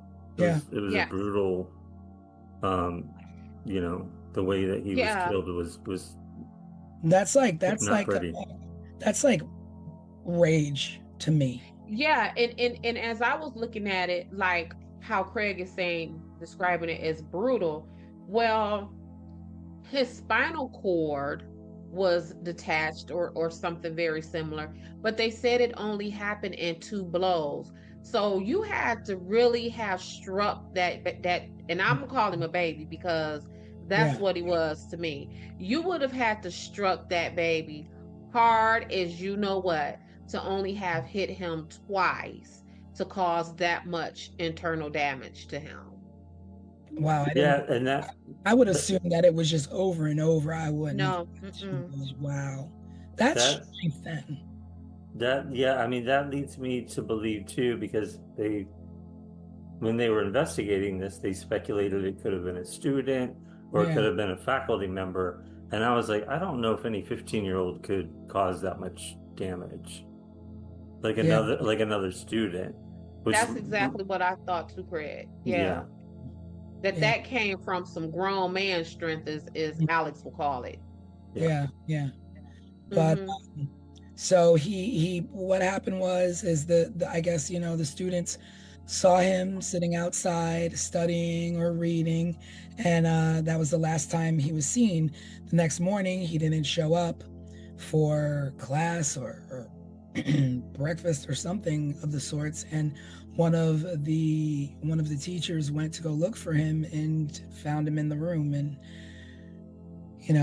called 911, called the police, and then the investigation should have begun, but couldn't really begin because it was the Sabbath, and there's tradition. So the police's efforts were delayed until Sunday because they couldn't really take statements, and but it's to be said, like, there is a what is that show called?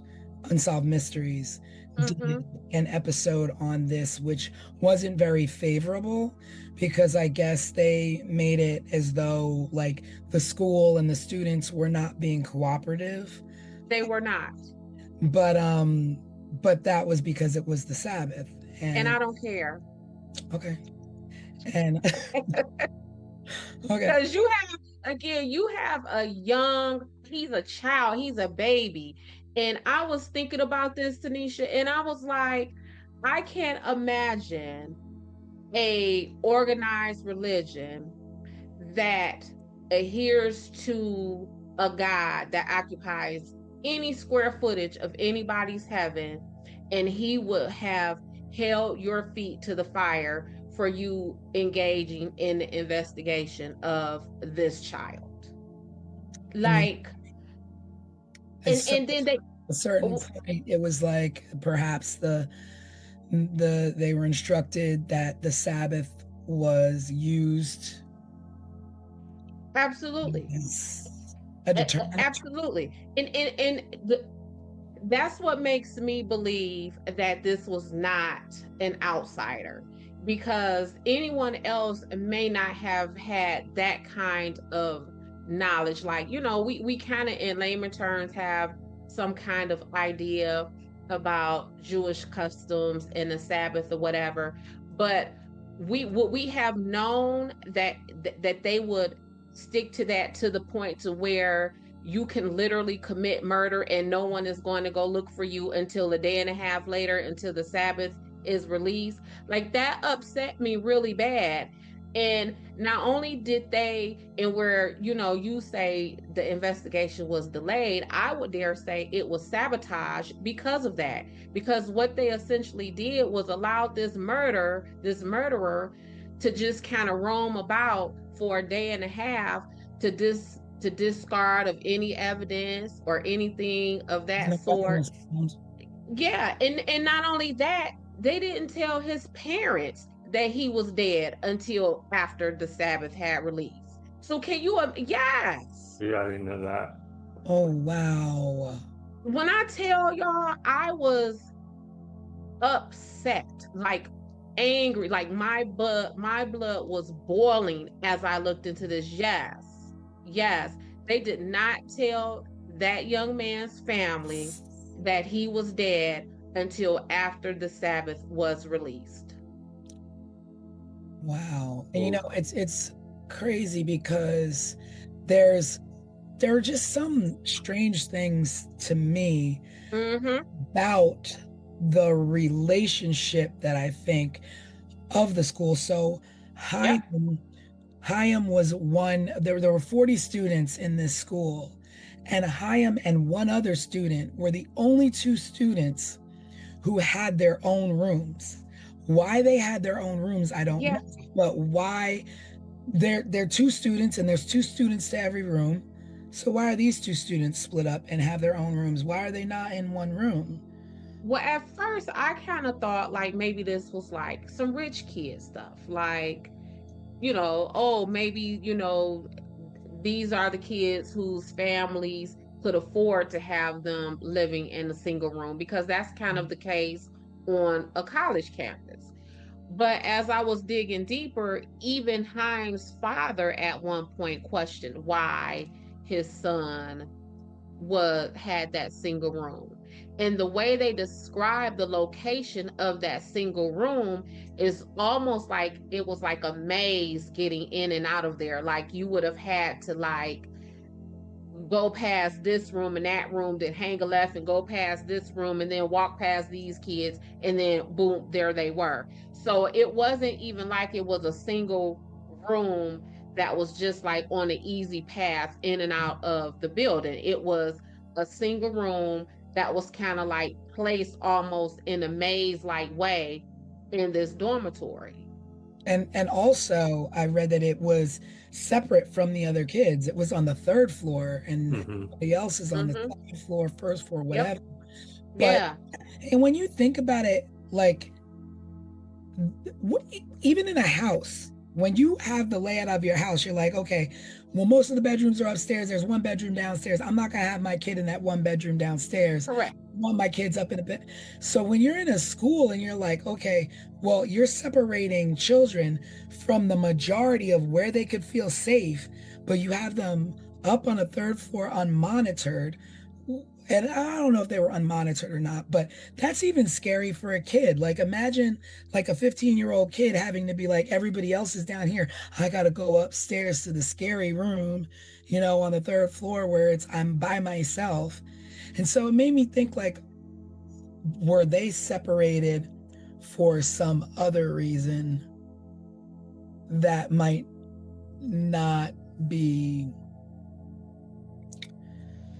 correct? Because what you're saying, T, is, as I was reading up on this, the school and the security of it, the students had been getting, I guess, picked on and bullied maybe by the neighborhood kids, because these would have been Orthodox Jewish people. So they would have looked differently than the rest of the community. So they probably got teased and all that kind of stuff. But it was so bad that they actually had escorts to walk the kids to and from school, because the dormitory was like 3 blocks from the school.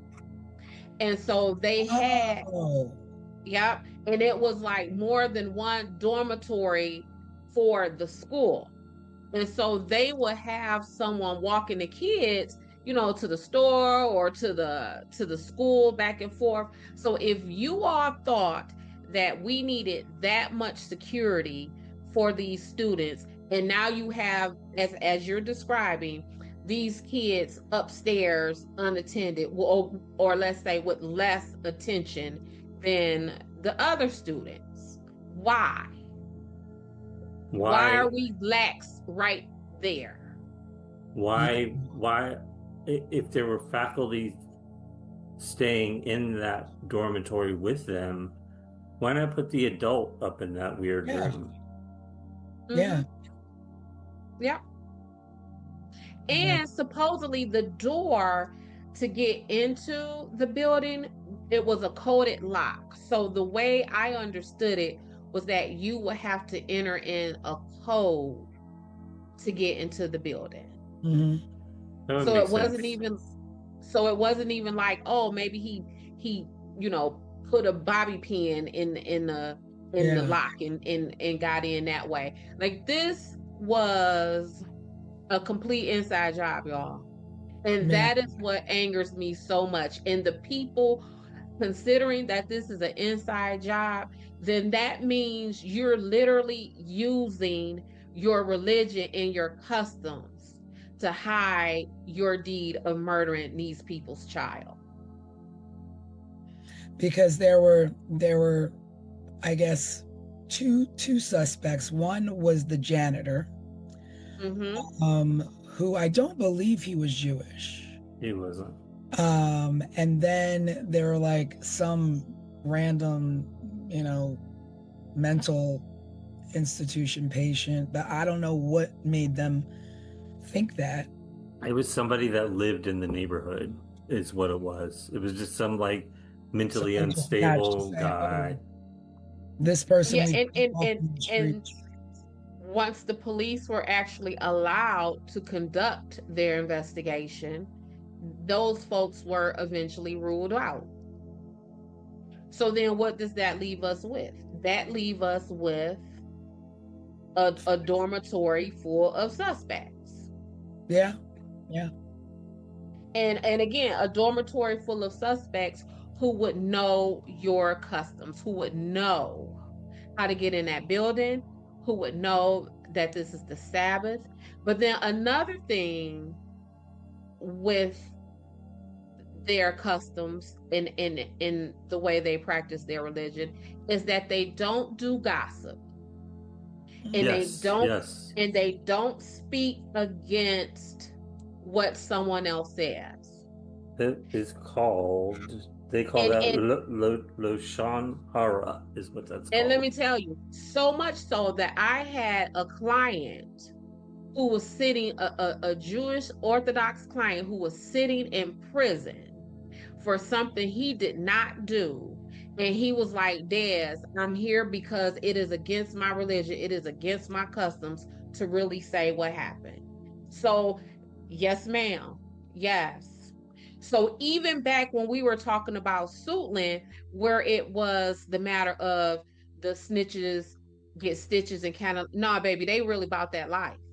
And Mhm. in the investigation, when the police were talking to them, they were sticking to that. Like, no, we're not saying because So basically, if it was one of them in the vicinity, then it's just like, we know what happened, but we're not speaking on it because we don't. They we know said, what. Go ahead, Craig. the clip that I took out of like Google today was that there was silence by the community attributed to the religious principle of Loshan Hara, which is avoiding gossip or harmful speech, and a belief that one should not accuse another without positive proof. Yep. So unless they actually saw Yeah. the person in the act doing this. I mean, that makes sense though, because that a lot of times that's the way you convict the wrong man, by gossip or hearsay or what you think might have happened or what you think you might have saw or what you, I mean, Yeah, but that's the that's difference true. between gossip and hearsay and a good lead. Yeah. Yeah. That it's that fine line. And I, whenever I'm working my investigations, I always tell my clients and my witnesses, I like to work under the premise of I would rather have too much information than not Mm. enough. Because if you give me too much information, I could pick it and throw it apart. I don't need this, I don't need that. But if I don't have enough, I'm just kind of sitting there twiddling my thumbs and I don't have anything, I don't have anywhere to go. So I get where, I don't want to say that because, I don't really know. That's gossiping or that's what I heard. But y'all not going to say nothing. And not only are y'all not going to say nothing, y'all going to wait a whole day and a half to tell us the nothing that y'all not going to tell us. Yeah. Well, there are other things that happened to also point in the direction of proximity, somebody from within the community. The ways things were left in his room with his body on the floor, the open window, the second candle that appeared out of nowhere. Nobody knows I how it read got about there. that candle that it said that candle was probably post, but not the day of. It could have been just the candle that was left like after the fact. But as far as that night, there was no candle left. Well, the way that I understood it is that a second candle just appeared, and it was lit, and no one knew how it got there or how it got lit. Because it was put in the room when they still had it blocked off. Yeah, blocked up. Yeah, yeah. Yeah. And then plus the tradition of opening a window to let the person's soul go.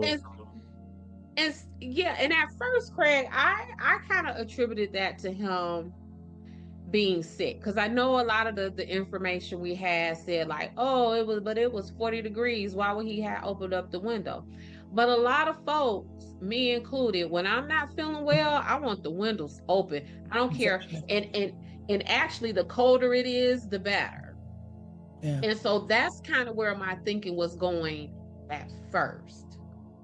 But then when all of this other stuff started catching in, and I was like, okay, well, maybe that could be part of someone, again, using the Jewish customs and traditions, to hide this young man's murder.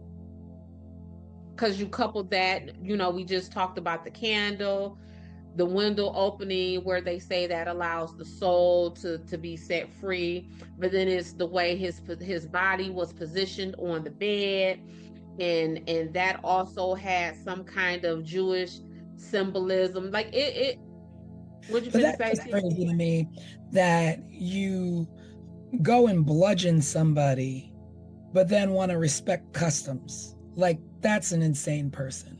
That is an insane person. You're And insane. because again, we're talking about someone, you would have bludgeoned this person and used the Sabbath as a way to get a head start on getting free. Now, but also if we're talking about like a student, so let's talk about like what would be some of the reasons in the path that a student would do this. He was liked, he was popular. Mm-hmm. And I thought all of those things too, until again I started digging deeper and started to coming up with some of this principles involvement in contact with Haim's family. Mm-hmm. So Haim's dad spoke about a meeting that they had with the principal, and I believe Haim may have even attended that meeting alone. Yeah. His parents waited outside for him. His parents waited outside. There is no way. No way. I don't care, teacher, rabbi. And not at school. And it was I'm not aware. It was at his house. It was at his I'm house. not aware what you're talking to my child about. They trusted way too much what was going on here. There's something that's not right. Well, as a parent, and I have 4 children, and I sometimes refer to my kids as kids, but really I have my daughter be 30 years old next year. Like, that is how old my children are. And I still speak about my children as if they are my babies. But when I tell you, you're not finna hold nothing with my kid and I am not present. Not only did that happen, but the dad said that there was a time that dad was on vacation and Haim called him upset about something that was going on in the dorm. And dad said that he kind of blew him off and said, "Son, I am on vacation. We'll talk about it when I get back." Now, this is what the dad said. This ain't what somebody said the dad said. This is the dad recounting this. Dad said that when he got back from the vacation, he checked in on Haim, and Haim was like, "Oh, it's okay." And then they left it at that. Well, of course, Haim is separate from the time that Haim called from summer camp or this overnight camp crying. I don't know. I think this it could be, But I believe that this is a separate incident because dad was actually on vacation this time. Yeah, because he called home from the overnight camp. So yeah, that has to be a different. Dad was on vacation. And then again, as a mom, what I thought was, of course, he's saying to you now, Dad, it's okay. Because when he reached out to you, you blew him off as Yeah. if he was not a priority. So it's a whole lot of neglect that may have came out of the home and out of this dormitory. Yeah. And that is what upsets me with Haim because what are we even investigating? You know, it bothers me too that he went, that the rabbi or the principal or whoever wanted to meet with him, but you didn't go to their house. It wasn't a meeting at the school. And granted, it might have been summertime, but schools, you know, you could still go to the school. And you let your child go into a home of somebody, and he came out and he was upset. And when they asked him, what did you talk about or what was happening? He didn't want to tell them. That is your telltale sign that something's wrong. Yep. The child doesn't want to tell you what the conversation was. And Yeah. when the person who had the conversation with him doesn't inform the parent, this is what is going on at the school, and we need to correct this. You need to correct your child has been doing this or that. But the hush hush of it all.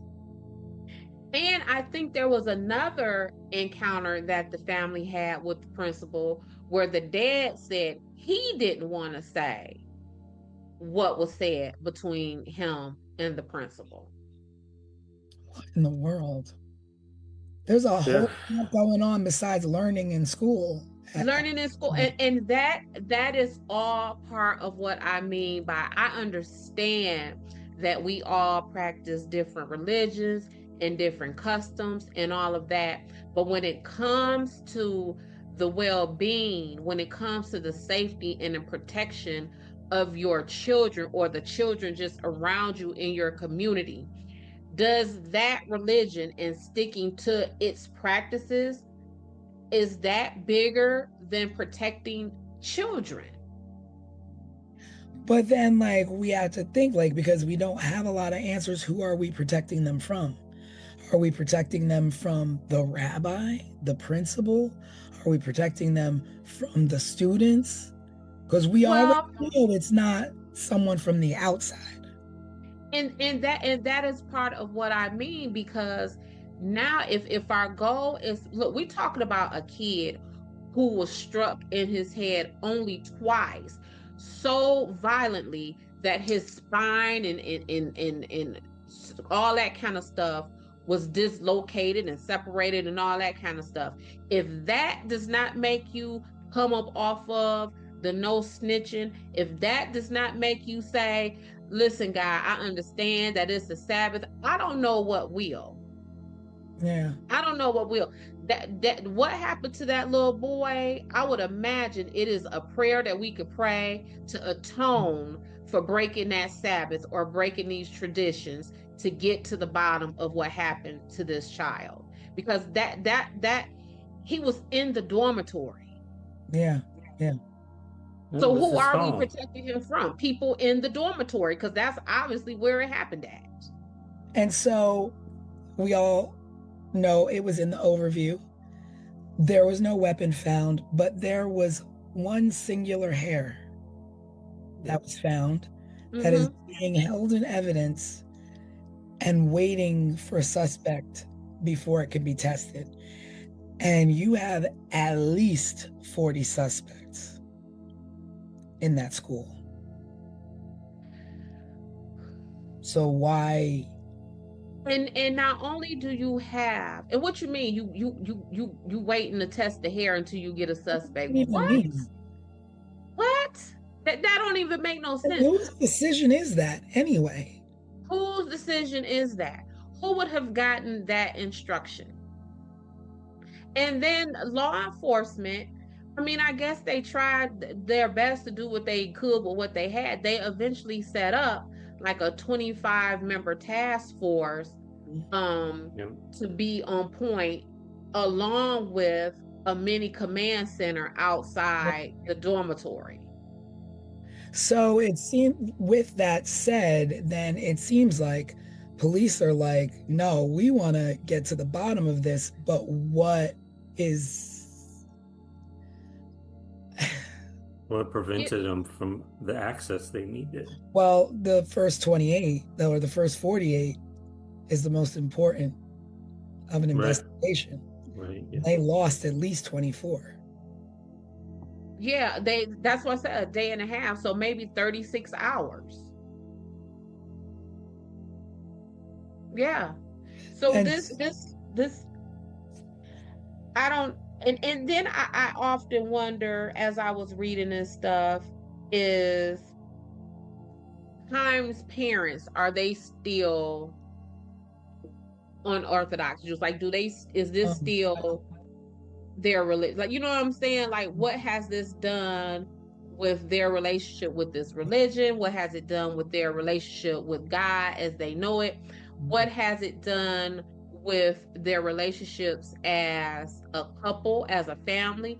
Because some of the stuff that I read is that the mom didn't want him there.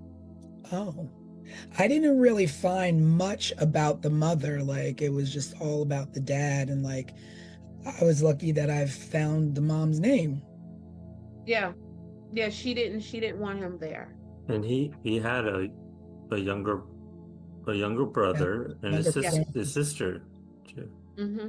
Mm-hmm. Well, I read some weird things too. I mean, speaking about the principal, because I was wondering, I was like, up until this time period, has the father continued to press? 40 years, it's been a long time. And at one point, the father recounted the rabbi suggesting the family reflect on their own bad deeds as a reason for their misfortune. And See what I'm saying? And then so the rabbi said this to the father, and the father actually sued the school a couple of times, or tried to, for not keeping his son safe. See what I mean?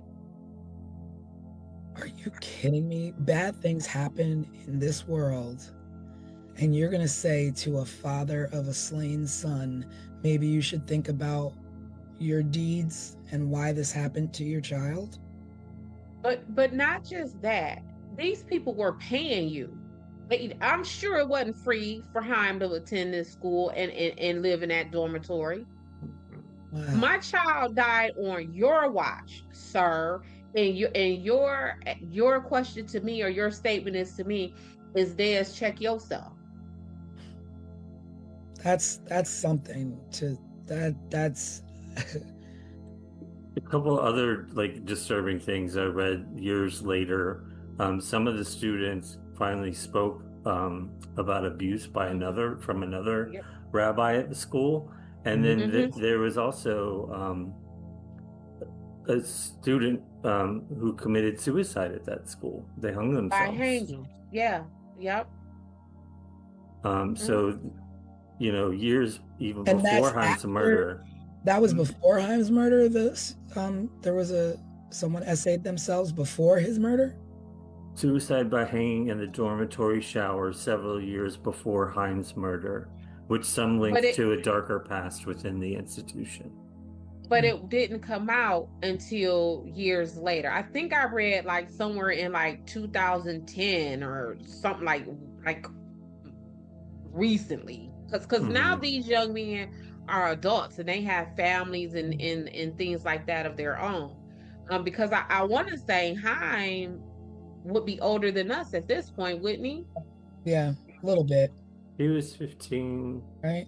15 and 86.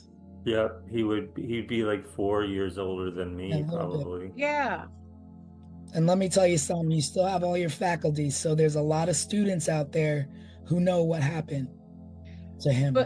And not only that, T, and it's like I tell witnesses all the time,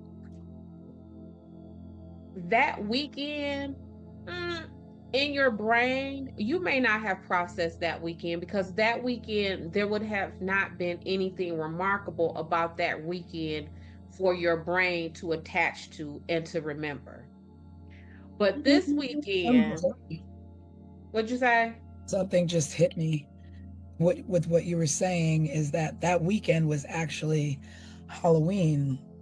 Yes. So anything that you're going to do that can seem like the evil of the world, Halloween would be a perfect time. Halloween would be perfect. Like So all of this, thing. all of the symbolism of this, yes. Yes. But back to my point, whether these people live to be 150,000 years old, they will still hold on to those memories because something very remarkable happened. If this would have just been a regular degular old Halloween weekend, by the time they hit 40, 50 years old, by the time they might have hit 22, they would not have remembered anything. But that was a holiday weekend that your dorm mate was bludgeoned to death. You would remember that. You're going to retain that. Yeah. Absolutely. There's one other thing coming to mind that we haven't talked about, and that's the letter that was mailed to Himes' family. I don't have the details on that letter. I don't know, Des, if you was do. mailed to. Yeah. So in 1994, which is what, 12 years? How many years is that? It's happened in 8 years. Yeah. Yeah, 8 years. Mm-hmm. So the letter was mailed to Chimes' parents in Staten Island. It says in the letter was a humorous Easter card that read, "Know what happens to chickens when they are too old to lay Easter eggs? They die." And they have die spelled D-Y-E. But also around that time, a stone slab at Himes' gravesite was vandalized.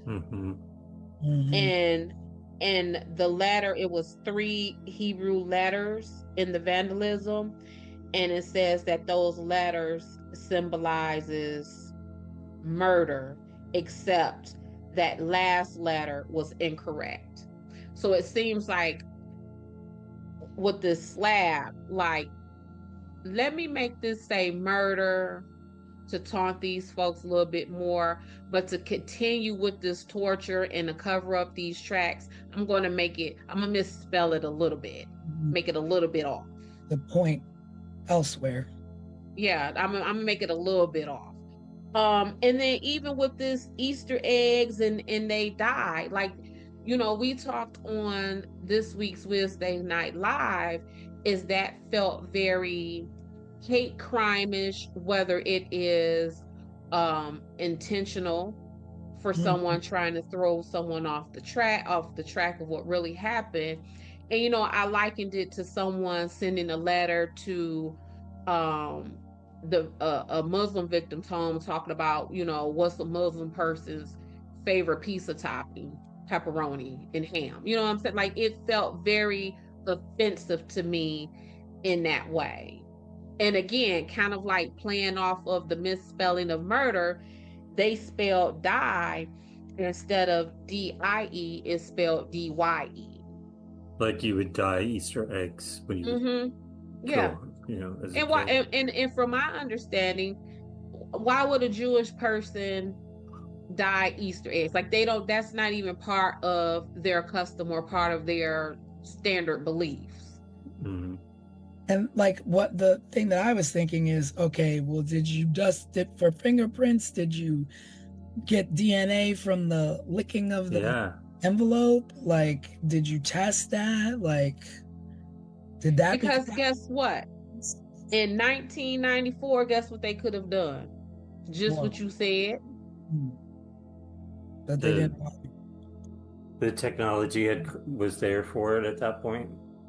And guess what?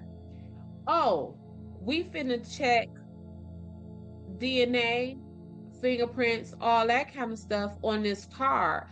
But oh, wait a minute, back in the evidence room, we got that hair. Let's run that too. Yeah.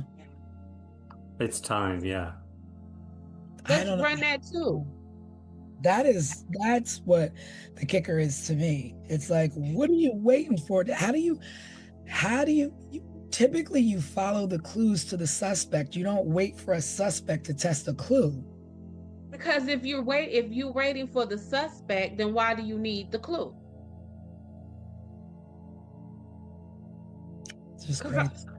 It's all messed up. It is like when he was 15 years old, and y'all did not tell his family about him being dead until a day and a half later. Are you what? It seems like every turn is something messed up. And I wonder too, like after the overnight camp, Chaim went to stay with his grandparents in Europe. Mm-hmm. And that sometimes you're just a little bit more trusting with your grandparents. So it makes me wonder, did he like say anything to his grandparents about the conditions of the school or what? And if there was just that code of silence there as well. Listen, y'all.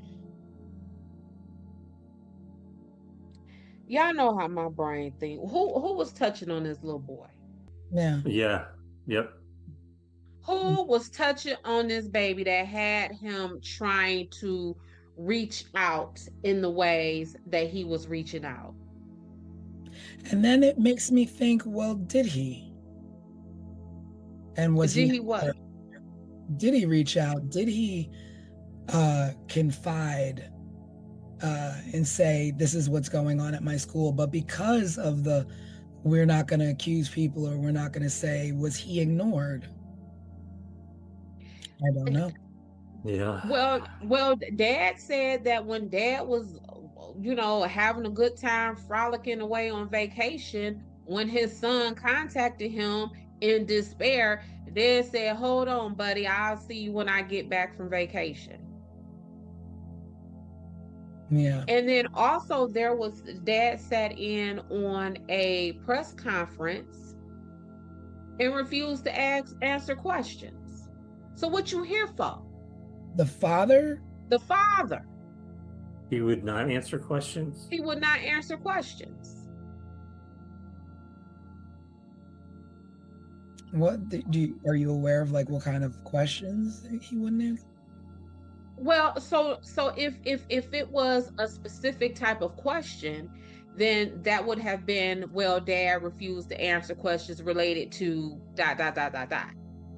But it was simply, there was a press conference and Dad refused to answer questions. So I just take that as, I don't want to answer nothing that y'all talking about. Just help me find my son under the mysterious cloak, all of the stuff that we have essentially created and presented before you. But don't ask me nothing. It's funny because I saw I don't know, it was one of the news stations went and caught up with the rabbi, or one of the rabbis, and he refused to talk. He was like, I'm not saying anything. I'm not talking about this. This is not, and it's just like, but just really mean and nasty about it. And it's just like, okay, everybody can be mean and nasty about it, but Chaim is no longer with us. Mm-hmm. And Chaim's parents still don't know what happened to their child. No. And they trusted you with their child. Mm-hmm. And that something was going on that Chaim was trying to let someone know what was going on. And not only that, it seems like that school's been troubled in the past and has a little bit of a stigma. And I'm curious as to why the mom didn't want him to go there. Yeah. Well, one of the things that I read is that Mom was saying how she wanted him to go to a more prestigious school. Mm-hmm. That a lot of the children in their community was going to yeshivas in Baltimore and in Pittsburgh. And that's part of, at least that I read, why mom didn't want him there. So again, it will be that, see, I told you. See, I told, and again, what does that do with her relationship with him? Because Yeah. what they were saying is that they weren't really sure if Haim wanted to go and be a rabbi or if he wanted to get into business like his dad. So if the family had the means, then is mom like, see what happened with my baby, and I told you I didn't want him there, and this happened to him because you somewhere being a cheapskate. Like, you know what I'm saying? Like, all you Yeah. had to do was spring another couple $1,000 this semester, couple $1,000 that semester, and would my baby have been safe? So, and those kind of like what we always be talking about with Nancy Guthrie, all of that dialogue that comes within the families as they are discussing and living through and just trying to traverse these traumas and tragedies that happens to them. Yeah. Yeah, it's hard. It's hard when you're pointing fingers at your own family members, right? Mm-hmm. Or the people who was supposed to take care of your baby is pointing the fingers at you, talking about some, well, check your own karma, check your own behavior, and is this? Hey, that is just, my mind is blown from that. Mm-hmm. Like, You know, as I was researching this, and my mind went to Haim, but maybe he was being molested. Like maybe this is why this happened to him. And then I hear tonight we're talking about how much it seemed he was trying to reach out, but was probably yeah, being shut down by his father and people that he trusted, or feeling, shame because of it, like maybe guilt because of it. Who knows how he Yeah. was feeling? But Mm-hmm. at the end of the day, he was murdered. He was murdered for it. And when we get to this point in all of our cases that we've covered, I almost feel like crying at this point for Oh, for the for Haim. yeah, for Haim. Yeah. For Haim and his entire family. I read an article, y'all, that stated that his grandparents were Holocaust survivors, that his father was born in a displacement camp, and that Haim died before all of them in that dormitory. yeah. That Wow. his grandparents survived the Holocaust. Yeah. That's something that, Yeah. the whole that a parent should never have to bury a child, but when your parents and your parents' parents have survived such evil in the world, Such evil. Such evil.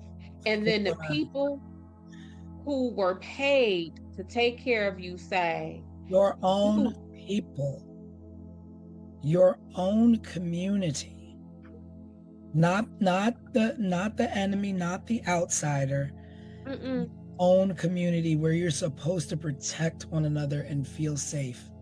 And even if it was an outsider, which I highly doubt it was, your goal is to protect. You all stick together. You all protect one another. What you've been through, you shield one another from the evils of this world when you can, especially when it's someone else's child. And you say something. You say something, but then to think the unthinkable of him being taken advantage of in a situation like that, and potentially covered up through murder is just heinous. And you touched on something to me, T, that's very personal to me. I was an education major for one day, I spent the day, going to all of my, oh, you finna be a teacher classes. And what you just said was you are entrusted with other people's children. That responsibility just from that one day of classes was so enormous to me Mm. that at the end of the day, I was already down at the academic advisor changing my major because I could not grasp Mm. the enormity of me being responsible for just in one class period 27 children that belongs to somebody else. Mm. Yeah. That's a I lot of couldn't. lives. That's a lot of lives. And like I said, if you are a middle school teacher or any school teacher where these kids are changing classes during the day, and that's 27 kids if you are lucky enough to only have 27 children in your classroom, that's 27 sets of kids 6 7 8 times a day. I'd be wanting And to throw up, hoping that they'd all show up at the next class. yes. And also, like, that really made me wonder too, like, when you have kids that go to school and they go on field trips, and now you have one teacher at the front, one teacher at the back. Mhm. These kids, they want to run here and run there and run off and hide here and what have you. And then not only did they entrust Chaim at the school, but also at an overnight camp. Like, what happened in that overnight camp? He What called, happened in that overnight he camp? called home crying. Mhm. So and it's not certain whether the overnight camp was attached to the yeshiva or if it had anything to do with it, but it was still an overnight camp in which he was told, you know, sorry, deal with it, whether it was a kid who was bullying him or maybe it was something worse. Yeah.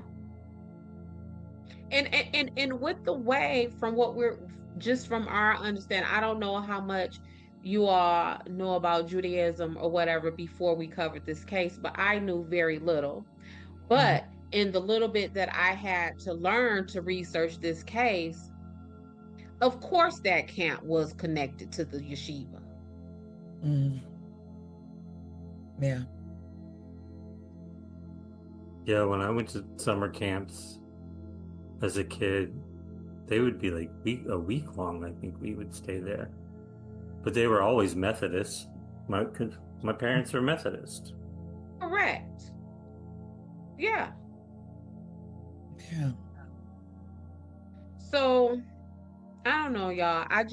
It angers me. Like I cannot get past them allowing customs of any kind Mhm. to sabotage, to deter, to whatever you want to call it, the investigation of a child's murder. This is a child. Yeah. And not only do we not and not only do we prevent the investigation going, y'all, I will die on this hill. Y'all waited a day and a half to tell these people their son was dead. Like, what are y'all doing? I really feel like this case,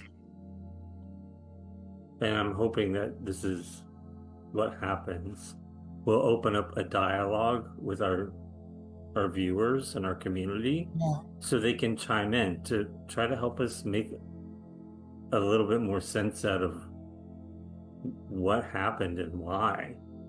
Yeah.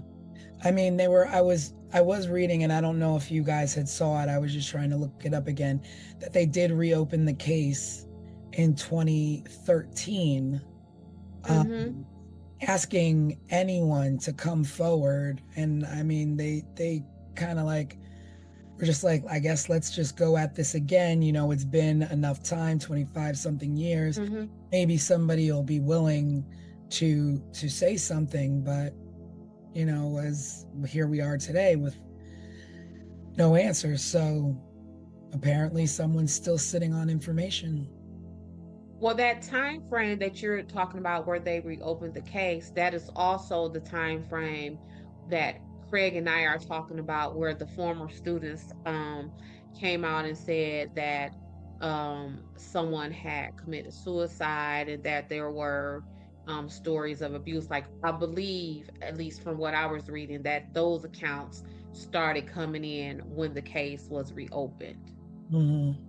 It's almost like people were screaming, this is what was going on. This is what, You'd be like begging, look into this further, like look. yeah, Yeah. without saying it, essentially. Right. And just when we're coming off of Suitland and we're talking about law enforcement not caring enough to investigate and get the ball rolling and bringing closure to these families, this is a matter of law enforcement setting up a mini command center. Yeah. You can't ask them to do no more than that. If I'm correct, there's still, I mean, it's still an open case, and they still have a $25,000 reward available for information for this case. I guess, you know, when it comes to inside the dorm, money doesn't talk. So.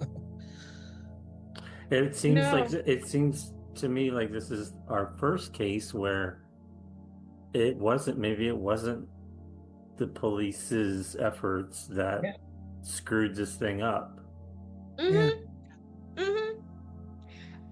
Listen, y'all don't know how angry I was looking over this. Y'all don't know. Because like just what we're saying, this one we can't even say the cops. We can't say it was the cops. We can't say it was racism. We can't say this happened to this little boy because you know he's a poor colored kid from here or there or whatever. Nah, that's not what happened. Somebody inside that who was charged with his care knows what happened to him. Yeah. And that prevented the investigation into us figuring it out. For 40 years. For 40 years. Because like we said, he would be older than us. Yeah. Well, he'd be 55. I mean, if that was 40, he was 15, 16. I think it was close, like 2 weeks before his birthday or something. He would be 55, 56 years old at this point. He would have lived his life, gotten married, whatever he decided to do, become a rabbi, become a basketball player. I think he really liked playing basketball. I don't know what his hopes and dreams were, but hopefully by 55, 56, he would have been lived some of those out life. You know, it was blowing my mind that they have a hair, but they're waiting on a suspect. Like a suspect is just going to be walking down the street and knock on the door and be like, hey, I'm a suspect number 238. Like you have 40 suspects, 40 plus suspects in that dorm. Those are all the suspects you need to test the hair. At this point, they could test it, put it into what CODIS is that the name of it? Yeah, absolutely. And then find a match that way. So like, and it's crazy to me too, like if you have this, like, why isn't the community like in an outrage, like pushing for testing of this? Like what, like I would be like, and how are, like, they were saying how they beefed up security at these yeshivas all across across the region because of it. And far and wide, like it was like people were scared. But you can't be that scared if the killer is still out there and you think, oh, he only wanted to kill Chaim. You all have children. Well, It could have happened again unless it was an isolated incident in which somebody covered up something they were doing and didn't want it out and are making sure that it doesn't happen again. Well, so for this case to be unopened successfully in for to make any progress is, again, we have to have this community set aside these customs and beliefs that they are holding on so tight. So again, back to Suitland. When T was doing her ranting about you can't do the snitches in the Martin Luther King, if somebody had to be brave, all of that applies here. Yeah. All of that applies here. Somebody at some point has to say, kind of what I said, that I know, I trust in the God that I honor and that I serve. And I trust that that God will forgive me from breaking against my traditions to speak, to find who bludgeoned this 15-year-old child to death. I know my God. Yeah. I trust him to give me salvation and forgiveness for that. Yeah. And if you practice a religion where you can't say that and you still practicing that religion, I don't know what to tell you. I don't know what to tell you. I don't know what to tell you because I can't. You can't. No, I don't know what to tell you. Yeah. Y'all got to say something about that. Yeah. This is I feel like that one hair can change a lot testing that. But not just that hair, T. If they still have that letter, Yeah. that letter can still be processed. Yeah. I mean, you got it right in your hands. You're not looking for it. You have it. And granted, it was etched in stone. You have the hair, you have the letter. I would imagine you can still, some kind of handwriting expert can still examine those letters that were chiseled into that stone, because whether I am writing on a piece of paper or chiseling into a stone, I would imagine that there is still something there to be studied. Yeah. And it seems like, I don't know, you just wait until someone is dead and gone before you make them a suspect. Then it's like, oh, I'm not gonna, point fingers, but opinions are opinions and everybody's got one. Is that faculty? I mean, deathbed confessions sometimes never come. Mm-hmm. And I'm kind of like, I mean, keep it. Because what do we do with it now? We can't, that's not getting my family the justice that we need. I need you sitting up here on your dying bed saying, yeah, I did whatever that is. That still leaves a hole in me, because you still got to die and live all of your life in peace. And the only reason why in that moment you decided to say you did whatever it is that you did, even that's selfish, because you did that in that moment because you chose not to take that with you when you go stand before your maker. So that's a guilt. If that's the case, if it comes down to you confessing something on your deathbed, I would rather you rot with that on your soul than for you to have the release of that. There's also this thing where you can feel convicted enough to do what Des said, is that, the God you serve, there's some penance that you can do, or some, prayer that you can say for forgiveness. But there's also something called anonymity, where no one has to know that it was you who knows what happened. You can give your account, you can send a letter, you could send clues, you could do whatever you want, but get the information to who needs this information to find out what happened to him. Mm-hmm. Yeah, they have Maybe a you don't phone. maybe you don't want that $25,000 because you don't want nobody knowing that you said anything. Anonymously drop a tip, anonymously make a phone call. Because I don't know what it's called anywhere else, but here in the Detroit area, we have the 1-800 number for Crime Stoppers. Mm-hmm. You call Crime Stoppers and you say XYZ did ABC. Mm. No one will know about that. Attorneys always say, well, Des, they said the tip came in from a Crime Stopper. But I can't access that. Yeah. I mean, And I don't know, maybe that makes me a crappy investigator, but when I tell you they don't release that information, like someone knows something, so it's, you know, it's time to let someone know what happened to this young boy. time to let someone happen.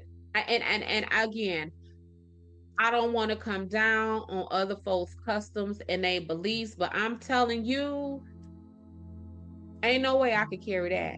Ain't no way. I would feel as guilty carrying information about what happened to that child as if I did that to that child myself. That is how I would internalize that. You know, also it's like, you know, if it is like a matter of faculty and you want to protect faculty, maybe because they're at a level that you feel are untouchable or have a certain sanctity about them, but they were doing wrong, the right thing to do is come forward. Because not only that, it wasn't just Chaim, it's another kid, a kid before him, kids after him. Because it's that kid that hung himself in the shower. Exactly. Like harmed himself.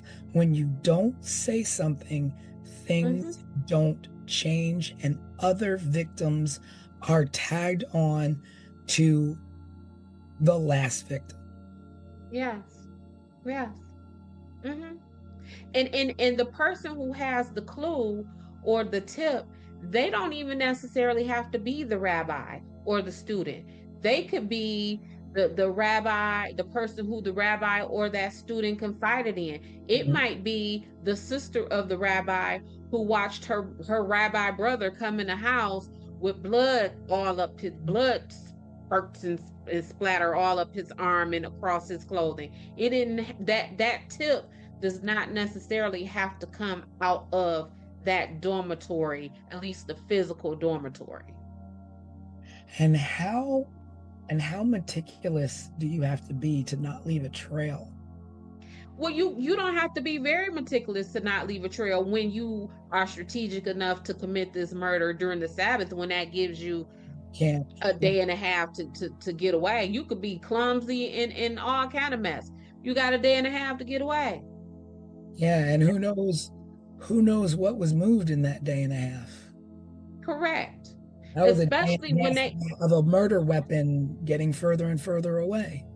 Right, because they can't even account for how the candle ended up lit. The second candle ended up lit. Yeah. So where does that leave us with the case of Chaim Weiss? It leaves us with the fact that nothing's solved, and there's $25,000 out there for anybody who has any tips and any leads that can lead to justice for his family and for him. Because a stranger did not do this. No. I would like to know, I wish I knew somebody from this faith so that we could ask them. Maybe it's a viewer even that chimes in. What? From this faith, that maybe even chimes in our comments to let us know, like, the seriousness or the, you know, like, why was everyone so strict on not saying anything?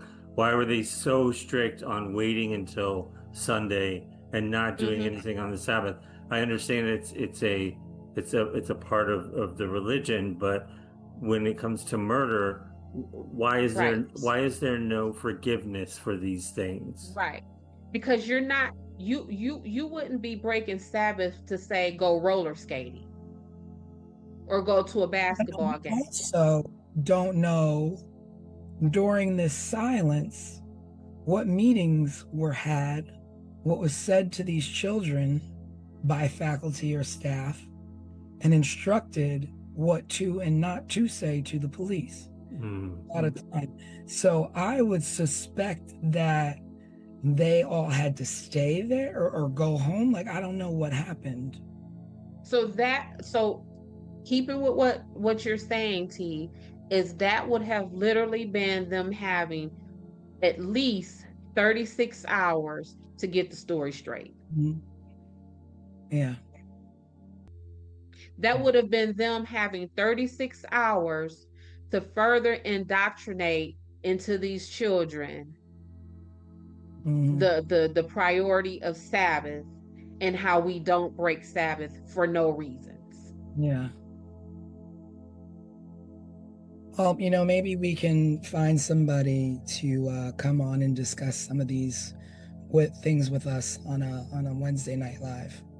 That would be interesting. Maybe I can reach out to a few people. It would be Yeah. great to know. Yeah. Yeah, I'll reach out to a few people and see if we can speak to someone. Because I'm not, I'm not Jewish. I'm not familiar with the customs. I don't know, how individuals feel within that faith about the rules. So maybe we can have something. But at the end of the day, may Chaim rest in peace, and may his parents see justice in this lifetime, in their lifetime, for their son. But just another unfortunate, senseless death. Yeah.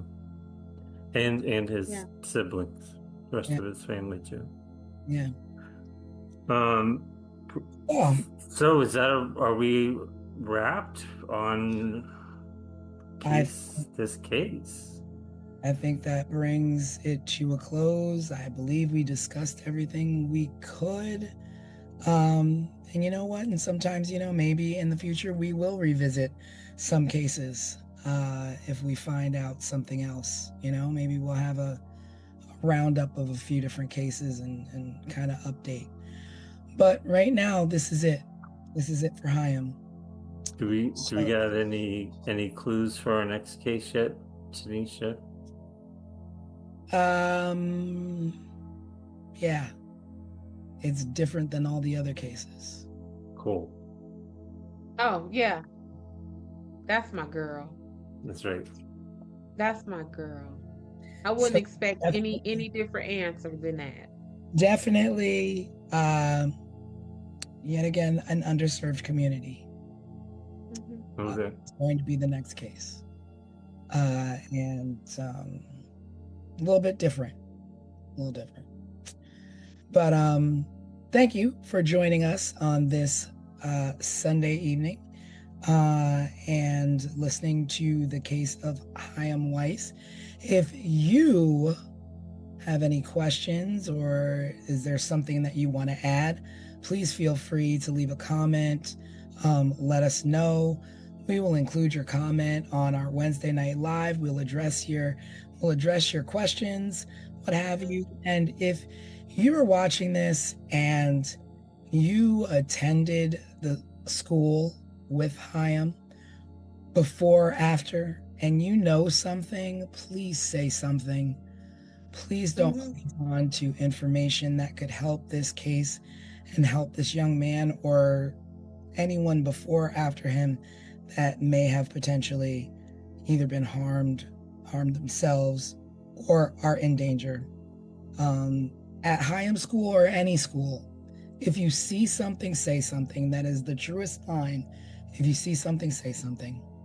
can always call Crime Stoppers. I believe there's Crime Stoppers in every area, right? Like I think it's a national thing. national, it's a national call. There's a $25,000 reward for anyone coming forward with clues for Hyam. So please, if you see something, say something. Again, thank you for joining us, and we will see you on Wednesday night when we just catch up, perhaps give a little bit more clues to the next case. And if you like what you see and you enjoyed our program, please like, subscribe, and share. We appreciate all of the support.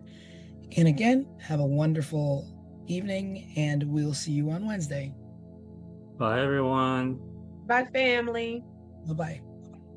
Subscribe, share, and remember, someone is always waiting for answers. This was 15 Minutes of Murder.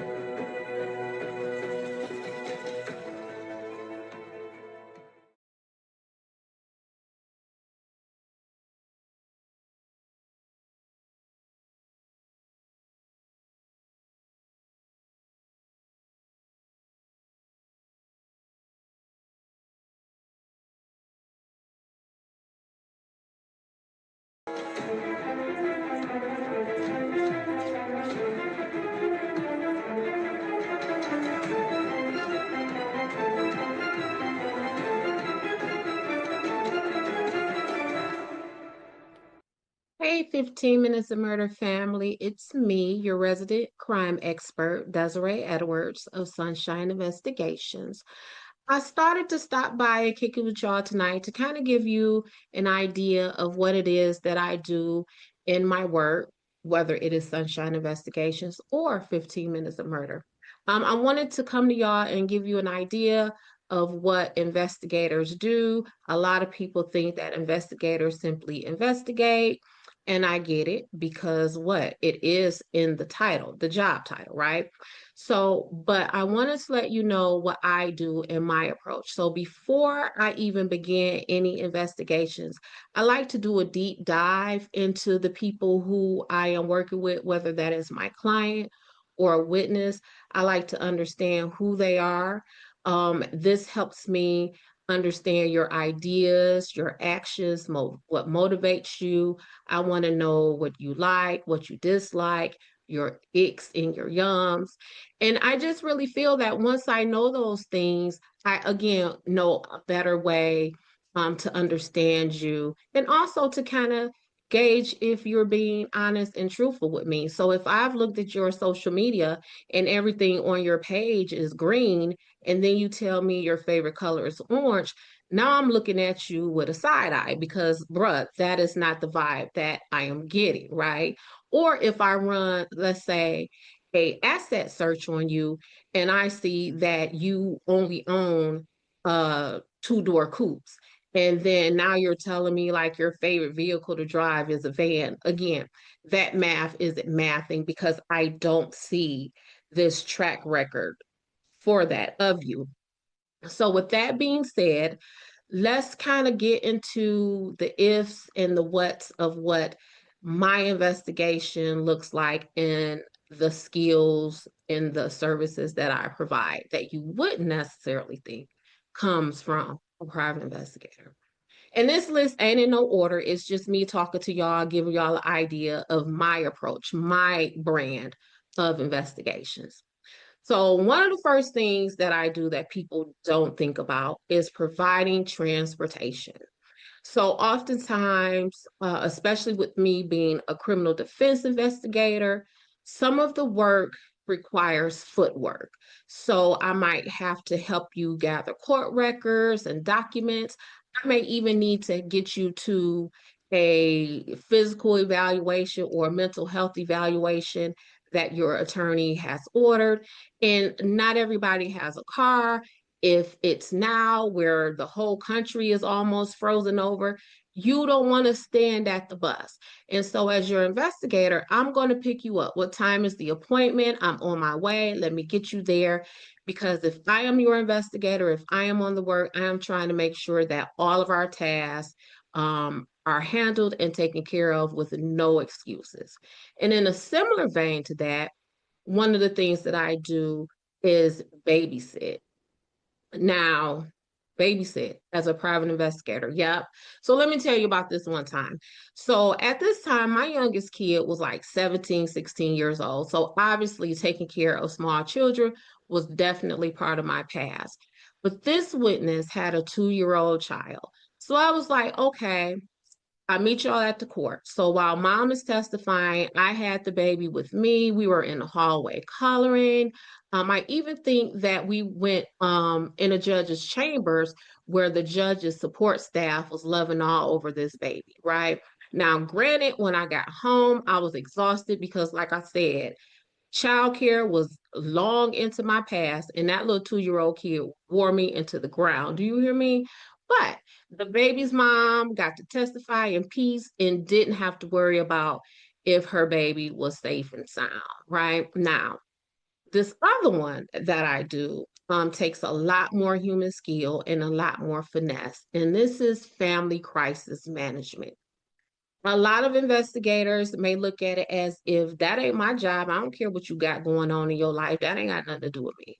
But in fact, I believe that it does because if my client is distracted by family issues, I feel that my client is not in their best condition to help me help them. And one time in particular, I had a client who had an extremely close relationship with their mother, and their mother was ill. Actually, their mother may have not survived this medical condition. And so, one of the things that I did is I fought with the legal team to have a grief counselor on standby so that if something happened with this client's mother, if the mom's medical condition deteriorated, or sadly, if the mom died, we would have some kind of care and professional services in place to help this client. Because if their mom died, how is this client going to be in a position to help us help them? How is this client going to be able to sit in any defense team meetings with us and answer any questions when they are feeling sad and depressed about the condition or even death of their mother? And those are some of the things that I do that don't necessarily um, involve investigation, but for me and my approach, they definitely apply because, again, it is my job to make sure that all impediments are overcome when I am trying to service my client.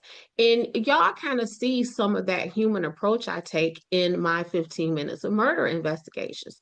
So that is why I refer to Dorothy Jane Scott as my homegirl Dot. That is why when we were talking about Caddy, where I referred to or described Sue Sharp as a hot girl, or even why I took total offense to Alan Wilmer being declared a suspect in the Colonial Parkway murders 7 years after his death, and even more years after he passed the FBI polygraph test. Because again, I took the time to research these people to get an idea of who they are. And again, once I do that, what am I in a better position to do? Serve you, to understand you, to see where you fit in my suspect list. So that is it for now. I just wanted to drop by and talk to y'all. Tell you what, how about if y'all drop critiques, compliments, insight, whatever you have in the comments below. I'll be there to chat with you, to talk to you. Um, so we can go through all of this process. Because yeah, I keep telling y'all part of this investigation team too. I want to hear from y'all. I don't want to just be talking to myself and no, I'm not always right. So, yep, I'm an investigator, but y'all know some stuff too. So drop that stuff in the comments. That's it for now. I will see y'all in the next 15. Talk to you then. Bye.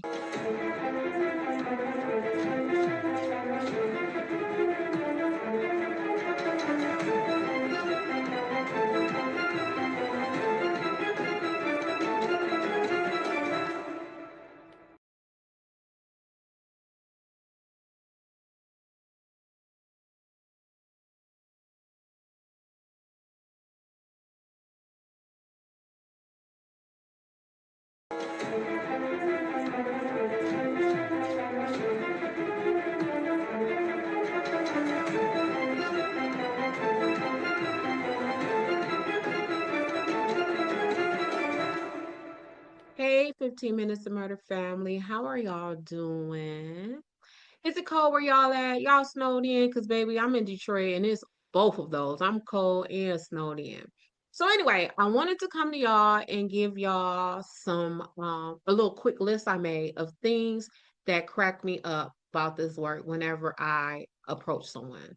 So, let me tell you, when I first started as a private investigator, I had no idea that being a private investigator was a thing. I thought that was just like Magnum PI or just some stuff that you see on television. So I had no idea that this was a real full-time 9 to 5 job. So I kind of get some of the reactions that I get from people because I can only imagine how I would react if a private investigator showed up at my door or tried to engage with me for any reason. So, with that being said, here is a list of the things that crack me up when I approach people. This list ain't in no particular order. It's just some of the things that I thought of that crack me up that happen more often than other things when I encounter people. So, number one on the list is, girl, how did you find me? Now, listen, as a criminal defense attorney, I make sure that no one can ever say that I misrepresented myself in any way. So when I approach you, I give the full introduction of myself. Hello, I am Desiree Edwards of Sunshine Investigations. I am a court appointed private investigator, and here's my business card. And even with me saying all of that, people look at me and say, how did you find me? And my response is always, baby, I just told you I'm a private investigator. But people still, it like in that moment, is like it does not register. And like I said, I get it because I will probably be taken aback if a private investigator approached me. But I'm telling you, it never fails to tickle my soul. I be laughing so hard, like I just told you what I am and what I do for a living. That's how I found you. Number two, when people tell me that I have asked more questions than the police did. Now, if you watch any of our shorts, videos, lives, whatever, you know that I am often very critical of the police. And one of the reasons I am critical of the police is because I don't feel that they do enough person to person contact in their investigations. So I am asking you everything because I just consider myself as a private investigator. I like to think of myself as a fact finder. And although most times in my work, I am working as a criminal defense investigator, but if I am considering myself as a fact finder, it doesn't matter who I work for or whatever. I want to know all of the facts. And it's not just about getting someone off, because once I collect enough facts, all of that is going to resolve itself anyway. Because what do we have? We have facts. So I am digging and I am talking to people, I am finding people. And the reason why I prefer to rely on person to person contact is because we haven't always had the science. We have DNA hasn't always been around. Fingerprints haven't always, fingerprint study hasn't always been around. picking hair out of the top of people's head. That has not always been around. But what has always been around is people and human contact. And a lot of this stuff, you can find out, you can figure it out. Who did it? Go talk to somebody, they'll tell you. So that is why when you are engaged with me, baby, we finna talk about it all. And whenever I am making appointments with people, they tell me, well, they ask me, well, Des, how long do you think the interview will take? And I always tell them, look, I'm not trying to be, a smart aleck or a smarty pants, but the answer to how long it is going to take to be interviewed by me is it's going to take however long it takes. Number 3, this one really cracks me up because what do you mean? So one of the things that tickles me pink in my work is when people refuse to tell me their names. Listen, recently, I was with an attorney. We were kind of canvassing the area of where our client's alleged offenses took place. So we were standing outside of the home of the backyard where the alleged offenses took place. And it just so happens that I guess the homeowner or resident was sitting in their vehicle parked in the driveway of this home. So we approached the vehicle and we talked to the woman. She denied us access to her property, which I don't blame her. But then I asked her name, and she told me she wouldn't give me her name. Now, mind you, I am standing in front of her home. She is sitting parked in her vehicle in her driveway of this home. So she drove off, and then the attorney and myself kind of looked at each other, and I giggled. And he said, Des, what's funny? I said, this woman just said she's not giving me her name. He said, what's funny about that? I said, because I'm a private investigator. Here's her address. And I just peeped out her driver's license. I mean, what you call that thing? The license plate on her car. He said, well, people don't know that. I said, well, I just told her I'm a private investigator. How did she not know that? But anyway, y'all, those are the 3 things that crack me up when I am out here working and being a private investigator out here in these streets of Detroit, or even working 15 Minutes of Murder. So look, this is what I need for you to do. Drop your comments, your insights, some jokes. Have you ever encountered a private investigator for anything? If so, drop it in the comments. Let me talk to you. I want to hear how that went. That is it for right now. My 15 Minutes of Murder family. I will catch y'all later in the next 15. Bye.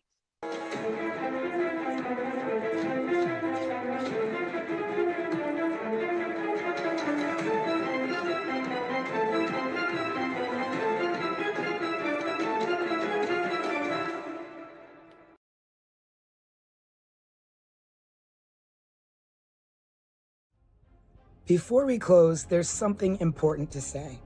In recent years, conversations around missing and murdered victims have brought attention to a painful truth, that not every story receives the same urgency, the same coverage, or the same resources. But let us show you what a champion from the ashes looks like.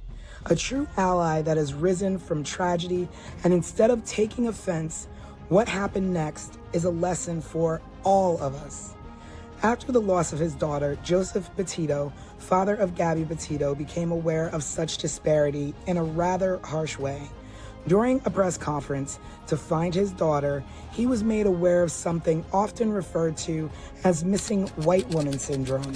Instead of turning away from that reality, he leaned into it. He listened, he learned, and he acted by channeling his grief into purpose. Through the Gabby Petito Foundation, his family now works to support organizations that help all missing persons, especially those from underserved communities, receive the attention and resources they deserve.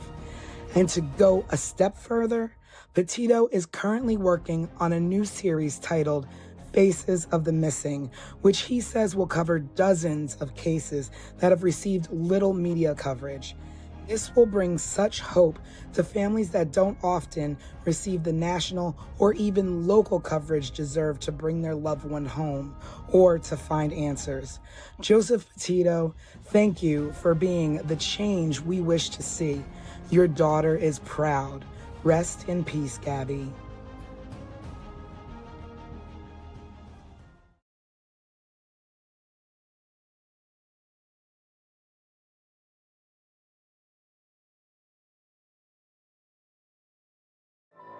"15 Minutes of Murder," a raw, unfiltered dive into the most haunting unsolved crimes with your creator and hosts, Tanisha Slater and Craig Chapman.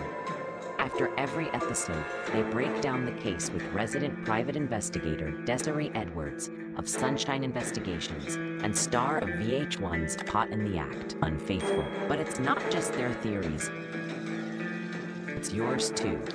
Hello, everybody, and welcome to the first sneak peek of 15 Minutes of Murder, where we're just going to give you a little slice of what our show is about. I am one of your hosts, Tanisha Slater. And I am Desiree Edwards, your resident crime expert. And my name is Craig. We just wanted to give you a rundown of how this series is going to work. Every episode and every story and every case that we go through will start off with a sort of like preview television series that gives a rundown of the case that we're going to be featuring that week. In the first week, we will show this video, and then after that airs, people will be able to submit questions to us. You can also go to our website, 15minutesofmurder.com, and join our Substack. So we'll have a case file there for you to look at, and you can submit questions there. You can submit questions on our YouTube channel and any other social media outlet. And then the following week, we'll deep dive into the case through a podcast where we'll all join in, and you at home will have your questions answered, and possibly one or two of you will join us on the series. Craig, that's a big deal. The viewers get to join us and try and break down what actually happened. We can go from who done it to what's missing to what they missed.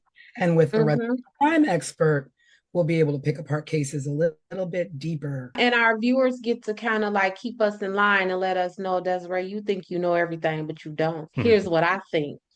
See, I'm ready for that part. This will also give not only us, but everybody at home an opportunity to explore things that maybe weren't explored at the time that the cases happened. So alternative theories, things maybe we see that were missed, or any sort of like ideas that we might have or you might have at home. Yeah, I think the best part about this too is that we're going to be featuring all unsolved cases. So it also brings light to the 15 Minutes of Murder, which is also our title, obviously. But 15 Minutes of Murder doesn't mean like 15 minutes of murder. We're going to show you a 15-minute clip.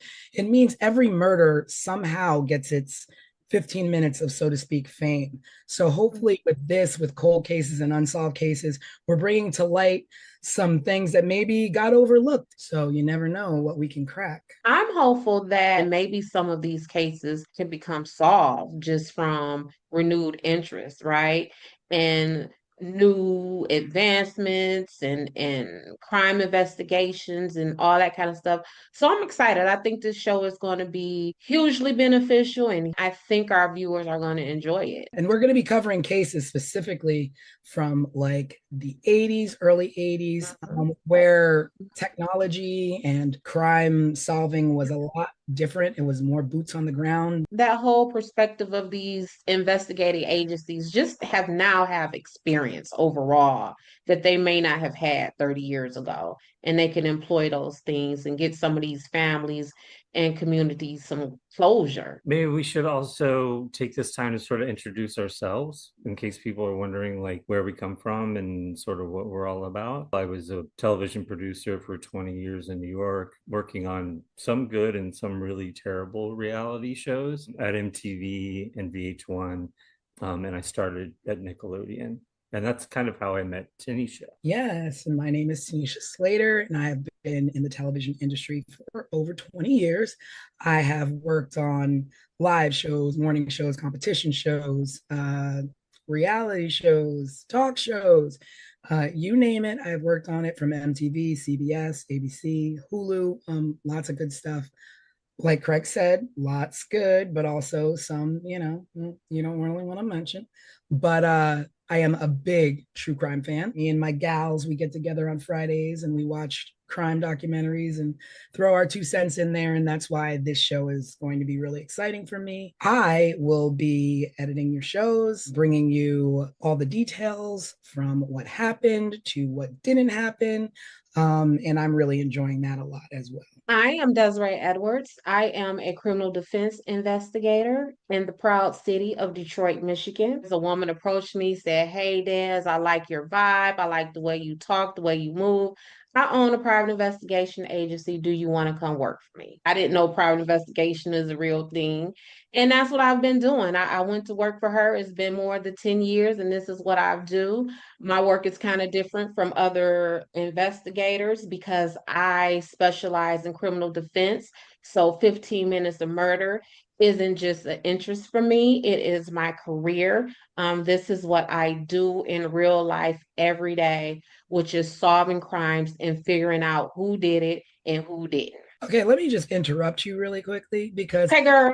don't let Des fool you. Des is at the top of her game. Des now owns this private investigation firm, which is her own. Okay, and she is the top sought after private investigator. That is Fool true. you. That all of those things are true. I, She just wants status. yeah, where do we put these things? We put it out there for the people. Let them We know. put it out there for everybody to know. That's right. Not only do I do these criminal defense cases here in Michigan at the state level and the Fed level, I do them across this country. I've worked in more states in this country than I have not. I get international phone calls inquiring about my investigation services. And what Tanisha, while she's checking me, what she ain't tell y'all is that she casted me for the second season of MTV's Caught in the Act Unfaithful, where I was a featured investigator for season 2. So when Tanisha say that I do it all, she's not lying. Nope, not one tell. We're going to bring you some good programming and we're going to have lots of amazing, great conversation and hopefully, bring some things to light and hopefully you will enjoy our show. Yeah, lots of really good cases coming up. And again, just another quick rundown. Each week we'll feature a short sort of television style series that gives a background on the case that we're featuring. You can then go to our website, 15 Minutes of Murder, check out what we have going on there, and to also link to our Substack where you can download a case file just to get more information. You can submit questions there, and you can submit questions through our YouTube channel as well. You can just comment below our videos. The following week, we'll dive a little deeper here on the podcast for the series. We'll answer your questions and give our own opinions, and also, at some point, maybe bring a guest or two on the series to join us as well. Thanks for tuning into the preview. Let us know what you think, if you have any thoughts or ideas, and we will see you in a couple weeks.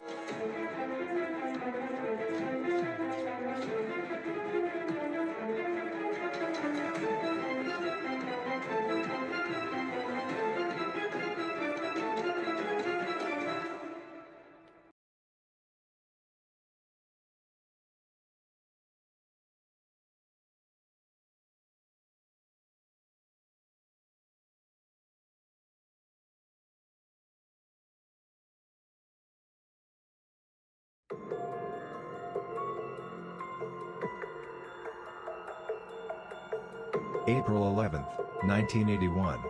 A quiet mountain town in Plumas County, California. A cabin in the woods, and one of the most brutal, unsolved mass murders in American history. This is 15 Minutes of Murder.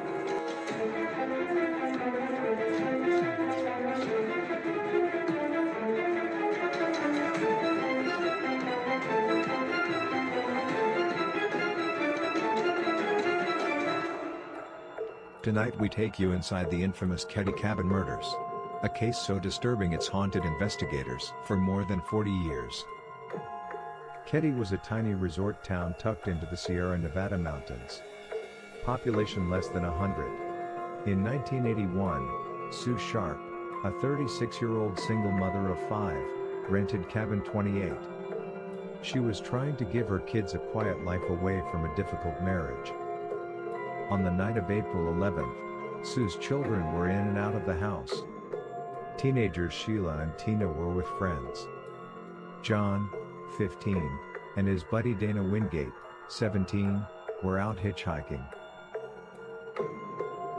The two youngest, Rick and Greg, were inside, watching TV with a friend named Justin. By dawn the next day, the peace of Cabin 28 was shattered. Sue's 14-year-old daughter Sheila returned home at 7 a.m. after spending the night at the neighboring cabin of the Seabolt family.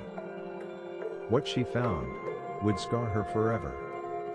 Inside the living room, her mother Sue, her brother John and his friend Dana were dead, bound with medical tape and electrical cords. Their bodies, savagely beaten and stabbed. One of the boys had been strangled.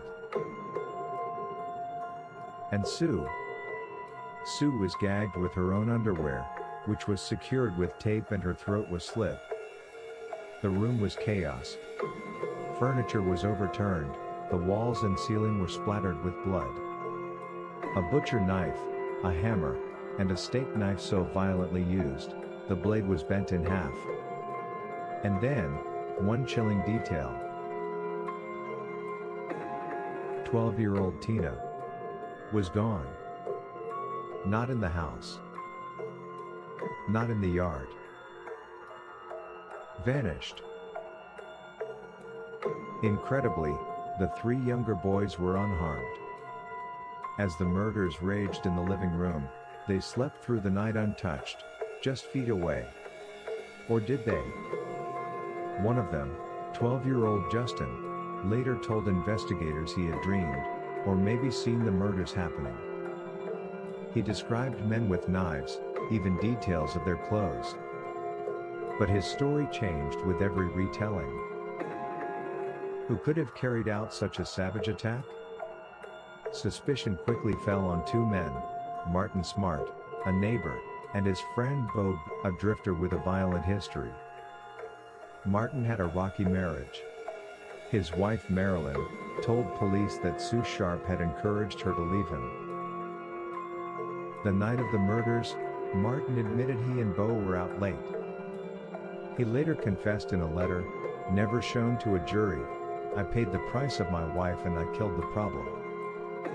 But no one was ever charged. Decades later, in 2016, investigators uncovered a hammer in a nearby pond believed to be one of the missing murder weapons. Still, DNA evidence has not yet solved the case. In 1984, a skull was found in the woods of Feather Falls nearly 100 miles away. Dental records confirmed it was Tina Sharp. How had she been taken? Why was she separated from the others?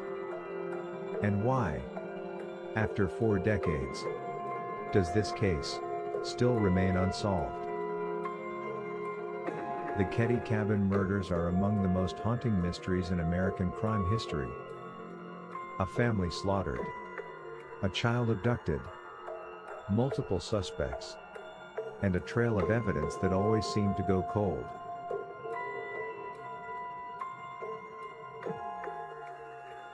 Was this the work of men fueled by rage and revenge? A botched home invasion? Or a conspiracy covered up by corruption in a small town? We may never know. But tonight, we ask you, what do you believe really happened inside Cabin 28?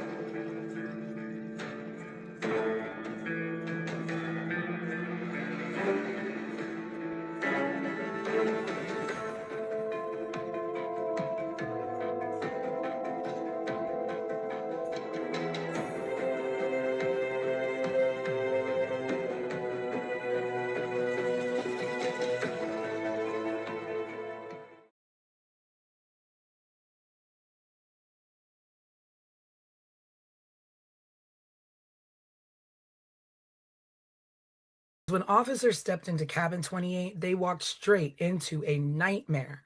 Blood smeared across the walls, bodies brutally attacked, 3 victims murdered, a child missing, and a crime scene so chaotic even seasoned investigators froze in place. And the horror that unfolded inside that cabin still leaves more questions than answers.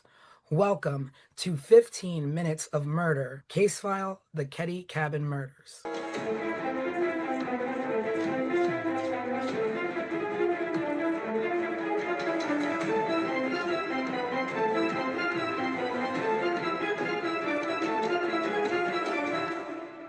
Hello, everyone. Happy Sunday, and welcome to the full podcast version of 15 Minutes of Murder, where we are going to deep dive into the Ketty Cabin murder case. We're going to be running down everything from top to bottom that you saw in the mini case file, and we're going to talk about some questions that our viewers have had and submitted on our YouTube. I am your host, Tanisha Slater, with co-host Craig and our resident crime expert, Desiree. Present. So we're going to be jumping into a deep dive of this first case that we've done, the Ketty Cabin murders, where a family was slaughtered in their home in a tiny mountain resort. And it's basically a 40-year-old mystery riddled with corruption. So this happened on April 11th, 12th, Ketty, California. The victims are Glenna Sue Sharp, who was 36. Her children, John, 15, Tina, 12, Ricky, 10, and Greg, 5.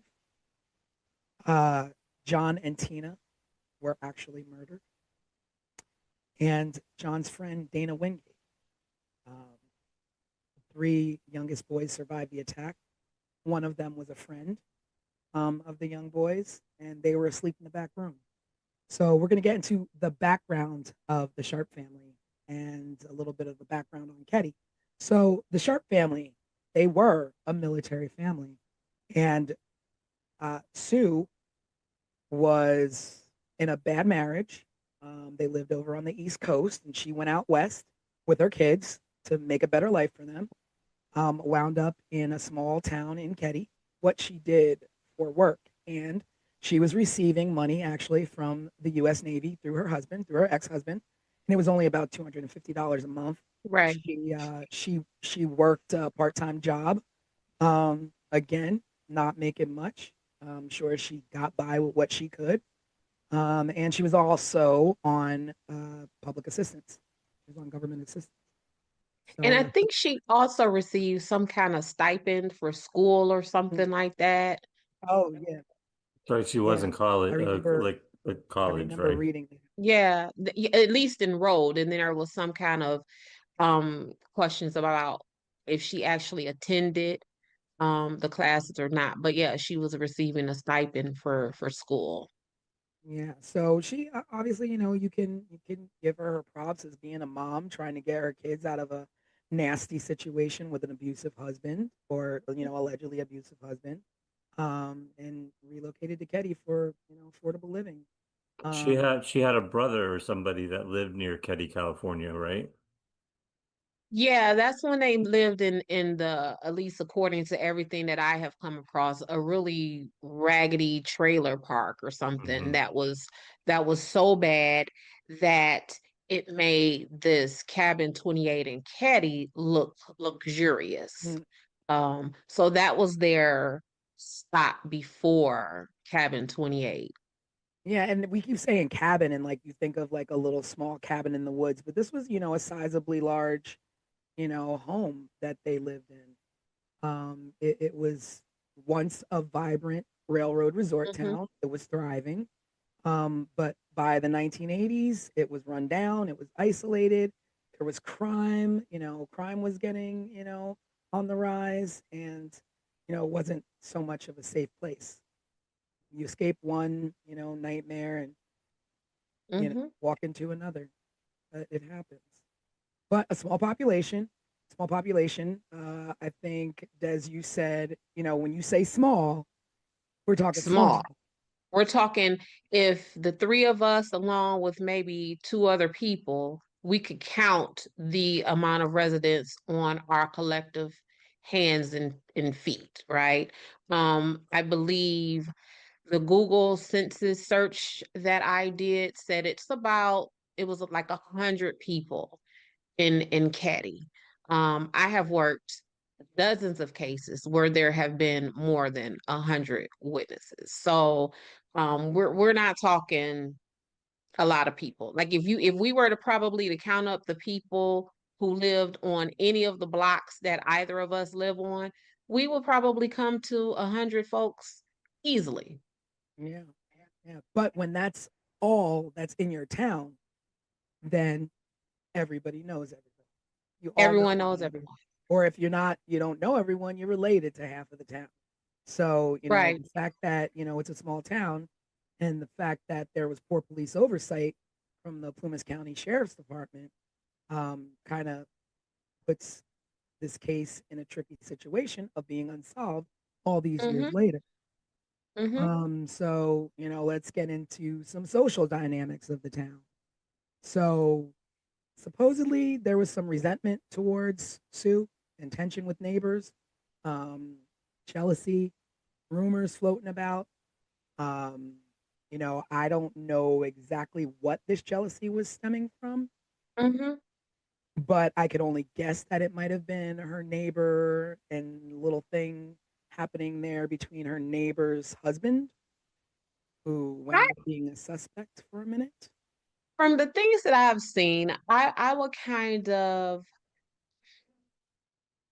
I don't know, I would kind of describe Sue as maybe like a hot girl. I get from her that she was like maybe pretty and like the new girl in town. Um, that's the vibe that I get from her. And you know how it is when it's even like think about when we were in high school or elementary school, when the new person comes, everyone is like, ooh, a new person. Let me look at that person. But I get that vibe from Sue that she was just like that girl. Whether because she's Sue Sharp and just that girl, or if she was that girl because she was new in this community. But I get that it was a lot of jealousy around Sue. And, there's obviously things floating around of Mm-hmm. possible drug activity, Mm, uh, transient residents in and out. mm-hmm. And, you mix a lot of that. You don't know how much she got mixed into. And I also wonder if she knew that's what she was coming into, being that, she had family in Ketty. Did she know that's the kind of town she was walking into with her kids? Yeah, I don't know if um because see, what I don't know is how long her family was in that area, right? So if her family was there long enough to know that this was kind of like a shady population, and they were just like, "Hey, sis, bring the kids to come out here." But it definitely was a shady population. And I think somewhere I read it was because the the sheriff lived there in cabin 28 previously, and it was some kind of scuttlebutt about the sheriff living in cabin 28 and therefore being surrounded around a lot of lawlessness amongst the community with him living in 28. So it was a shady environment. No, so I was gonna say, like, one of the things as you're setting up and going into the intro of the stuff that we're talking about, something that has always stuck in my head is the husband's name is John. I'm Mhm. sorry, James. James Sharp is Sue's ex-husband and this military person. What do we know about his discharge or whatever from the military? You know, Like, I don't know much about what yeah. went on. Like I'm wondering what was because it was the allegations that he was abusive to Mhm. Sue and the children. And the military, they have a whole nother set of rules. Like you can't be Oh, over yeah. here with this mess, right? So Not I'm at all. wondering if like he was discharged from the military in what that looked like Yeah, in that is his definitely That is definitely interesting. And you also wonder, like, what uh did he have any role in or say with her taking the kids, or was it, she Yeah. just got up and left? Because even like how much contact would he have had with those kids? Because what we know about children, they gonna run their mouth Yeah. and they gonna tell everything. And if he was on the phone with any of those kids at any time and Sue had some mess going on in and out that house, Dad, mommy was hanging out with so and so and so and Mhm. so, and mommy was, you know what I'm Well, saying? but we have to remember too, it's 1981, or It the early is. 80s, and we didn't Yep. have like quick, call up dad on FaceTime and tell him all Yeah, about what but mom did but on the even if weekend. even if it was a pay phone call once or twice a month, kids are always kids. Kids are always going to tell. So even if it was that monthly call, it would have been mommy, daddy, mommy has been hanging out with these people.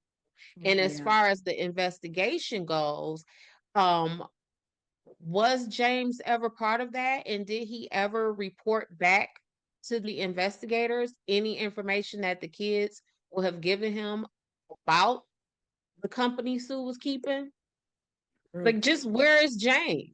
I think that's a good question. Like all the research I did and all of the background I read about this case, they mentioned him and they mentioned that she moved a pretty long distance from the east coast of Mm-hmm. the US all the way out to Ketty, California, which I believe is like northern mid California somewhere up Yes. in the mountains. But that was the extent of it, just that he was abusive and that she bounced and took the kids with her. Yeah.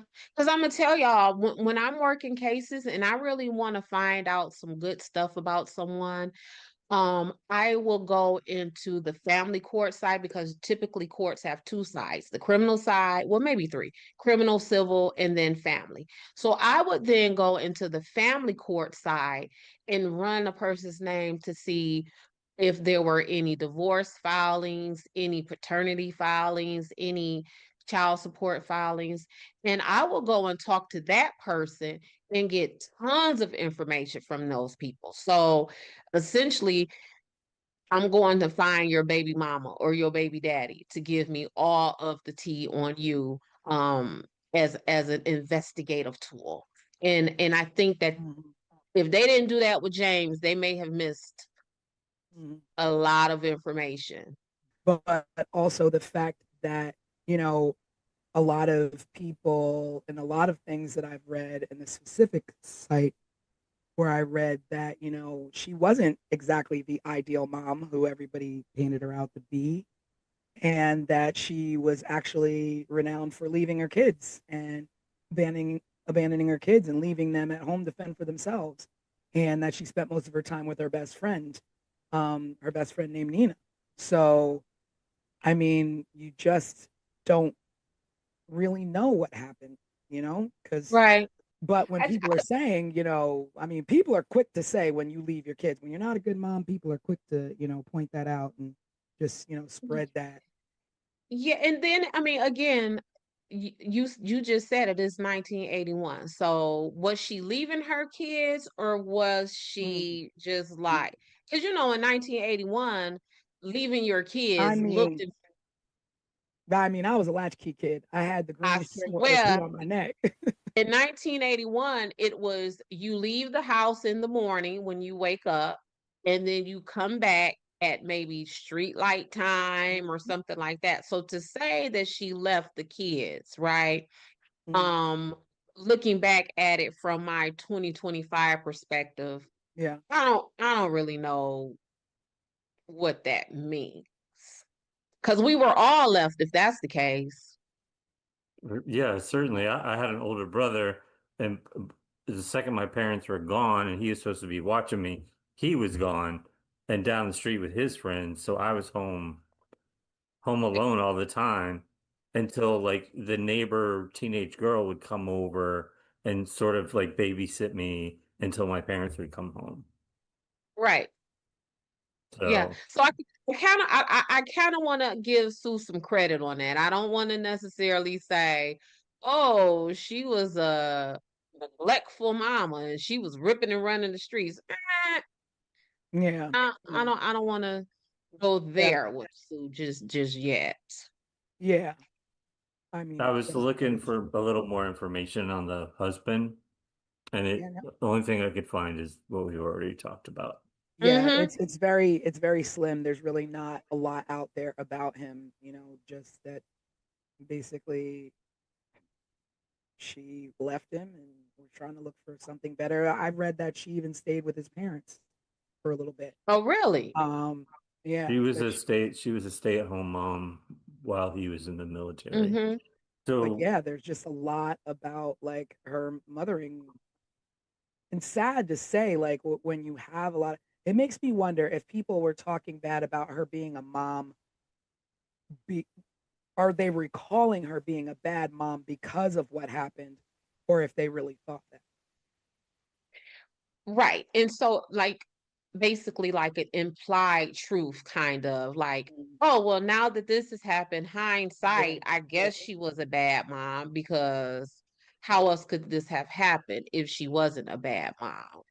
yeah. And I feel that's a sad and unfair assessment, right?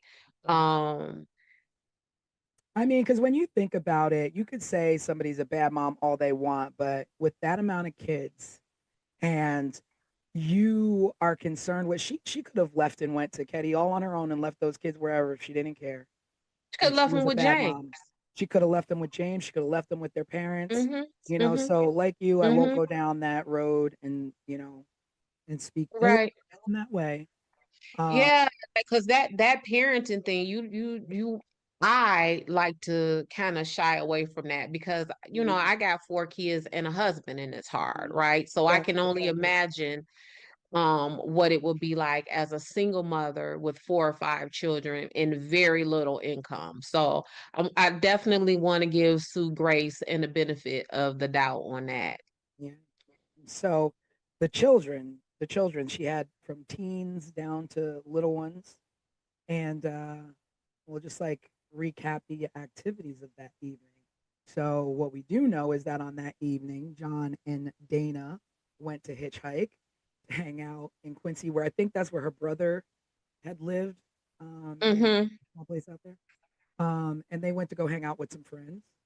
And their friends that claimed that there was possible encounters with drug involved teens. I don't know a lot about that, and that the friend Dana was seen with some sketchy individuals, some street locals. So Yeah, in this side of town where this activity where the kids were hitchhiking to and going to party to, that's the side of the town that everyone alleges that Sue would, when she was abandoning the kids, that's where she would go, mhm, on this side of town.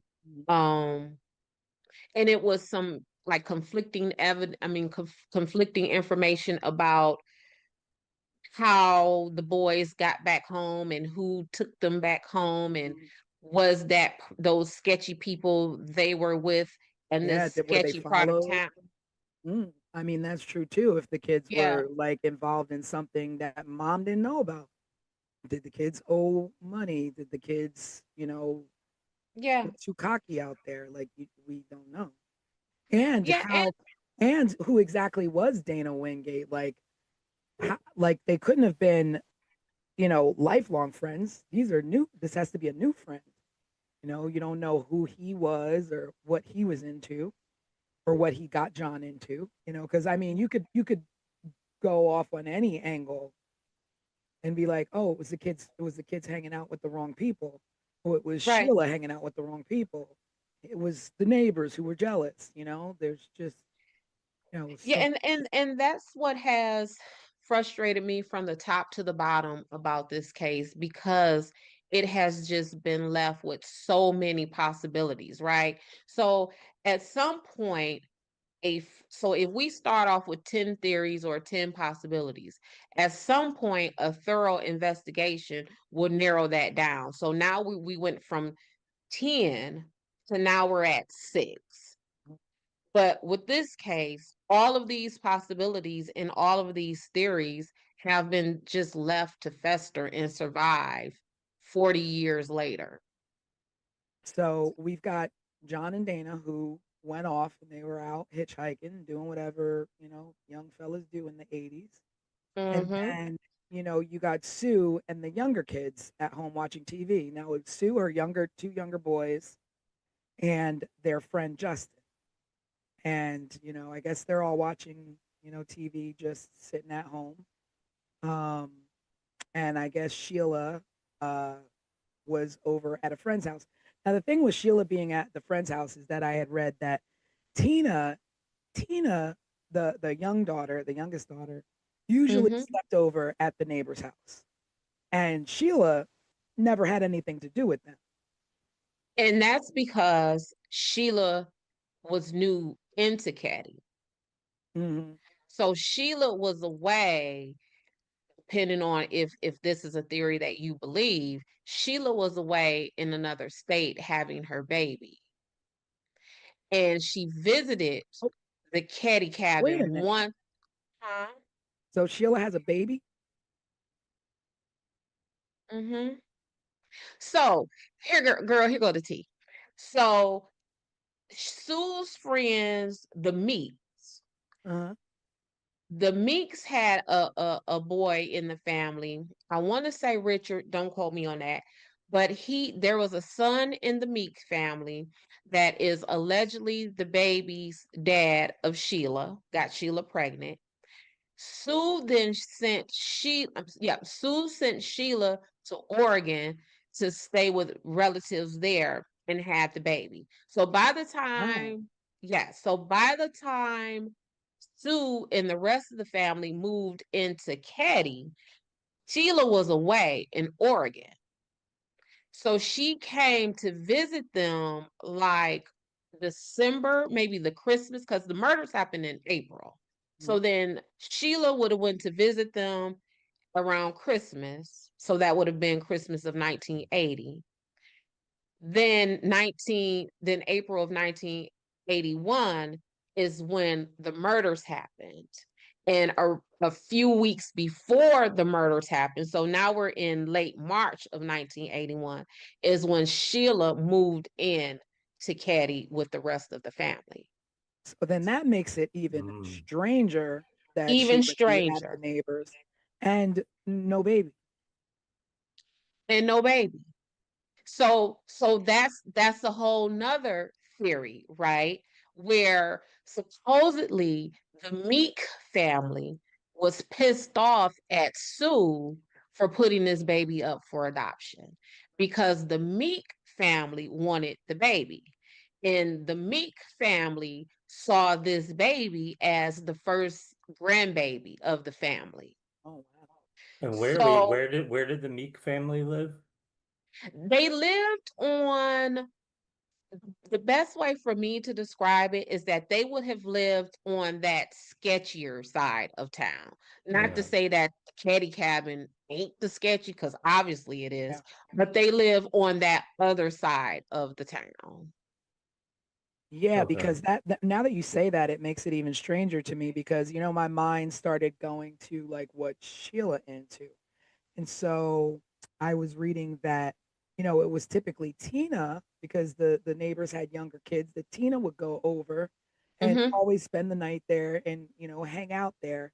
But that night, while Tina was there, Sheila went over and sent Tina home and Sheila stayed there.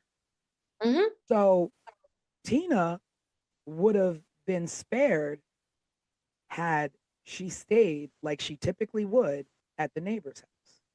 Right. But Sheila sent her home, Correct. which is odd.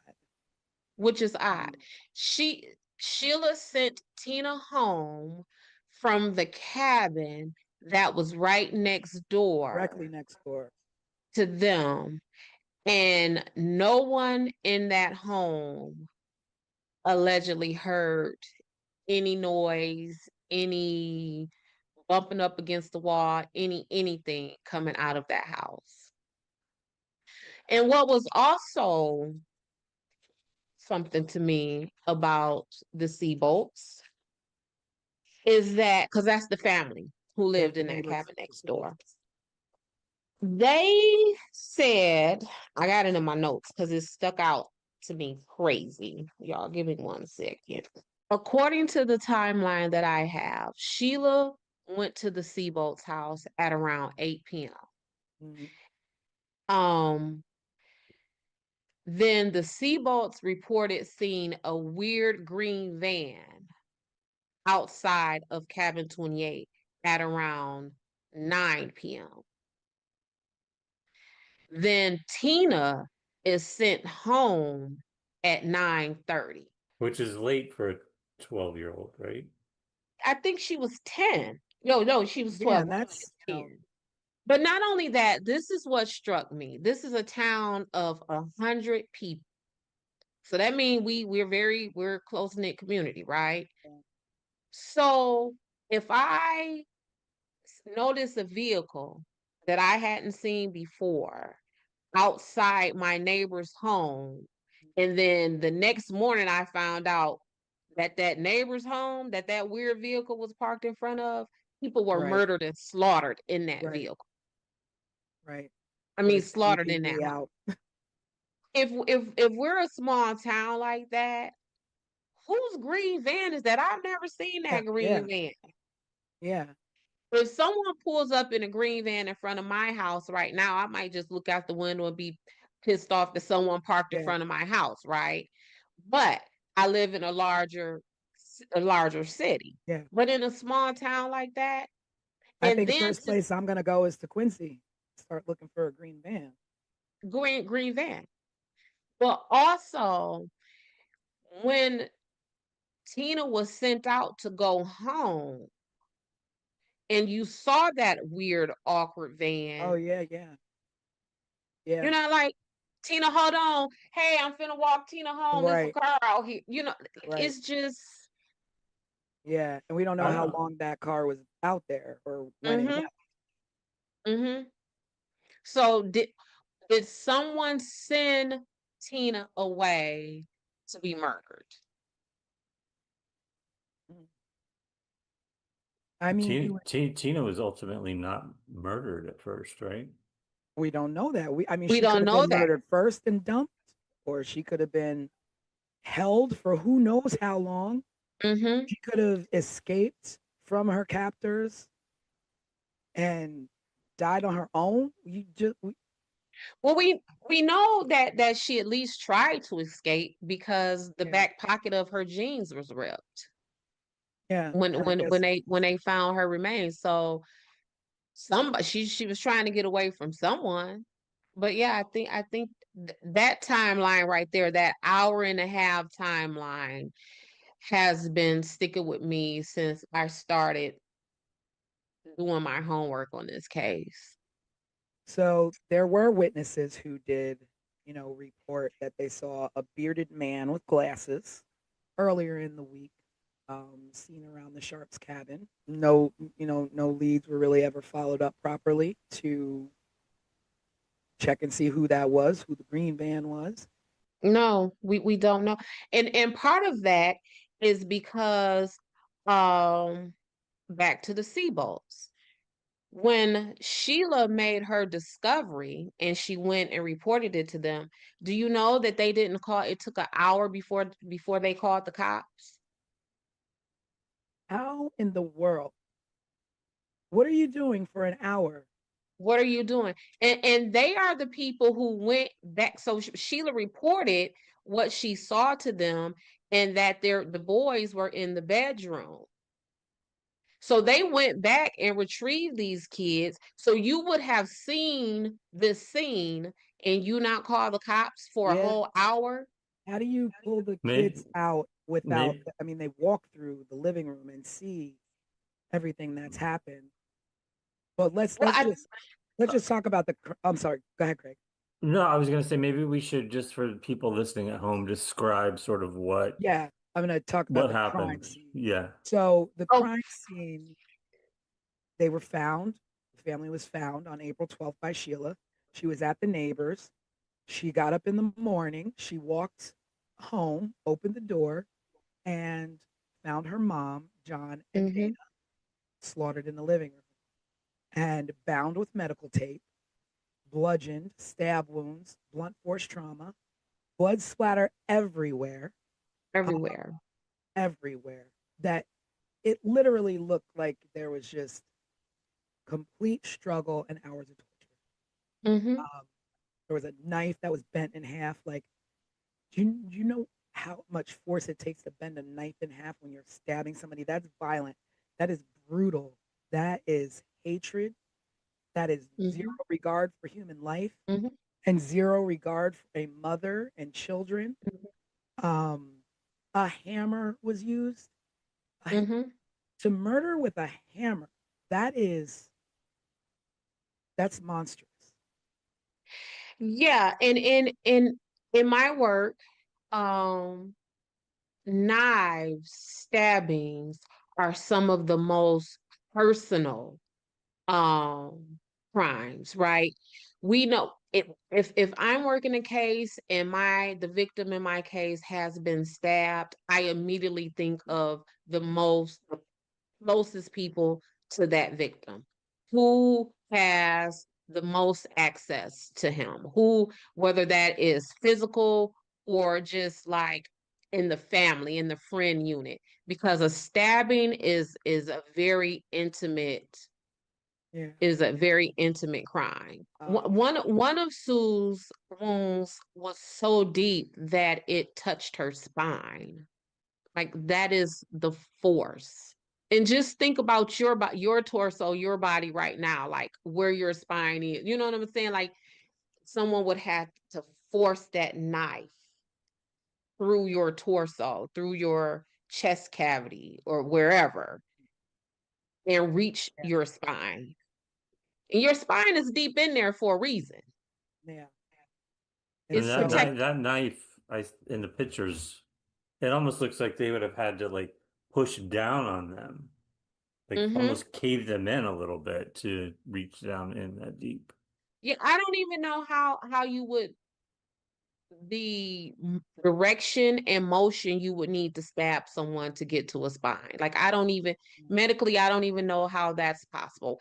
If nothing else, like I said, we were created for our spines to be hidden and protected because they are literally the backbone, right, of our existence. And for you to reach that, and so I I want to mean, say, just for our viewers who are like love timelines and accuracy and things like that. Sheila allegedly returned home that morning to make this discovery at 10 a.m. so the kids. So you're Wow, thinking kids. Now that I'm thinking, like kids are early birds, especially that age that of young, the yeah. children that were. Mm-hmm.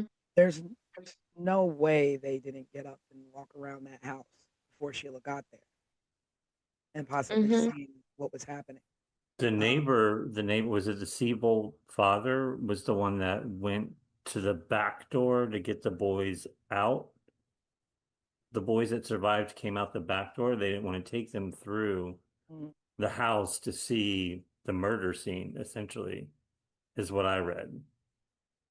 Yeah, and so I get that, but what also I don't get about that is if you walk into the home and you see all of that carnage and you see in this other room over there that there are alive people. You just leave them there. You don't say, "Come on, y'all, let's go, let's get out of here." You what do Yes, you she left and she went back next door, right? right? She went back next door, but if she would have saw them, why wouldn't it have been, "Come on, y'all, let's get out of here"? Or if they saw her seeing them, then why didn't they say, "Don't leave, Sheila, don't leave, take us with," you know what I'm like it I don't know. It's just so hard because it's just like, you want to put yourself in that situation, like just visually to try and think of what you would do or what happened. mm-hmm, But if I walk in the door and I've just gone through having my own child, let alone these are my baby brothers, like I'm storming through there. I'm going out the back door with them. Is someone still in the house? Are they still there? Right, right. Like, how do you? Where's the sister? Where's my little sister? Yeah, where's my little sister? Like, what? Yeah, what are they? Ricky, Greg, Justin, where is Tina? Yeah, Hmm. Yeah. I mean, Where's Tina? So it's again, it's we could do this. This caddy stuff is enough to well, carry. it's like the theory or whatever is that either one, the killers weren't threatened by young kids or even worried about these kids being able to identify them, or be able to pick them out of a lineup, or they knew them and were like, let the kids, that's not what we came to do. But what did you Mhm. come to do? Like, what is the Right. point? Like, why? And there goes the motive again. Why? Why? Like, Yeah. why do you slaughter a mom and her two sons? Were you there to murder Sue and the younger boys intervened and you had no choice there? Mm-hmm. Or were they all sleeping? Like, when the boys came home, like, what were they doing when they were approached, or when someone broke in? Did they break in? Did they sneak in? There was no signs of breaking in, so they Right. obviously just came in. Right. Yeah. Well, no one needed to break in, because the way the house was laid out, like you see how the in the pictures, the front of the cabin looks very cabinish. Mhm. And the back of the house looks very houseish, Yeah. right? And that's because it's a addition back there. And the older son, I want to say is John, he lived back there. And there was only one bathroom. And so they kept the house open so that John could come in and out to access the bathroom and, the kitchen and, sit around with the family. So the door would have always been open. No one would have needed to break in. No, there wouldn't have needed to be a sign of forced entry. So, like, thinking and knowing and knowing about the case, three basically grown-ups, because when you're a teenager, you're big enough. Mm-hmm. I mean, you see the boys, they're not little, you know. They were So 17 at the time, right? yeah, so I mean, Mm-hmm. they're nearly on their way to being young men. So there were multiple weapons. I mean, I don't know from experience, but I do know that murdering someone is a physical, exerted activity, Mm-hmm. um, because you're fighting someone to overtake them. And Yes. so, can one person overtake two boys and a young mom trying to protect her kids? So, is there more than one? Yeah. I was for that scene, the way that scene looked and the damage that was done to Sue and the children, I would dare say that it was maybe two or three people in that house, because we would have needed someone to not just cause the harm, but we would have needed someone to control that scene. Because otherwise, you know, someone coming out the window, Yeah, someone's running out the back door. And yeah, in fact, while we're talking about the back door, there was a weird fingerprint or thumbprint on the railing of the back stairs, and linked to who? unidentified. Yeah, that's what. So, Ketty, this is what we're talking about. And but that jives with, maybe that's the reason why there is no forced entry, because if you are Sue's friend and you visited the family regularly, you would probably know that they kept that back door open. So if you're coming in to murder them, Yeah, where are you coming from? You're coming from the back door, and you may have planted that thumbprint on the rail as you're coming up and down the stairs. But yeah, that's the well, cabin. Well, yeah, but so that takes us to the investigation, right? Which had all kinds of problems. Oh, some of which we've already discussed. Yeah. Let me say this too, y'all. So this is the full timeline that I know it. So we have Sheila going to the Seabolt's cabin at 8:30 p.m. that night. Then the Seabolts reportedly see the van outside cabin 28 at 9 p.m. Then Tina leaves the Seabolts to go home at approximately 9:30 p.m. Then John and Dana, depending on who says it, arrived home at sometime between 11 and 11:30 p.m. And then the murders supposedly take place between we don't know. Between we don't know. So around 1:15 that morning, the folks in cabin 16 woke up because they heard noise. Marty and Bo left the bar that they were hanging out at. Who is Marty and Bo? So Marty, Marty is I know who Merle. they are, but we I know. should explain who Go they ahead, crime are. expert. we're Yeah. about to. We're about to. Okay. So Marty Smart is Jason, the one of the little boys who are in the bedroom. That is his stepdad. It's Justin or Jason? Justin, Jason, what did I say? It was Justin, right? Okay. Justin. So listen, I'm a mom. I don't even know my Whatever kids' your name names is. sometimes. Yeah, whoever you are, that person. So that's his stepdad, and Marty is married to Marilyn. Bo is Marty's homeboy. So they were at this bar acting a mess and drinking and fussing and causing a commotion, and they left the bar at 1 a.m. Now, And the two of them depending, were actual suspects. they were suspects. That's where this is going. So they were the suspects. They leave the bar at 1 a.m. And not only are they actual suspects, but the legend is that Marty was having an affair with Sue. Mm-hmm. And Sue may have told Marilyn, who was Marty's wife, that of this affair. And so, Or I heard or read what you that hear she was trying to convince Marilyn to leave her husband. to leave. So Marty and Bo at the bar, hanging out, whatever, they lit. Then they come. So then we got the people in cabin number 16 hear some noise and commotion at 1:15. Now, Marty and Bo allegedly returns back to that bar at 1:30.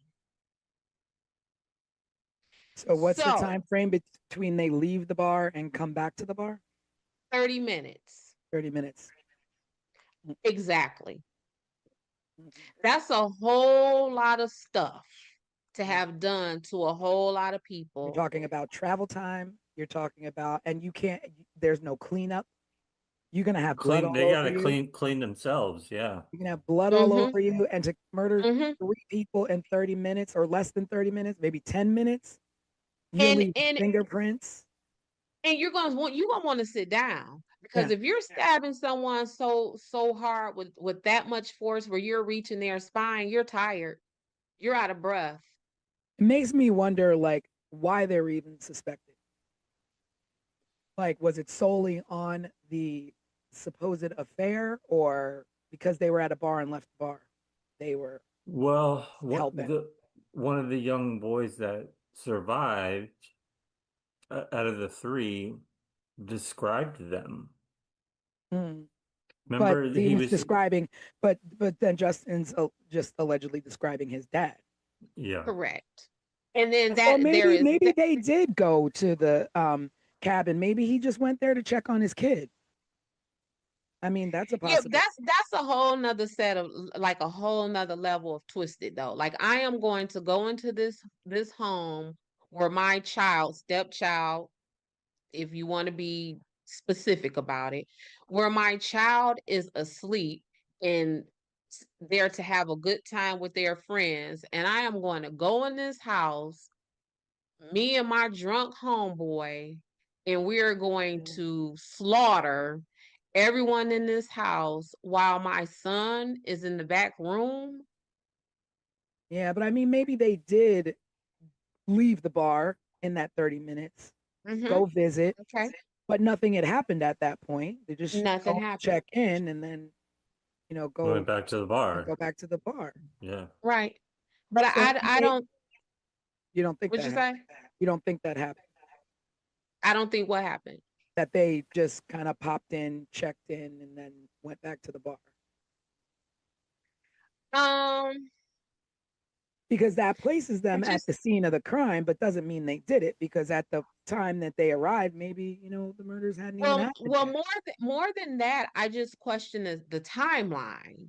Not necessarily that they didn't like really do it, because maybe they did, right?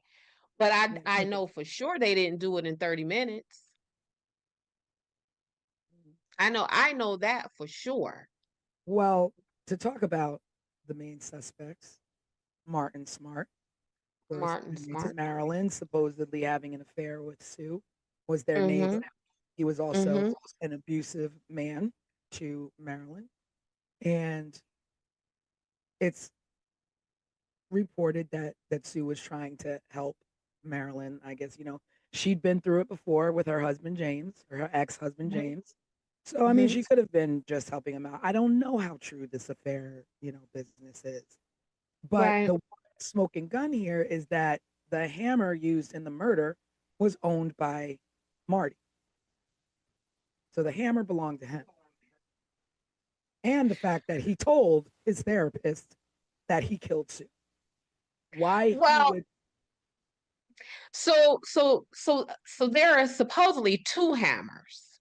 Mm, Yep. And the hammer that was found, weirdly found 35 years later, I believe, is the hammer that Martin says matches the description of his hammer. I don't think that the hammer that was left neatly and nicely on the table in Sue's home was that knife. I so mean yeah, that let's hammer. talk about the weapons, like where they were. The hammer was left on a table. Like, I mean, and then also Yes, you leave the murder weapons. Like, who correct. leaves behind murder weapons? And you leave them not just scattered about, like where, like, okay, so if I beat you with a claw hammer, that claw hammer may be left next to your body because, whoo, I'm done. I done beat you, I'm tagged. But for them to leave the butcher knife and the claw hammer, um, still bloody on a table, that's like a weird level of care and Yeah, concern. you're placing these items down that you just used to murder someone. Yeah. So are you what so when I try to unpack that in my investigator brain, it's like, is that a level of I don't care who finds out about this? Like, is that from a level of complete disregard? Maybe because Or not just I don't care who, it's that they know right, and but nobody. this is where I was gonna go. Do you, because if we're gonna run with the theory that Martin Smart and his homeboy did this, did Martin Smart and his homeboy leave those weapons at that table because they disregarded being caught because they are close friends with Mhm, Sheriff Doug Thomas? And if mhm. I just killed these people, I don't care where I leave this nice. My homeboy is the sheriff. He got my back. So at that point, she was still kind of the newbie, but she'd been living there for months. So she kind of, integrated into the town. Integrated, I'm Mhm. sure people, adored her kids or Well, integrated enough to where, she allegedly is sleeping with this woman's husband. yeah. Integrated enough to where her children were staying the night at other people's True. cabins and other people's children were staying the True. night at her Well, cabin. because my thinking was like nobody's gonna care because this is the new woman in town. She's not from here. Nobody's gonna care what happens to this woman or her family. Yeah. There is So some we don't kind of have to a, cover our tracks. yeah. And there was one more thing that I did read, which was strange. So I read that Ketty, the electricity in Ketty, the light supply or whatever was the lights were controlled by cabin 28. So in order to turn Yeah. off the lights in the town, you would have to turn off the lights on cabin 28. Mm-hmm. And before Sheila went over to the neighbors, she turned the light bulb out on the front of the cabin as though like why why would you do that? Like what is the significance of that? So that I saw that too. And the way it was described, I couldn't figure out if she physically like untwisted like And I think it was the like a light bulb. physical untwisting because if you would have turned the light out, if you would have manually turned the light out, then it would turn off the electricity for the town. But if you unscrew just the bulb on the porch, you would only leave the porch dark and not the Okay. town. Okay. So I thought that was So strange. so that was the one thing that was strange. The other thing for that was strange about that to me is how would she know that? And what I mean by that is that my children don't live with me. So whenever they come to my home, they are sometimes just as confused in my house as they would be in yours because they Mm, don't live here, right? mm, So how would she have known that much? And she had just been there a couple of weeks. Like, did she yeah. know it? Oh So it yeah, makes by the me way, think, Sheila, yeah. So it makes me think like it's like you'll know the house because it'll be the only one without the porch light. it'll be the only one without the porch, without the porch light. And if that was not intentional and just a coincidence, like Mm, yeah. that's horrible luck. But Yeah. also, um, how often during the night would Sheila see Sue doing that? Would Sue Yeah. Yeah. regularly Was it go out? something that she would regularly do to Right, save? like because otherwise, how would Sheila had no? Because that's like a quirky thing to Yeah. know. Yeah. It's like if you're overthinking that theory, and I'll, there's no shame. I mean, I did go down a rabbit hole as we talked on the live. I like my rabbit Mhm. holes. And I That's what went down, investigators do. yeah, and I went down a rabbit hole on a site called Ketty 28. And when I say the theories from this site are really like, so if you're doing your own research, visit there on this case if you want to go a little further and deeper. But I try to stay away from it because I don't want to make any accusations more than there already have been, like Sheila and this light bulb situation. But that is definitely a strange thing uh, to think about happening on the night of murders. I mean, I don't know if she did that every night. We don't Right. know.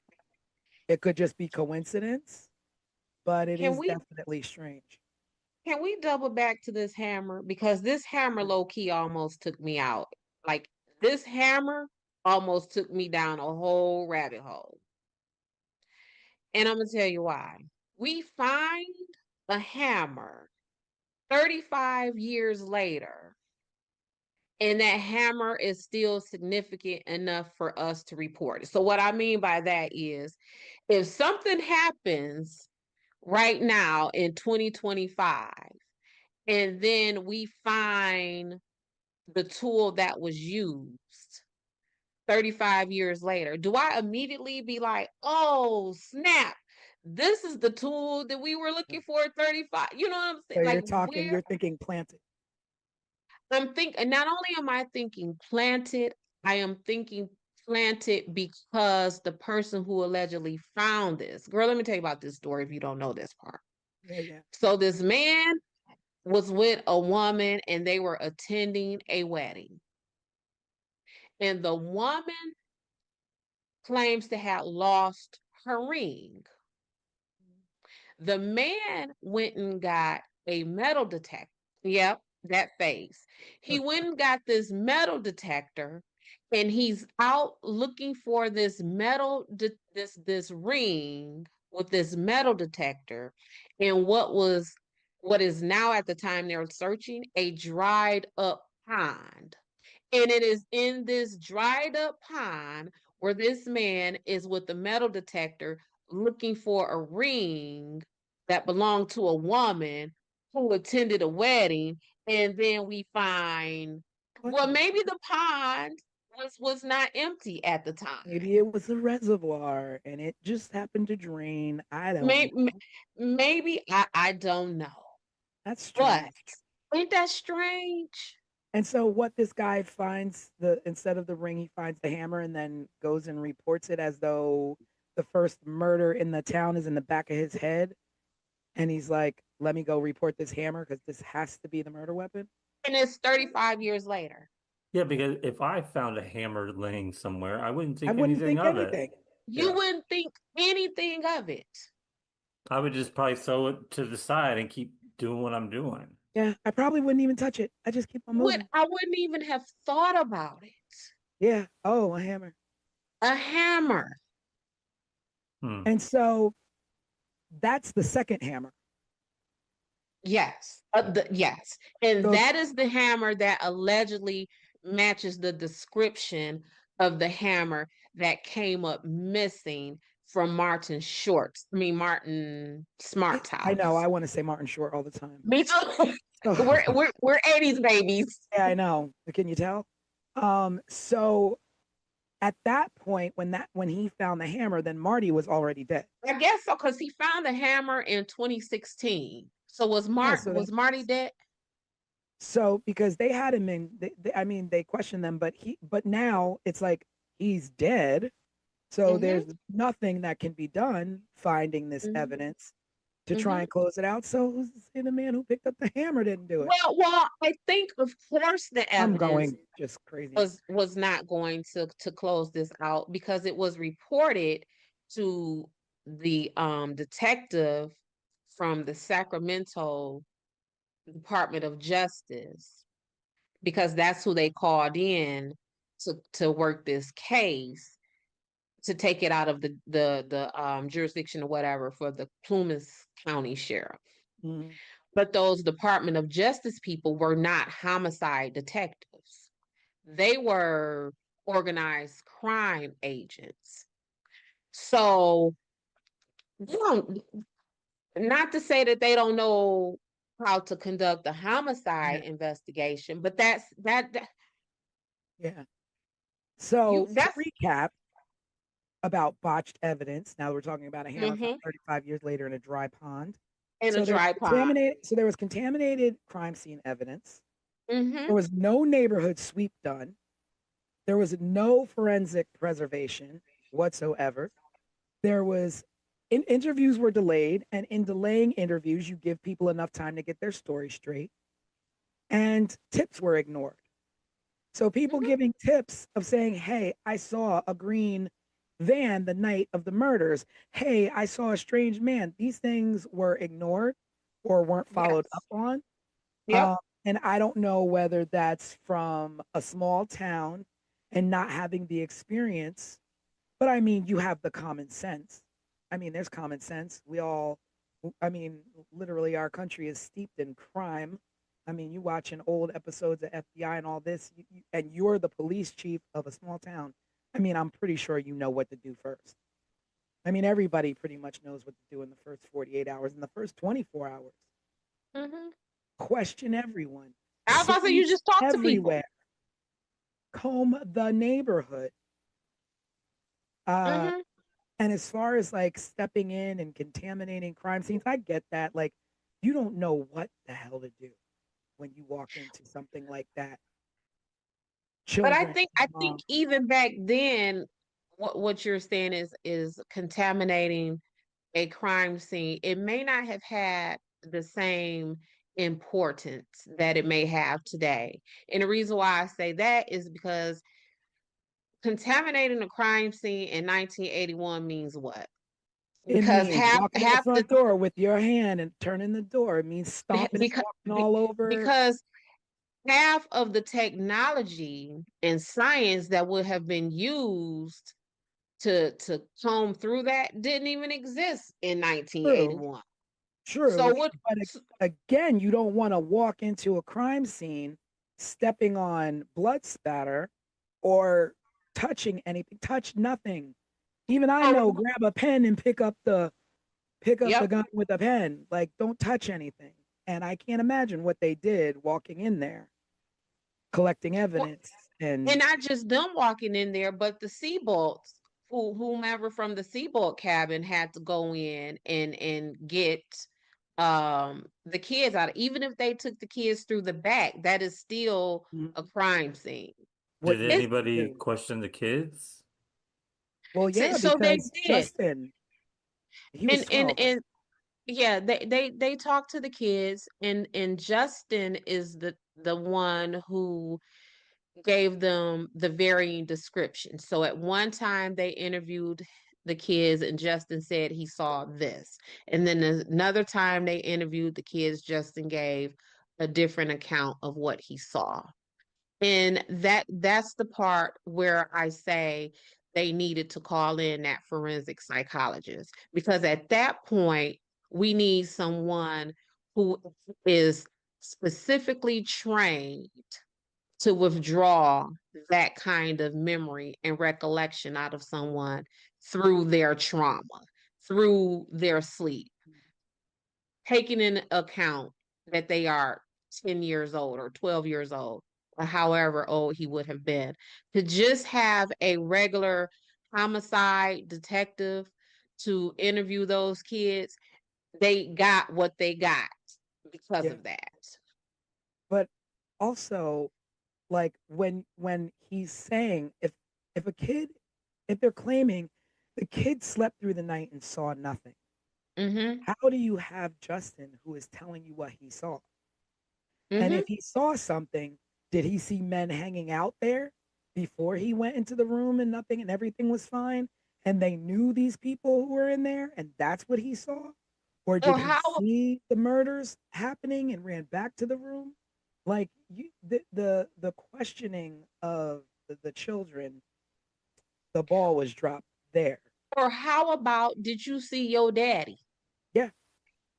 Hmm. I mean, I mean, we don't know what's in those case files of Yeah. what Mm-hmm. was said Mm-hmm. or Yeah. what questions were asked to them. Yeah. Uh, Did you see your daddy doing this? And is that also why Justin gave varying descriptions? Because did he see his daddy? And oh snap, I did see my yeah. daddy. So let me hurry up and change Oh this wait, and I make don't sure. remember what I saw. It was Right. blurry. Now I don't remember. Mm-hmm. Mm-hmm. Yeah. Well, that would make sense if he did see them before, just hanging out, but then they have the alibi of being at the bar.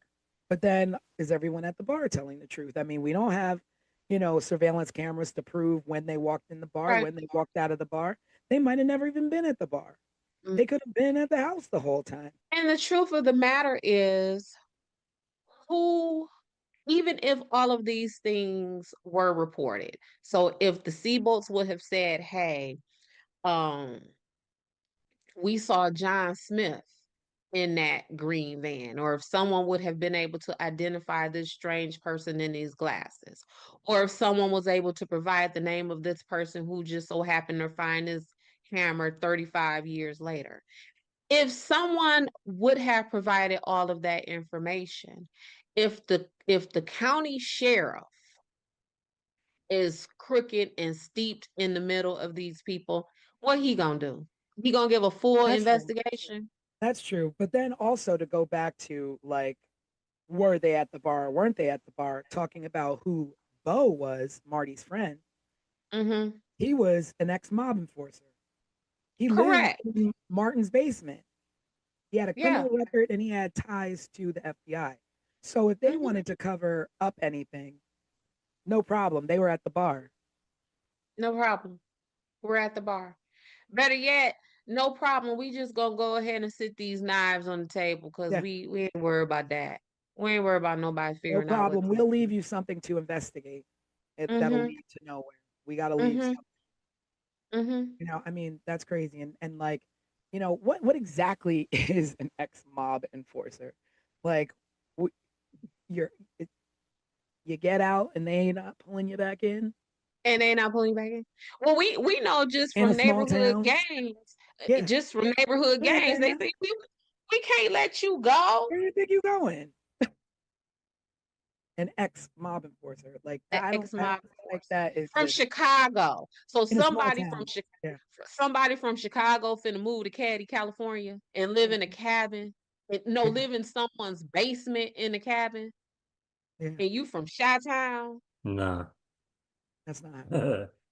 Mm-mm. Well, What you about to say, Craig? I'm thinking of I'm thinking forward a little bit now because I'm starting now to think about three different things. Um, Okay. the letter that Marty wrote to his wife, where he Yeah, that's going back essentially to him telling admitted his therapist. admitted that he did it. The phone call that came in about Tina and her skull, I feel like it came from a payphone or something. And then I'm also now going back to Dez's theory of this family who wanted the the grandkid that Sheila had. Like, what happened to them What and happened to them? all of this? And Well, I don't. do y'all know that that call to report Tina came in almost 3 years to the day that the And do we Ketty know murders who the happened? call came in from, or it was anonymous? It was allegedly anonymous. Because I feel like Yeah, that's a whole nother element to Mm-hmm. this. Is where did Mm-hmm. Tina go? Where's she been for 3 years? The skull was found 100 miles away from Ketty somewhere. Yeah. so And Tina was how old when the murders happened? Who, Tina? 12, Yeah, She was and 12. so at the time they found her skull, she would have been how old? Like 15, 15. going on 15. But she could have been dead the whole time, you know? She could have been dead for See, three So, years. so Craig, you're thinking like she I was. see your wheels turning, Tanisha. So you're thinking that the people possibly who no, that's not. I'm not What are really, you about to say? I'm not thinking anything really. I'm just making sure we don't leave her out of the story because, Tina? Oh yeah, no. Well, yeah. yeah, no, we're just going down that rabbit hole of that whole who was involved and how criminal it was. Because like But I like the sheriff, like talking about the sheriff and being, Mm-hmm. tied to not only Martin but Bo as well. He was close friends to Marty. So again, he was at the bar. You know, he he like had conflicts of interest with everybody involved. He lived Right. in cabin 28. He knew the layout. And like you Mm-hmm. said, if you lived in cabin 16, you know the layout of cabin 28. Mm-hmm. Mm-hmm. And whoever it was knew that they can walk into cabin 28. They Right. knew they weren't going to have any kind of locked door problem or have to break into a window. Yeah, There's and just like just corruption all over. yeah, I like Craig's thinking of not allowing Tina to get lost in the fray of all of this. Um, Back to that word of motive. I think Tina could be herself a motive for some of this, just from the fact that Tina, there are reports that she was molested in the town, um, and no one followed up on that. Just there's It's just a history of Sue and her kids just being screwed over during the time that they were in Caddy. yeah. So then you're talking about Sue, who has a teen daughter who's pregnant, a Mm-hmm. young daughter who's molested, a young Mm-hmm. son who's hanging out with the wrong crowd. Mm-hmm. Um, and it could have, I mean, the angles could be anywhere. And Mm-hmm. when I think about it, it's just like you always say, what's the one odd piece in everything? Like, what's the odd placement in these murders? And it's that a young child was taken. So then you start going into, you know, Mm-hmm. human Mm-hmm. trafficking of children. Like, Mm-hmm. was she taken for a Yeah. reason? Yeah. Like, They wrong with her. did the You person spared the who, boys, but you didn't spare the child, the little baby girl. yeah. The So, boys were taken. is it, um, whomever harmed, sexually assaulted Tina? Was their fixation on Tina continued to the point of, let me get Tina, and to get Tina, I am willing to murder everyone around her to get to her, and she's coming with me? Is it that? Is it, again, what Craig said with the meats? You took my baby from me. I'm finna kill you and your whole family except for your baby. That's And what I your was baby thinking. is coming with me. So Tina can't be lost in this. No, and I mean, it's so hard to even think. Like, they suffered a horrible death. The mom, Mm-hmm. Dana, Mm-hmm. John, they suffered a horrible death. But we Mm-hmm. don't know what Tina suffered. No, We'll never no. know what Was that child suffered. she kept alive for those 3 years, or was she killed the next day too? I don't know. Yeah. I don't know. And I think that's all part of the terror. Yeah. And I mean, and then we talk about the survivors. So you have Sheila, the oldest. Like, she's Mm-hmm. got to be, you know, she's got to Probably be, our age. yeah, yeah, she's our age. And just how do you reconcile life after seeing something like that, knowing your baby sister, you sent your baby sister home and she was murdered, Mm-hmm. left and dumped like she was nothing. Mm-hmm. And the truth of that is, whether you did that intentionally or just out of a mistake, that guilt will be the same. Yeah, yeah. Just the what if. I mean, I What can't if? imagine the Yep. what ifs. Yep. And even the young boys who were in the other room, and though they were just young, you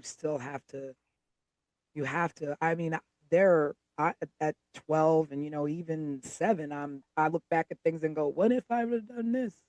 What if I would have done, Right. let alone, my big brother, my mom, you know, done the way they were done.